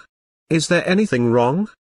The old man's expression looked even stranger now. Could it be you don't know how long it takes other soul cultivators to cultivate their soul force? Baiyunfei was stupefied. After thinking for a bit, he said, "Of course I know.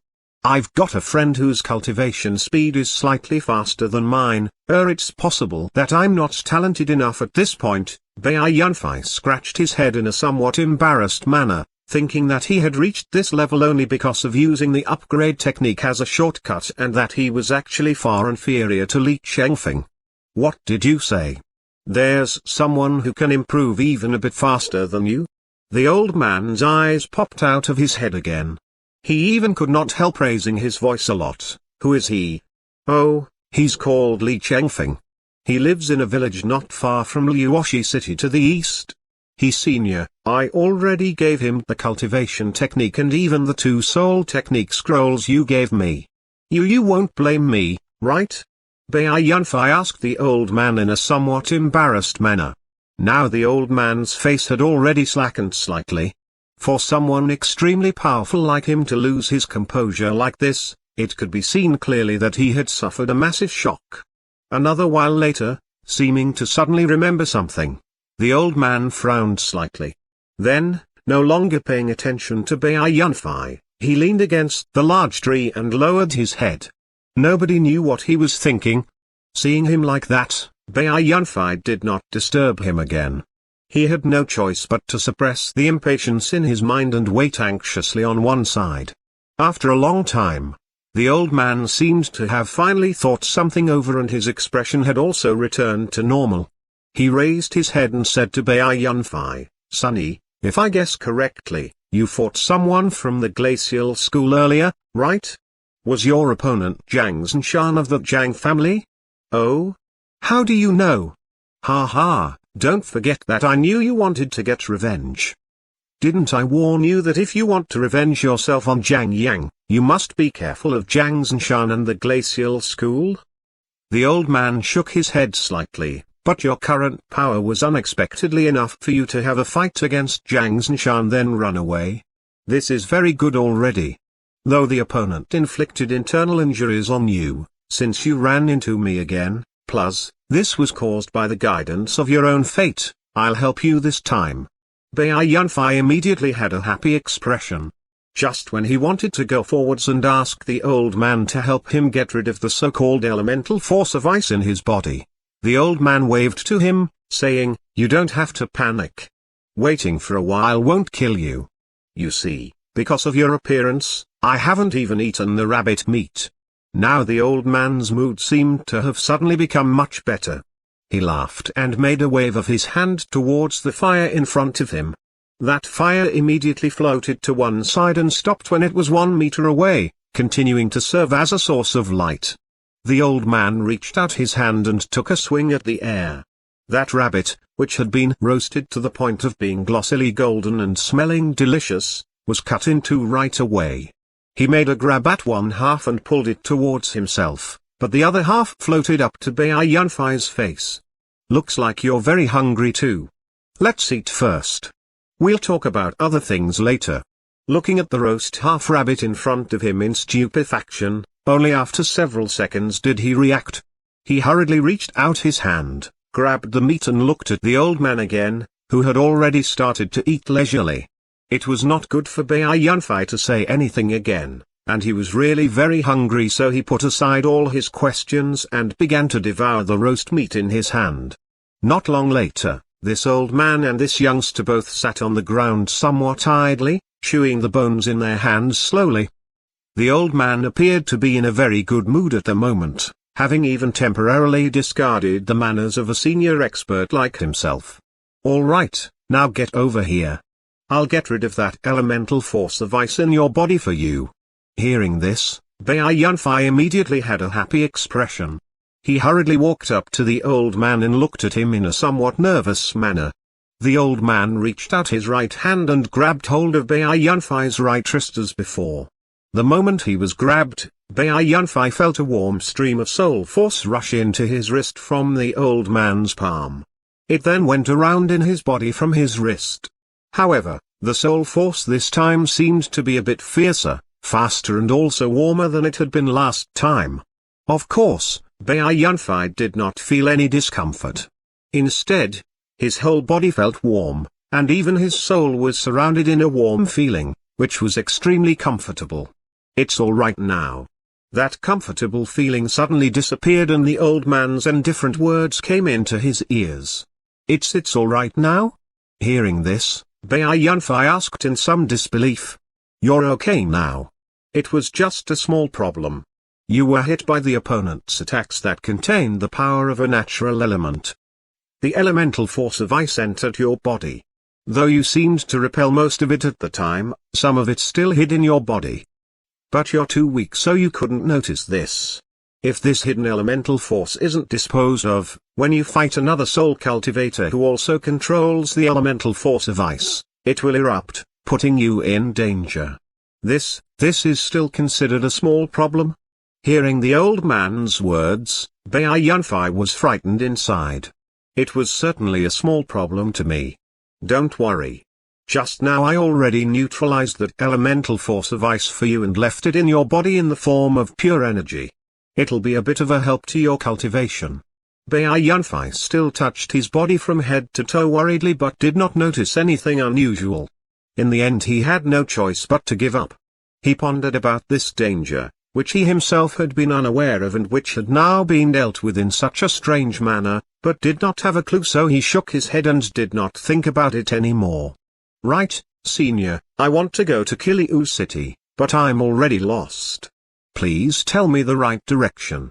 Suddenly remembering the most important problem he was faced with at the moment, Baiyunfei asked in a somewhat embarrassed manner. Kiliu City? Just go straight in this direction. You'll reach it after 2 days.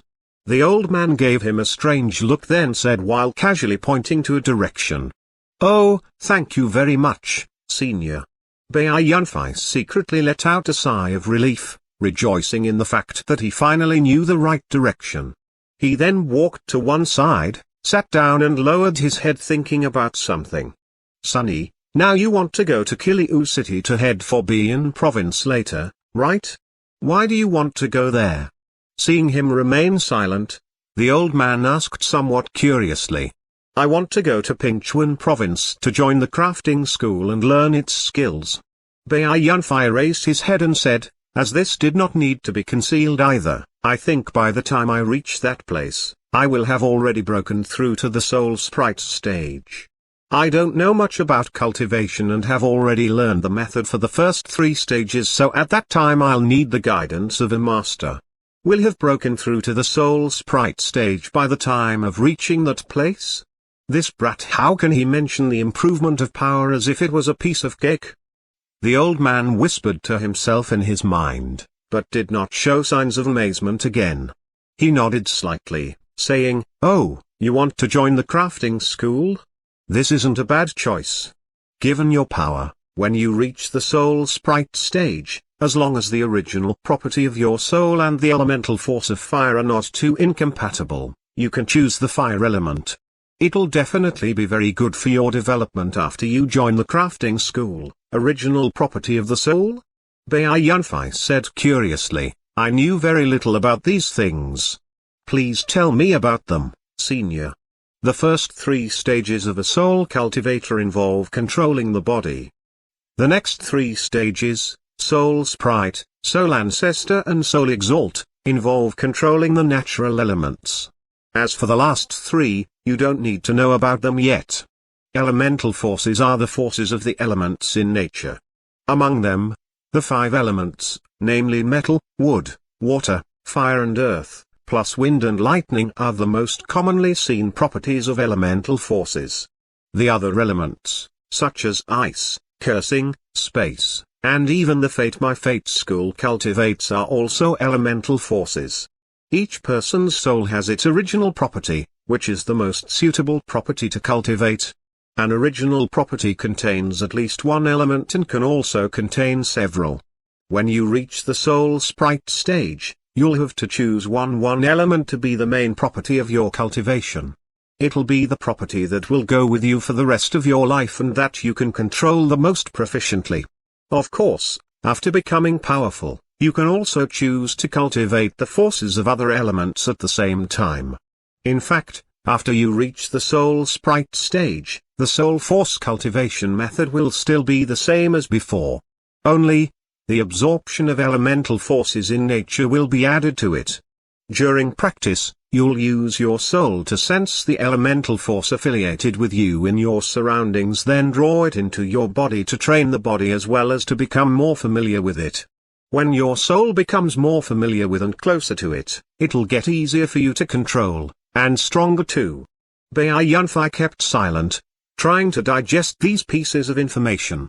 After a long time, he raised his head and asked again, could you please tell me a bit about soul items and soul techniques as well? You really don't know anything. The old man shook his head and continued, soul items are divided into 3 tiers, heaven, earth and human. Each tier consists of 3 levels, high, middle and low. Soul techniques are also divided into the same tiers and levels. The spear I gave you is a low earth tier soul item. It contains an extremely powerful elemental force of fire. But you're not strong enough at the moment, so you can't unleash its true power. When you reach the soul sprite stage, you'll be able to really use it. Coincidentally, you want to join the crafting school, so you'll have to choose to cultivate the elemental force of fire. In that case, I was right to give you this spear at that time. Baiyunfei looked at the fire-tipped spear in his hands thoughtfully. There are 3 tiers, heaven, earth and human. The fire-tipped spear's grade is low inheritance, corresponding with low Earth tier. This means, human tier corresponds with rare, such as the glacial pierce and the goldsilk soul armor. How about heaven tier? I wonder what grade the upgrade technique classifies it as. While pondering, Baiyunfei seemed to suddenly remember something. He raised his head and said in a somewhat embarrassed manner, "Right, Senior, I owe you a great debt of gratitude, but I still don't even know your name." The old man was surprised, then cursed laughingly, "This brat, only now do you remember to ask for my name? It's okay to tell you my name. I'm Jian. This name is kind of famous in this continent. If you run into any small problems later, I allow you to use it to intimidate people." Thank you very much, Senior." As his little calculation was seen through, Baiyunfei laughed quite awkwardly. "All right, this is it then. I still have something to do and need to leave right away." Without a warning sign, Jian stood up all of a sudden and said to Baiyunfei, "Sonny, you must grow up a bit faster. Don't disappoint this old man." After saying these words, he turned around and left without hesitation.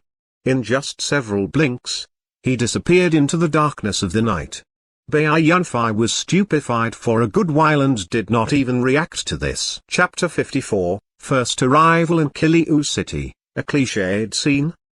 He left just like that?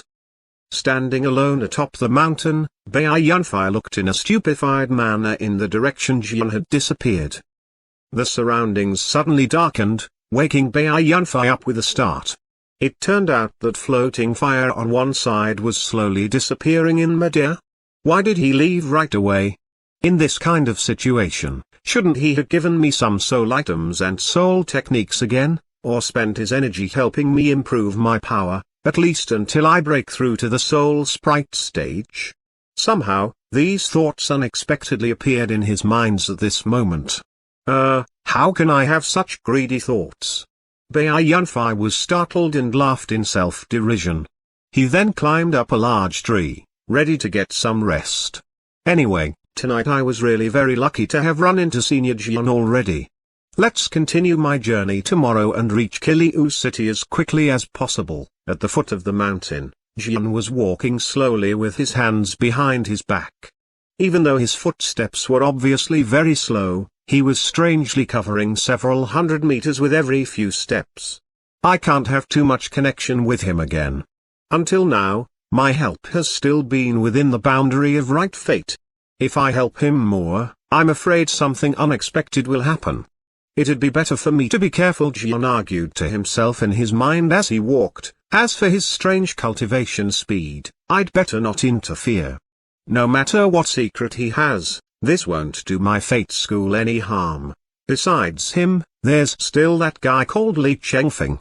If what he said is true, then Jian slightly frowned. When I just arrived in Qinyan province, my fate soul unexpectedly didn't guide me to someone with such an extraordinary talent for cultivation, but this is also a good thing. As I knew about the guy from him, this is not within the influence boundary of the fate soul's guidance, so I can do a lot more things now.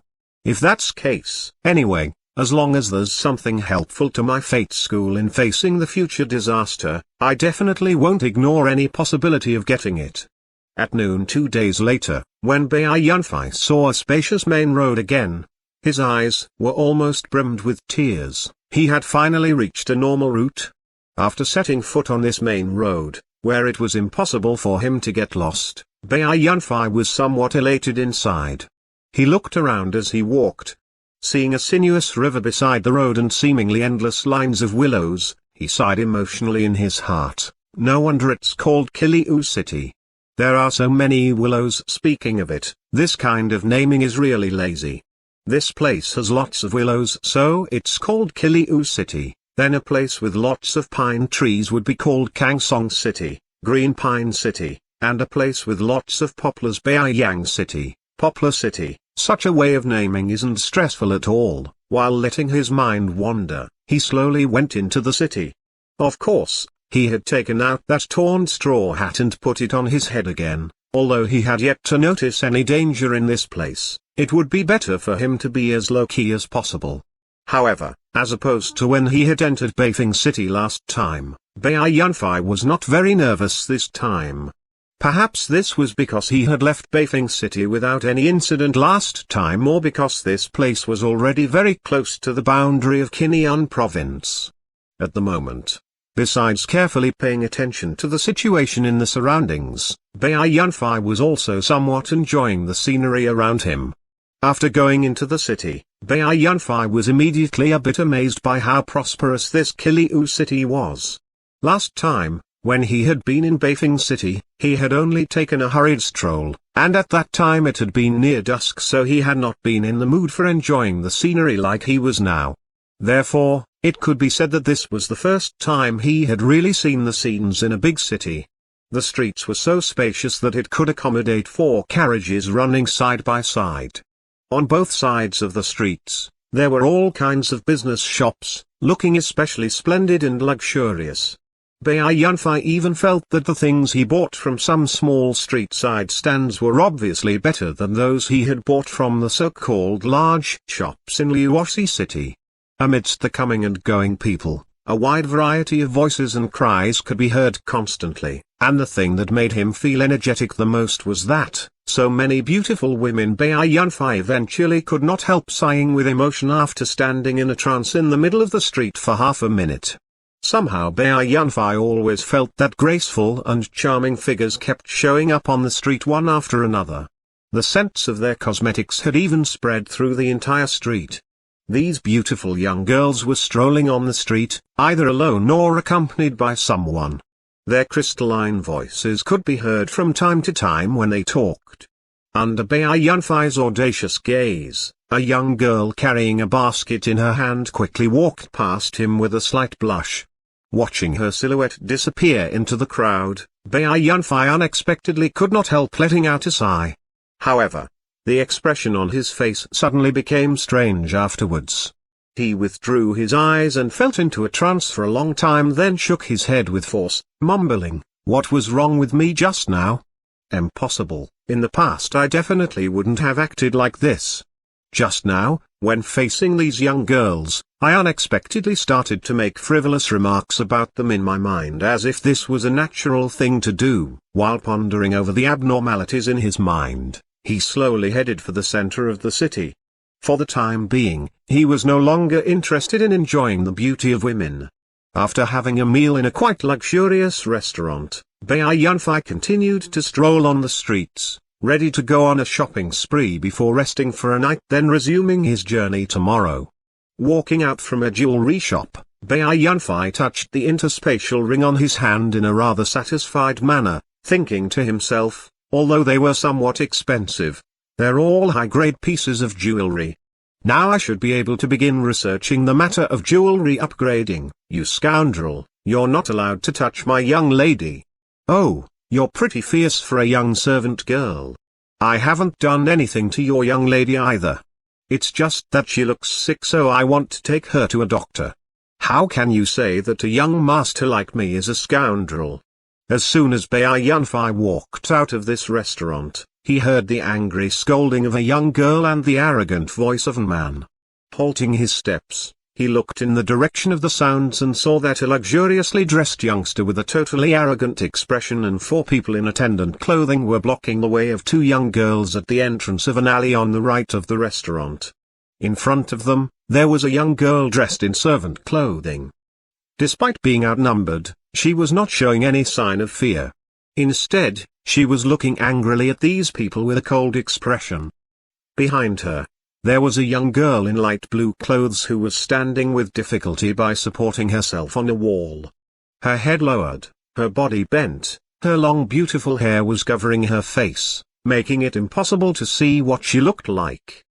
It seemed she was sick and was enduring an extreme pain. "Humphrey. Little servant girl, don't fail to appreciate my kindness. I'm second young master Long. In this Qiliu city, I'm well known for being ready to help others. You see, your young lady is so sick that she can't even walk.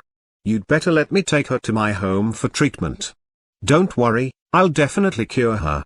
Besides, I'll cherish her." As that man talked, his voice changed somewhat, sounding like there was some kind of viciousness in it. No matter the place, this kind of rich good-for-nothing always exists. Bai Yunfei frowned slightly and said doubtfully in his mind, plus, why does this somehow look familiar to me? There's a word about to come out contrived? What does it mean? While preventing the people in front of her from approaching, the servant girl glanced somewhat anxiously at the young girl behind her and said with hatred, Humphrey, you scoundrels. Don't even think about doing anything to my young lady. If she hadn't taken ill all of a sudden, given her power, she would destroy you lowly underlings with ease. Let me tell you, my young lady is a soul, Humphrey. Don't try to scare me with those words. Both of you look very unfamiliar. I think you must have come to Kiliu City to amuse yourself, right? No wonder you don't recognize me. Let me tell you, in this Kiliu City, even the Green Willow School has to show my long family some respect. That man interrupted the servant girl and continued to brag. That servant girl was stubborn, but now she was startled, as if she was somewhat frightened. Additionally, she was worried about the young lady behind her, so the expression on her face was obviously anxious, with tears vaguely welling up in her eyes. The people who had been busy going in the surroundings originally had now run far away, seemingly because they were rather afraid of this second young Master Long. All right, quit babbling, servant girl. I still have to hurry up and cure your young lady. Just go with me. That man seemed to have become somewhat impatient. He immediately pushed the servant girl in front of him aside, then told his subordinates to catch her, not allowing her to escape. Ha ha, don't be afraid, young lady. Just let me take you to my home. I'll ask the best doctor to treat you. Second young Master Long said in a friendly manner while looking at the young girl in graceful light blue clothes, who was leaning against the wall. At the same time, he reached out his hand, wanting to grab her wrist. However, just when his hand was about to touch her, another hand suddenly reached out and grabbed hold of his arm, making it impossible for him to move it forwards. Oh? Second young Master Long was slightly stupefied for a moment. Turning his head doubtfully to take a look, he saw that a youngster in ordinary grey clothes and a rather broken-rimmed straw hat was grabbing his arm and looking at him with eyes full of disdain. Who are you? This is none of your business. After a moment of stupefaction, second young Master Long immediately reacted. He had not expected that someone would dare to stop him. The disdain in Bai Yunfei's eyes intensified. Exerting a little strength with his hand, he pushed him away directly. Second young Master Long did not seem to have expected this man to dare to attack him first, so he staggered backwards continuously. Only when his subordinates supported him was he able to regain his balance. You're so insolent. Don't you know who I am? Don't you know who my father is? My father is Long Gang. Now that you dared to offend me, I'll make you suffer so much you'll wish you were dead. Second young Master Long roared as he stared hard at Bai Yunfei, his face totally red. These words, can you be any more cliché? Bai Yunfei curled his mouth and said disdainfully. Chapter 55, Artificial respiration is needed. These words, can you be a bit more cliché? Bai Yunfei curled his mouth and said disdainfully. Although second young Master Long did not know what the word cliched mentioned by Bai Yunfei meant, he understood very well that disdainful expression on the opponent's face. He shouted loudly to his several minions, all of you go up. Break his legs for me. Beat him up for me. Hearing their master's order, these men immediately charged towards Bai Yunfei with ferocious looks in their eyes. Bang, bang, bang, bang. 4 rhythmic deep sounds rang out. Afterwards, under the dumbfounded look in second young Master Long's eyes, the 4 subordinates, who just then had still been charging up ferociously, were all sent flying backwards in 4 arcs, then smashed into his body. Second young Master Long pushed the several people on him away with difficulty, struggled up from the ground and looked at Bai Yunfei, who was walking towards him slowly. The arrogant expression on his face had already disappeared. He backed off in terror continuously, shouting, "You don't come near me. I'm the second young master of the Long family, Long Tao. My father is Long Gang. My brother is a soul cultivator. If you dare to hurt me, the Long family definitely won't let you off. Hearing these words, Bai Yunfei halted his steps and stared at him with a strange expression for a while. Eventually he could not help sneering, "Oh, I see. Turns out you're just a Long Tao. Long Tao is a walk-on part in a movie." "That's right. I'm none other than Long Tao. I'm the second young master of the Long family. You can't hurt me." Long Tao, second young master. Long Tao did not notice, nor did he understand the tone of ridicule in Bai Yunfei's words, so he nodded unceasingly. The corners of Bai Yunfei's mouth twitched. "Not in the mood for more talking," he said with a wave of his hand, "Get lost." After watching this group of people disappear into the crowd, Bai Yunfei shook his head, his facial expression still looking somewhat strange. It was impossible to know what he was thinking. Young lady, are you all right?" A voice full of anxiety rang out. Bai Yunfei was startled and turned around hurriedly. He saw that the blue-clad young girl, who originally had been supporting herself on the wall, was now lying on the ground. That servant girl was crouching in front of her in extreme anxiousness, shouting softly. Judging from her voice, she was about to burst into tears already. Bai Yunfei quickly walked over and said at the same time, "Miss, what's wrong with your young lady? I can help." His words suddenly came to a halt. Even his body froze right there. He looked in stupefaction at the young girl, who was lying on the ground with tightly closed eyes, his face full of astonishment. It's unexpectedly her." Bai Yunfei was extremely surprised because the person in front of him was none other than the young girl who had been with Zhang Yang at that time in Liuoxi City, Liu Meng. At this moment, an indescribable feeling surged up in his heart. Bai Yunfei just stood right there in a trance like that. Only when the servant girl's anxious voice was heard again did he wake up with a start. Shaking his head with force, he calmed his mind down a little, then walked up to the side of Liu Meng and squatted down to see if he could offer any help. Liu Meng was lying flat on the ground. Her white face had now gone pale, her lips closed tightly, her beautiful eyebrows wrinkled. She had no reaction to the servant girl's shouting at all. Seeing the young girl like that, Bai Yunfei somehow felt an ache in his heart. He crouched down in front of her somewhat helplessly but did not know what to do.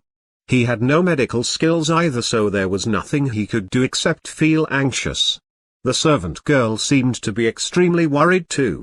The only thing she did was call "young lady" loudly. All of a sudden, an idea flashed across Bai Yunfei's mind. He was stupefied and murmured, "Oh, artificial respiration is needed." Just when Bai Yunfei was in a dilemma about whether to use this seemingly effective method of emergency treatment, a soft groan was heard. It was the young girl regaining consciousness. A feeling of regret appeared in his heart instantly. After disdaining it a bit, Bai Yunfei asked in a slightly anxious manner, "Miss, are you okay? Are you hurt anywhere?" Even though the girl had waken up, she was yet to open her eyes and her eyebrows were still wrinkled. A layer of fine beads of sweat had even appeared on her forehead, as if she was suffering from an extreme pain. She called softly, "Xiaoning, where are you?" "I'm here, young lady. I'm here. Are you all right? Please don't scare me." The servant girl answered non-stop right away, appearing very nervous, tears about to come out from her eyes. Take me to a doctor." Quickly the young girl's fragile voice woke this silly servant girl, who was so worried that she had become dizzy, up to the most important thing to do at the moment. Yes. Let's go to a doctor." Only now did Xiaoning react. She wanted to go and raise her young lady up, but she discovered that with her small body, it was impossible for her to take her young lady to a doctor. Just when she became anxious inside, a pair of hands suddenly reached out to the young girl's backs of the neck and knees and lifted her up horizontally. Xiaoning was frightened, but she immediately reacted. Raising her head to take a look, she saw that this was none other than the young man who had fought off those scoundrels just then. Although she felt that it was somewhat inappropriate for her young lady to be carried by a stranger like this, the current situation did not allow her to be so fussy, and she said to Bai Yunfei, Thank Thank you very much, mister. Please take my young lady to a doctor immediately. Yeah, let's go. Bai Yunfei hurriedly urged the servant girl to lead the way. Despite carrying a beautiful girl with a pleasant smell in his bosom, he was not feeling comfortable at all. Instead, there was only anxiety in his heart. At a clinic, Bai Yunfei was sitting on a stool at the front door looking in a somewhat preoccupied manner at the people coming and going on the street, thinking about something. It had already been more than an hour since he had taken Liu Meng to this place. The doctor was giving treatment inside. It would be better for him not to be disturbed, so Bai Yunfei was sitting here at the door waiting. Soft footsteps came from behind him, walking him up with a start. He hurriedly turned around to take a look with a happy expression.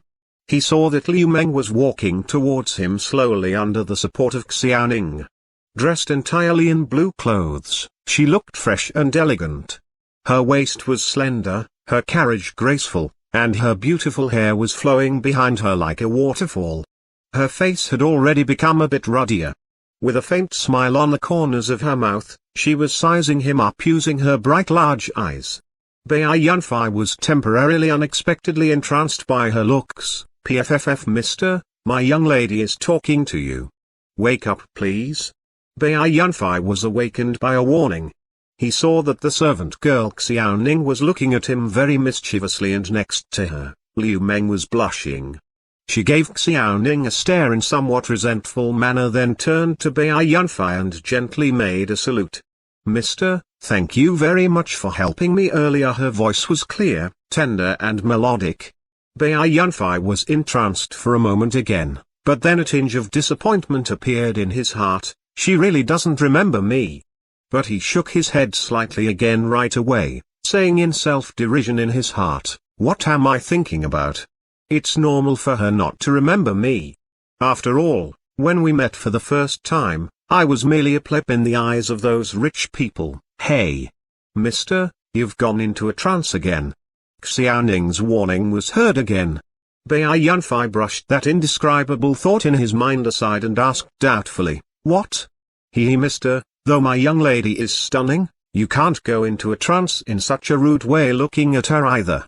Xiaoning could not help laughing and saying mischievously again, "My young lady wants to ask you to a tea house for a chat to thank you for your help just now." "Ah?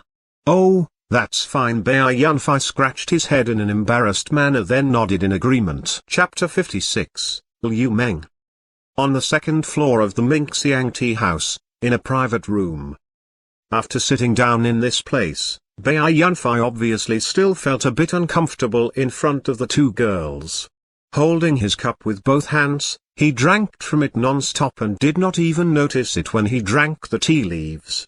Seeing him like this, the servant girl Xiaoning could not help letting out a pfff sound of laughter, but when she was about to burst out laughing, she was stopped by Liu Meng. Seeing such behavior from this young man in front of her, Liu Meng was somewhat tempted to laugh too. She filled Bai Yunfei's cup again with tea gently and said softly, "This time I was suddenly taken ill and even ran into some good-for-nothings. Fortunately you got into action and saved me. I really can't be thankful enough to you." Bai Yunfei put the teacup in his hand down, calmed his indescribably nervous mind down a bit and said while waving his hands, "You don't have to stand on ceremony like this, miss. Helping people is the source of pleasure. I mean, getting into action upon seeing injustice is what everyone should do. Besides, it took me very little effort, so you don't have to care about this too much." "But it didn't take you just a little effort," Liu Meng said with a chuckle. "At the time, there were so many people, but you were the only one who dared to get into action to help me. That second young Master Long is an infamous good-for-nothing in this city. Relying on his family's influence, he often commits all kinds of outrages. This time I went out alone to relieve my boredom, but I didn't expect to become entangled with him. The Long family was quite powerful in Kiliu City. Even the Green Willow School is somewhat afraid of it, but this time you have offended that second young Master Long because of me. I've really embroiled you in this. Actually, given my power as a soul cultivator, I shouldn't have been afraid of those good-for-nothings, but at the time, I was suddenly taken ill. The pain was unbearable, so I was basically defenseless, and he was able to bully me only because of this. At first Bai Yunfei sighed in his mind, the Green Willow School is really here. But upon hearing the last words, he was dumbstruck for a while and said in amazement, "Oh? You said you're a soul cultivator too?" Liu Meng nodded smilingly. "It's kind of embarrassing, but I'm really a soul cultivator." "Oh, what do you mean by two? Could it be you're also a soul cultivator?" Seeing Bai Yunfei nod, on one side, Xiaoning could not help whispering, "Whoa! Turns out you're a soul cultivator, mister. No wonder you were able to fight off those scoundrels so easily." Noticing that the look in Liu Meng's eyes seemed to have changed a little, Bai Yunfei became somewhat uncomfortable again. "Ha ha, this doesn't mean anything either. I'm just a weak soul cultivator. Miss, I'm Liu Meng. You can call me Menga directly, mister." Hearing Bai Yunfei call her miss all the time, Liu Meng smiled and said in a low voice. This might or might not be an illusion, but Bai Yunfei seemed to see her face slightly redden as she said these words. "May I know your name, mister?" Liu Meng continued with another question after pausing for a while. Bai Yunfei had not expected to be allowed to call her so intimately, so he was somewhat stunned for a short period of time. Only after 2 minutes did he say rather cautiously, "Miss Menga, you can just call me Yunfei, Yunfei." "Ha ha, it sounds full of freedom." Bai Yunfei drank another large mouthful of tea, as if doing this could dilute that indescribable feeling of nervousness in his heart. He then put the cup down, seeming to think of something, and asked curiously, "Right, Menga, since you're a soul cultivator, how did you suddenly become like that earlier?" To soul cultivators, even the lowest ranked ones had much stronger bodies than those of ordinary people, so common illnesses simply could not affect them, and this was the reason why Bai Yunfei asked that question. Right after his question, in front of him, Liu Meng felt silent all of a sudden. After a long time, she sighed softly and continued, "I've been suffering from a weak body and illnesses since I was little, almost growing up in pots of medicine. No matter the treatment method, they couldn't be cured and even become more and more serious. My whole body was often in extreme pain all of a sudden, as if there were countless spikes moving back and forth non-stop in my body. It was extremely painful. The doctor who treated me said that I wouldn't live past the age of 10. Later, when I was 8, I ran into a traveling senior. She pitied me, so not only did she awaken my soul force, she also taught me a cultivation method, allowing me to become a soul cultivator. Then she continued her journey after giving me some prescriptions, saying that if I used them and didn't stop training, my body would be cured. As I became more powerful, my body got better as well. Now I'm rarely taken ill. As long as I can break through to the soul sprite stage, my body will be tempered by the natural elements and I'll be able to get rid of these illnesses forever. Today, I did take my medicine in the morning, but somehow I was still taken ill earlier. At the time my entire body was in severe pain. Even my mind was extremely confused, and I also ran into those scoundrels. If you hadn't got into action to help me, perhaps I would have died from the pain. It can be said that I owe you for saving my life." Bai Yunfei slightly leaned his body to one side. At first he immersed himself in listening to her, but when she suddenly said the words "owe you for saving my life," he almost choked on the tea and said while shaking his head again and again, "Oh, you're taking it too seriously, Menga. What I did wasn't so important. I didn't save your life. You don't need to." Luckily he put on the brakes in time and swallowed back the words "repay me with yourself." Bai Yunfei looked down on himself for a while in his mind again. Need to what? However, in front of him, Liu Meng asked out of curiosity. Nothing at all. Don't mention it again, Menga, otherwise I'll feel embarrassed." On one side, Xiaoning could not bear seeing this anymore, so she cut in, "Mr. Yunfei, as a man, how can you seem even shyer than my young lady? Where has the heroic spirit shown when you dealt with those bad guys earlier gone?" Cough cough cough. Hearing those words from Xiaoning, Bai Yunfei was even more embarrassed and coughed continuously. When the three of them walked out of the tea house, it was already dusk. Before parting ways, Liu Meng seemed to suddenly remember something and asked Bai Yunfei laughingly, "Right, Yunfei, tomorrow let's take a stroll to Mount Qingquan outside the city together. You just arrived in Qiliu city, so this is the right time to go for a stroll. I heard that the spring water on that mountain is clear and sweet and can even cure illnesses." "Oh? Tomorrow? Only both of us will go there?" By sheer coincidence, Bai Yunfei blurted these questions. Right afterwards, he realized that they were inappropriate and almost felt like giving himself a couple of slaps. He had unexpectedly blurted such flirtatious words. Hey, Mr. Yunfei. You've gone too far. I didn't expect that you'd dare to flirt with my young lady. On one side, Xiaoning said in pretended anger. Besides, you have just left me out directly, haven't you? But I've got to look after my young lady all the time. I can't leave her side even for a moment. Xiaoning, you devilish servant girl. What nonsense are you saying? Liu Meng gave Xiaoning a slight stare, then looked at Bai Yunfei with a charming smile, her face slightly reddening. Well, it's settled then. Yunfei, you should go back and rest early. We'll meet up at the East City Gate at dawn tomorrow. By the time Bai Yunfei regained his composure, the two girls had already disappeared at the end of the street. He stood still there for a long time and eventually let out a sigh. Now he had no choice but to turn around and walk towards the tavern where he had booked a room earlier.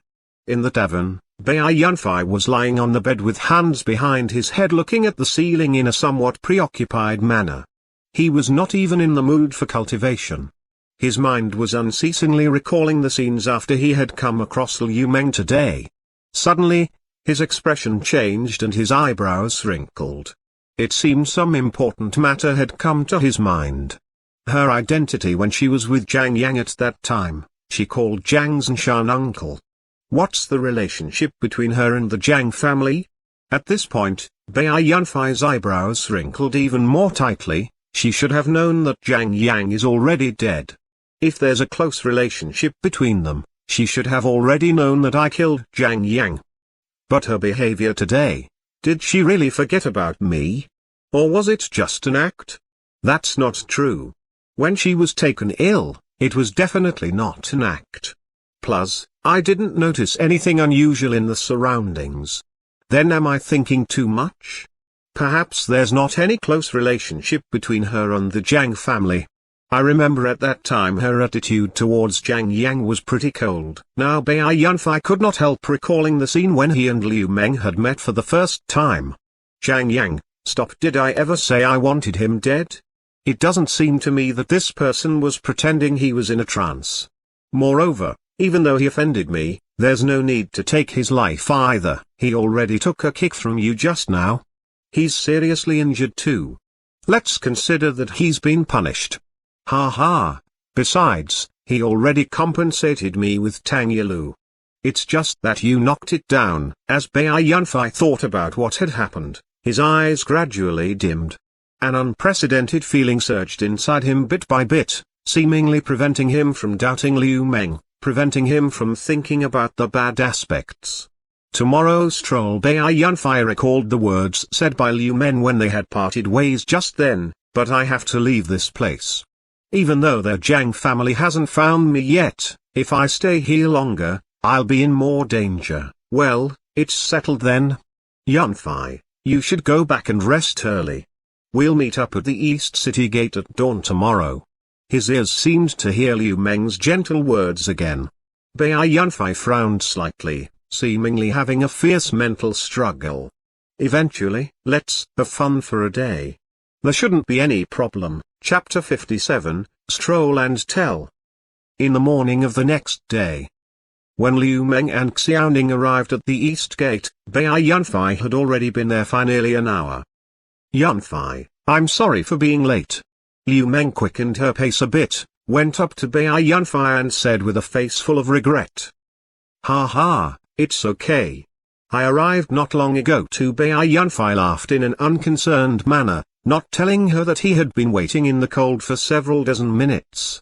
Mr. Yunfei, you can't blame my young lady.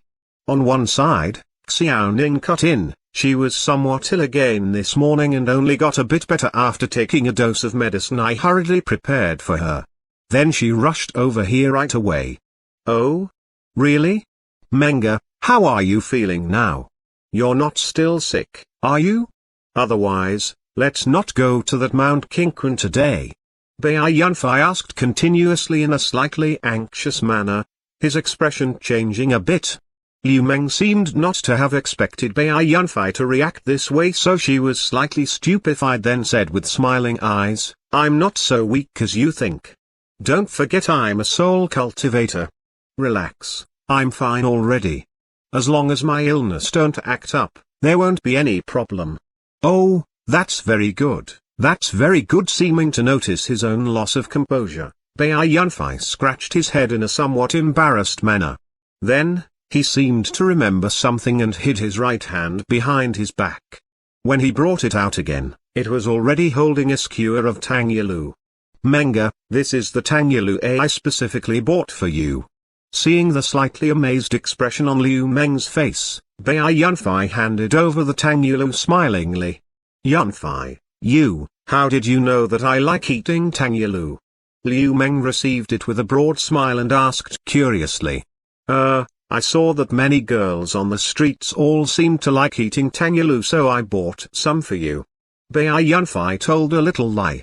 Of course he did not dare to tell her that when they had met each other for the first time he had knocked down the Tangyalu in her hand, and that although he had bought another skewer for her, it had been knocked down by Jiang Yang as well. Humphrey, you're so unfair, Mr. Yunfei. Could it be I'm not a girl? You only bought it for young lady, Humph, you must be up to something bad. The servant girl Xiaoning's angry voice came from one side, causing him to be somewhat at a loss. His face even slightly reddened.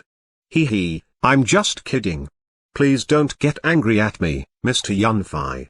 Seeing Bai Yunfei's embarrassed manner, Xiaoning stuck out her tongue a bit and said mischievously.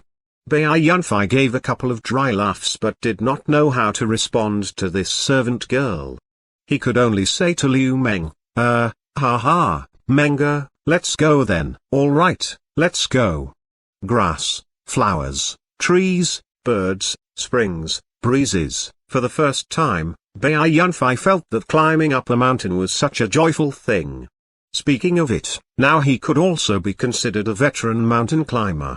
He himself did not even know how many mountains he had climbed over on the way since leaving Liuoxi City, but he had always climbed mountains to speed up his journey and to flee for his life instead of to carefully enjoy the experience like this today. Or perhaps, what made him feel joyful was not the scenery on this mountain at all, but the person going by his side. Bai Yunfei took a bowl of clear spring water, went towards Liu Meng, who was waiting under a tree, handed it over to her and said, Manga, are you tired? If you are, let's rest here for a while, okay? What if I'm not?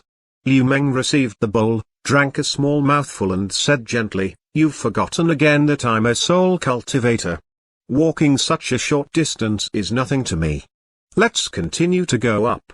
We'll reach the peak of the mountain before noon. Bai Yunfei received the bowl, which she gave back to him, and drank up all the remaining spring water in one gulp. On one side, when Liu Meng saw this action, her face slightly reddened. Oh, in that case I have no objection. I have my objection. An angry and panting voice came from behind the two of them. They turned around to take a look and saw that the servant girl Xiaoning was moving up towards them step by step with her body bent and arms akimbo.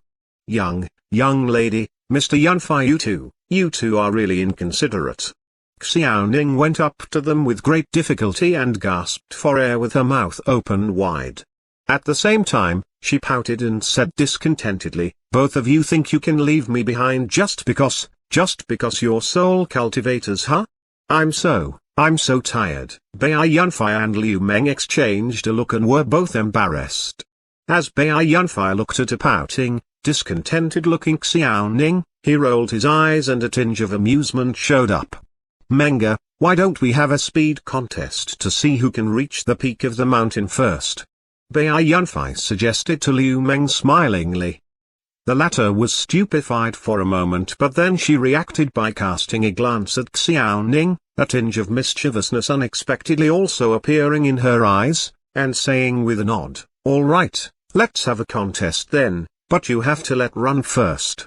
To Bai Yunfei's surprise, as soon as those words were finished, she ran forwards before he could react, causing a fragrant wind that blew past him. Her clothes flapping in the air, Liu Meng rushed up the mountain extremely fast like a graceful, blue-clad elf. In fact, Bai Yunfei was only dumbfounded for a moment before reacting, but he did not chase after her immediately. Instead, he waited until she had run quite a distance away before casting a look at a still somewhat bewildered Xiao Ning and rushing upwards with a couple of laughs. Hey, young lady!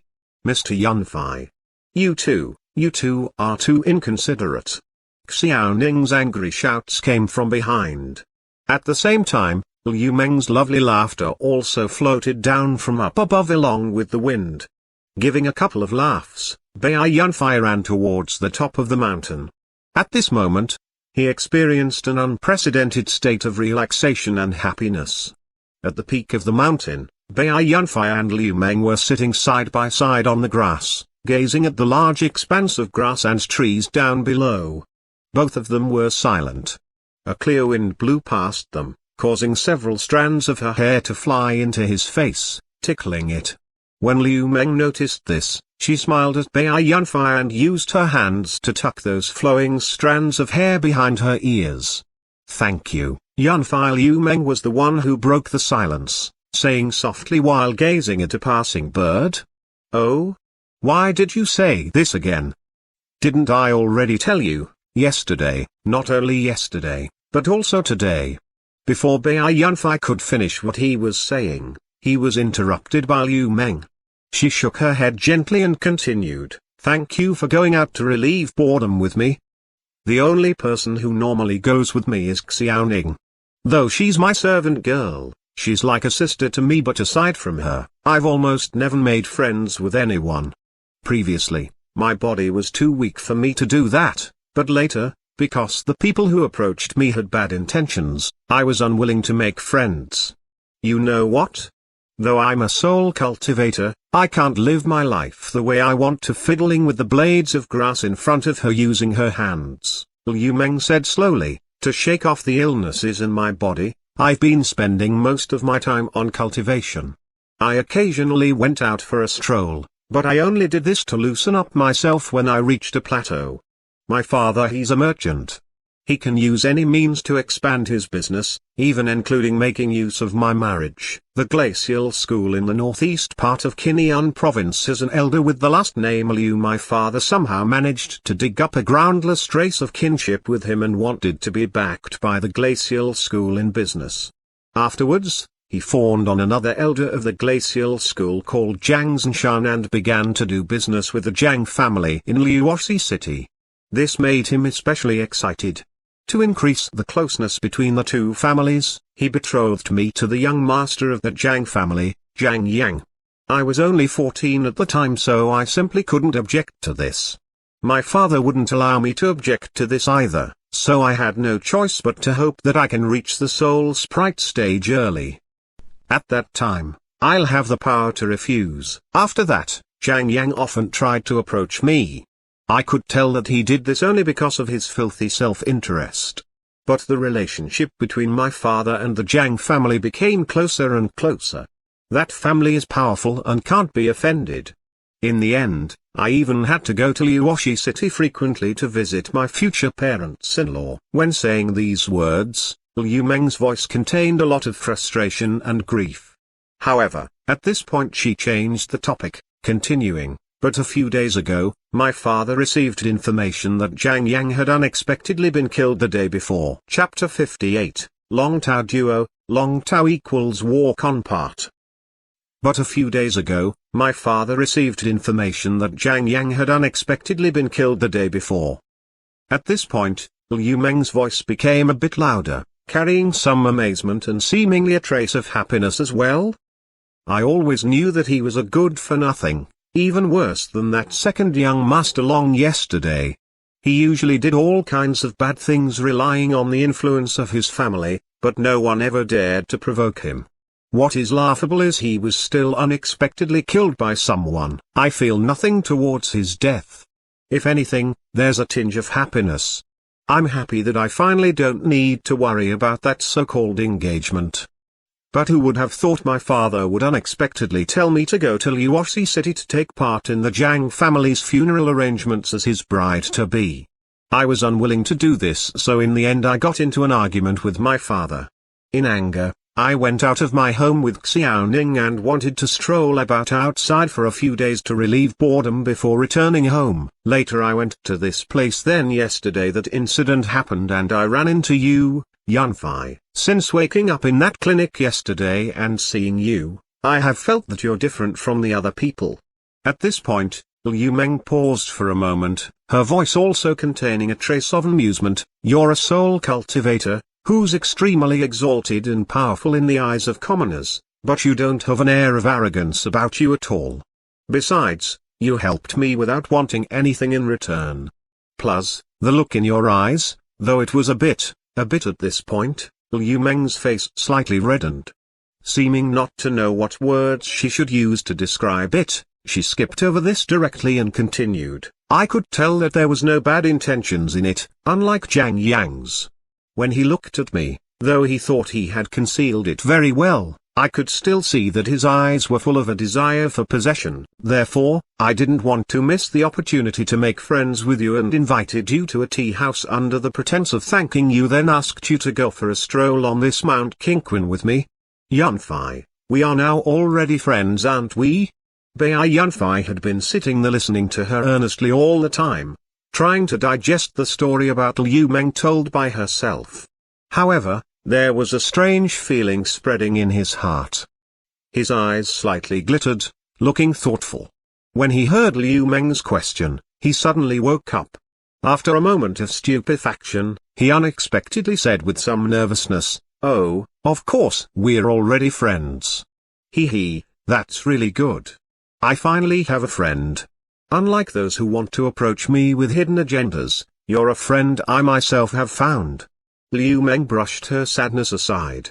With a smile on the corners of her mouth and her hands placed on the ground behind her back, she raised her body slightly, gazing at a flock of birds flying across the sky. She appeared to be especially happy. Bai Yunfei felt that his heart seemed to be beating somewhat faster, but he did not know what to say. Nervous inside, he subconsciously pulled the grass in front of him out using his hands. Temporarily, both of them fell silent again, with neither wanting to be the first to talk. You two have really gone too far." An out-of-breath, furious shout broke the silence, waking both of them up with a start. At the same time, they turned around to look in its direction. It turned out the servant girl Xiaoning had finally climbed up the peak of the mountain and was clenching her teeth looking at the two people who were sitting leisurely together. It took Liu Meng a good while to calm an extremely angry Xiaoning down.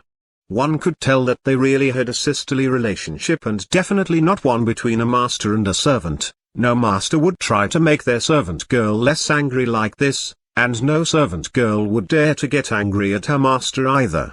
At lunchtime, Liu Meng took out from her interspatial ring a hamper with quite a few layers. The hamper was made of special materials. After it was opened, the food inside was still warm. This embarrassed Bai Yunfei a bit. There were also lunch materials in his interspatial ring, but they were 2 uncooked chickens. He originally had intended to roast and eat them. In comparison, he felt that his original plan was too primitive, so he did not dare to take them out. After having lunch, the three of them slowly strolled about on this mountain, taking pleasure in catching birdies, chasing rabbits, gathering wildflowers on the grassy path. The lovely laughter of the two girls rang out from time to time. At dusk, 3 silhouettes gradually appeared on the main road running through the east city gate. They were none other than Bai Yunfei and the 2 girls. There were expressions of partially unfulfilled desire on the faces of them all. Bai Yunfei was walking on the left, Liu Meng in the middle and Xiaoning on the right, who was chirping something in an obviously very excited manner. "You're really awesome, Mr. Yunfei." That blue birdie had already flown into the air, but you unexpectedly were still able to catch it. As Xiaoning recalled how Bai Yunfei had flown up a large tree with several dashes, then jumped off into the air and easily caught hold of an already flying birdie in his hand, her face was still full of excitement. However, she then asked with some regret, "But why did you let it go in the end? Young lady liked it so much." "Ha, that bird naturally belongs in the sky. Flying freely is the life it should have. I caught it just to amuse myself for a while. How could I lock it in a cage from then on, taking away its freedom?" Bai Yunfei said softly with a smile. "Don't other people keep birds in cages? Alas, forget it, you caught that bird anyway, so you should decide what to do with it." But it was really a pity that rabbit with white stripes ran away. I've never seen such a cute little rabbit. It'd be great if I could raise it. No, even if we had caught it, in the end you would still have let it go, humph. "Oh, you mean that rabbit? It was a pity it ran away, but if we had caught it, I wouldn't have let it go," Bai Yunfei said very seriously. "Oh? Could it be you wanted to keep it as a pet?" "No, I would have eaten it." "Ah. You're so mean. Let me ask you, Xiaoning. Among the foods we had for lunch today, there seemed to be one made of rabbit meat, right?" "This, all right, Xiaoning, quit rambling. You've been talking all the way back here. Aren't you tired?" Seeing Xiaoning wrinkle her eyebrows in a lovely manner, Liu Meng could not help saying laughingly. While talking and laughing with each other, the three of them entered the city gate very quickly, walking on that spacious street. However, soon after they went into the city, their way was blocked by a group of men. "Brother, it's him. He looked down on our Long family." A voice full of hatred rang out. Two men then walked out from that group, talking to each other. One of them was none other than the second young master of the Long family, Long Tao, who yesterday had attempted to target Liu Meng and had eventually been scared away by Bai Yunfei. Long Tao equals walk on part, utility man. Bai Yunfei told the girls to move backwards a bit. He himself took a step forwards. Seeing the two men in front of him, he said frowningly, "Young Master Long Tao, why haven't you gone get your takeaway?" "What?" Long Tao was stupefied. Not only did he not understand the meaning of these words suddenly uttered by Bai Yunfei, but the other people at the scene did not either. However, they could all see clearly that Bai Yunfei was looking down on second young Master Long in front of him. "Humphrey. Such an arrogant brat. Looks like you really have no respect for my Long family." Before Long Tao could say anything, that tall and large man with a full beard beside him was the first to respond. Bai Yunfei took a look at him, then at Long Tao. Feeling that they were somewhat similar in appearance, he asked doubtfully, "Could it be you're his father? Are you Long Gang or something?" I am his brother." The bearded large man roared, his face reddening. "Oh? You're his brother?" Bai Yunfei compared the two of them a bit again, then clicked his tongue a couple of times, asking, "You're his brother, then you're the first young Master Long, right? What's your name?" First young Master Long gave a cold snort and said with a totally arrogant expression, "Correct. I'm the first young master of the Long family, Long Tao. This Tao is different from the Tao in second young Master Long's name." The corners of Bai Yunfei's mouth twitched. A breath almost got stuck in his throat. After staring at them for a long time, he finally could not help bursting out a laugh. "After so much talking, turns out you're a Long Tao as well. Really, no wonder you're brothers. You're a Long Tao duo. Ha." Under the curious observation of a group of men, Bai Yunfei laughed out loud so exaggeratedly. In his mind, he felt that these two brothers' names were really so funny. Of course, as the only person who knew the meaning of the words Long Tao, only he understood this, although he himself had no idea how he knew it either. Humphrey. Insane and crazy language. It's baffling. All of you go up for me. Break his legs first, then bring him back and torture him." Long Tao, the big brother, shouted furiously to the 20-something subordinates around.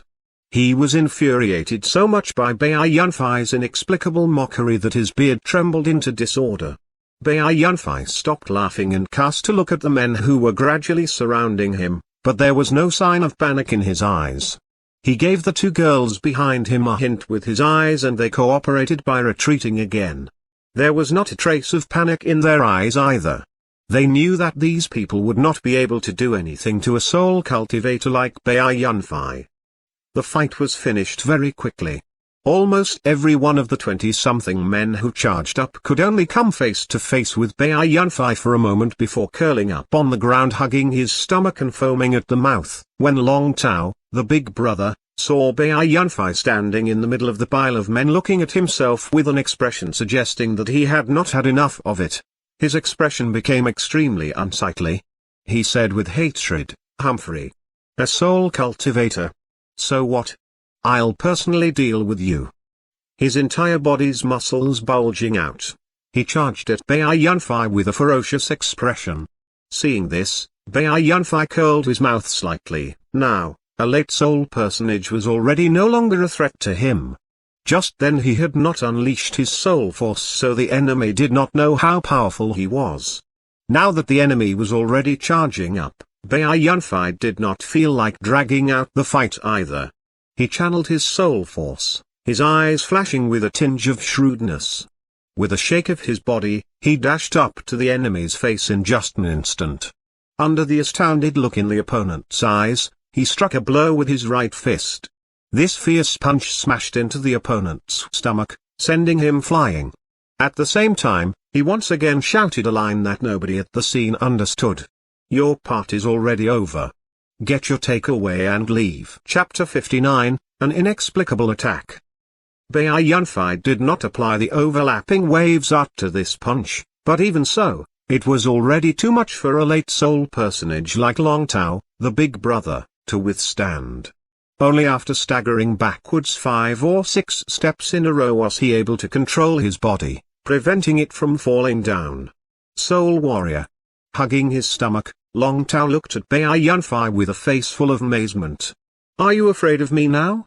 Too late already." Bai Yunfei gave a soft snort, then dashed forwards again. Even though Long Tao was shocked in his heart, the opponent was already coming at him, so he had no choice but to fight.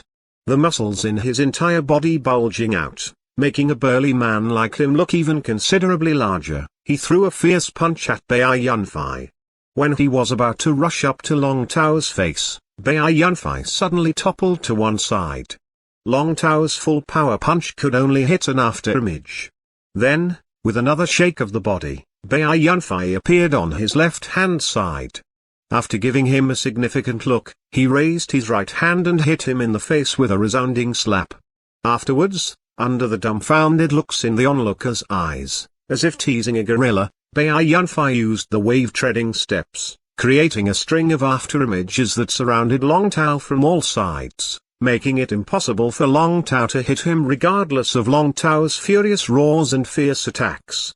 By contrast, Bai Yunfei hit the opponent with one spank after another continuously. At the same time, he scolded the opponent in a seemingly excited manner. "This is for acting like you're a big shot. This is for your unshaven beard. This is for using your family's power to bully people. This is for being Long Tao." Playing a walk-on part. Before long, Long Tao's face swelled up, looking like the face of a pig, and even a bearded pig at that. Seeming to have played enough, Bai Yunfei sent the opponent flying directly again with a fierce spank while shouting loudly, "My last words for you, your part is already over. Get your takeaway and leave." Long Tao flew away more than 2 meters while spinning before finally falling to the ground.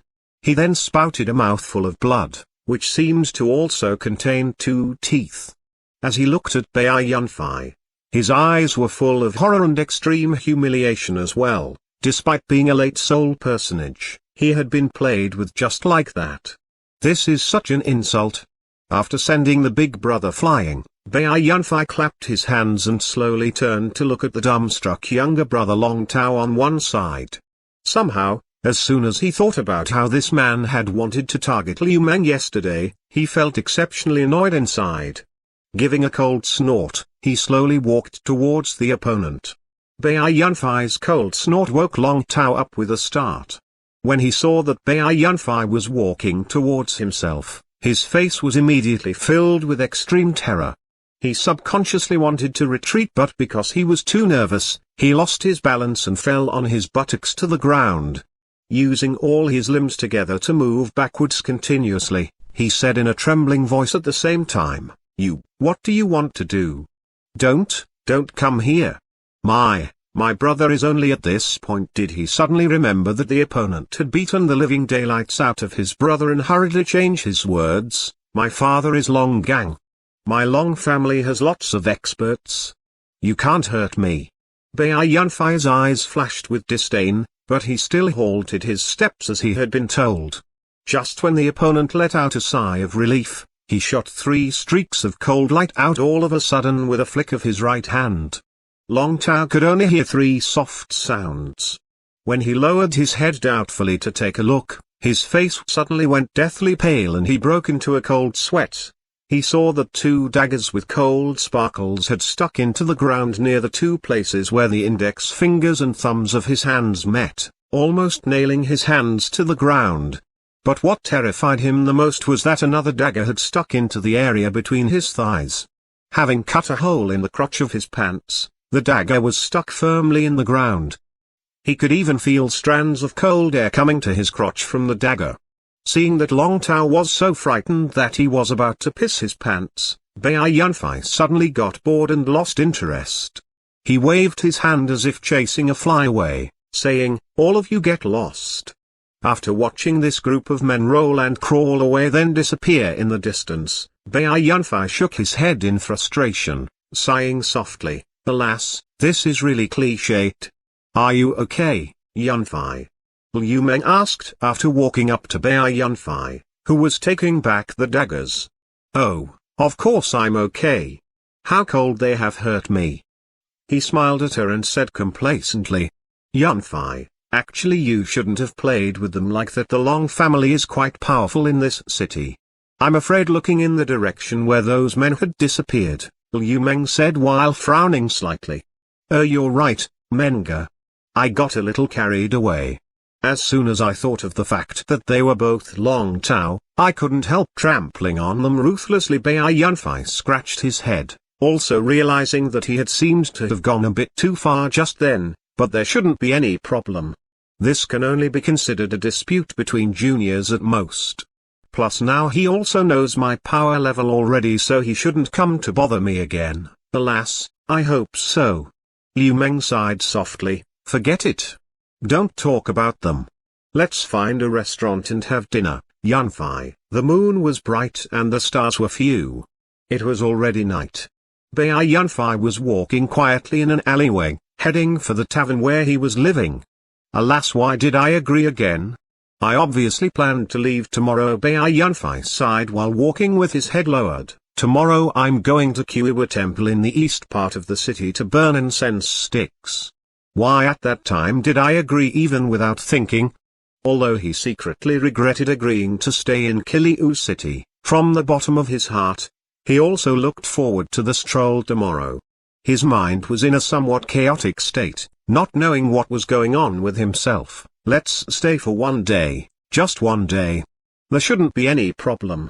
Consoling himself in his mind like this, when he was ready to quicken his pace, his expression suddenly changed. He halted his steps and stared at an alleyway on the right of a fork, saying solemnly, "Who? Come out. Ha ha, you're so vigilant, little brother." Following a soft laugh, a silhouette walked out slowly. Judging from the voice just then, this should be an old man.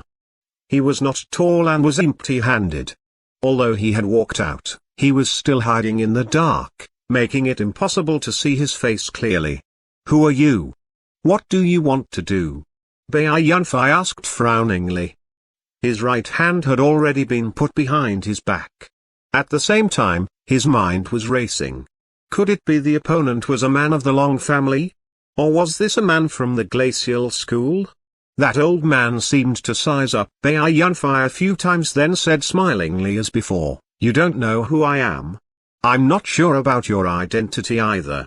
So, let's exchange a few blows to find out." As soon as he finished talking, he unexpectedly launched his attack without a warning sign. So fast. Seeing the opponent charging at him, Bai Yunfei was secretly frightened. However, this was not shown on his face at all. With a slip of his feet, his body quickly retreated. At the same time, he shot 2 daggers at the enemy with a flick of his right hand. The opponent seemed to have known earlier that Bai Yunfei would use this move. He leaned his body to one side slightly, avoiding the daggers, then rushed up to Bai Yunfei's face without slowing down. Making use of the moonlight, Bai Yunfei finally saw the attacker's appearance clearly. His hair was salt and pepper. His face did not look cold at all, but because he was smiling at the moment, there were several wrinkles on his face. This man was looking at Bai Yunfei with narrowed eyes while making an extremely fierce grab at Bai Yunfei's throat with his right hand. Just when he was about to succeed, Bai Yunfei suddenly fell backwards. Then he dodged in a strange arc to the other side with a tilt of his body. Before he could make another move, he felt a great force come from his left waist. It turned out the old man had instantly turned the claw into a palm and hit him in the waist in a seemingly gentle manner. The huge force of impact caused Bai Yunfei to take 2 steps towards one side involuntarily. Seeing that the old man's second palm strike was coming at him, he gave a cold snort. With another slip of his feet, 2 afterimages appeared in the small area around him. But he did not shear away. Instead, he turned his body instantly and threw a punch at the enemy's heart. The enemy was surprised and unexpectedly immediately abandoned the palm strike that was coming at Bai Yunfei. Withdrawing his right hand like lightning, he overlapped his hands in front of his chest, wanting to take this punch from Bai Yunfei head on. His eyes flashing, his right arm's muscles bulging out, Bai Yunfei suddenly accelerated his attack halfway through. Overlapping waves art, 9-fold fist force. Bang! A deep sound was heard. That old man's eye flashed with a tinge of amazement. His body retreated continuously. With every step he took, crackles rang out from under his feet. It turned out his feet were breaking the bluestone slabs under him into pieces. After the old man backed off nearly 10 meters, he stopped moving, having finally neutralized the impact force of the 9-fold fist force, and shook his hands.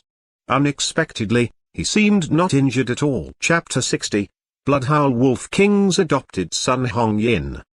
After the old man backed off nearly 10 meters, he stopped moving, having neutralized the impact force of the 9-fold fist force, and shook his hands. Unexpectedly, he seemed not injured at all. However, instead of attacking again, he suddenly waved his hands, saying, "Wait, wait. Let's stop fighting. Let's stop fighting." But before he could finish what he was saying, 2 streaks of cold light were shot at him and they arrived in the blink of an eye. The old man's eyes widened. He conveniently waved his hand in front of him and caught hold of the 2 daggers. Looking at Bai Yunfei in front of him, who was holding 2 other daggers staring hard at him, the old man said with some amazement, "Such a ruthless brat. I already told you to stop fighting, why did you still attack?" Despite these words, Bai Yunfei did not relax at all. He was still staring expressionlessly at the opponent, ready to shoot the daggers in his hand at any time. At the same time, he slowly retreated. Only when there was a distance of about 20 meters between them did he slowly ask, "Who are you actually? Why did you attack me without reason?" Hearing his words, the old man seemed to be embarrassed for a moment, then waved his hands, saying, Never mind, little brother. I just wanted to confirm one thing. I had no ill intentions." Bai Yunfei frowned slightly, asking, "What did you want to confirm?" "Well, I just wanted to confirm a bit the 2 soul techniques you used just now." The old man said smilingly, Now I've already confirmed that they are indeed the wave-treading steps and the overlapping waves art. You know about these two soul techniques? Upon hearing the old man's words, Bai Yunfei was stupefied, then said in amazement, "You know Senior Jian? Oh? My senior brother even told you his name?" This time that old man was a bit astounded. "You're his junior brother?" "Yeah, correct." Bai Yunfei fell silent. He did not know if what the old man said was true, but at least he had no malice.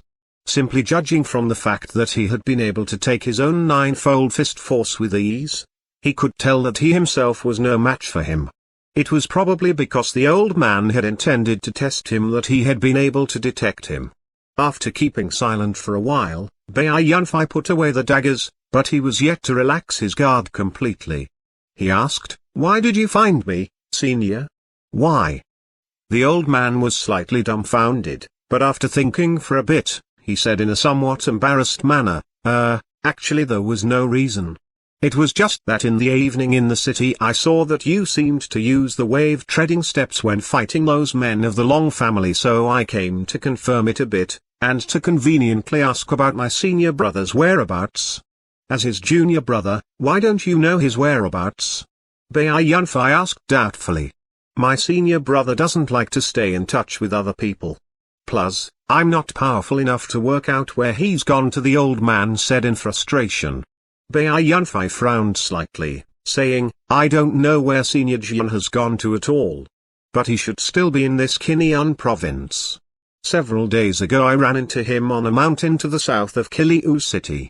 Seeing a thoughtful expression show up on his face, Bai Yunfei did not want to stay longer.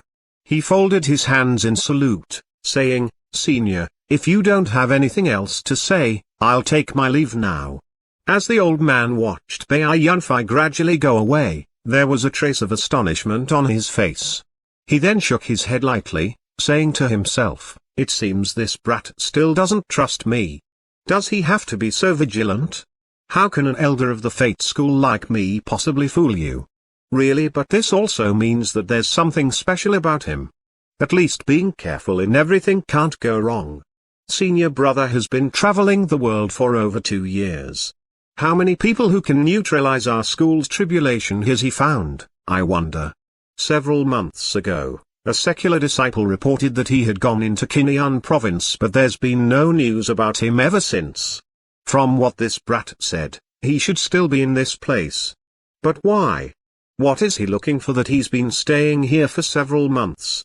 Is there something that requires him to put in so much time?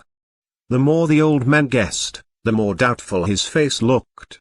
In the end, he let out a soft sigh, turned around and disappeared into the night. Under the night sky, a tall and straight silhouette was standing on a relatively high roof, looking thoughtfully into the distance at an alleyway more than 1,000 meters away. What he was fixing his eyes on was none other than the alleyway where Bai Yunfei and the old man had just met. Judging from his appearance, he should be no more than 30 years old. His body was tall and straight, his robe silver and his hair long. Although he could not be considered handsome, there was an air of heroism about him. On his shoulder, there was unexpectedly a palm-sized white little animal that looked like a rat. This man stared into the distance for a long time. In the end he withdrew his eyes. Just when he was about to turn around and leave, the expression on his face suddenly changed. He turned around abruptly. A person was already standing on the roof behind him, and this person was none other than the old man who had just talked with Bai Yunfei. "Brat, you've been watching for so long? What's this all about? Me, or that little fella?" Seeming to have already anticipated the opponent's actions, the old man said solemnly while staring expressionlessly at him.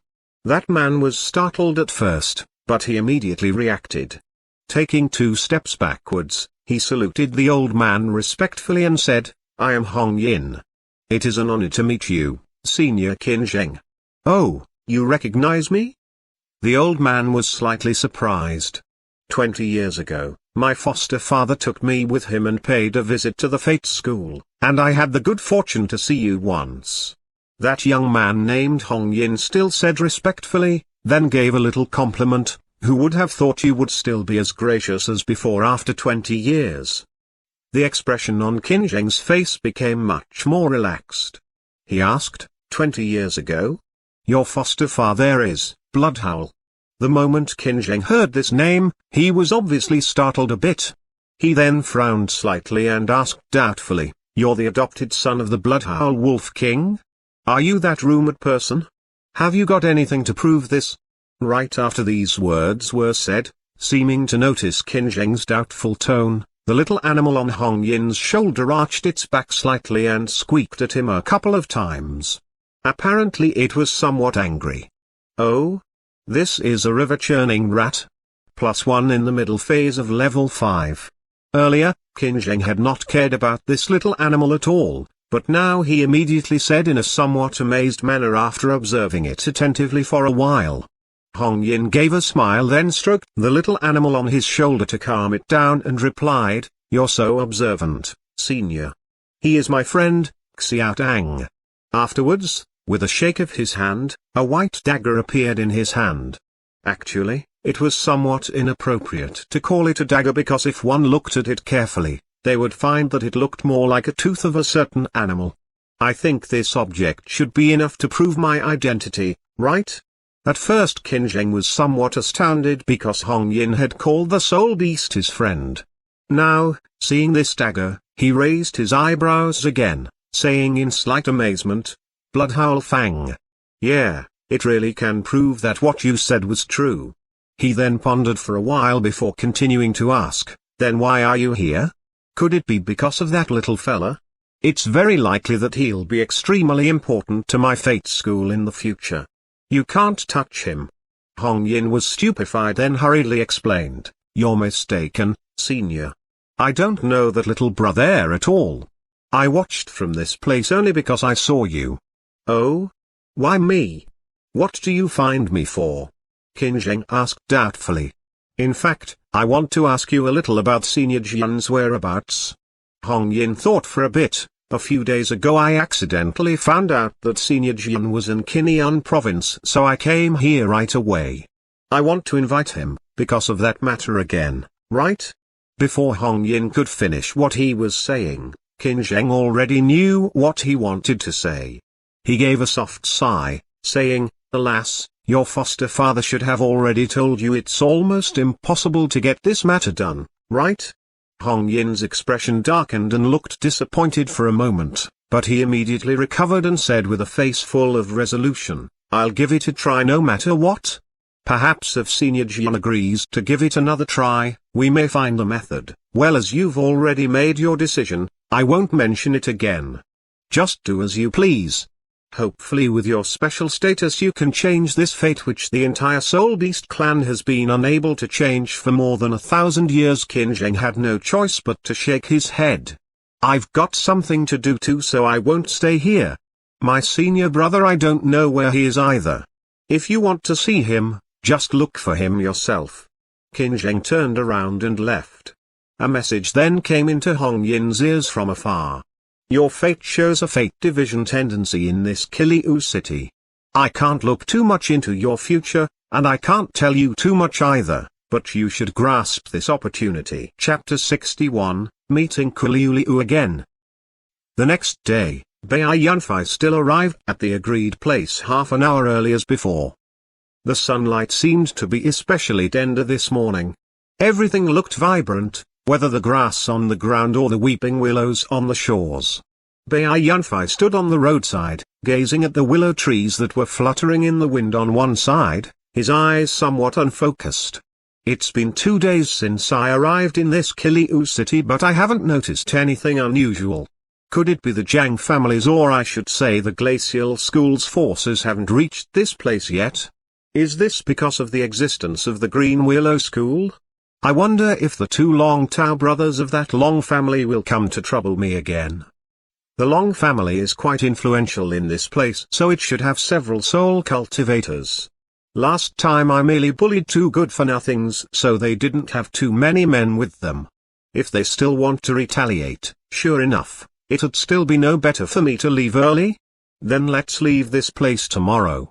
After strolling about today, I'll tell you Meng clearly that I'll leave tomorrow in the early morning." Although he had made his decision, another feeling was bred in his mind. Was it unwillingness?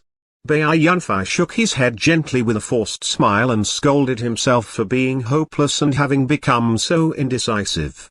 Bai Yunfei. Just when his mind was in an emotional turmoil, a reluctant voice rang out behind him. Slightly startled, he immediately turned around to take a look. He saw a tall young girl dressed in emerald green clothes looking at him with a pleasantly surprised expression.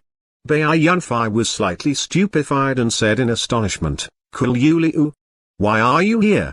This young girl was none other than Kuliu Liu, disciple of the Green Willow School, who had come to rescue her junior sister at that time when Bai Yunfei had stabbed Jiang Yang to death. These words should have been said by me, right? Who would have thought it would really be you? I even suspected I got the wrong person. Kuliu Liu walked up to Bai Yunfei smilingly. After sizing him up a bit, she said doubtfully, "Why are you in Kiliu City?" At this point, seeming to suddenly remember something, she subconsciously looked around, saying in a low voice, "Right, now the Jiang family is looking for you everywhere. You must be careful. Last time, about 10 days after we parted ways, Jiang Yang's father Jiang Zhanshan came looking for me and wanted me to reveal your appearance and whereabouts. I was able to casually fool him. Now that I know you're safe and sound, I can rest easy. But you're really quite something. I didn't expect you to be able to avoid the Jiang family's stool pigeons to reach this place." Hearing her words, Bai Yunfei was slightly dumbfounded, then said with a forced smile, "I wasn't so lucky. Jiang Zhanshan caught up with me later and it was so difficult for me to escape." "What? He caught up with you?" Kuliu Liu exclaimed in a low voice, "Plus, you were unexpectedly able to escape? How did you do that?" This is a long story. At that time alas, this is not the right place for us to talk about this. How about going to a tea house to have a chat? Since we hurriedly parted ways last time, I've always wanted to thank you properly for saving my junior sister." Kuliu Liu said smilingly while looking around. This Bai Yunfei looked at the streets in the city, then said in a somewhat embarrassed manner, "I'm afraid I can't do this today. I already agreed to meet someone and I'm waiting for her here." "Oh, I see." Kuliu Liu thought for a bit and said, "Then, how about tomorrow? This will give me just enough time to go back to my school and tell my junior sister. She'll definitely be very happy. Tomorrow we'll talk about what happened together, okay?" Bai Yunfei asked doubtfully, "Go back to your school?"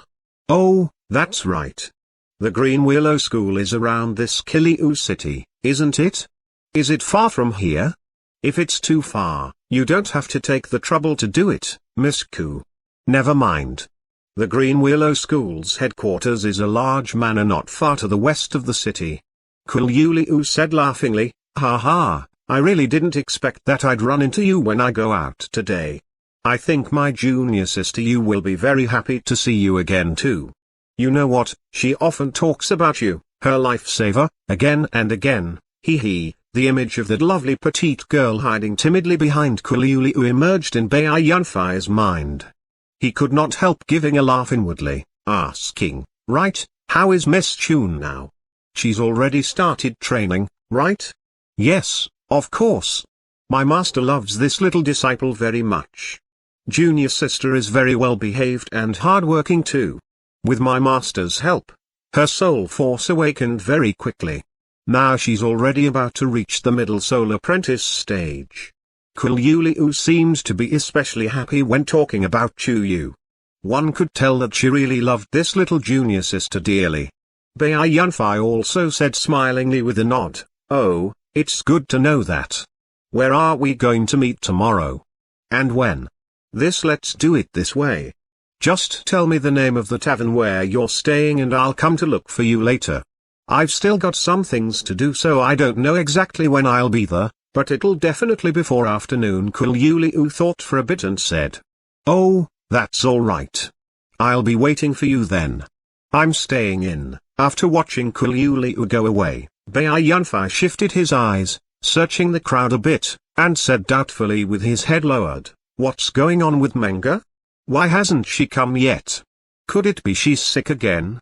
Yunfei, I'm sorry for making you wait for a long time again. Just when Bai Yunfei was worried inside, Liu Meng's voice suddenly rang out.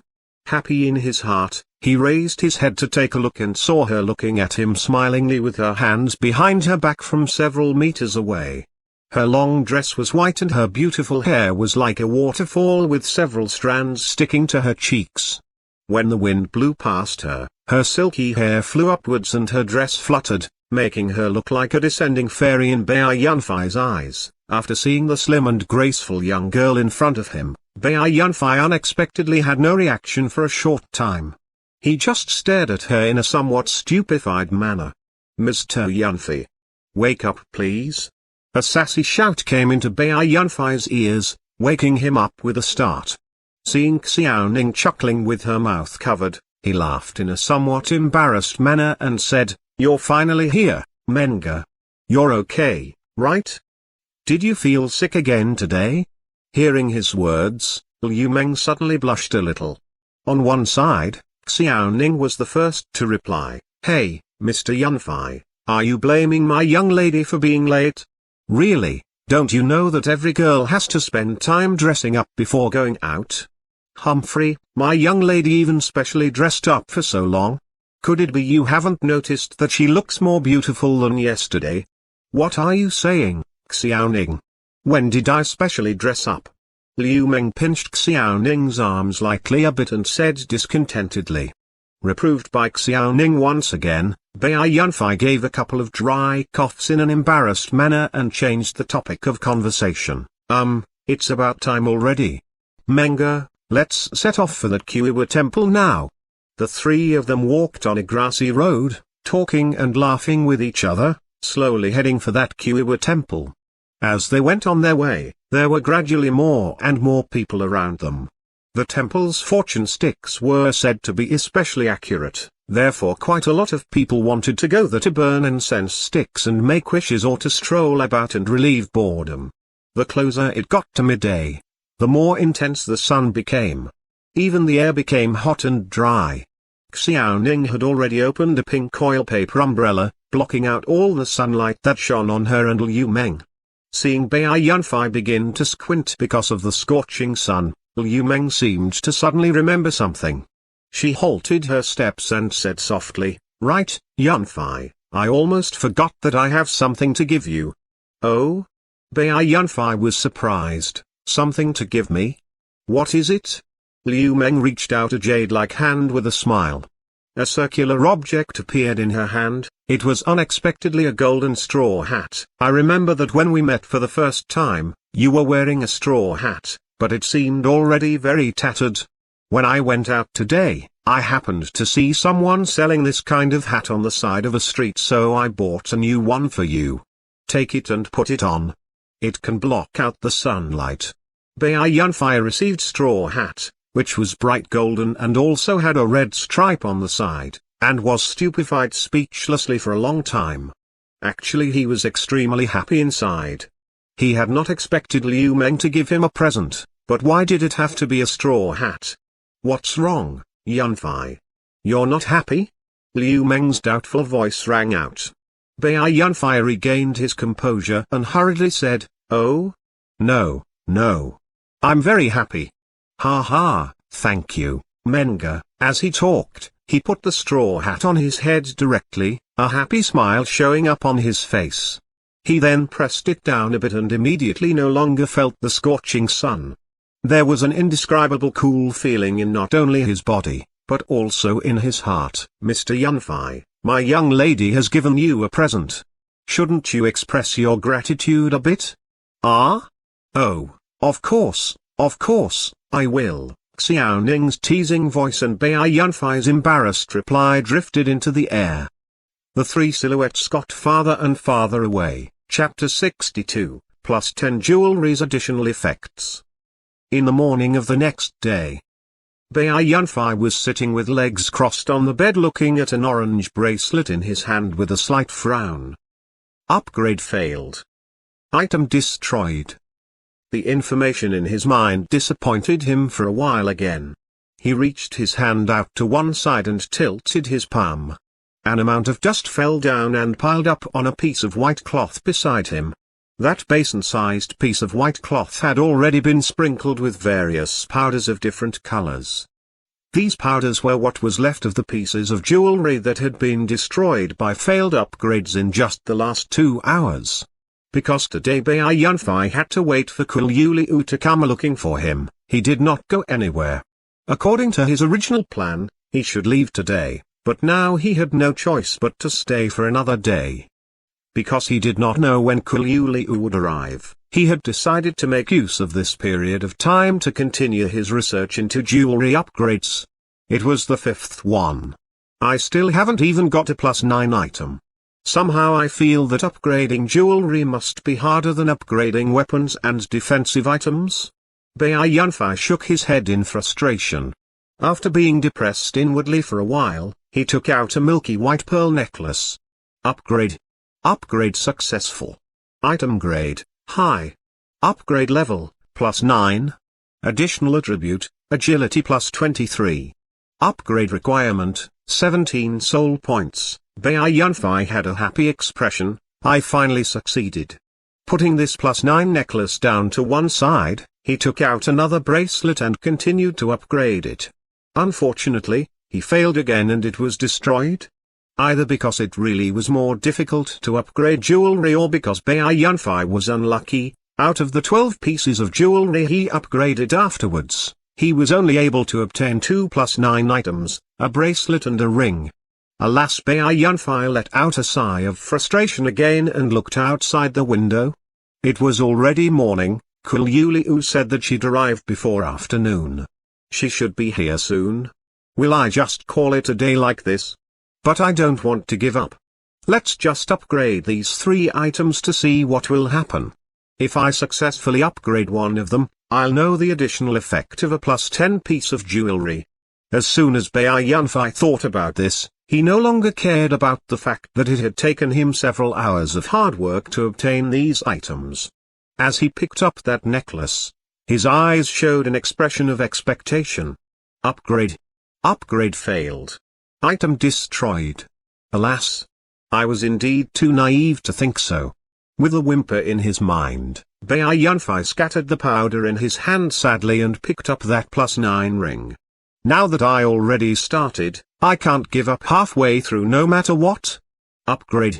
Upgrade successful.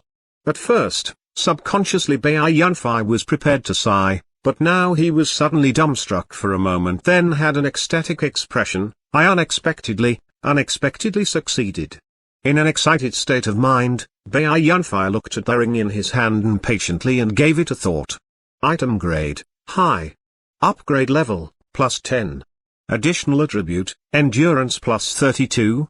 +10 additional effect, increase attack speed by 2%.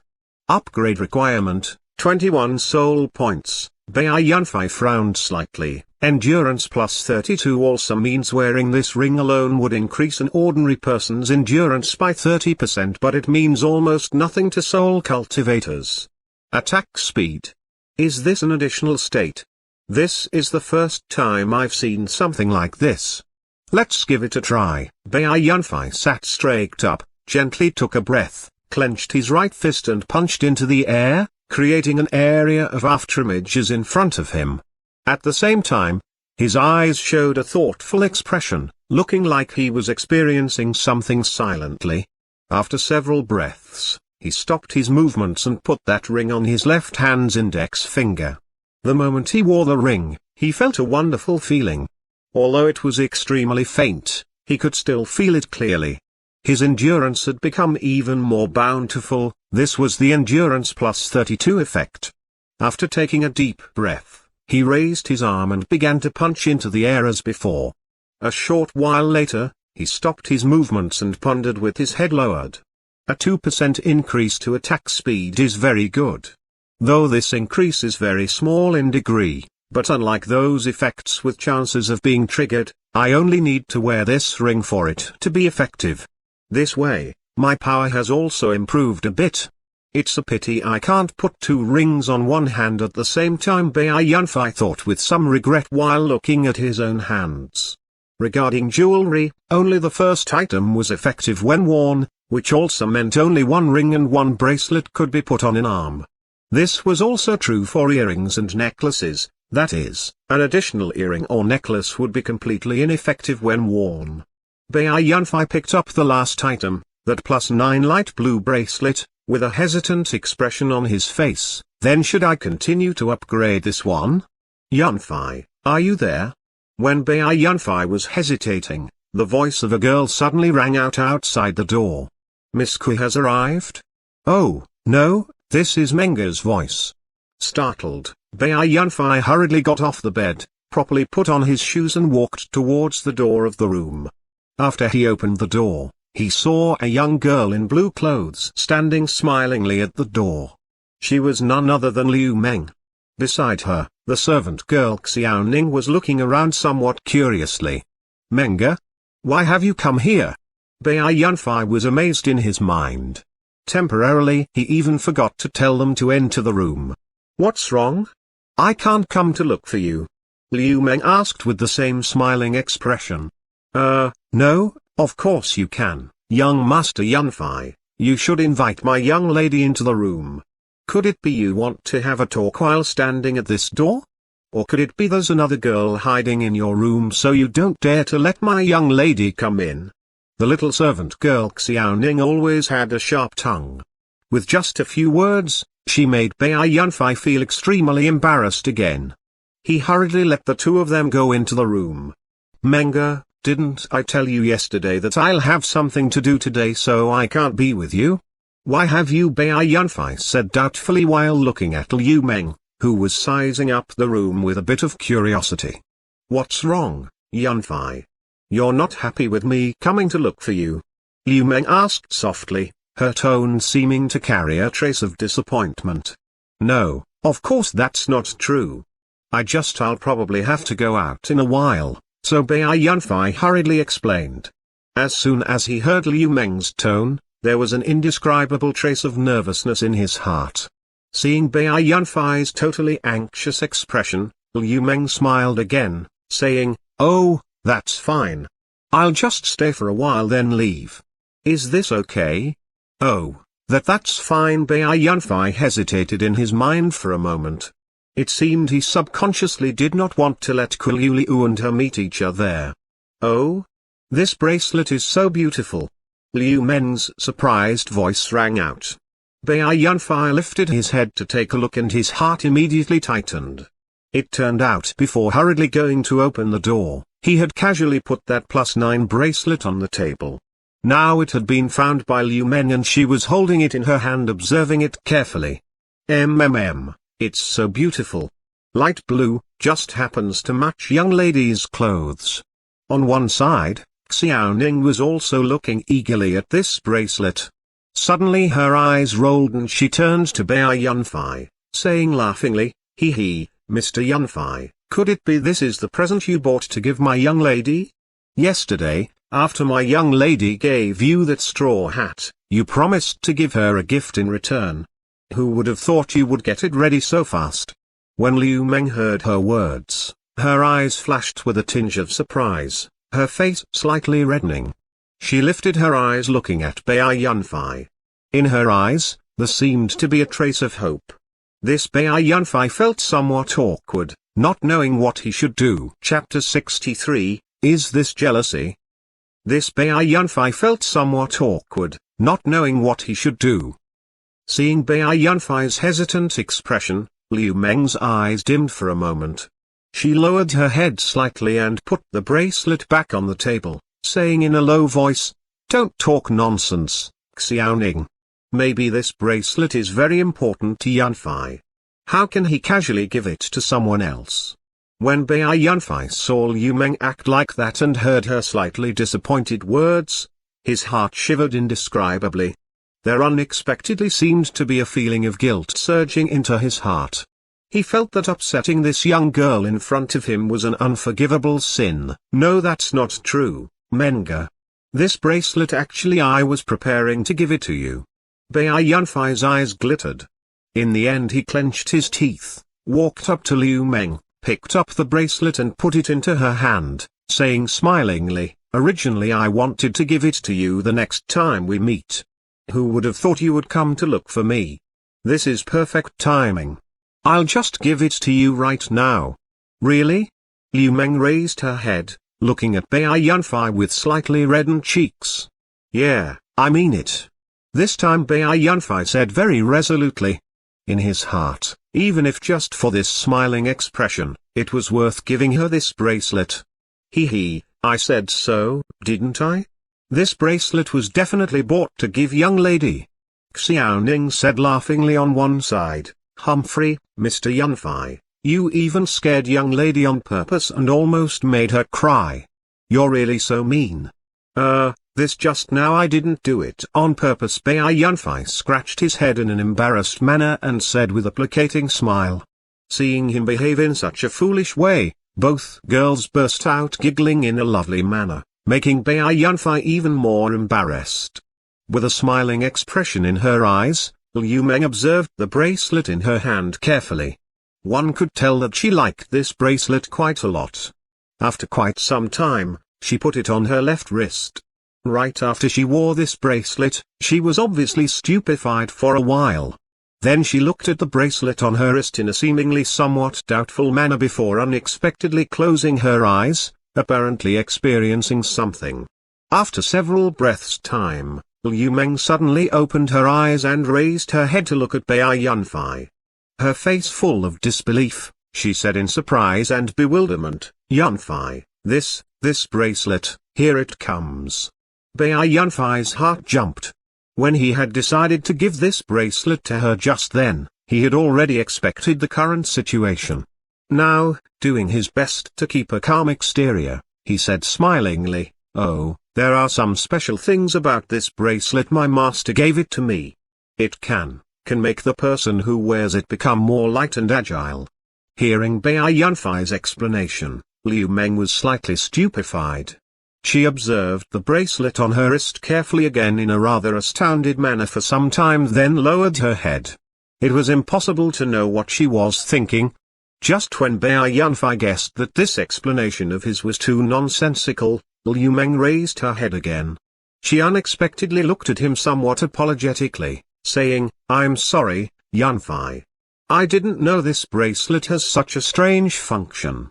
I can't take." As she said, she wanted to return the bracelet to Bai Yunfai.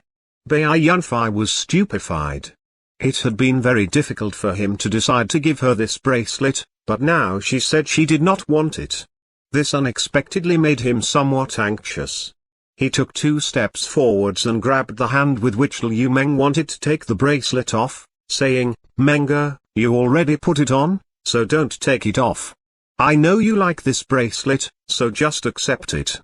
Its effect is not very great anyway." "Yunfai, you please let go of me." In a state of desperation, Bai Yunfai had been somewhat flustered. Only when he heard Liu Meng's slightly ashamed whisper now did he suddenly react.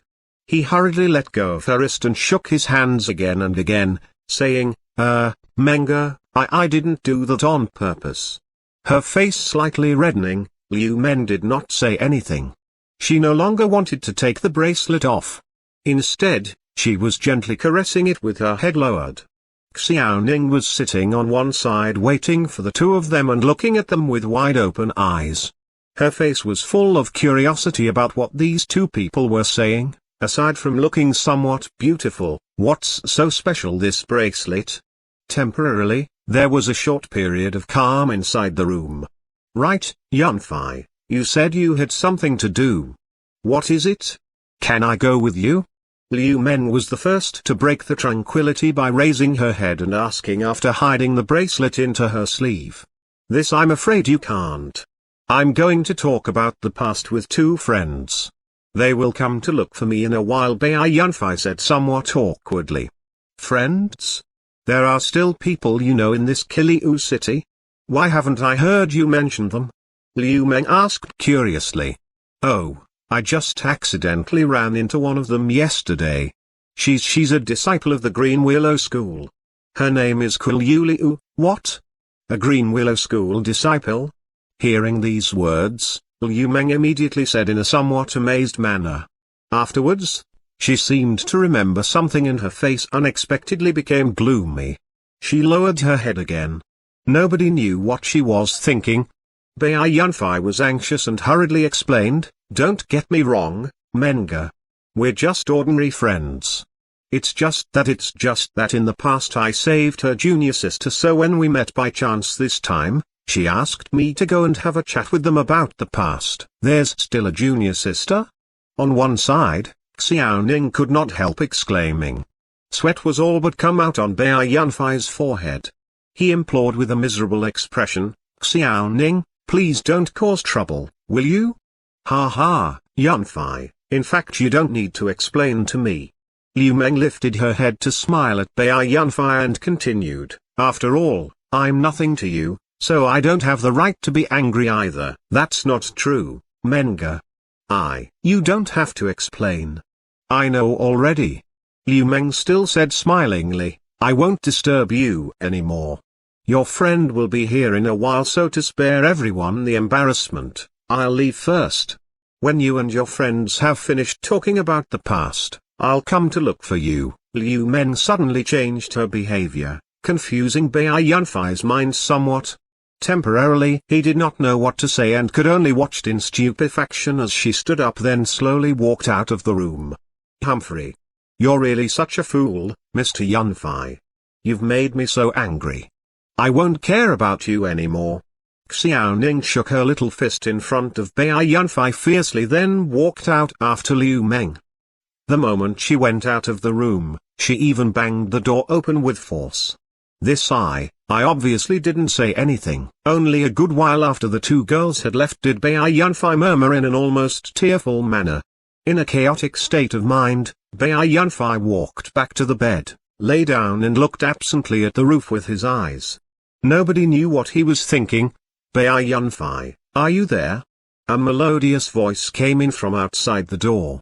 He sat up as if getting an electric shock and was slightly stupefied. Then he shook his head gently and said in a low voice, "This time I'm sure it's Miss Qiu here." The door of the room was open. Qiu, dressed completely in emerald green clothes, was standing smilingly at the door. "I'm sorry I'm a bit late. Let's go right now, okay?" Qiu said slightly apologetically. "Oh, never mind, Miss Qiu. I've been waiting for just a short time." Bai Yunfei answered politely, but he sighed inwardly in frustration, thinking that if she had come and take him out with her a bit earlier, things would have been better, because in that case he would not have inexplicably angered Liu Meng. Slightly shaking his head, he temporarily put aside this matter. After looking behind Qiu for a bit, he said doubtfully, "Oh, Miss Qiu doesn't come here?" "Ha ha, you're right, Mr. Yunfei.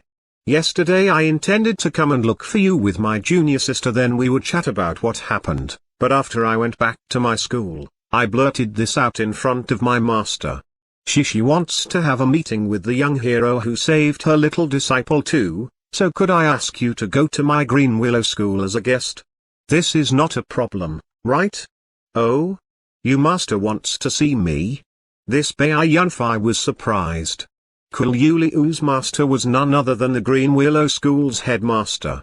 Who would have thought she would want to see him? "What's wrong? Is there any inconvenience?"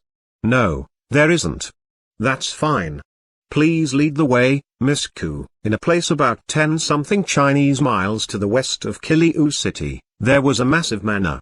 It had high walls and lofty buildings, looking rather extraordinary. Around the manor, there was a large expanse of greenness, with various rows of willows encircling the manor like guardsmen. The willow twigs swayed gently all the time, making the place look relaxing and pleasing from afar. This place was the location of the Green Willow School's headquarters. A petite silhouette was standing gracefully in front of the main gate. She was dressed entirely in white clothes adorned with various emerald green willow leaves. Despite being small in stature, she had a nice and slim figure. Her beautiful hair was long enough to reach her waist. The flat bangs of her hair covered her forehead, making her look very cute. Her slightly rosy cheeks looked chubby and could cause an impulse to slightly pinch them in other people. Her big eyes glittering, she was staring ahead with a tinge of hope in her eyes. This was of course the young girl called Chu Yu, who had been abducted by Zhang Yang's subordinates then eventually rescued by Bai Yunfei in the past. It seemed she had been waiting here for quite some time. At this moment, she curled her lips slightly and mumbled in a seemingly somewhat discontented manner, "It's been so long since senior sister left. Why hasn't she returned yet?" While complaining softly, she raised her head again to gaze into the distance. Suddenly, her eyes brightened then showed a joyful expression. She unexpectedly trotted forwards impatiently to give a welcome. In the distance, a man and a girl were going side by side.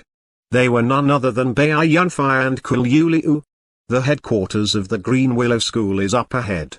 Yunfei, let's go a bit faster. Junior O? Ha ha, you see, junior sister just can't wait to meet you. Qiu Liu covered her mouth and said with a chuckle as she saw a petite silhouette trotting towards them from up ahead. When Chu Yu ran up to a place about 10 meters in front of them, she stopped hastily. It seemed only now did she suddenly realize that she was somewhat impatient. Her pretty face slightly reddening, her hands rubbing her clothes, she said, "Senior sister, you have returned Bai, Mr. Bai Yunfei, how are you?" "Ha ha, how are you, Miss Chu? Have you been waiting for us here?" Seeing the young girl in front of him, Bai Yunfei was somewhat excited inside too. My master told me to stay here to welcome you, Mr. Bai Yunfei. You don't have to stand on ceremony like this, Miss Chu. It's okay to just call me Yunfei. Bai Yunfei said laughingly. Then I'll call you Brother Yunfei. You should also call me Yu, the young girl said timidly. On one side, seeing that her junior sister was still so shy, Qiu Liu could not help shaking her head in frustration and saying to the two of them, "All right, could it be you two want to stand here and chat? Let's come in first. We'll have a nice chat in a while." Chu Yu gave a sound of agreement and walked up to the side of Qiu Liu. The three of them then went towards the main gate of the Green Willow School together. Chapter 64, Green Willow School. In a small hall which was simply furnished but had an air of elegance and comfort about it. Bai Yunfei and Qiu Liu were sitting opposite each other on the left and the right respectively. Bai Yunfei was holding a teacup in his hand, carefully listening to her introduction to the Green Willow School and the situation in the entire Qiu city. "Right, Qiu Liu, do you know if there are forces subordinate to the Glacial School in this Qiu city?" Bai Yunfei suddenly thought of one thing and asked. "Oh? Why do you ask this question?" Qiu Liu was stupefied for a short while then immediately reacted, "Are you worried that Zhang Zhanshan will employ the Glacial School's forces to search for you?" Bai Yunfei nodded. "Ha ha, you need not worry about this." Qiu Liu laughed softly. "If this was a different place, I wouldn't dare to guarantee anything, but in this Qiu city, the Glacial School definitely won't dare to run wild. This place is the location of my Green Willow School's headquarters. How can my school let them cause trouble?" Bai Yunfei pondered with his head lowered for a while then continued to ask, "For the last 2 days I've always felt that there seems to be something wrong, but I haven't detected anything. That Glacial School, if they already know that I'm here, but they don't dare to cause trouble in the city, then I'm afraid when I leave Qiu city, I'll be ambushed by them. Only, I'm not sure if they have found me by now or not." I see. Qiu Liu's face showed a trace of solemnity. After thinking for a bit, she said, "According to my knowledge, there's no forces of the Glacial School in the city. But there seems to be some connection between that Long family and the Glacial School." "What? The Long family?" Bai Yunfei asked in surprise, his expression changing. "Oh? Could it be you know about that Long family?" Qiu Liu asked doubtfully, having not expected such a reaction from him. "The day before yesterday I had a conflict with the two young masters of the Long family. Bai Yunfei casually said a few words but then he stopped all of a sudden. Seeming to remember something, he frowned slightly and began to ponder with his head lowered. Seeing him like that, Kuliu did not disturb him again. She sat quietly on one side sipping her tea. "Master, Brother Yunfei is inside." Chuyu's lovely voice came in from outside. She had gone to invite her master to come here earlier. Now they should be arriving together. Sure enough, when her voice had just faded away, two people appeared at the door. One of them was a middle-aged woman with an elegant posture and at the same time an air of majesty about her. She walked into the room accompanied by Chuyu. Actually, it was somewhat inappropriate to refer to her as a middle-aged woman because even though she had a plump, mature figure, she appeared to be very young. Judging from her appearance alone, she definitely could not be older than 30 years of age. This was none other than the Green Willow School's headmaster, Mu Wonking. "Master." Seeing the visitors, Kuliu stood up and saluted at once. The moment Chuyu's voice rang out, Bai Yunfei woke up from his contemplation. Now he also stood up. Although he was a little surprised because the person called Master by Kuliu was so young, this lasted only for a moment. He also saluted, saying, "I am Bai Yunfei. It is an honor to meet you, senior." Mu Wonking smiled at the two of them then said to Bai Yunfei, "There's no need to stand on ceremony, young hero Bai. Let's all sit down. Don't be too formal." After everybody sat down, Mu Wonking observed Bai Yunfei carefully for a good few seconds then said with smiling eyes, "Young hero Bai, I really wanted to thank you in person for having saved you in the past, therefore this time I took the liberty of inviting you to my school as a guest. I hope you don't take offense at this." The fact that she, a school's headmaster and a soul ancestor, had such a polite attitude towards himself made Bai Yunfei feel somewhat uncomfortable. He shook his hand gently, saying, "Please don't stand on ceremony, headmaster. I'm not worthy of it. There was already a feud between Jiang Yang and me, so at the time I merely saved you by accident. You don't need to thank me anymore. Oh, since young hero Bai is so modest, I won't mention this again either." Mu Wonking paused for a bit then continued, "As for the Glacial School, you don't have to be worried about it when you're in this Kiliu city. If they dare to cause trouble in the city, my Green Willow School won't sit by and watch." Bai Yunfei was happy inside because she had said clearly that she would help him. Although he did not know why she was so enthusiastic, having a backer was always a good thing. "Oh, thank you very much for your help, headmaster. I plan to leave this Kinyan province tomorrow or the day after tomorrow.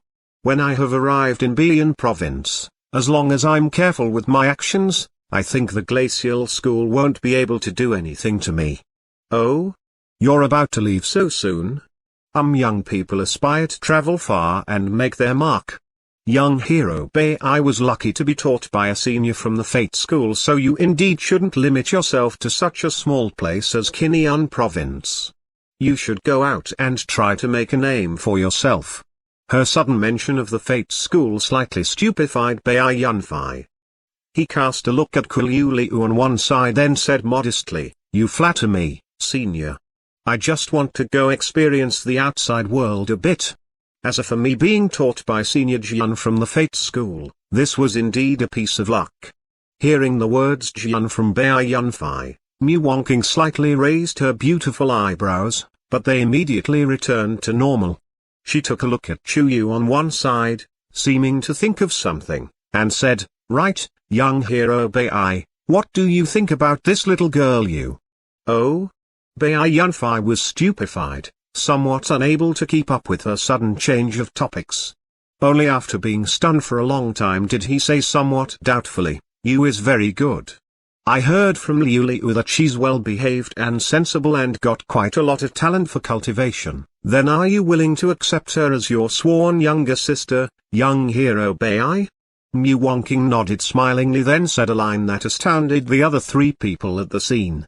Bai Yunfei felt that his thinking really could not keep up with this senior's thought speed. Temporarily he was stupefied and had no reaction. Mu Wonking frowned slightly. "What's wrong, young hero Bai? Could it be you think that you doesn't deserve to become your younger sister?" "Ah? No, that's not what I mean. Miss Yu is smart and lovely. How can I? Oh, so this means you agree to this? Muwonking narrowed her eyes slightly, showing a smiling expression. Then that settles it. From now on the two of you will be brother and younger sister. This way you won't feel guilty all the time about being unable to repay you for saving her life. Are you willing to accept young hero Bai as your brother? Muwonking turned to Chuyu and asked kindly. In the beginning, when Chuyu heard Muwonking mention her, she had a somewhat confused expression. Then, when she heard her master ask Bai Yunfei about his view on her face slightly reddened. Afterwards, when she heard her master tell Bai Yunfei to accept her as a sworn younger sister, her face was full of amazement, but she did not dare to cut in. Now, hearing Muwonking's question, she was slightly stupefied, then said in a low voice, of course I'm willing. I'm also very happy to have brother Yunfei as my sworn brother. Oh, that's good. From now on, young hero Bai is your brother. You have to respect your sworn brother, do you understand? Muwonking nodded in a satisfied manner and said smilingly. Yes, I will remember this. Just like that, Bai Yunfei got a nominal younger sister in a puzzling manner. Looking at Chuyu, who now had slightly red cheeks and a happy expression, Muwonking secretly let out a sigh of relief. It had to be said that it actually took Muwonking a lot of effort to come up with this sudden suggestion. Right after knowing that Bai Yunfei had saved Chuyu, she had already noticed that Chuyu had a vague love for him. Only, the little girl had seemed to still be ignorant of it. Therefore, Muwonking took this opportunity to turn her just budding love into an admiration for a brother. All it took was a couple of advices for Chuyu. Muwonking had achieved her goal. Now the little girl had already listened to her master's words, regarding Bai Yunfei as an older brother. Muwonking wanted to facilitate a love between the two of them as well, especially when knowing just now that there was some connection between Bai Yunfei and Jian. At the time she could not restrain her heart from palpitating with eagerness because a junior highly regarded by Jian would definitely have outstanding achievements in the future, and if she could build a good relationship with him, this would absolutely benefit the Green Willow School. However, she could also tell that Bai Yunfei did not have that kind of feeling towards Chuyu, therefore, in order to spare her little disciple future grief, she had no choice but to manipulate them into becoming sworn brother and younger sister in such a puzzling way. Seeing that the other three people present were still somewhat bewildered, looking thoughtful, Muwonking laughed softly and said to Bai Yunfei, right, young hero Bai, in this Kiliu city headmaster, a guest has come to pay a visit. Before she could finish what she was saying, a reporting voice coming in from outside the door interrupted her. Muwonking frowned slightly and looked outside the door at that reporting disciple, asking, who is that? Take them into the side hall on the west wing first. I'll come over in a while. Headmaster, this is Senior Yu Qingfeng from the Wood School. The disciple outside the door hesitated for a while, then still said again in warning. After Muwonking heard these words, her originally indifferent face suddenly froze for a moment, then showed a happy expression. Although it was suppressed by her immediately, that fleeing hint of a girlish smile still captivated Bai Yunfei for a bit when he saw it. Young hero Bai, you should have a chat with Kuliu and Chuyu. I think the three of you must have many things to talk about. After that you can let them take you on a stroll in my school. Muwonking stood up, said to Bai Yunfei with a smile. He nodded. Oh, that's fine. Please feel free to go and receive your guest. There's no need to care about me. Only after Muwonking had left did Bai Yunfei ask Kuliu somewhat doubtfully, who is this person called Yu Qingfeng? Senior Yu Qingfeng is an outstanding disciple of the Wood School in the Five Elements schools. As a late soul ancestor, he's even more formidable than my master. Kuliu explained, then looked outside the door quietly, seeming to confirm that her master had really gone far away. Afterwards, she said in a lowered voice, he's my master's cousin.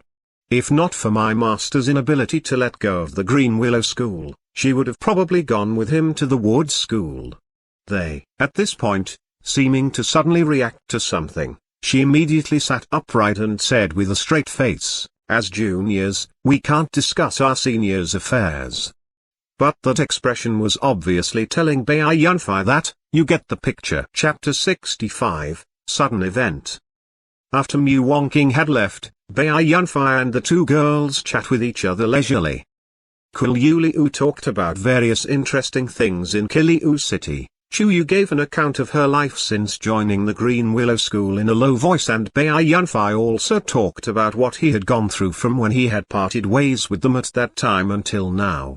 Of course, he concealed some details that should not be mentioned. Even so, his story still made the two girls nervous and anxious, especially Chu Yu. Upon hearing that Bai Yunfei had fallen into a trap in the town of Oldwell, then fled for 3 days in a row and even been caught up with by Jiang Zhanshan, she was so tense that her little face became very red. When she heard that Bai Yunfei had eventually escaped after an arduous battle, she had a very happy expression, looking extremely delighted. Seeing this, both Bai Yunfei and Qiu Liu could not help laughing. Only when a person came and informed the three of them that lunch was ready at noon did they stop chatting. Mu Wongking unexpectedly did not show up during lunch.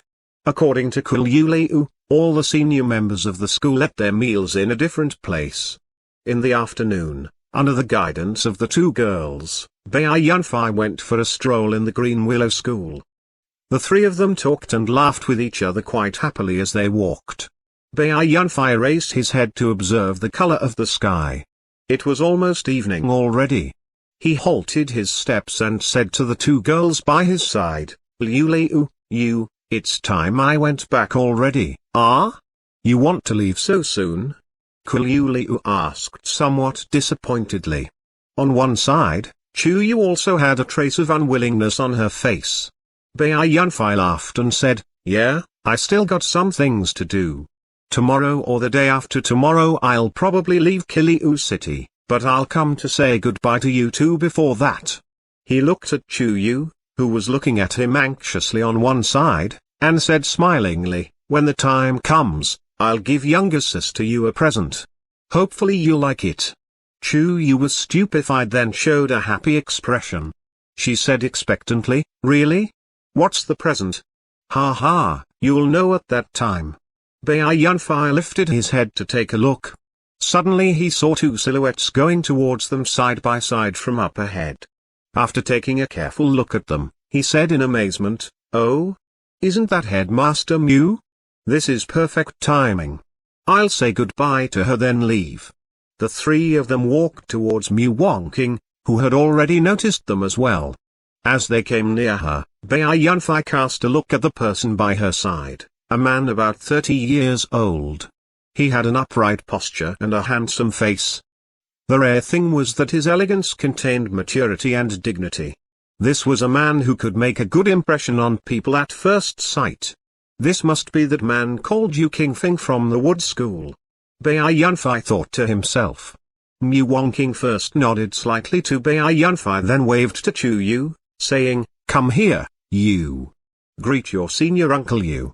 Chu Yu was always somewhat timid in front of strangers. She did what she was told by walking up to Mu Wongking and making a salute to that man, saying in a low voice, it is an honor to meet you, senior uncle Yu. Ha ha, is this the little girl you told me about? Not bad, well behaved and sensible, and pretty talented, very good. Yu Qingfeng nodded to Chu Yu and said laughingly. His tone was amiable and his voice gave a feeling of intimacy too. Qiu Liu also went forwards to salute him, then stood respectfully to one side. Bai Yunfei took another look at this man, but met the smiling look in his eyes. He nodded slightly in salute, then folded his hands to Mu Wongking, saying, Headmaster Mu, I still have something to do, so I can't stay any longer. I have specifically come here to bid farewell to you before leaving. Oh? You want to leave already, young hero Bai? That's fine. Then I won't ask you to stay either. If you need my help with something in this city, feel free to come to the Green Willow School. Now that you're already Yu's sworn brother, my Green Willow School will definitely do our utmost to help you.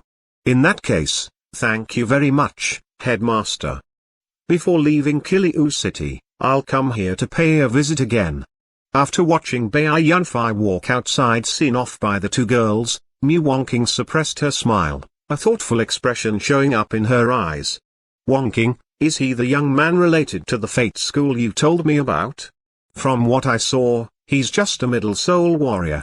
Besides, there doesn't seem to be anything special about him either. Yu Qingfeng withdrew his eyes and asked somewhat doubtfully.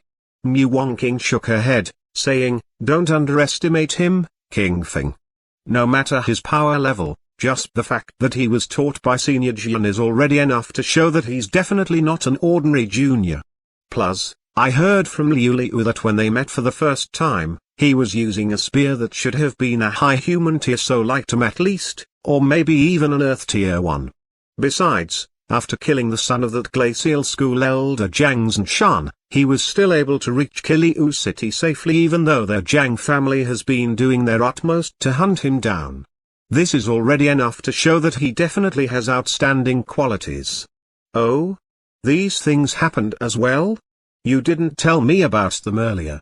Yu Qingfeng was slightly surprised. In that case, he's indeed worthy of your help. To this kind of man, if you take advantage of the fact that he's not powerful at the moment to help him, when he really accomplishes something in the future, this will benefit the Green Willow School greatly as well. With his head lowered, Bai Yunfei was walking alone on a road leading back to the city. His eyebrows slightly wrinkling, he seemed to be considering some issue. No matter the reason, the fact that the Green Willow School's headmaster is willing to help me is a good thing to me. There's nothing bad about it. Though I already decided to leave right away, I always feel that something is wrong. I must not get involved with Qiliu City's Long family again. Now the ideal scenario is, though Jiang Zhanshan has mobilized a large number of men to search for me, he hasn't employed all of the Glacial School's forces. After all, he's just an elder. So, even if the Long family is connected with the Glacial School, it's also possible that they haven't received information about me. The longer I stay here, the more dangerous it gets. I've been delayed for 2 days already. I can't stay here any longer. Now let's go back and tell Menga clearly that I'm leaving tomorrow. As soon as he thought of Liu Meng, he felt somewhat frustrated in his heart because he did not know if she was still angry or not. Moreover, when he thought of the fact that he would leave this place tomorrow, a feeling of unwillingness came into being in his heart for no reason. Thinking of these things confused Bai Yunfei's mind somewhat. In this complicated state of mind, he slowly entered the city then headed for the place where Liu Meng had said she was currently staying. However, he did not find anyone after arriving in that tavern. Bai Yunfei was rather disappointed, thinking that she had probably gone out to relieve boredom. Now he had no choice but to decide to come here again tomorrow in the early morning. When Bai Yunfei returned to the tavern where he was staying, he was surprised to see a person waiting for him anxiously at the door. This was unexpectedly Xiaoning.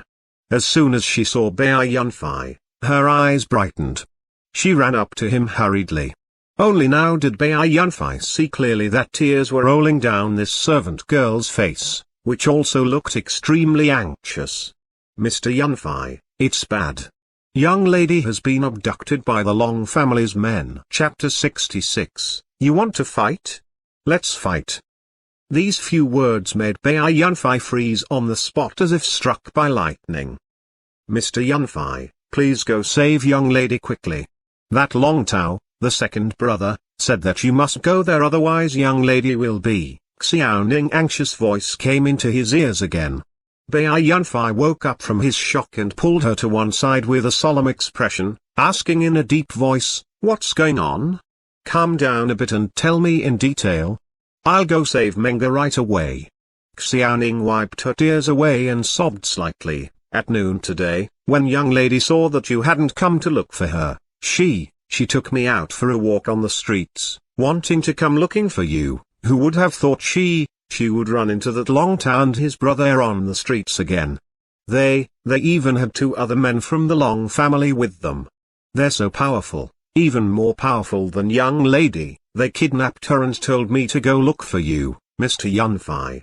They said that you must go to the secret pleasure tower in the northern corner of the city. Xiaoning was a rather intelligent servant girl, so she gave a clear account of what had happened with just several lines. Then she said to Bai Yunfei with her face full of anxiety, "What do we do now, Mr. Yunfei?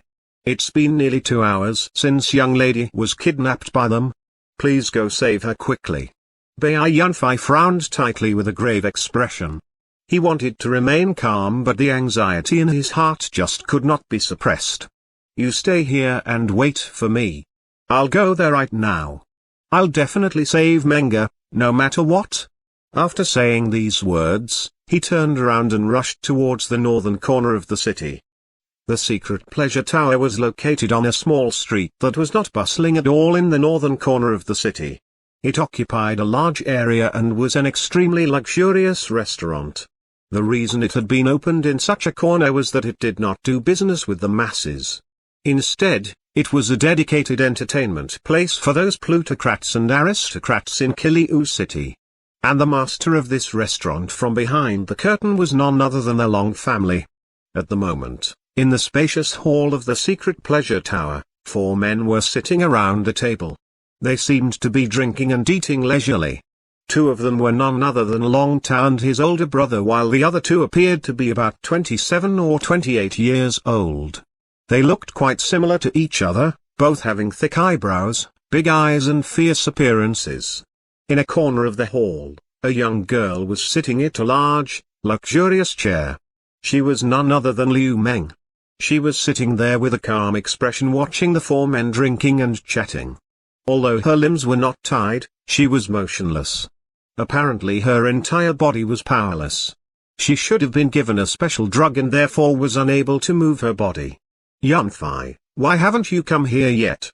Liu Meng sighed softly in her mind. Her eyes could not help looking towards the door. In her eyes, there was unexpectedly a complicated expression. "Big cousin, when do you think that brat will come here? We've been waiting for 2 hours already." Long Tao picked up a piece of meat, put it into his mouth and said somewhat impatiently as he looked outside and saw no signs of movement. "What are you worried about? It's possible he hasn't received the news yet. Anyway, he'll come here sooner or later. Let's just eat and drink to our heart's content while slowly waiting for him." The man called Big Cousin in front of him said indifferently after raising his bowl and taking a mouthful of wine. "Big Cousin, why did you dismiss all our subordinates? If several of them had stayed, we'd appear imposing as well." Long Tao asked doubtfully after looking at the somewhat deserted hall a bit. The Big Cousin frowned slightly, saying, "What's the point of those pieces of sheet staying? The enemy is a soul cultivator of the middle soul warrior stage. Even if 100 of them came at him, they wouldn't be able to do anything. Besides, having more people here would hinder our plan." Bang! A loud sound interrupted him, then wood chips were sent flying everywhere. Following a wave of force, they scattered all over in the hall. It turned out the main gate of the restaurant had been blown into pieces from outside by someone. Bai Yunfei slowly went into the room with a solemn expression. Sweeping his eyes around quickly, he saw Liu Meng in a corner and immediately let out a sigh of relief. Judging from her appearance, she should not have been hurt. Looking at those 4 men, who had already stood up from their chairs and were looking at him vigilantly, Bai Yunfei clenched his right fist tightly. He moved to one side a bit and stood at the optimum place for attack and defense, then cast a look at Liu Meng, asking in a deep voice, "Are you okay, Menga?" "Humphrey." Before Liu Meng could answer, the man called Big Cousin by Long Tao gave a cold snort and snatched the thread of conversation, saying sneeringly, "Brat, are you that Bai Yunfei mentioned by this girl? Humphrey, you've got some balls indeed. I didn't expect you to dare to run over here alone to save her. No wonder this girl trusts you so much. Ha ha, but could it be you think you can rescue her all by yourself?" Hearing his words, Bai Yunfei wrinkled his eyebrows slightly. Before he could talk back, he heard Liu Meng say in a slightly weak voice, "Be a bit careful, Yunfei. One of these 2 men is a middle soul warrior and the other is an early one." That Big Cousin turned around to take a look at Liu Meng and said laughingly, "Ha, Not bad. You've told him the most important information right in the beginning. But, so what if he knows this? As a middle soul warrior, he can fight me to a draw at most. But I have my younger brother and Long Tao, the big brother, with me. How can he possibly take on the three of us alone? After saying so, he turned around and looked at Bai Yunfei with a vague smile, not taking the initiative to get into action at all. It seemed he was waiting for Bai Yunfei's reaction. Still frowning slightly, Bai Yunfei stared at this man for a long time before saying slowly, "What's your connection with the Long family?" That Long Tao, the younger brother, was standing furthest back among these four men because he was just an ordinary man. At this moment, hearing Bai Yunfei's question, he said very arrogantly with arms akimbo, "Humphrey, what's up? Are you scared now? I already told you earlier that my Long family isn't something you can offend. These two gentlemen are my big cousin and Long Togo and my second cousin Long Taoi. This time, they've specifically come here to take care of you, the ignorant soul cultivator who looked down on my Long family." The corners of Bai Yunfei's mouth twitched. In the current situation, he was in no mood to make fun of the names of these two brothers who had just come on the scene. Apparently this so-called Long family had an extraordinary attachment for this very promising job of being Long Tao, a walk-on part. He kept silent for a while, then said in a seemingly negotiating tone, "I can apologize for the incident 2 days ago, and you'll let me leave with her. We'll all act as if nothing happened, okay?" When Long Tao, the big brother, who was standing on the far left among the four men, heard these words, his eyes immediately popped. He looked at Bai Yunfei as if looking at an idiot, saying sneeringly, "Are you joking? Do you think you have the right to negotiate with us in the current situation? Let me tell you something." Before he could finish saying this complacent line, in front of him, Bai Yunfei's eyes suddenly flashed with a trace of ferocity. He reached out his right hand and the fire-tipped spear appeared in his hand. Afterwards, pushing his feet against the floor, he unexpectedly launched an attack directly without a warning sign. When Long Tao had yet to say the second half of what he wanted to say, a heat wave hit him in the face. The flaming red tip of the spear was already about to reach him. Careful! Terror showed up in Long Tao's eyes. Just when he wanted to retreat, beside him, Long Toga had already got into action by giving a shout of warning and at the same time hooking his foot into a four-legged chair and kicking it towards the area in front of Long Tao to block the path of the fire-tipped spear. In an instant, the spear pierced into the chair. Bai Yunfei then slightly turned the hand that was holding it. In the blazing firelight, a sound of explosion rang out. That chair was unexpectedly blown into countless wood chips, which then turned into various flames and shot outwards in all directions. 3 of the 4 men in front of Bai Yunfei were soul cultivators, so their reactions were definitely not slow. The moment Long Toga had kicked the chair out, they had started to retreat continuously together. Now they had already moved back several meters.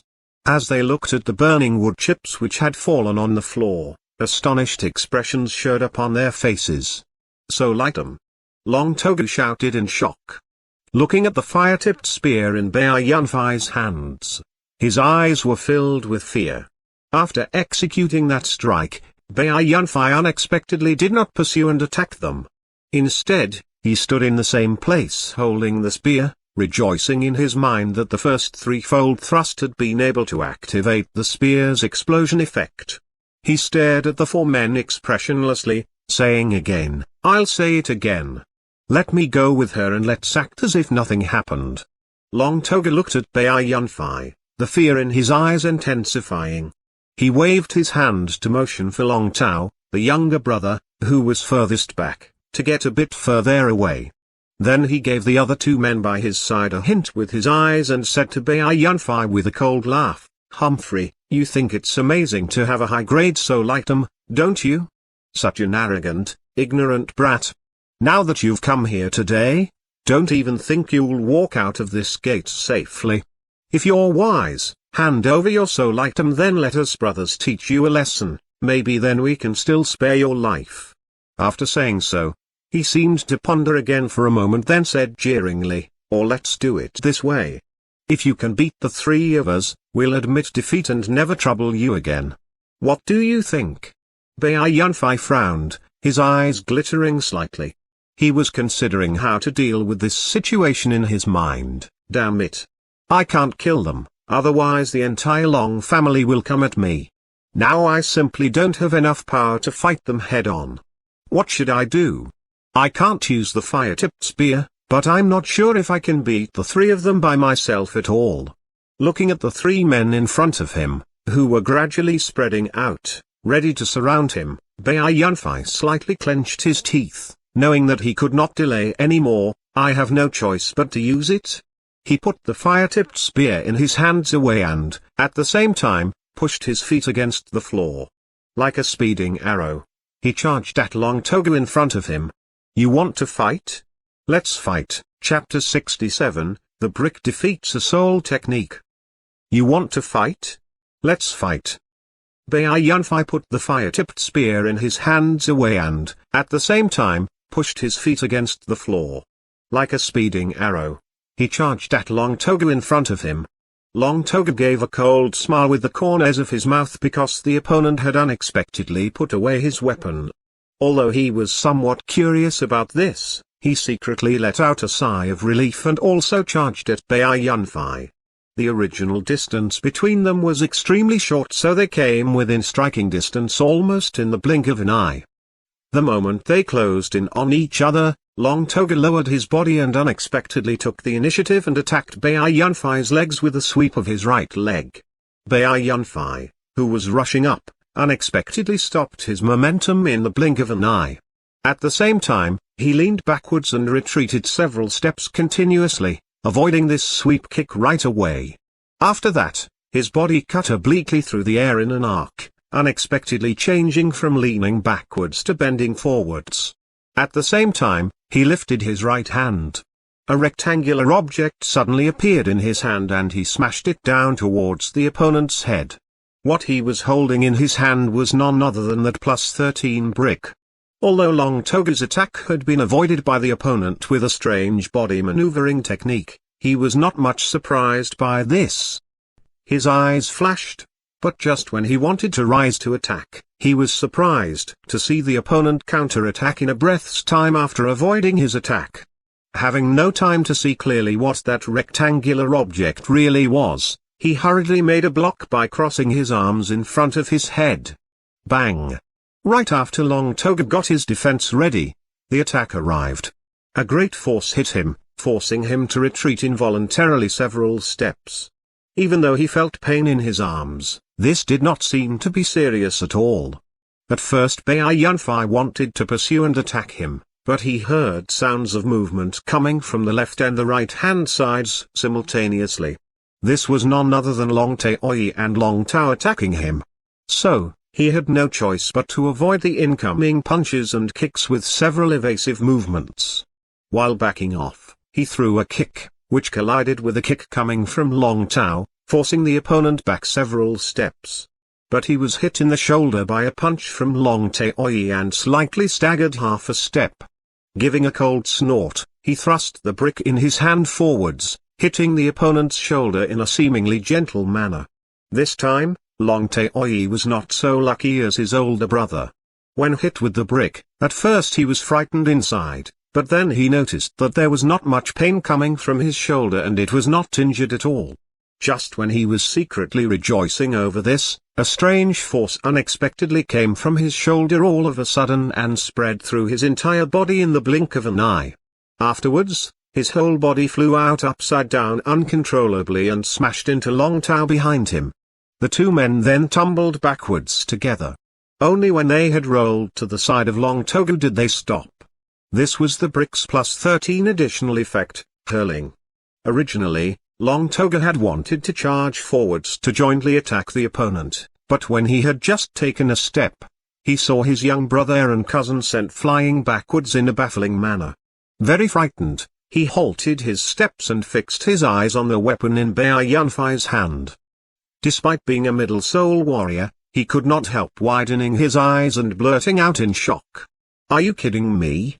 A brick? Bai Yunfei, however, was in no mood to discuss the weapon in his hand with him. Using the wave-treading steps, he charged up and attacked again without saying a word. Even though in his mind Long Togu was puzzled and even amazed by the brick in the opponent's hand, he brushed it aside in an instant. Giving a cold snort, he bypassed the two men on the floor and charged forwards with quick steps. The moment the two of them about to come into contact, facing a forceful punch from Long Togu, Bai Yunfei raised the corners of his mouth slightly. With a slide of his feet, he avoided contact with the opponent. Then, with a sideway movement and a turn of his body, under the astonished look in the opponent's eyes, he went around him to attack Long Tao and Long Taoyi behind him, who were both getting up. Making use of the forward charging momentum, he threw a kick at Long Taoyi and swung the brick at Long Tao's head simultaneously. Long Taoyi was after all a soul warrior, so he reacted extremely fast. Doing a cartwheel, he immediately avoided this kick. But Long Tao was not so lucky. He basically had yet to wake up from the puzzlement caused by when he had been sent flying inexplicably earlier. Moreover, he had not expected the opponent to give up fighting Long Togu to run up and attack him, the weakest of the three men. Therefore, Long Tao was hit very squarely by this blow of the brick. With a deep groan, he was sent flying to one side at an angle. The additional effects were not triggered and he was instead sent flying by the original impact force. However, he had still known to control his head muscles to strengthen his defense at the last moment, so he was not seriously injured at all. A large force then hit Bai Yunfei's left waist. It turned out Long Togu had turned around and thrown a punch on his waist. Bai Yunfei staggered half a step to the left, but now he was faced with a kick thrown at his chest by Long Taoyi. He hastily held the brick in front of his chest. Long Taoyi's kick slammed into it. Before he could withdraw his right leg, he was unexpectedly sent flying again without a warning sign. Long Taoyi was really unlucky enough to unexpectedly have his coming into contact with the brick regarded as a strike of the brick and, moreover, to even have the hurling effect triggered again. Bai Yunfei's eyes flashed with a hint of happiness.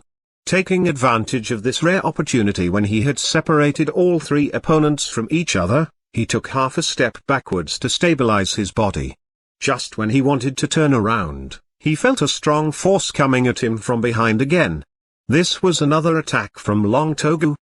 He seemed to have already noticed that it was impossible to seriously injure Bai Yunfei by attacking the torso, so this time he was aiming for the head. Not having enough time to turn around, Bai Yunfei could only stoop down. The opponent's raised kick grazed his back. Bai Yunfei took advantage of this opportunity and attacked his supporting left leg with a sweep kick, but the opponent jumped away vigilantly and avoided it. Making use of the sweep kick's momentum, Bai Yunfei turned around then charged forwards without pausing. When Long Togu had just stabilized his body after jumping away, he saw the opponent charging up again. Giving a cold snort, he began to fight Bai Yunfei without any sign of panic. Both of them were at the middle Soul Warrior stage, so as they exchanged blows, several bouts were fought in just several blinks of an eye. Long Togu's moves were steady and showed no flaws. Even though Bai Yunfei was relying on the agility provided by his body maneuvering skill, he was only at a slight advantage, but it was impossible for him to defeat the opponent in a short time. Worse still, Long Togu had also noticed that there was something extraordinary about the brick in the opponent's hand, so he was very careful not to be hit by it. Seeing that the other two men were already charging up again, Bai Yunfei was unavoidably slightly anxious inside.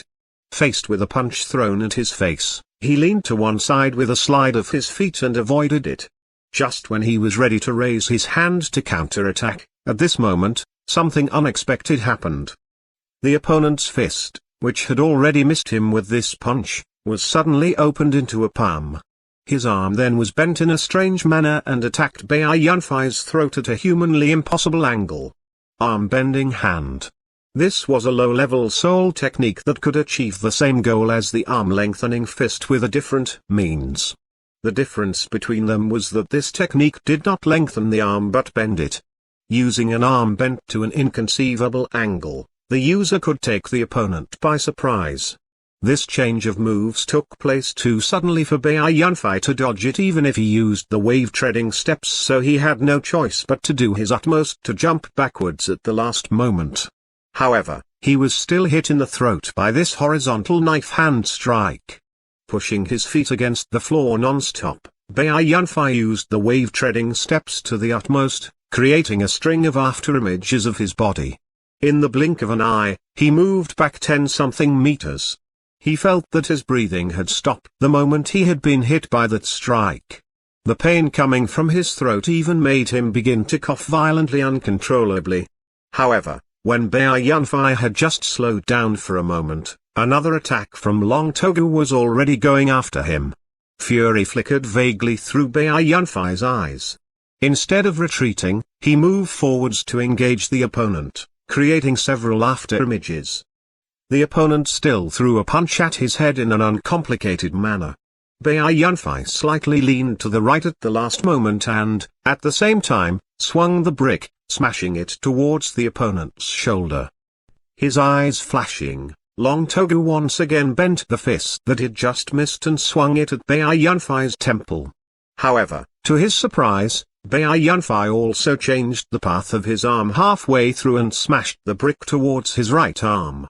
Baiyunfei was not using the arm-bending hand. Instead, having already made preparations earlier, he had controlled the muscles and bones of his arm to change the angle of his attack by means of forcefully pulling it.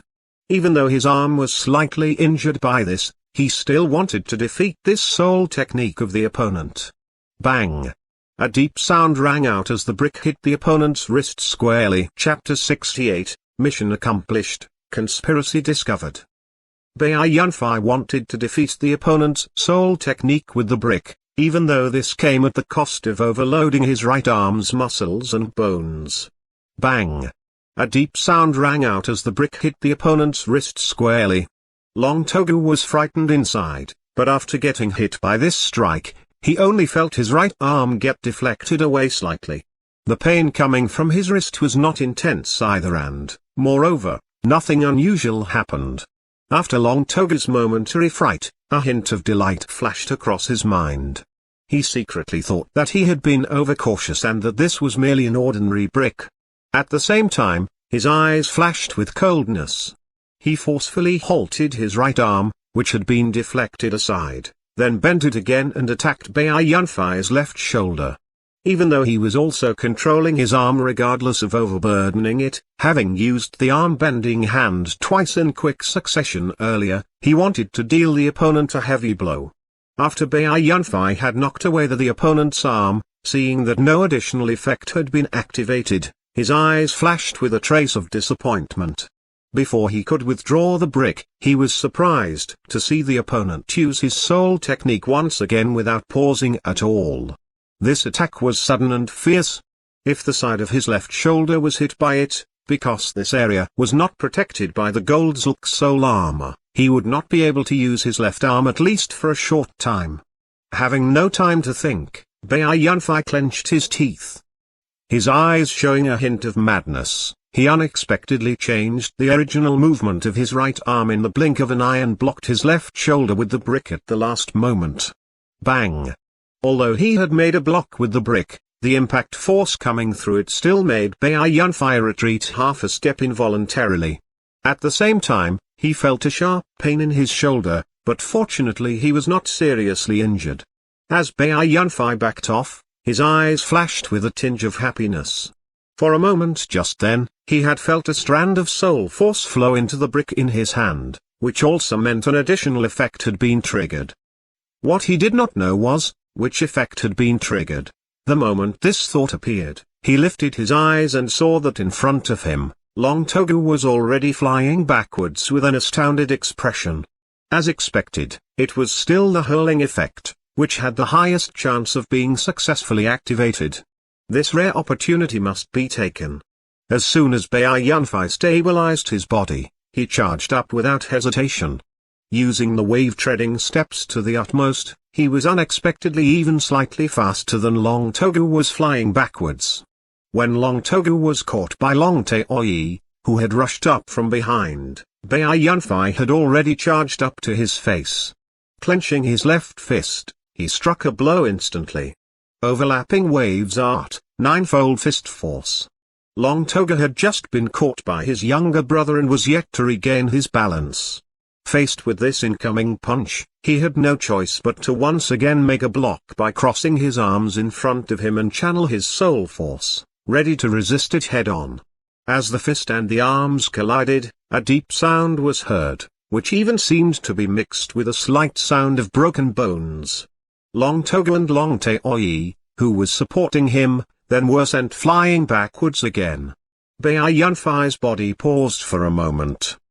Because he had overloaded his right arm twice in quick succession earlier, he had only been able to attack with his left arm, which naturally was much less powerful and, even worse, rather unsuited for this move. After retreating several meters, Long Toga and his young brother were finally able to stop their bodies. Long Toga's drooping right arm was trembling slightly. A hint of a painful expression showed upon his face. His right arm, which had been put in front of his left arm just then, was not broken at all, but it was injured quite seriously. They had been fighting him 3-on-1 for some time, but they were unexpectedly still at a disadvantage. Long Toga's eyes were filled with amazement and disbelief, not only because of the opponent's strange body maneuvering skill, but even more because of that inexplicable brick in his hand. Go up together. Be careful not to be hit by the brick in his hand. Seeing Bai Yunfei already charging up again, Long Toga gave a warning.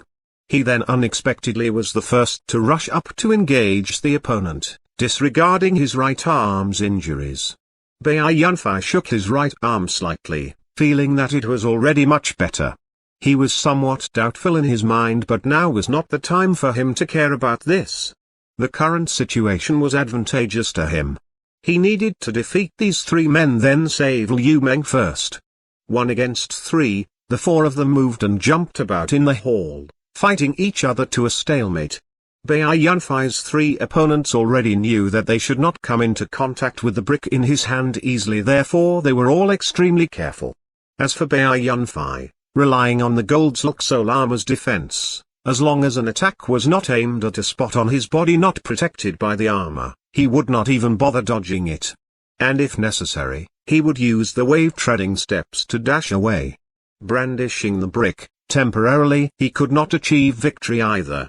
After dogfighting for several minutes, Bai Yunfei finally grabbed a slight opportunity and deliberately revealed a weak point, luring Long Taoyi on the left into throwing a punch at him.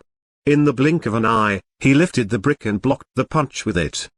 The moment Long Taoyi's fist smashed into the brick, his expression changed greatly, thinking he would be sent flying inexplicably again. But after he waited for a moment, nothing unusual happened. When he had just begun to rejoice over this in his mind, he felt a pain in his stomach. It turned out Bai Yunfei had taken advantage of this moment of inactivity to throw a kick at him. Long Taoyi was kicked away.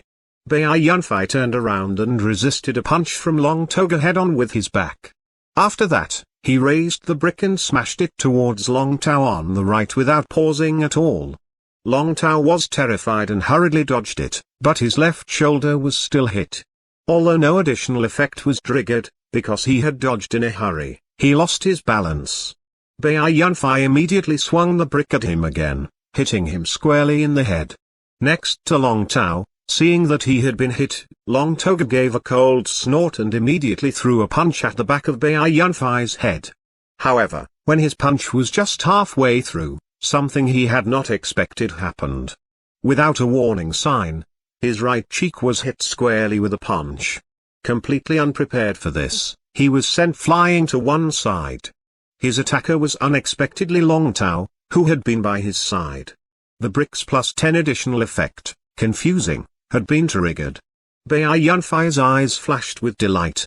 He had not expected this effect, which had the lowest chance of being activated, to be activated when he had hit the opponent in the head with this strike of the brick. In confusion, Long Tao wanted to attack Bai Yunfei, but he was simply unable to aim at his intended target. After sending his big cousin flying with a punch, he still kept attacking recklessly like a madman. Bai Yunfei backed off a bit, just enough to avoid an incoming kick from him. However, Long Taoyi, who happened to be coming at Bai Yunfei at this moment, was not so lucky. Just like his older brother, he was caught completely unprepared by a kick from Long Tao and was sent flying with a face full of bafflement.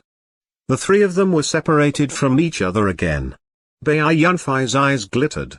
When Long Tao had just woken up from his confusion and had yet to know what had happened, a ninefold fist force strike hit him in the stomach, sending him flying 2 meters away. He then fell to the floor for good.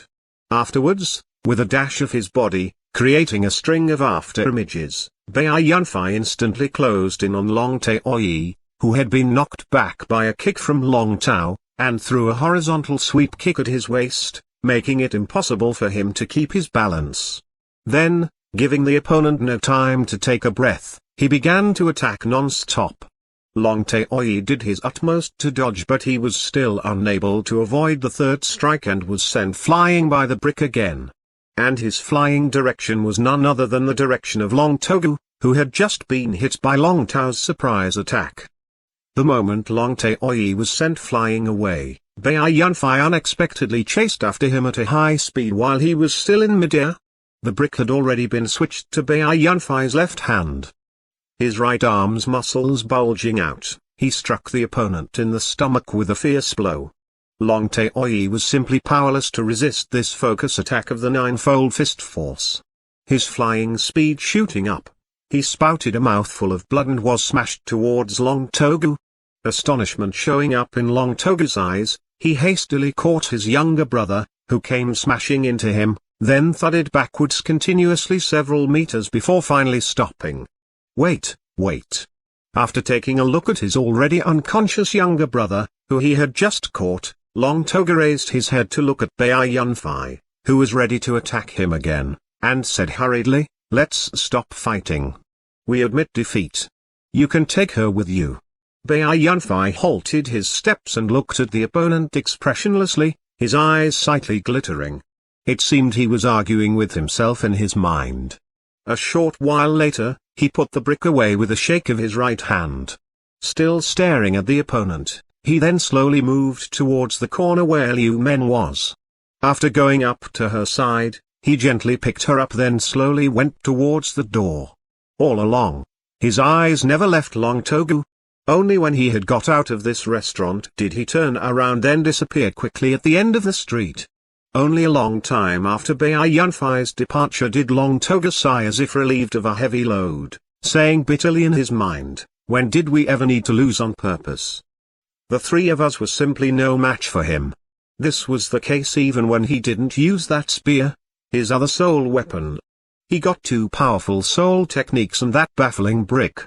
We were just completely defeated. Shaking his head in frustration, he looked at the 2 men lying on the floor. Luckily neither of them was seriously injured and they would be all right after several days of recuperation at most. As for Long Tao, the younger brother, his presence had been non-existent since the beginning of the fight. At the moment, he was hiding in a corner gazing in the direction where Bai Yunfei had left to the point of stupefaction. Long Togu took a glance around the hall. It had been turned into a complete mess during the battle just then. There were even many holes in the floor, which had been caused by the combatants' vigorous steps just then. Withdrawing his eyes, he unexpectedly raised his head to look at the seemingly empty second floor. His expression also became respectful. He said, "Elder Liu, you did well." A deep voice came out from a room on the second floor. The door of the room then opened and a middle-aged man about 40 years old walked out. He was unexpectedly none other than that elder of the glacial school, Liu Cheng. Standing on the second floor, Liu Cheng swept his eyes over the 4 men down below in the hall, saying slowly, "You all did very well. Now go home and treat your injuries. When this matter has been dealt with, you will receive your promised things." Long Togu said respectfully with a happy expression, "Thank you so much, Elder Liu." After that, he gave Long Tao, the second brother, a call and walked out of the restaurant while assisting the 2 injured men. Liu Cheng lowered his head looking at an object in his hand, his eyes showing a thoughtful expression. What he was holding was unexpectedly that light blue bracelet Bai Yunfei had given to Liu Meng in the early morning today. Make no mistake, there's definitely something strange about that spear, which appeared for a short while in the beginning, and that brick, which wasn't mentioned even by Brothers and Shan. As he stared at the bracelet in his hand, the wonderment in his eyes intensified. This is obviously one of the ordinary items of jewelry he bought 3 days ago when he had just gone into Kiliu City, but now, judging from his words, he unexpectedly knew even these details. This also meant that he had already been keeping watch on Bai Yunfei since the first day he had entered the city. Besides, who would have thought he would make connections with the Green Willow School? I can't delay any more. The plan must be carried out ahead of schedule. While planning in his mind, Liu Cheng slowly walked out of this secret pleasure tower as well, heading for another street.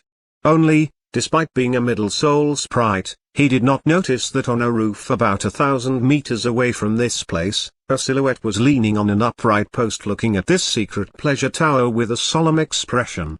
This person was over 20 years old, wore a silvery robe, had long hair and was ordinary looking. There was a white, little animal looking like a rat crouching on his shoulder. This was none other than the young man who had talked with Qin Zheng of the Fate School the other day and called himself the Blood Owl Wolf King's adopted son, Hong Yin. Only when he had seen Liu Cheng disappear in an alleyway did he withdraw his eyes. After pondering for a while, he disappeared with a shake of his body. Chapter 69, Things That Always Happen at a Restaurant. After rescuing Liu Meng, Bai Yunfei went straight back into his tavern. In a guest room, he gently put she down on a bed, then asked in a deeply concerned manner, "Menga, how are you feeling? Are you hurt anywhere?" Liu Meng smiled at him, saying softly, "I am fine. You don't have to worry, Yunfei. They forced me to take a drug, then my whole body became powerless. But there shouldn't be any big problems. I can feel that I'm recovering. I think I should be okay by tomorrow morning at the latest." "Really? Are you sure about this?" Bai Yunfei looked at the color of her face carefully. After thinking for a while, he still said worriedly, "I think I should go ask the seniors from the Green Willow School to come and have a look at you. This'll bother them a bit, but I can only stop worrying after making sure that you're okay." Just when he wanted to stand up, he felt Liu Meng hold his left hand. She raised her voice a little, saying, "There's really no need for that, Yunfei. I heard from them that this drug merely paralyzes my body for a while, weakening my mind, making it impossible for me to channel my soul force, and rendering my entire body powerless and immobile." His hand pulled by her, Bai Yunfei seemed to feel somewhat uneasy. He sat down on the bed again and said in a low voice, "Then all right, if you're still not okay by tomorrow morning, I'll take you to the Green Willow School to ask for help." Liu Meng showed a smiling expression. Her face slightly reddened. She stared at Bai Yunfei a long time, then said tenderly, "Thank you for saving me, Yunfei. I knew you'd definitely come." Bai Yunfei shifted his eyes away somewhat awkwardly and gave a slight cough, saying, "Don't say that, Menga. After all, their target was me. It was all because of me provoking them earlier that you were kidnapped. But didn't you provoke them because of me?" After saying so, Liu Meng seemed to realize that her words had another meaning and her face reddened even more. She inclined her head, not daring to look at Bai Yunfei again. The little servant girl Xiaoning had been keeping watch on one side with wide-opened eyes all along.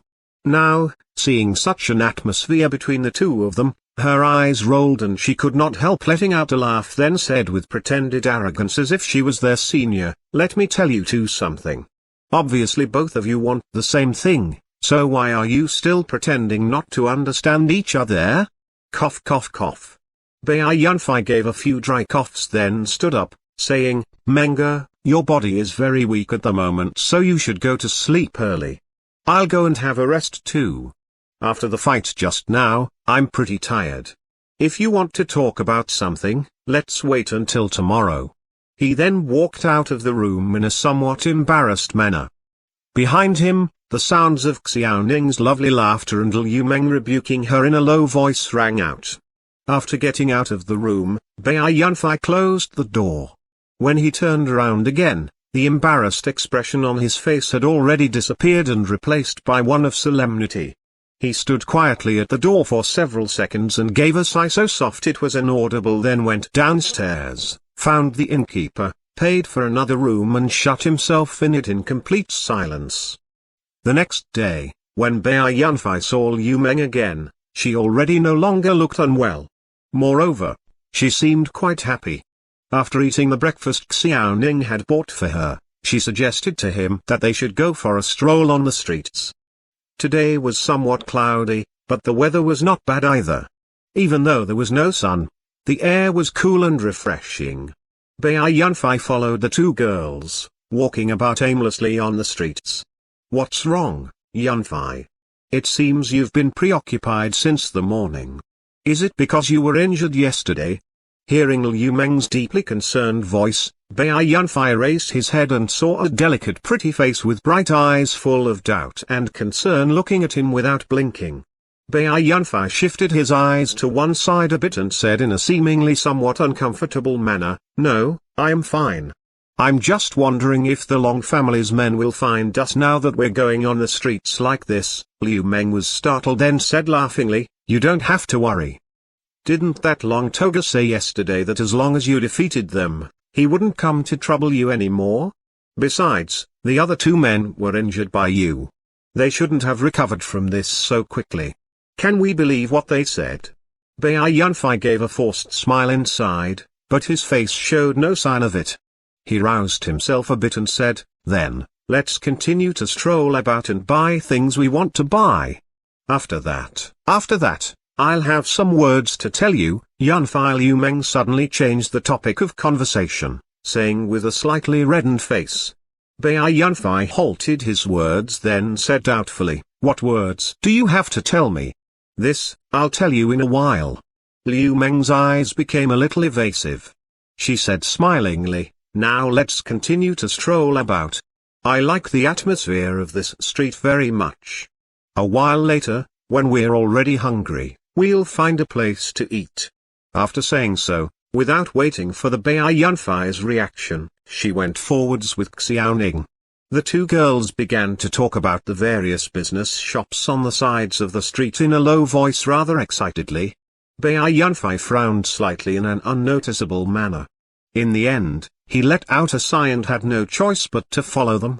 In the west part of the city, on a similarly bustling street, a lanky youngster dressed entirely in black with a face full of discontentment was walking slowly in the crowd. He had ear-length short hair and a rather handsome appearance, but there seemed to be a sinister air about him. "Junior Uncle Yang is really annoying. It's been a good few days since he left for that Beifeng city. Why hasn't he returned yet?" While walking, this youngster mumbled discontentedly in a low voice, "It was so hard to go out of the school. I'm still counting on him to take me to some more places. But fortunately I was wise enough to stay in this Kiliu city, otherwise unlike Junior Uncle, I wouldn't be able to bear staying with those gloomy black-robed men all day long." He raised his head. The unhappy expression on his face had already lessened quite a lot. His eyes were sweeping the street back and forth. There's really quite a lot of beautiful young girls in this Kiliu city. In the last several days in this city, I really almost died of pleasure." Withdrawing his eyes from the body of a seductive woman, the youngster rubbed his stomach slightly and said to himself, "Let's go find a place to eat first. Afterwards I'll see if I can run into a woman who makes me fancy her." At noon, on the second floor of a rather luxurious restaurant, Bai Yunfei and the two girls were sitting at a table next to a window. There were many extremely attractive dishes arranged on the table. The two girls were eating daintily, but Bai Yunfei was gazing at the street outside the window in a trance. Nobody knew what he was thinking. "Why aren't you eating, Yunfei? These dishes don't suit your taste." Liu Meng's voice rang out. Bai Yunfei withdrew his eyes and looked at this young girl who was looking at him with a deeply concerned expression. Somehow, he only made eye contact with her for a moment before looking away at the dishes on the table, saying while shaking his head slightly, "No, Just now I was thinking about some things. Are you still worried about the Long family? We spent the entire morning walking about on the streets, but didn't nothing happen? Don't think too much. Liu Meng gave a smile, then picked up a piece of fish maw and put it into Bai Yunfei's bowl, saying, quickly eat the meal, okay? You see, you haven't even eaten half of the food in your bowl. Bai Yunfei nodded, then slowly ate the meal, but anyone could tell that he was not paying attention to eating. Right, Yunfei, I've always wanted to ask you a question. Yesterday, when you fought those 3 men from the Long family, what weapon did you use? Why did it look like a brick? Liu Meng's curious voice rang out. It turned out she and Xiaoning had already finished eating and were looking at Bai Yunfei with their chins resting on their hands. Apparently she had asked the question because she had suddenly remembered something. The chopsticks in Bai Yunfei's hand trembled slightly. A piece of vegetable he had picked up fell back to the tray. He withdrew his hand and put the chopsticks on the bowl. After hesitating for a while, he said, yeah, it was actually just a brick. What? Liu Meng shouted softly. Her beautiful eyes opening wide, she looked at him with an expression of total disbelief. How was this possible? Where did you get such a formidable brick? Could it be it's a soul item, right? Yes, you can say so. Bai Yunfei lowered his head and answered softly. Really? That's so awesome. I've never heard about this kind of weapon. Besides, it seems to be very special. Could it be you made it yourself? Could it be you're a disciple of the crafting school? Liu Meng asked in a crisp voice, her expression still full of curiosity. Bai Yunfei kept silent for a while, then said, no, my master gave it to me. There's also that red spear. My master gave me both of them in the past. Oh? Liu Meng blinked, seeming to think of something, then said with smiling eyes, oh, I know it already. Your master didn't allow you to talk about them, right? Then I won't ask about them anymore. Actually, Bai Yunfei frowned. Just when he wanted to say something, he was interrupted by a clamor. Mister, the 2nd floor is really full. Please stay on the 1st floor for a bit. A waiter's frustrated voice was heard, followed by a clatter of footsteps. I want a place next to a window on the 2nd floor. So what if it's unavailable? Just tell those people to move away. Along with this arrogant voice, a youngster dressed completely in black went upstairs. He looked around, then unexpectedly pointed to the table where Bai Yunfei and the 2 girls were sitting, saying to the waiter who had gone upstairs with him, I want that position. You go tell them to move away. I'll pick up their bill. While he was talking, his eyes unexpectedly brightened, staring at Liu Meng. After being entranced for a good few seconds, he laughed out loud all of a sudden. Ha ha. Who would have thought I'd come across such a beautiful girl in this place? Not bad, not bad, looks like I'm very lucky today. While talking in an unbridled manner, this youngster lifted his feet and walked over there. Liu Meng and Xiaoning looked at this young man with shocked expressions, but Bai Yunfei frowned slightly.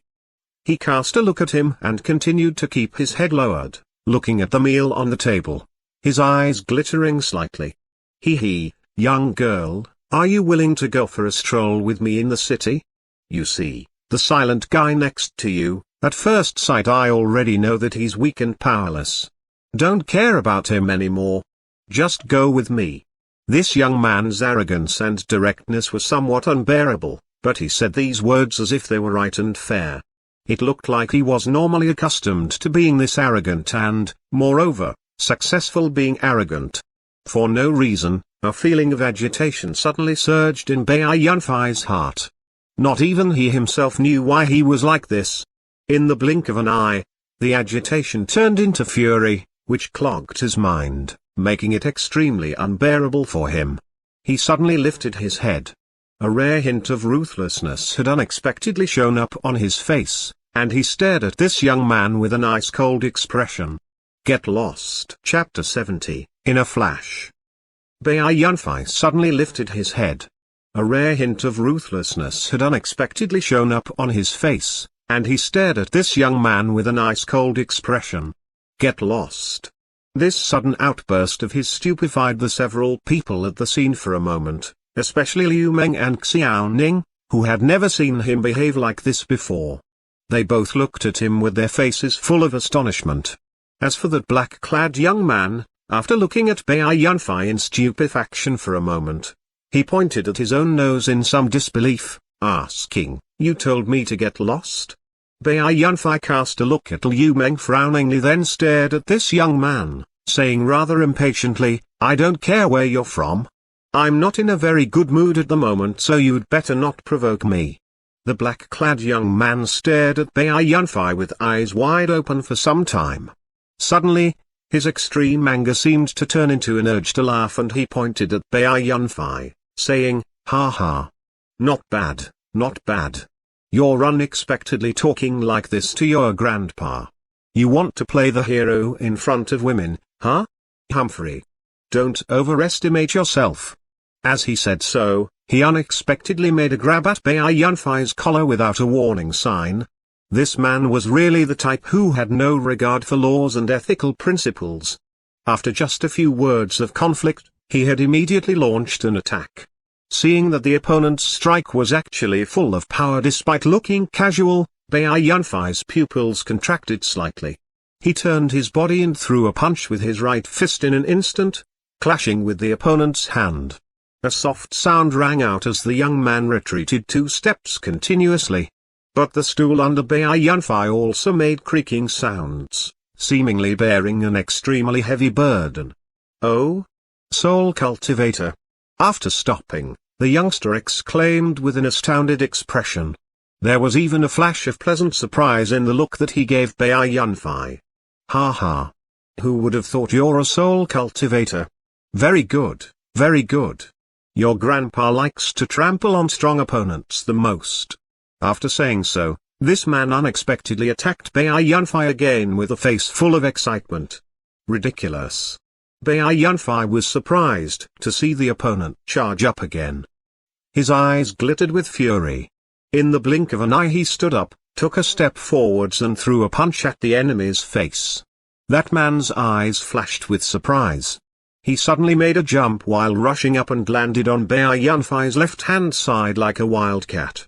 Curling his fingers into a claw, he unexpectedly made a grab straight at Bai Yunfei's neck. His fingernails were much longer than those of ordinary people and, furthermore, seemed to sparkle with a cold light. They cut across Bai Yunfei's artery, but it was merely an after-image.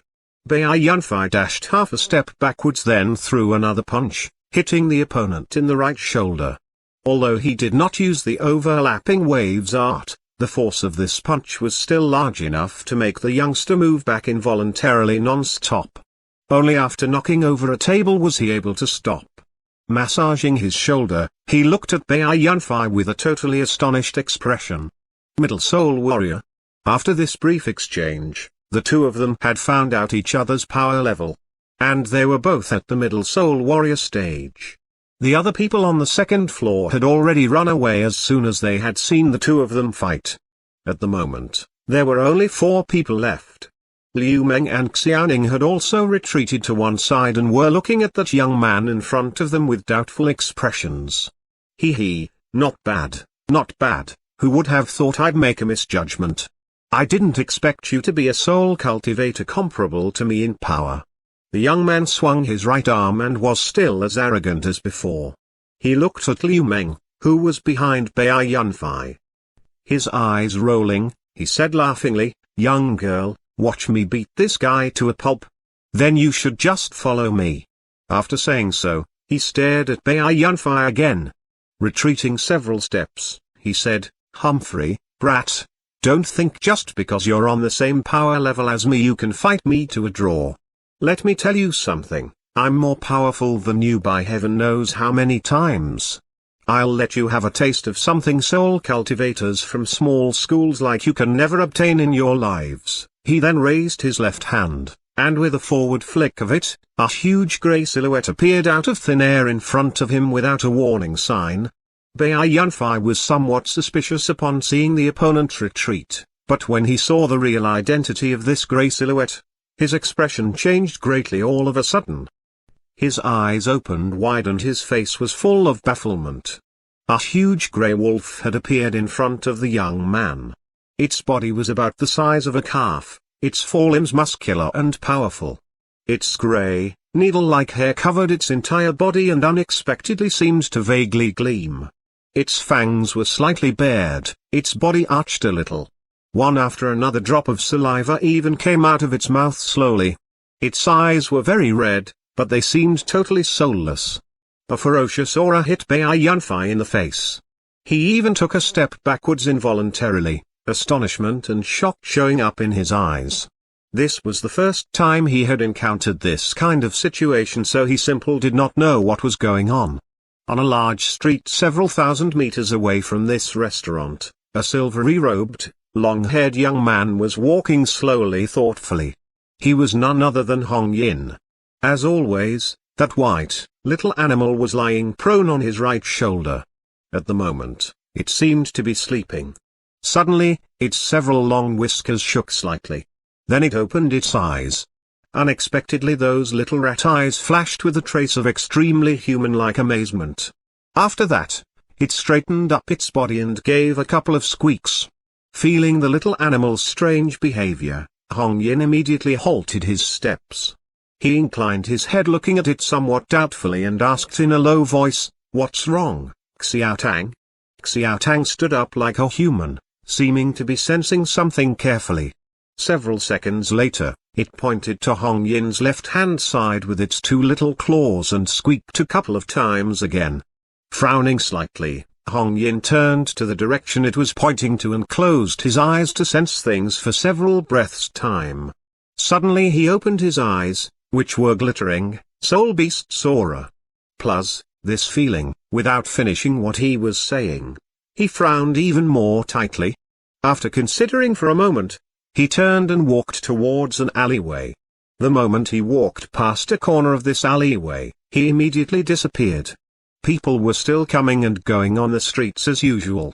Nobody noticed that a living person had just disappeared into thin air. In the restaurant, seeing the astounded expression on Bai Yunfei's face, the black-clad youngster laughed out loud very complacently and said arrogantly, "What's up? You're dumbstruck. You have never seen this, right? Are you scared? Humphrey, we can suck soul beasts into interspatial rings. How can someone from a small school like you possibly understand my beast taming school's secret techniques? Thunderwolf, go up for me." Following his order, that massive grey wolf suddenly made a pounce forwards and jumped up to Bai Yunfei's face almost in the blink of an eye with its mouth wide open. He could even smell the stench coming out from that basin-sized large mouth. Bai Yunfei was greatly frightened.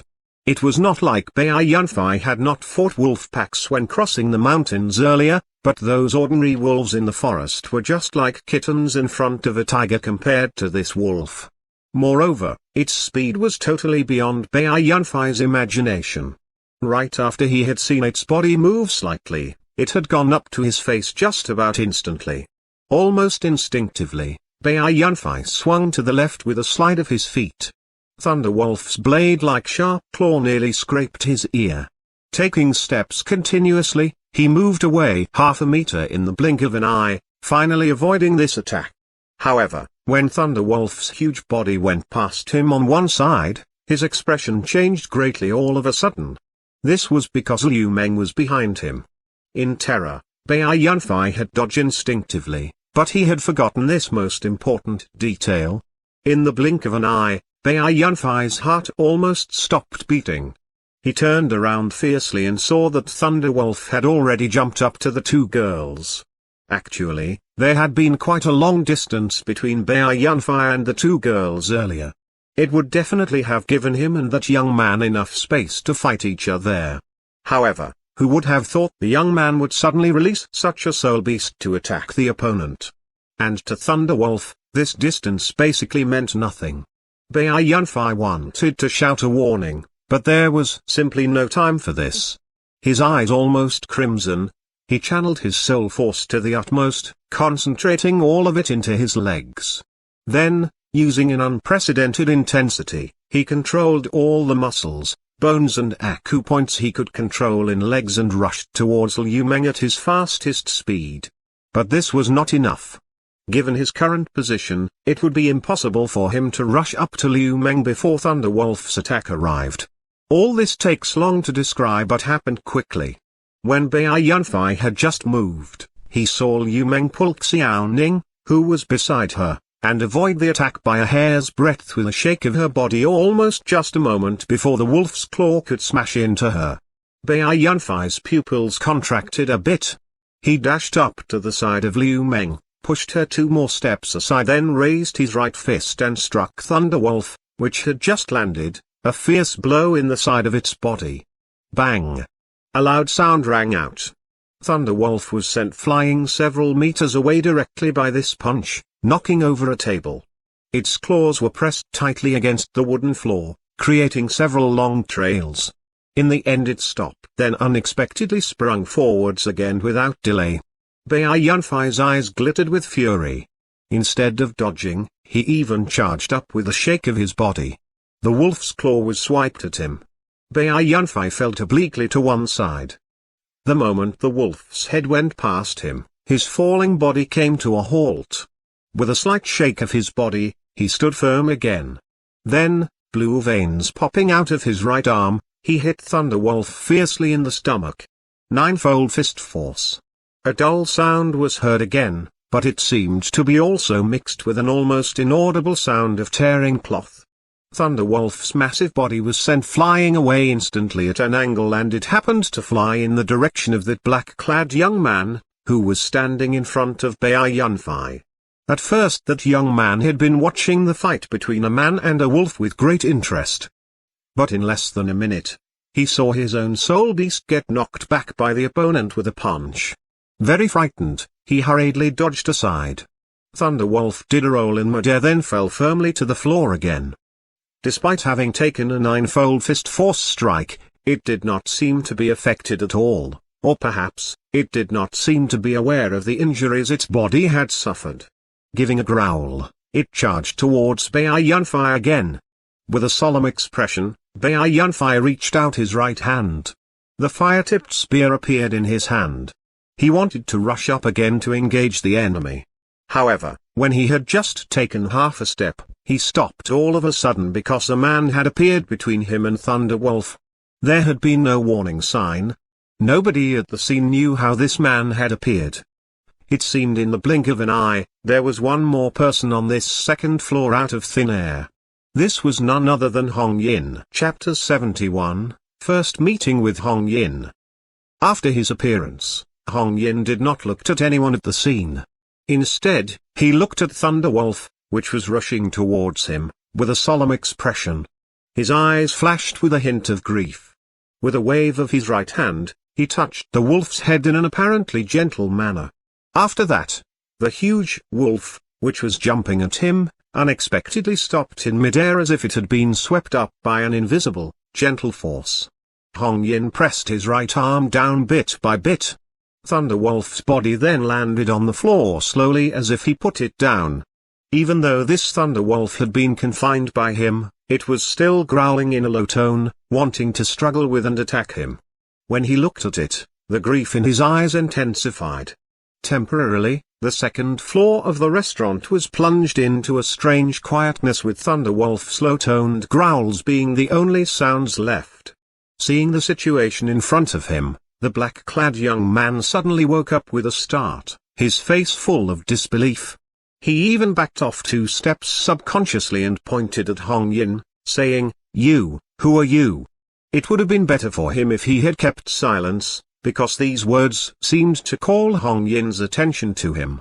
Hong Yin, who originally was looking at Thunderwolf with his head lowered, suddenly raised his head and looked at him. The look in his eyes was as sharp as a knife. In the eyes of the young man, he seemed to see an image of a huge blood-red wolf show up behind Hong Yin. A suffocating, savage aura then hit him in the face. "You're from the beast-taming school?" Hong Yin asked coldly while staring at the opponent. These words woke the young man up with a start. The illusion before him disappeared. His entire body immediately loosened up and he unexpectedly felt that he was fortunate to have just escaped death. Retreating continuously again, he asked rapidly, I am Li Long, the son of an elder from the beast taming school. My school is one of the top 10 schools in the world. My junior uncle is around here. You can't hurt me. Or else the beast taming school won't let you off. One could tell that he was really flustered at the moment. Without using that arrogant attitude from earlier, he had hurriedly revealed his own identity and even mentioned the name of one of the 10 great schools in the world in the hope that he would be able to scare the opponent. After Hong Yin had heard these words, his pupils contracted slightly, a tinge of killing intent flashing across his eyes. With just one step, he went up to Li Long's face. Yes, just one step. Bai Yunfei saw very clearly that he only took one step forwards, and when his foot landed, he had already gone up to Li Long, who had been several meters away from him. Bai Yunfei was astonished in his heart. He cast a look at that seemingly immobile Thunder Wolf at the scene, then with a solemn expression, he moved backwards a bit. Anybody could tell that this man, who had just appeared all of a sudden, was extremely powerful. However, it seemed his target was not Bai Yunfei at all, so now the best response was to wait and see. Hong Yin reached out his right hand and caught hold of the opponent's left wrist with a grab. His eyes flashed with ferocity as a crisp crack rang out. Obviously he had crushed some bones in the opponent's arm. Ah! A sad and shrill cry came out from Li Long's mouth. He wanted to reach out his right hand to push the opponent away, but his whole body did not listen to his mind. He could not move it at all. The bone-piercing pain coming from his left arm almost made him pass out. With a cold snort, Hong Yin gave the opponent's fingers a stroke using his left hand. The black ring on the middle finger of Li Long's left hand was immediately taken by him. Then, he casually made a throw, sending Li Long flying several meters away. After falling to the floor, Li Long seemed to finally regain his ability to move, and he held his left wrist while wailing non-stop. Not even bothering giving him a look, Hong Yin put the ring on his left hand and walked up to the side of that Thunder Wolf. Grief once again showing up in his eyes, he gently stroked its back. That huge wolf then disappeared into thin air, having been sucked into the interspatial ring. After regaining his composure, he stared at Li Long, who was struggling up from the floor, with an ice-cold expression, saying coldly, "Get lost. Tell your so-called junior uncle that I'll be waiting for him in this Kiliu city." Enduring the acute pain in his left arm with effort, Li Long looked at the ring on the opponent's hand and said in shock, "You, get lost." When Li Long's eyes came into contact with Hong Yin's eyes, which seemed to contain a killing intent he was doing his utmost to suppress, his whole body trembled. Not daring to say anything again either, he staggered downstairs, then disappeared. Bai Yunfei looked at Hong Yin, who was staring at the ring on his finger in a seemingly somewhat preoccupied manner, his eyes flashing a bit. He then moved backwards slowly and, at the same time, put his left hand behind his back and waved to the two girls, motioning for them to get ready to leave.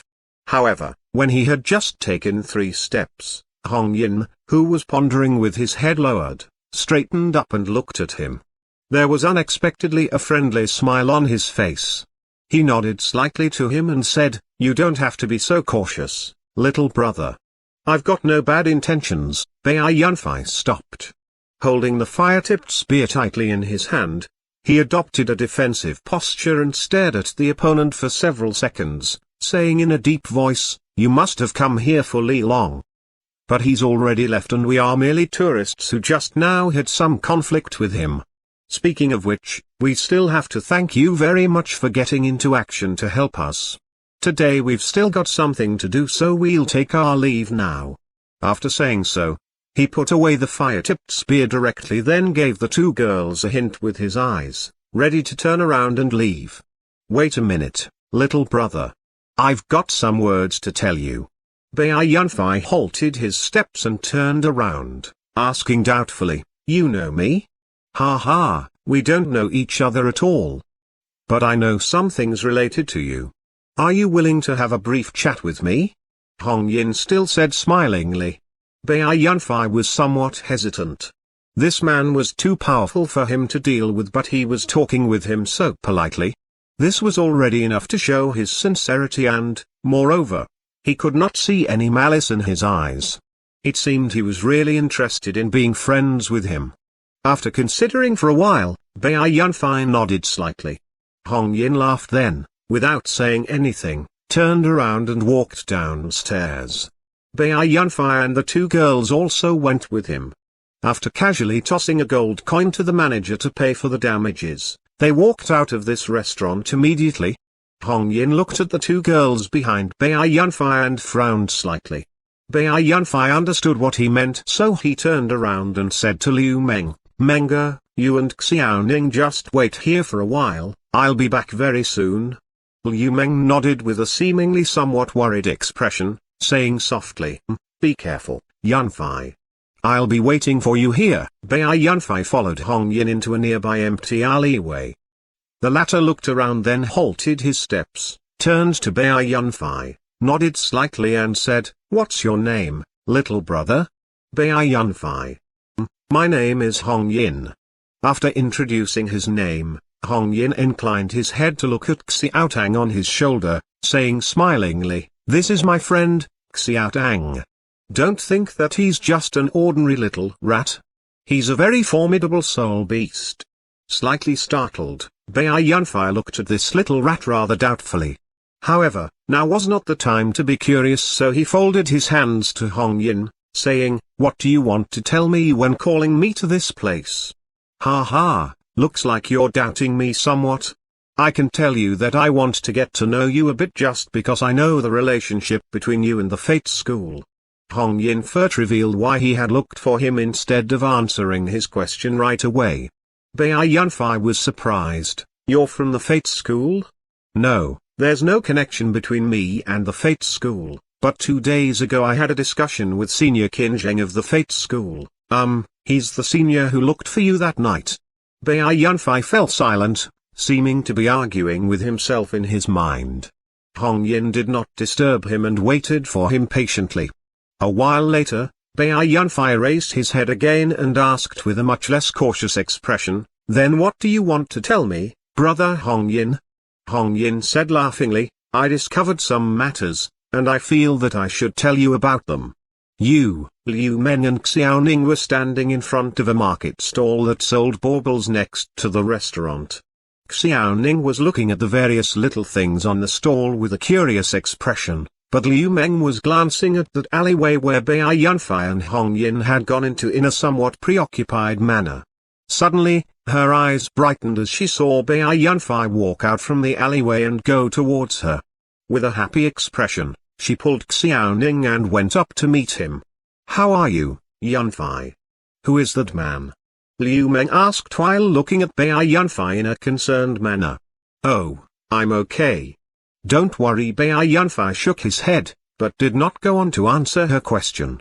Instead, seeming to suddenly remember something, he asked, "Right, Menga, earlier you wanted to tell me something, what is it?" "Oh?" This Liu Meng did not expect Bai Yunfei to ask this question all of a sudden, so after being startled for a moment, she lowered her head slightly, her face gradually reddening. Only after a long time did she say in a tiny voice, It's that my father is about to return to Kiliu City. I want you to go and see him." "What?" Bai Yunfei was stupefied and asked in astonishment, thinking that he had heard it wrong. Liu Meng lowered her head without saying a word. Her beautiful hair glided over her shoulders, covering her face, making it impossible to see her expression clearly. On one side, Xiaoning cut in, saying, "Mr. Yunfei, this is what happened. Yesterday someone from the family found the young lady and told her that master already knows she's in Kiliu City and is very angry that she still hasn't returned home in such a long time, so he's personally set out on a trip, rushing over here. He should arrive in the afternoon today. It's possible young lady will be taken home. So she wants you to go and have a meeting with master. Since you're already a soul warrior at such a young age, you'll definitely have great achievements in the future. Maybe after seeing you, Master will agree to let her be with you. This there was a complicated expression on Bai Yunfai's face. It seemed he was at a loss as to what to do because of this sudden information. At this moment, seeming to have finally mustered up enough courage, Liu Meng lifted her beautiful face and stared at Bai Yunfai, saying gently, "Yunfai, when my father arrives, he'll definitely tell me to go home and keep watch beside Jiang Yang's coffin. Could you go and see him with me? This means we'll go together. I think he'll agree." Bai Yunfai looked at Liu Meng in stupefaction. Just when she became anxious inwardly thinking that he would not agree to do this, Bai Yunfai's slightly quivering voice came into her ears. "All right, tonight and when?" Liu Meng raised her head and said with a happy expression, I don't know exactly when he'll arrive either. Xiaoning and I will go and meet him first, then I'll talk with him a bit before telling Xiaoning to go and take you there. Is this okay?" Bai Yunfai fell silent for a short while, then said with a nod, "All right, then I'll be waiting for your message in the tavern." "Then I'll leave first, Yunfai. You should go back and prepare a bit.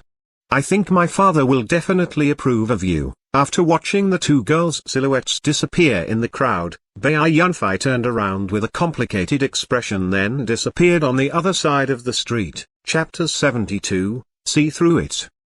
Bai Yunfai walked back to the tavern in a trance. After he got into his room and slammed the door shut, there was not any sound of movement. 2 hours later, he walked out of the room again. There was no happiness on his face. He just walked on the streets with his eyebrows slightly wrinkled. After walking seemingly aimlessly on the streets for half an hour, he dashed into an alleyway and disappeared. About another hour later, he returned to the tavern and shut himself in his room. At around 6 o'clock in the afternoon, knocks on the door awakened Bai Yunfai, who was sitting on the bed practicing breathing. Xiaoning's questioning voice then came in from outside the door. Bai Yunfai opened the door, have a few words with her, then walked out of the tavern with her. Because today was a cloudy day, it was already somewhat dark at the moment and there were much fewer people walking on the streets as well. Bai Yunfai could feel a slight chill in the clear wind that blew into his face. Before long, he had followed Xiaoning into a restaurant on the West Street. After going up the second floor and pushing open the door of a room, he saw Liu Meng sitting inside and a pudgy, middle-aged man about 40 years old next to her. Seeing Bai Yunfai enter the room, Liu Meng had a very happy expression. She stood up, walked up to his side and said to the middle-aged man, "Father, this is Yunfai. He's a soul cultivator of the middle soul warrior stage."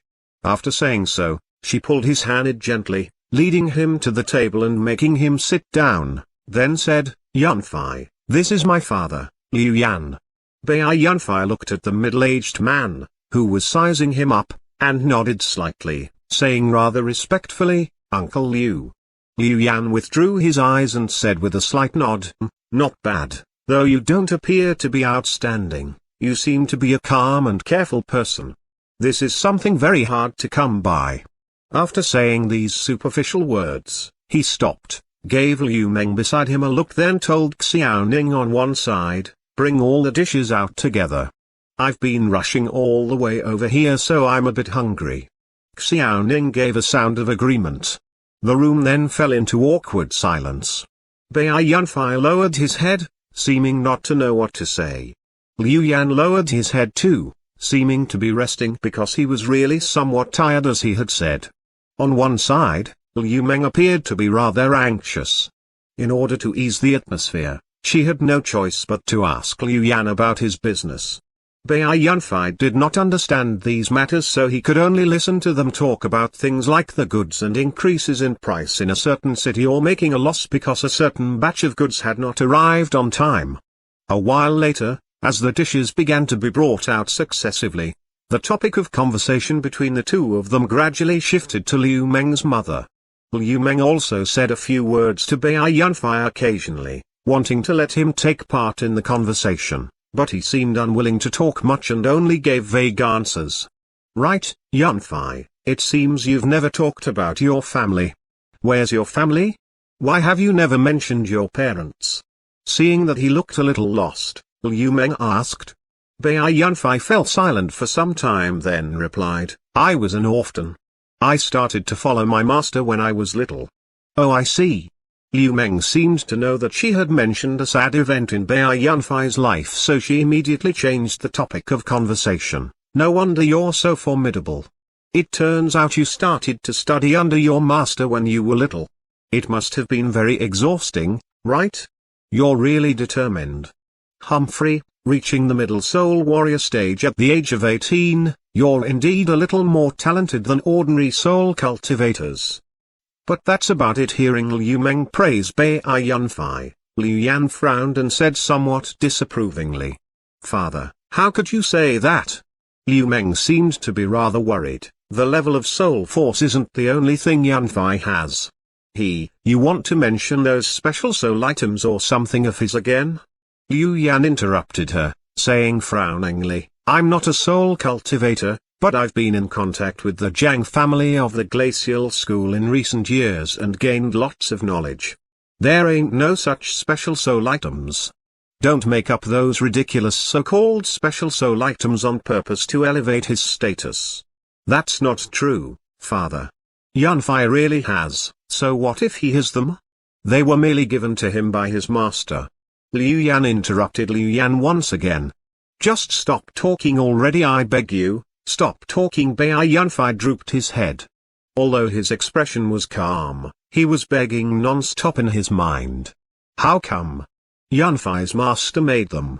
As his disciple, Yunfei definitely also. Liu Meng's voice rang out. It sounded like she was pleading to defend him. But in Bai Yunfei's heart, those words turned into thousands of needles that pierced into the depths of his heart. Yunfei, actually you also know how to make those soul items, right? Liu Meng held his right hand using her soft, seemingly boneless jade-like hand and asked gently while looking at him in a totally expectant manner. Bai Yunfei closed his eyes in silence, feeling a trace of warmth coming from his hand. This warmth, which should be sweet and make him feel happy, turned into a bone-piercing chill after entering his heart, freezing it. He then raised his head. Upon making contact with her hopeful eyes, his pupils shrunk a bit, but he did not answer her question. Instead, he asked calmly, Menga, do you remember the day when you were kidnapped by the Long family's men? That time, it was you who told Long Togu my name, right? Oh? Yunfei, why do you suddenly ask this question? Liu Meng was startled and said casually, that day, I was caught by them. In my anxiety, I mentioned your name, saying that you'd come to rescue me. Could it be you're angry about this? Bai Yunfei smiled and shook his head slightly. He then lifted his head and said to Liu Yan sitting in front of him, Uncle, it's Menga's birthday in a few days. Could you allow me to accompany her until after her birthday before you take her home? What? Liu Yan seemed to be dumbstruck by this sudden question of his and cast a somewhat doubtful look at Liu Meng.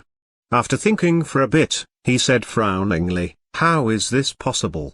I already promised her mother that I'd take her home.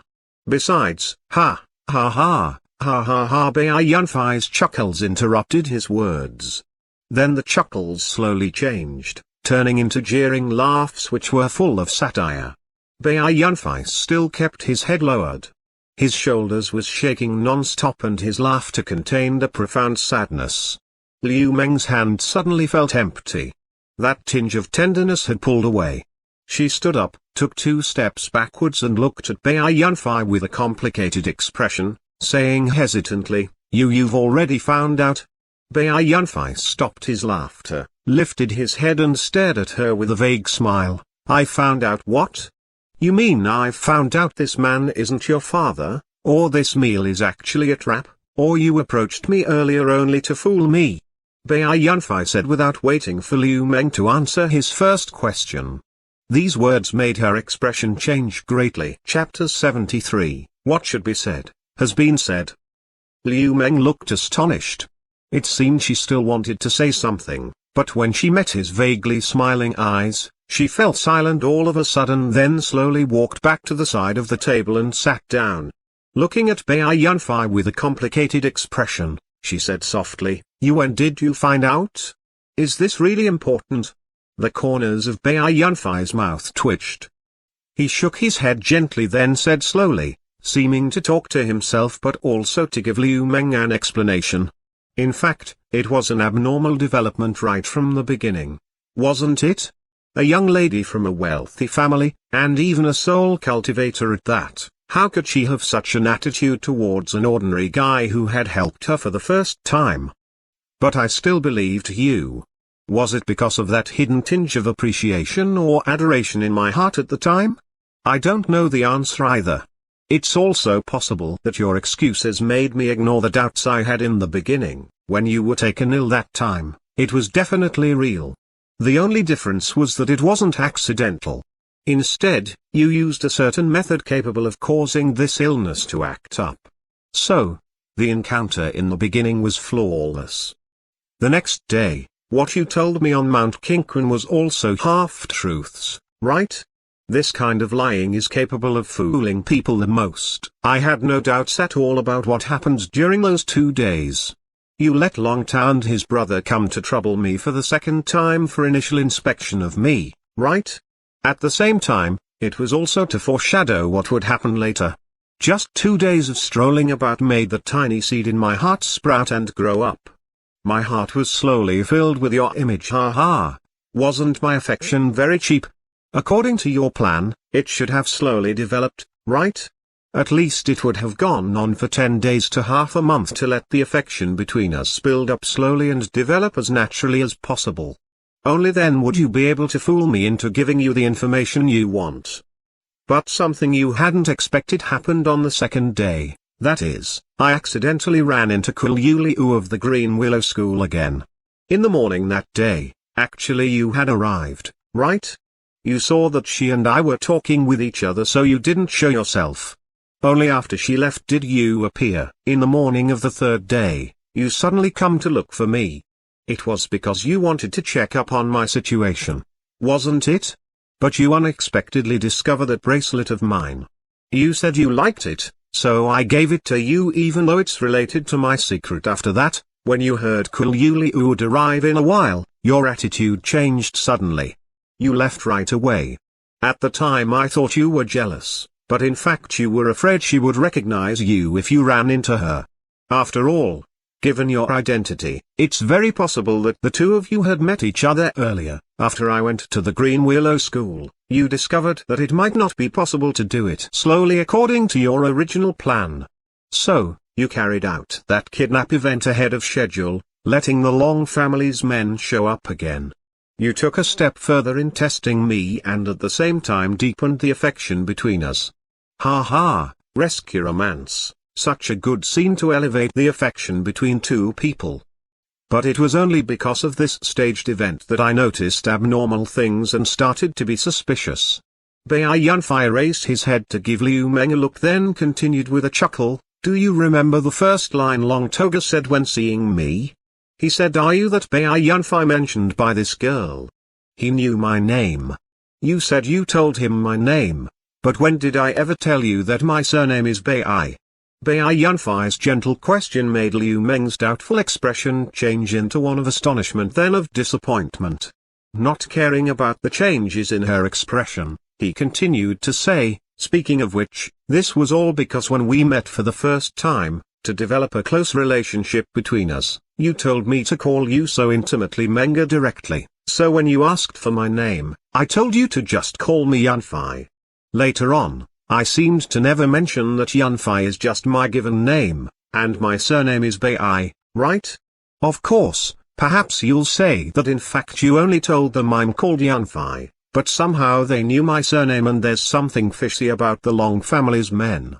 Actually, when I came up with this idea, I consoled myself like that too. But it's still unreasonable. In the beginning, we became enemies with Long Tao, the younger brother, because he lust for your beauty, but on the day you were kidnapped you were completely unharmed. Even though it took me 2 hours to arrive at the time, I only felt that you were lucky. But when thinking about this later, I found it so illogical. Plus, when Long Toga and 2 others fought me, they unexpectedly didn't use weapons. This was because they were afraid that they'd accidentally kill or seriously injured me when surrounding and attacking me, making it look obviously unnatural to let me go in the end, right? Later, your attitude towards me changed considerably as well. I should have felt happy about this, but as soon as I thought of the illogical things, I just couldn't calm myself down. So using tiredness as the reason, I returned to my room and pondered hard for an entire night. I was unwilling to believe my own guess. I was unwilling to believe that everything was fake. However, a discovery during that incident at noon today shattered my desperate hope completely. Speaking of which, I still need to thank that unruly guy from the beast taming school. Previously I thought it was also staged by you, but this was not the case. It was none other than his arrogant attacks that allowed me to see your flaws. Do you remember the first attack from that huge wolf? Because I had never encountered this kind of situation before, I was pretty flustered at the time. Faced with its first attack, I chose to dodge, forgetting that you were still behind me. Fortunately, you dodged too, avoiding the wolf's claw at the last moment. That moment, I felt extremely happy for you, but I also noticed that you had made a dash using a soul technique. Faced with a sudden danger, you subconsciously used a body maneuvering soul technique. And that technique was exactly the same as the one used by Jiang Zhanshan when fighting me. What does this imply? It implies that you're related to the glacial school. But this is totally inconsistent with the identity you told me earlier. You said earlier that you had been taught by an expert and had been focusing on cultivation ever since, so you were almost unable to fight and hadn't learned any soul techniques. This point alone is enough to prove that you've basically been lying. Afterwards, you suggested that I go to see your father. Haha. Wasn't this development too sudden? But you still told it to me, wanting to carry out the last investigation and experiment. I knew it. But I still came here. Though everything that happened today was so unnatural, I still hoped unreasonably that they were just my illusions. But after I arrived, I found that this place was still full of contrivances, sudden dialogues, sudden topics of conversation. In fact, you have also guessed that I already started to be suspicious, right? But you still did this. Were you taking a gamble? A gamble that my affection for you was deep enough, a gamble that I was silly enough, a gamble that my affection for you would be able to cloud my vision? In your eyes, since the beginning I've been just a fool who was entranced by you to the point I could no longer handle myself, right? Bai Yunfei had talked so much continuously, almost giving her no chance to interrupt him. Now he seemed to be finished and also to be tired from talking.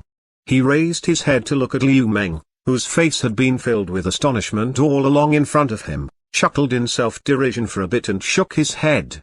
Then he looked at Liu Yan on one side, who appeared to be somewhat at a loss, and showed a hint of disdain on the corners of his mouth. This man is just someone you found in a hurry to help you with the acting. As for your identity, the engagement between you and Jiang Yang should have been real, and Jiang Yang was the son of an elder in the glacial school.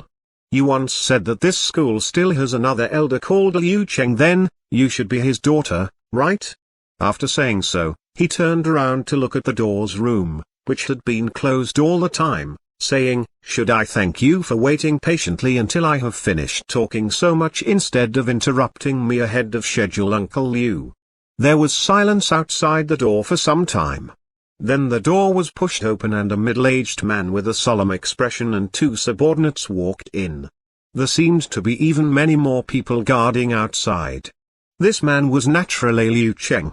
After entering the room, he stood at the door and looked at Bai Yunfei, saying in a cold voice, "Humphrey, you've got some brains. But so what? Since you were stupid enough to come here alone, could it be you still think you can run away? Oh, because your scheme has failed, so you finally decided to use force, right, Elder Liu? You've exhausted all your efforts only because of the glacial piercer Jiang Zhanshan brought back, right? You guys think if you capture me, you'll be able to know its secret?" Bai Yunfei slightly squinted, seeming to be totally unfazed by the current situation. His unhurried attitude made Liu Cheng frown slightly. In the current situation, even though his scheme had been defeated, He was still at an obvious advantage. But why was the opponent so unperturbed? Liu Cheng cast a look at Liu Meng, saying, "Menga, just get out of here. You've already done what you should have done. From now on, you don't need to care about this anymore." "Father, you said." The expression on Liu Meng's face seemed rather complicated. Disappointed? Guilty? Dumbfounded? The corners of his mouth twitching, Bai Yunfei shook his head gently. "I know how far I should go. You leave first." Liu Cheng berated, his expression turning cold. Liu Meng's whole body trembled slightly. Without saying a word, she stood up, took another look at Bai Yunfei, gave an almost inaudible sigh, then walked out slowly.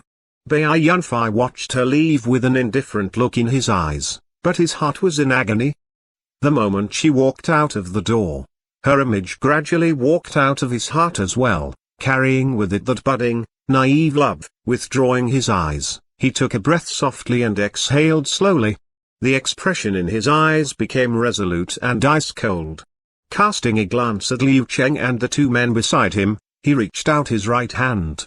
The fire-tipped spear appeared in his hand. He channeled his soul force and a heat wave filled the room instantly. What should be said, has been said. Now, let's fight.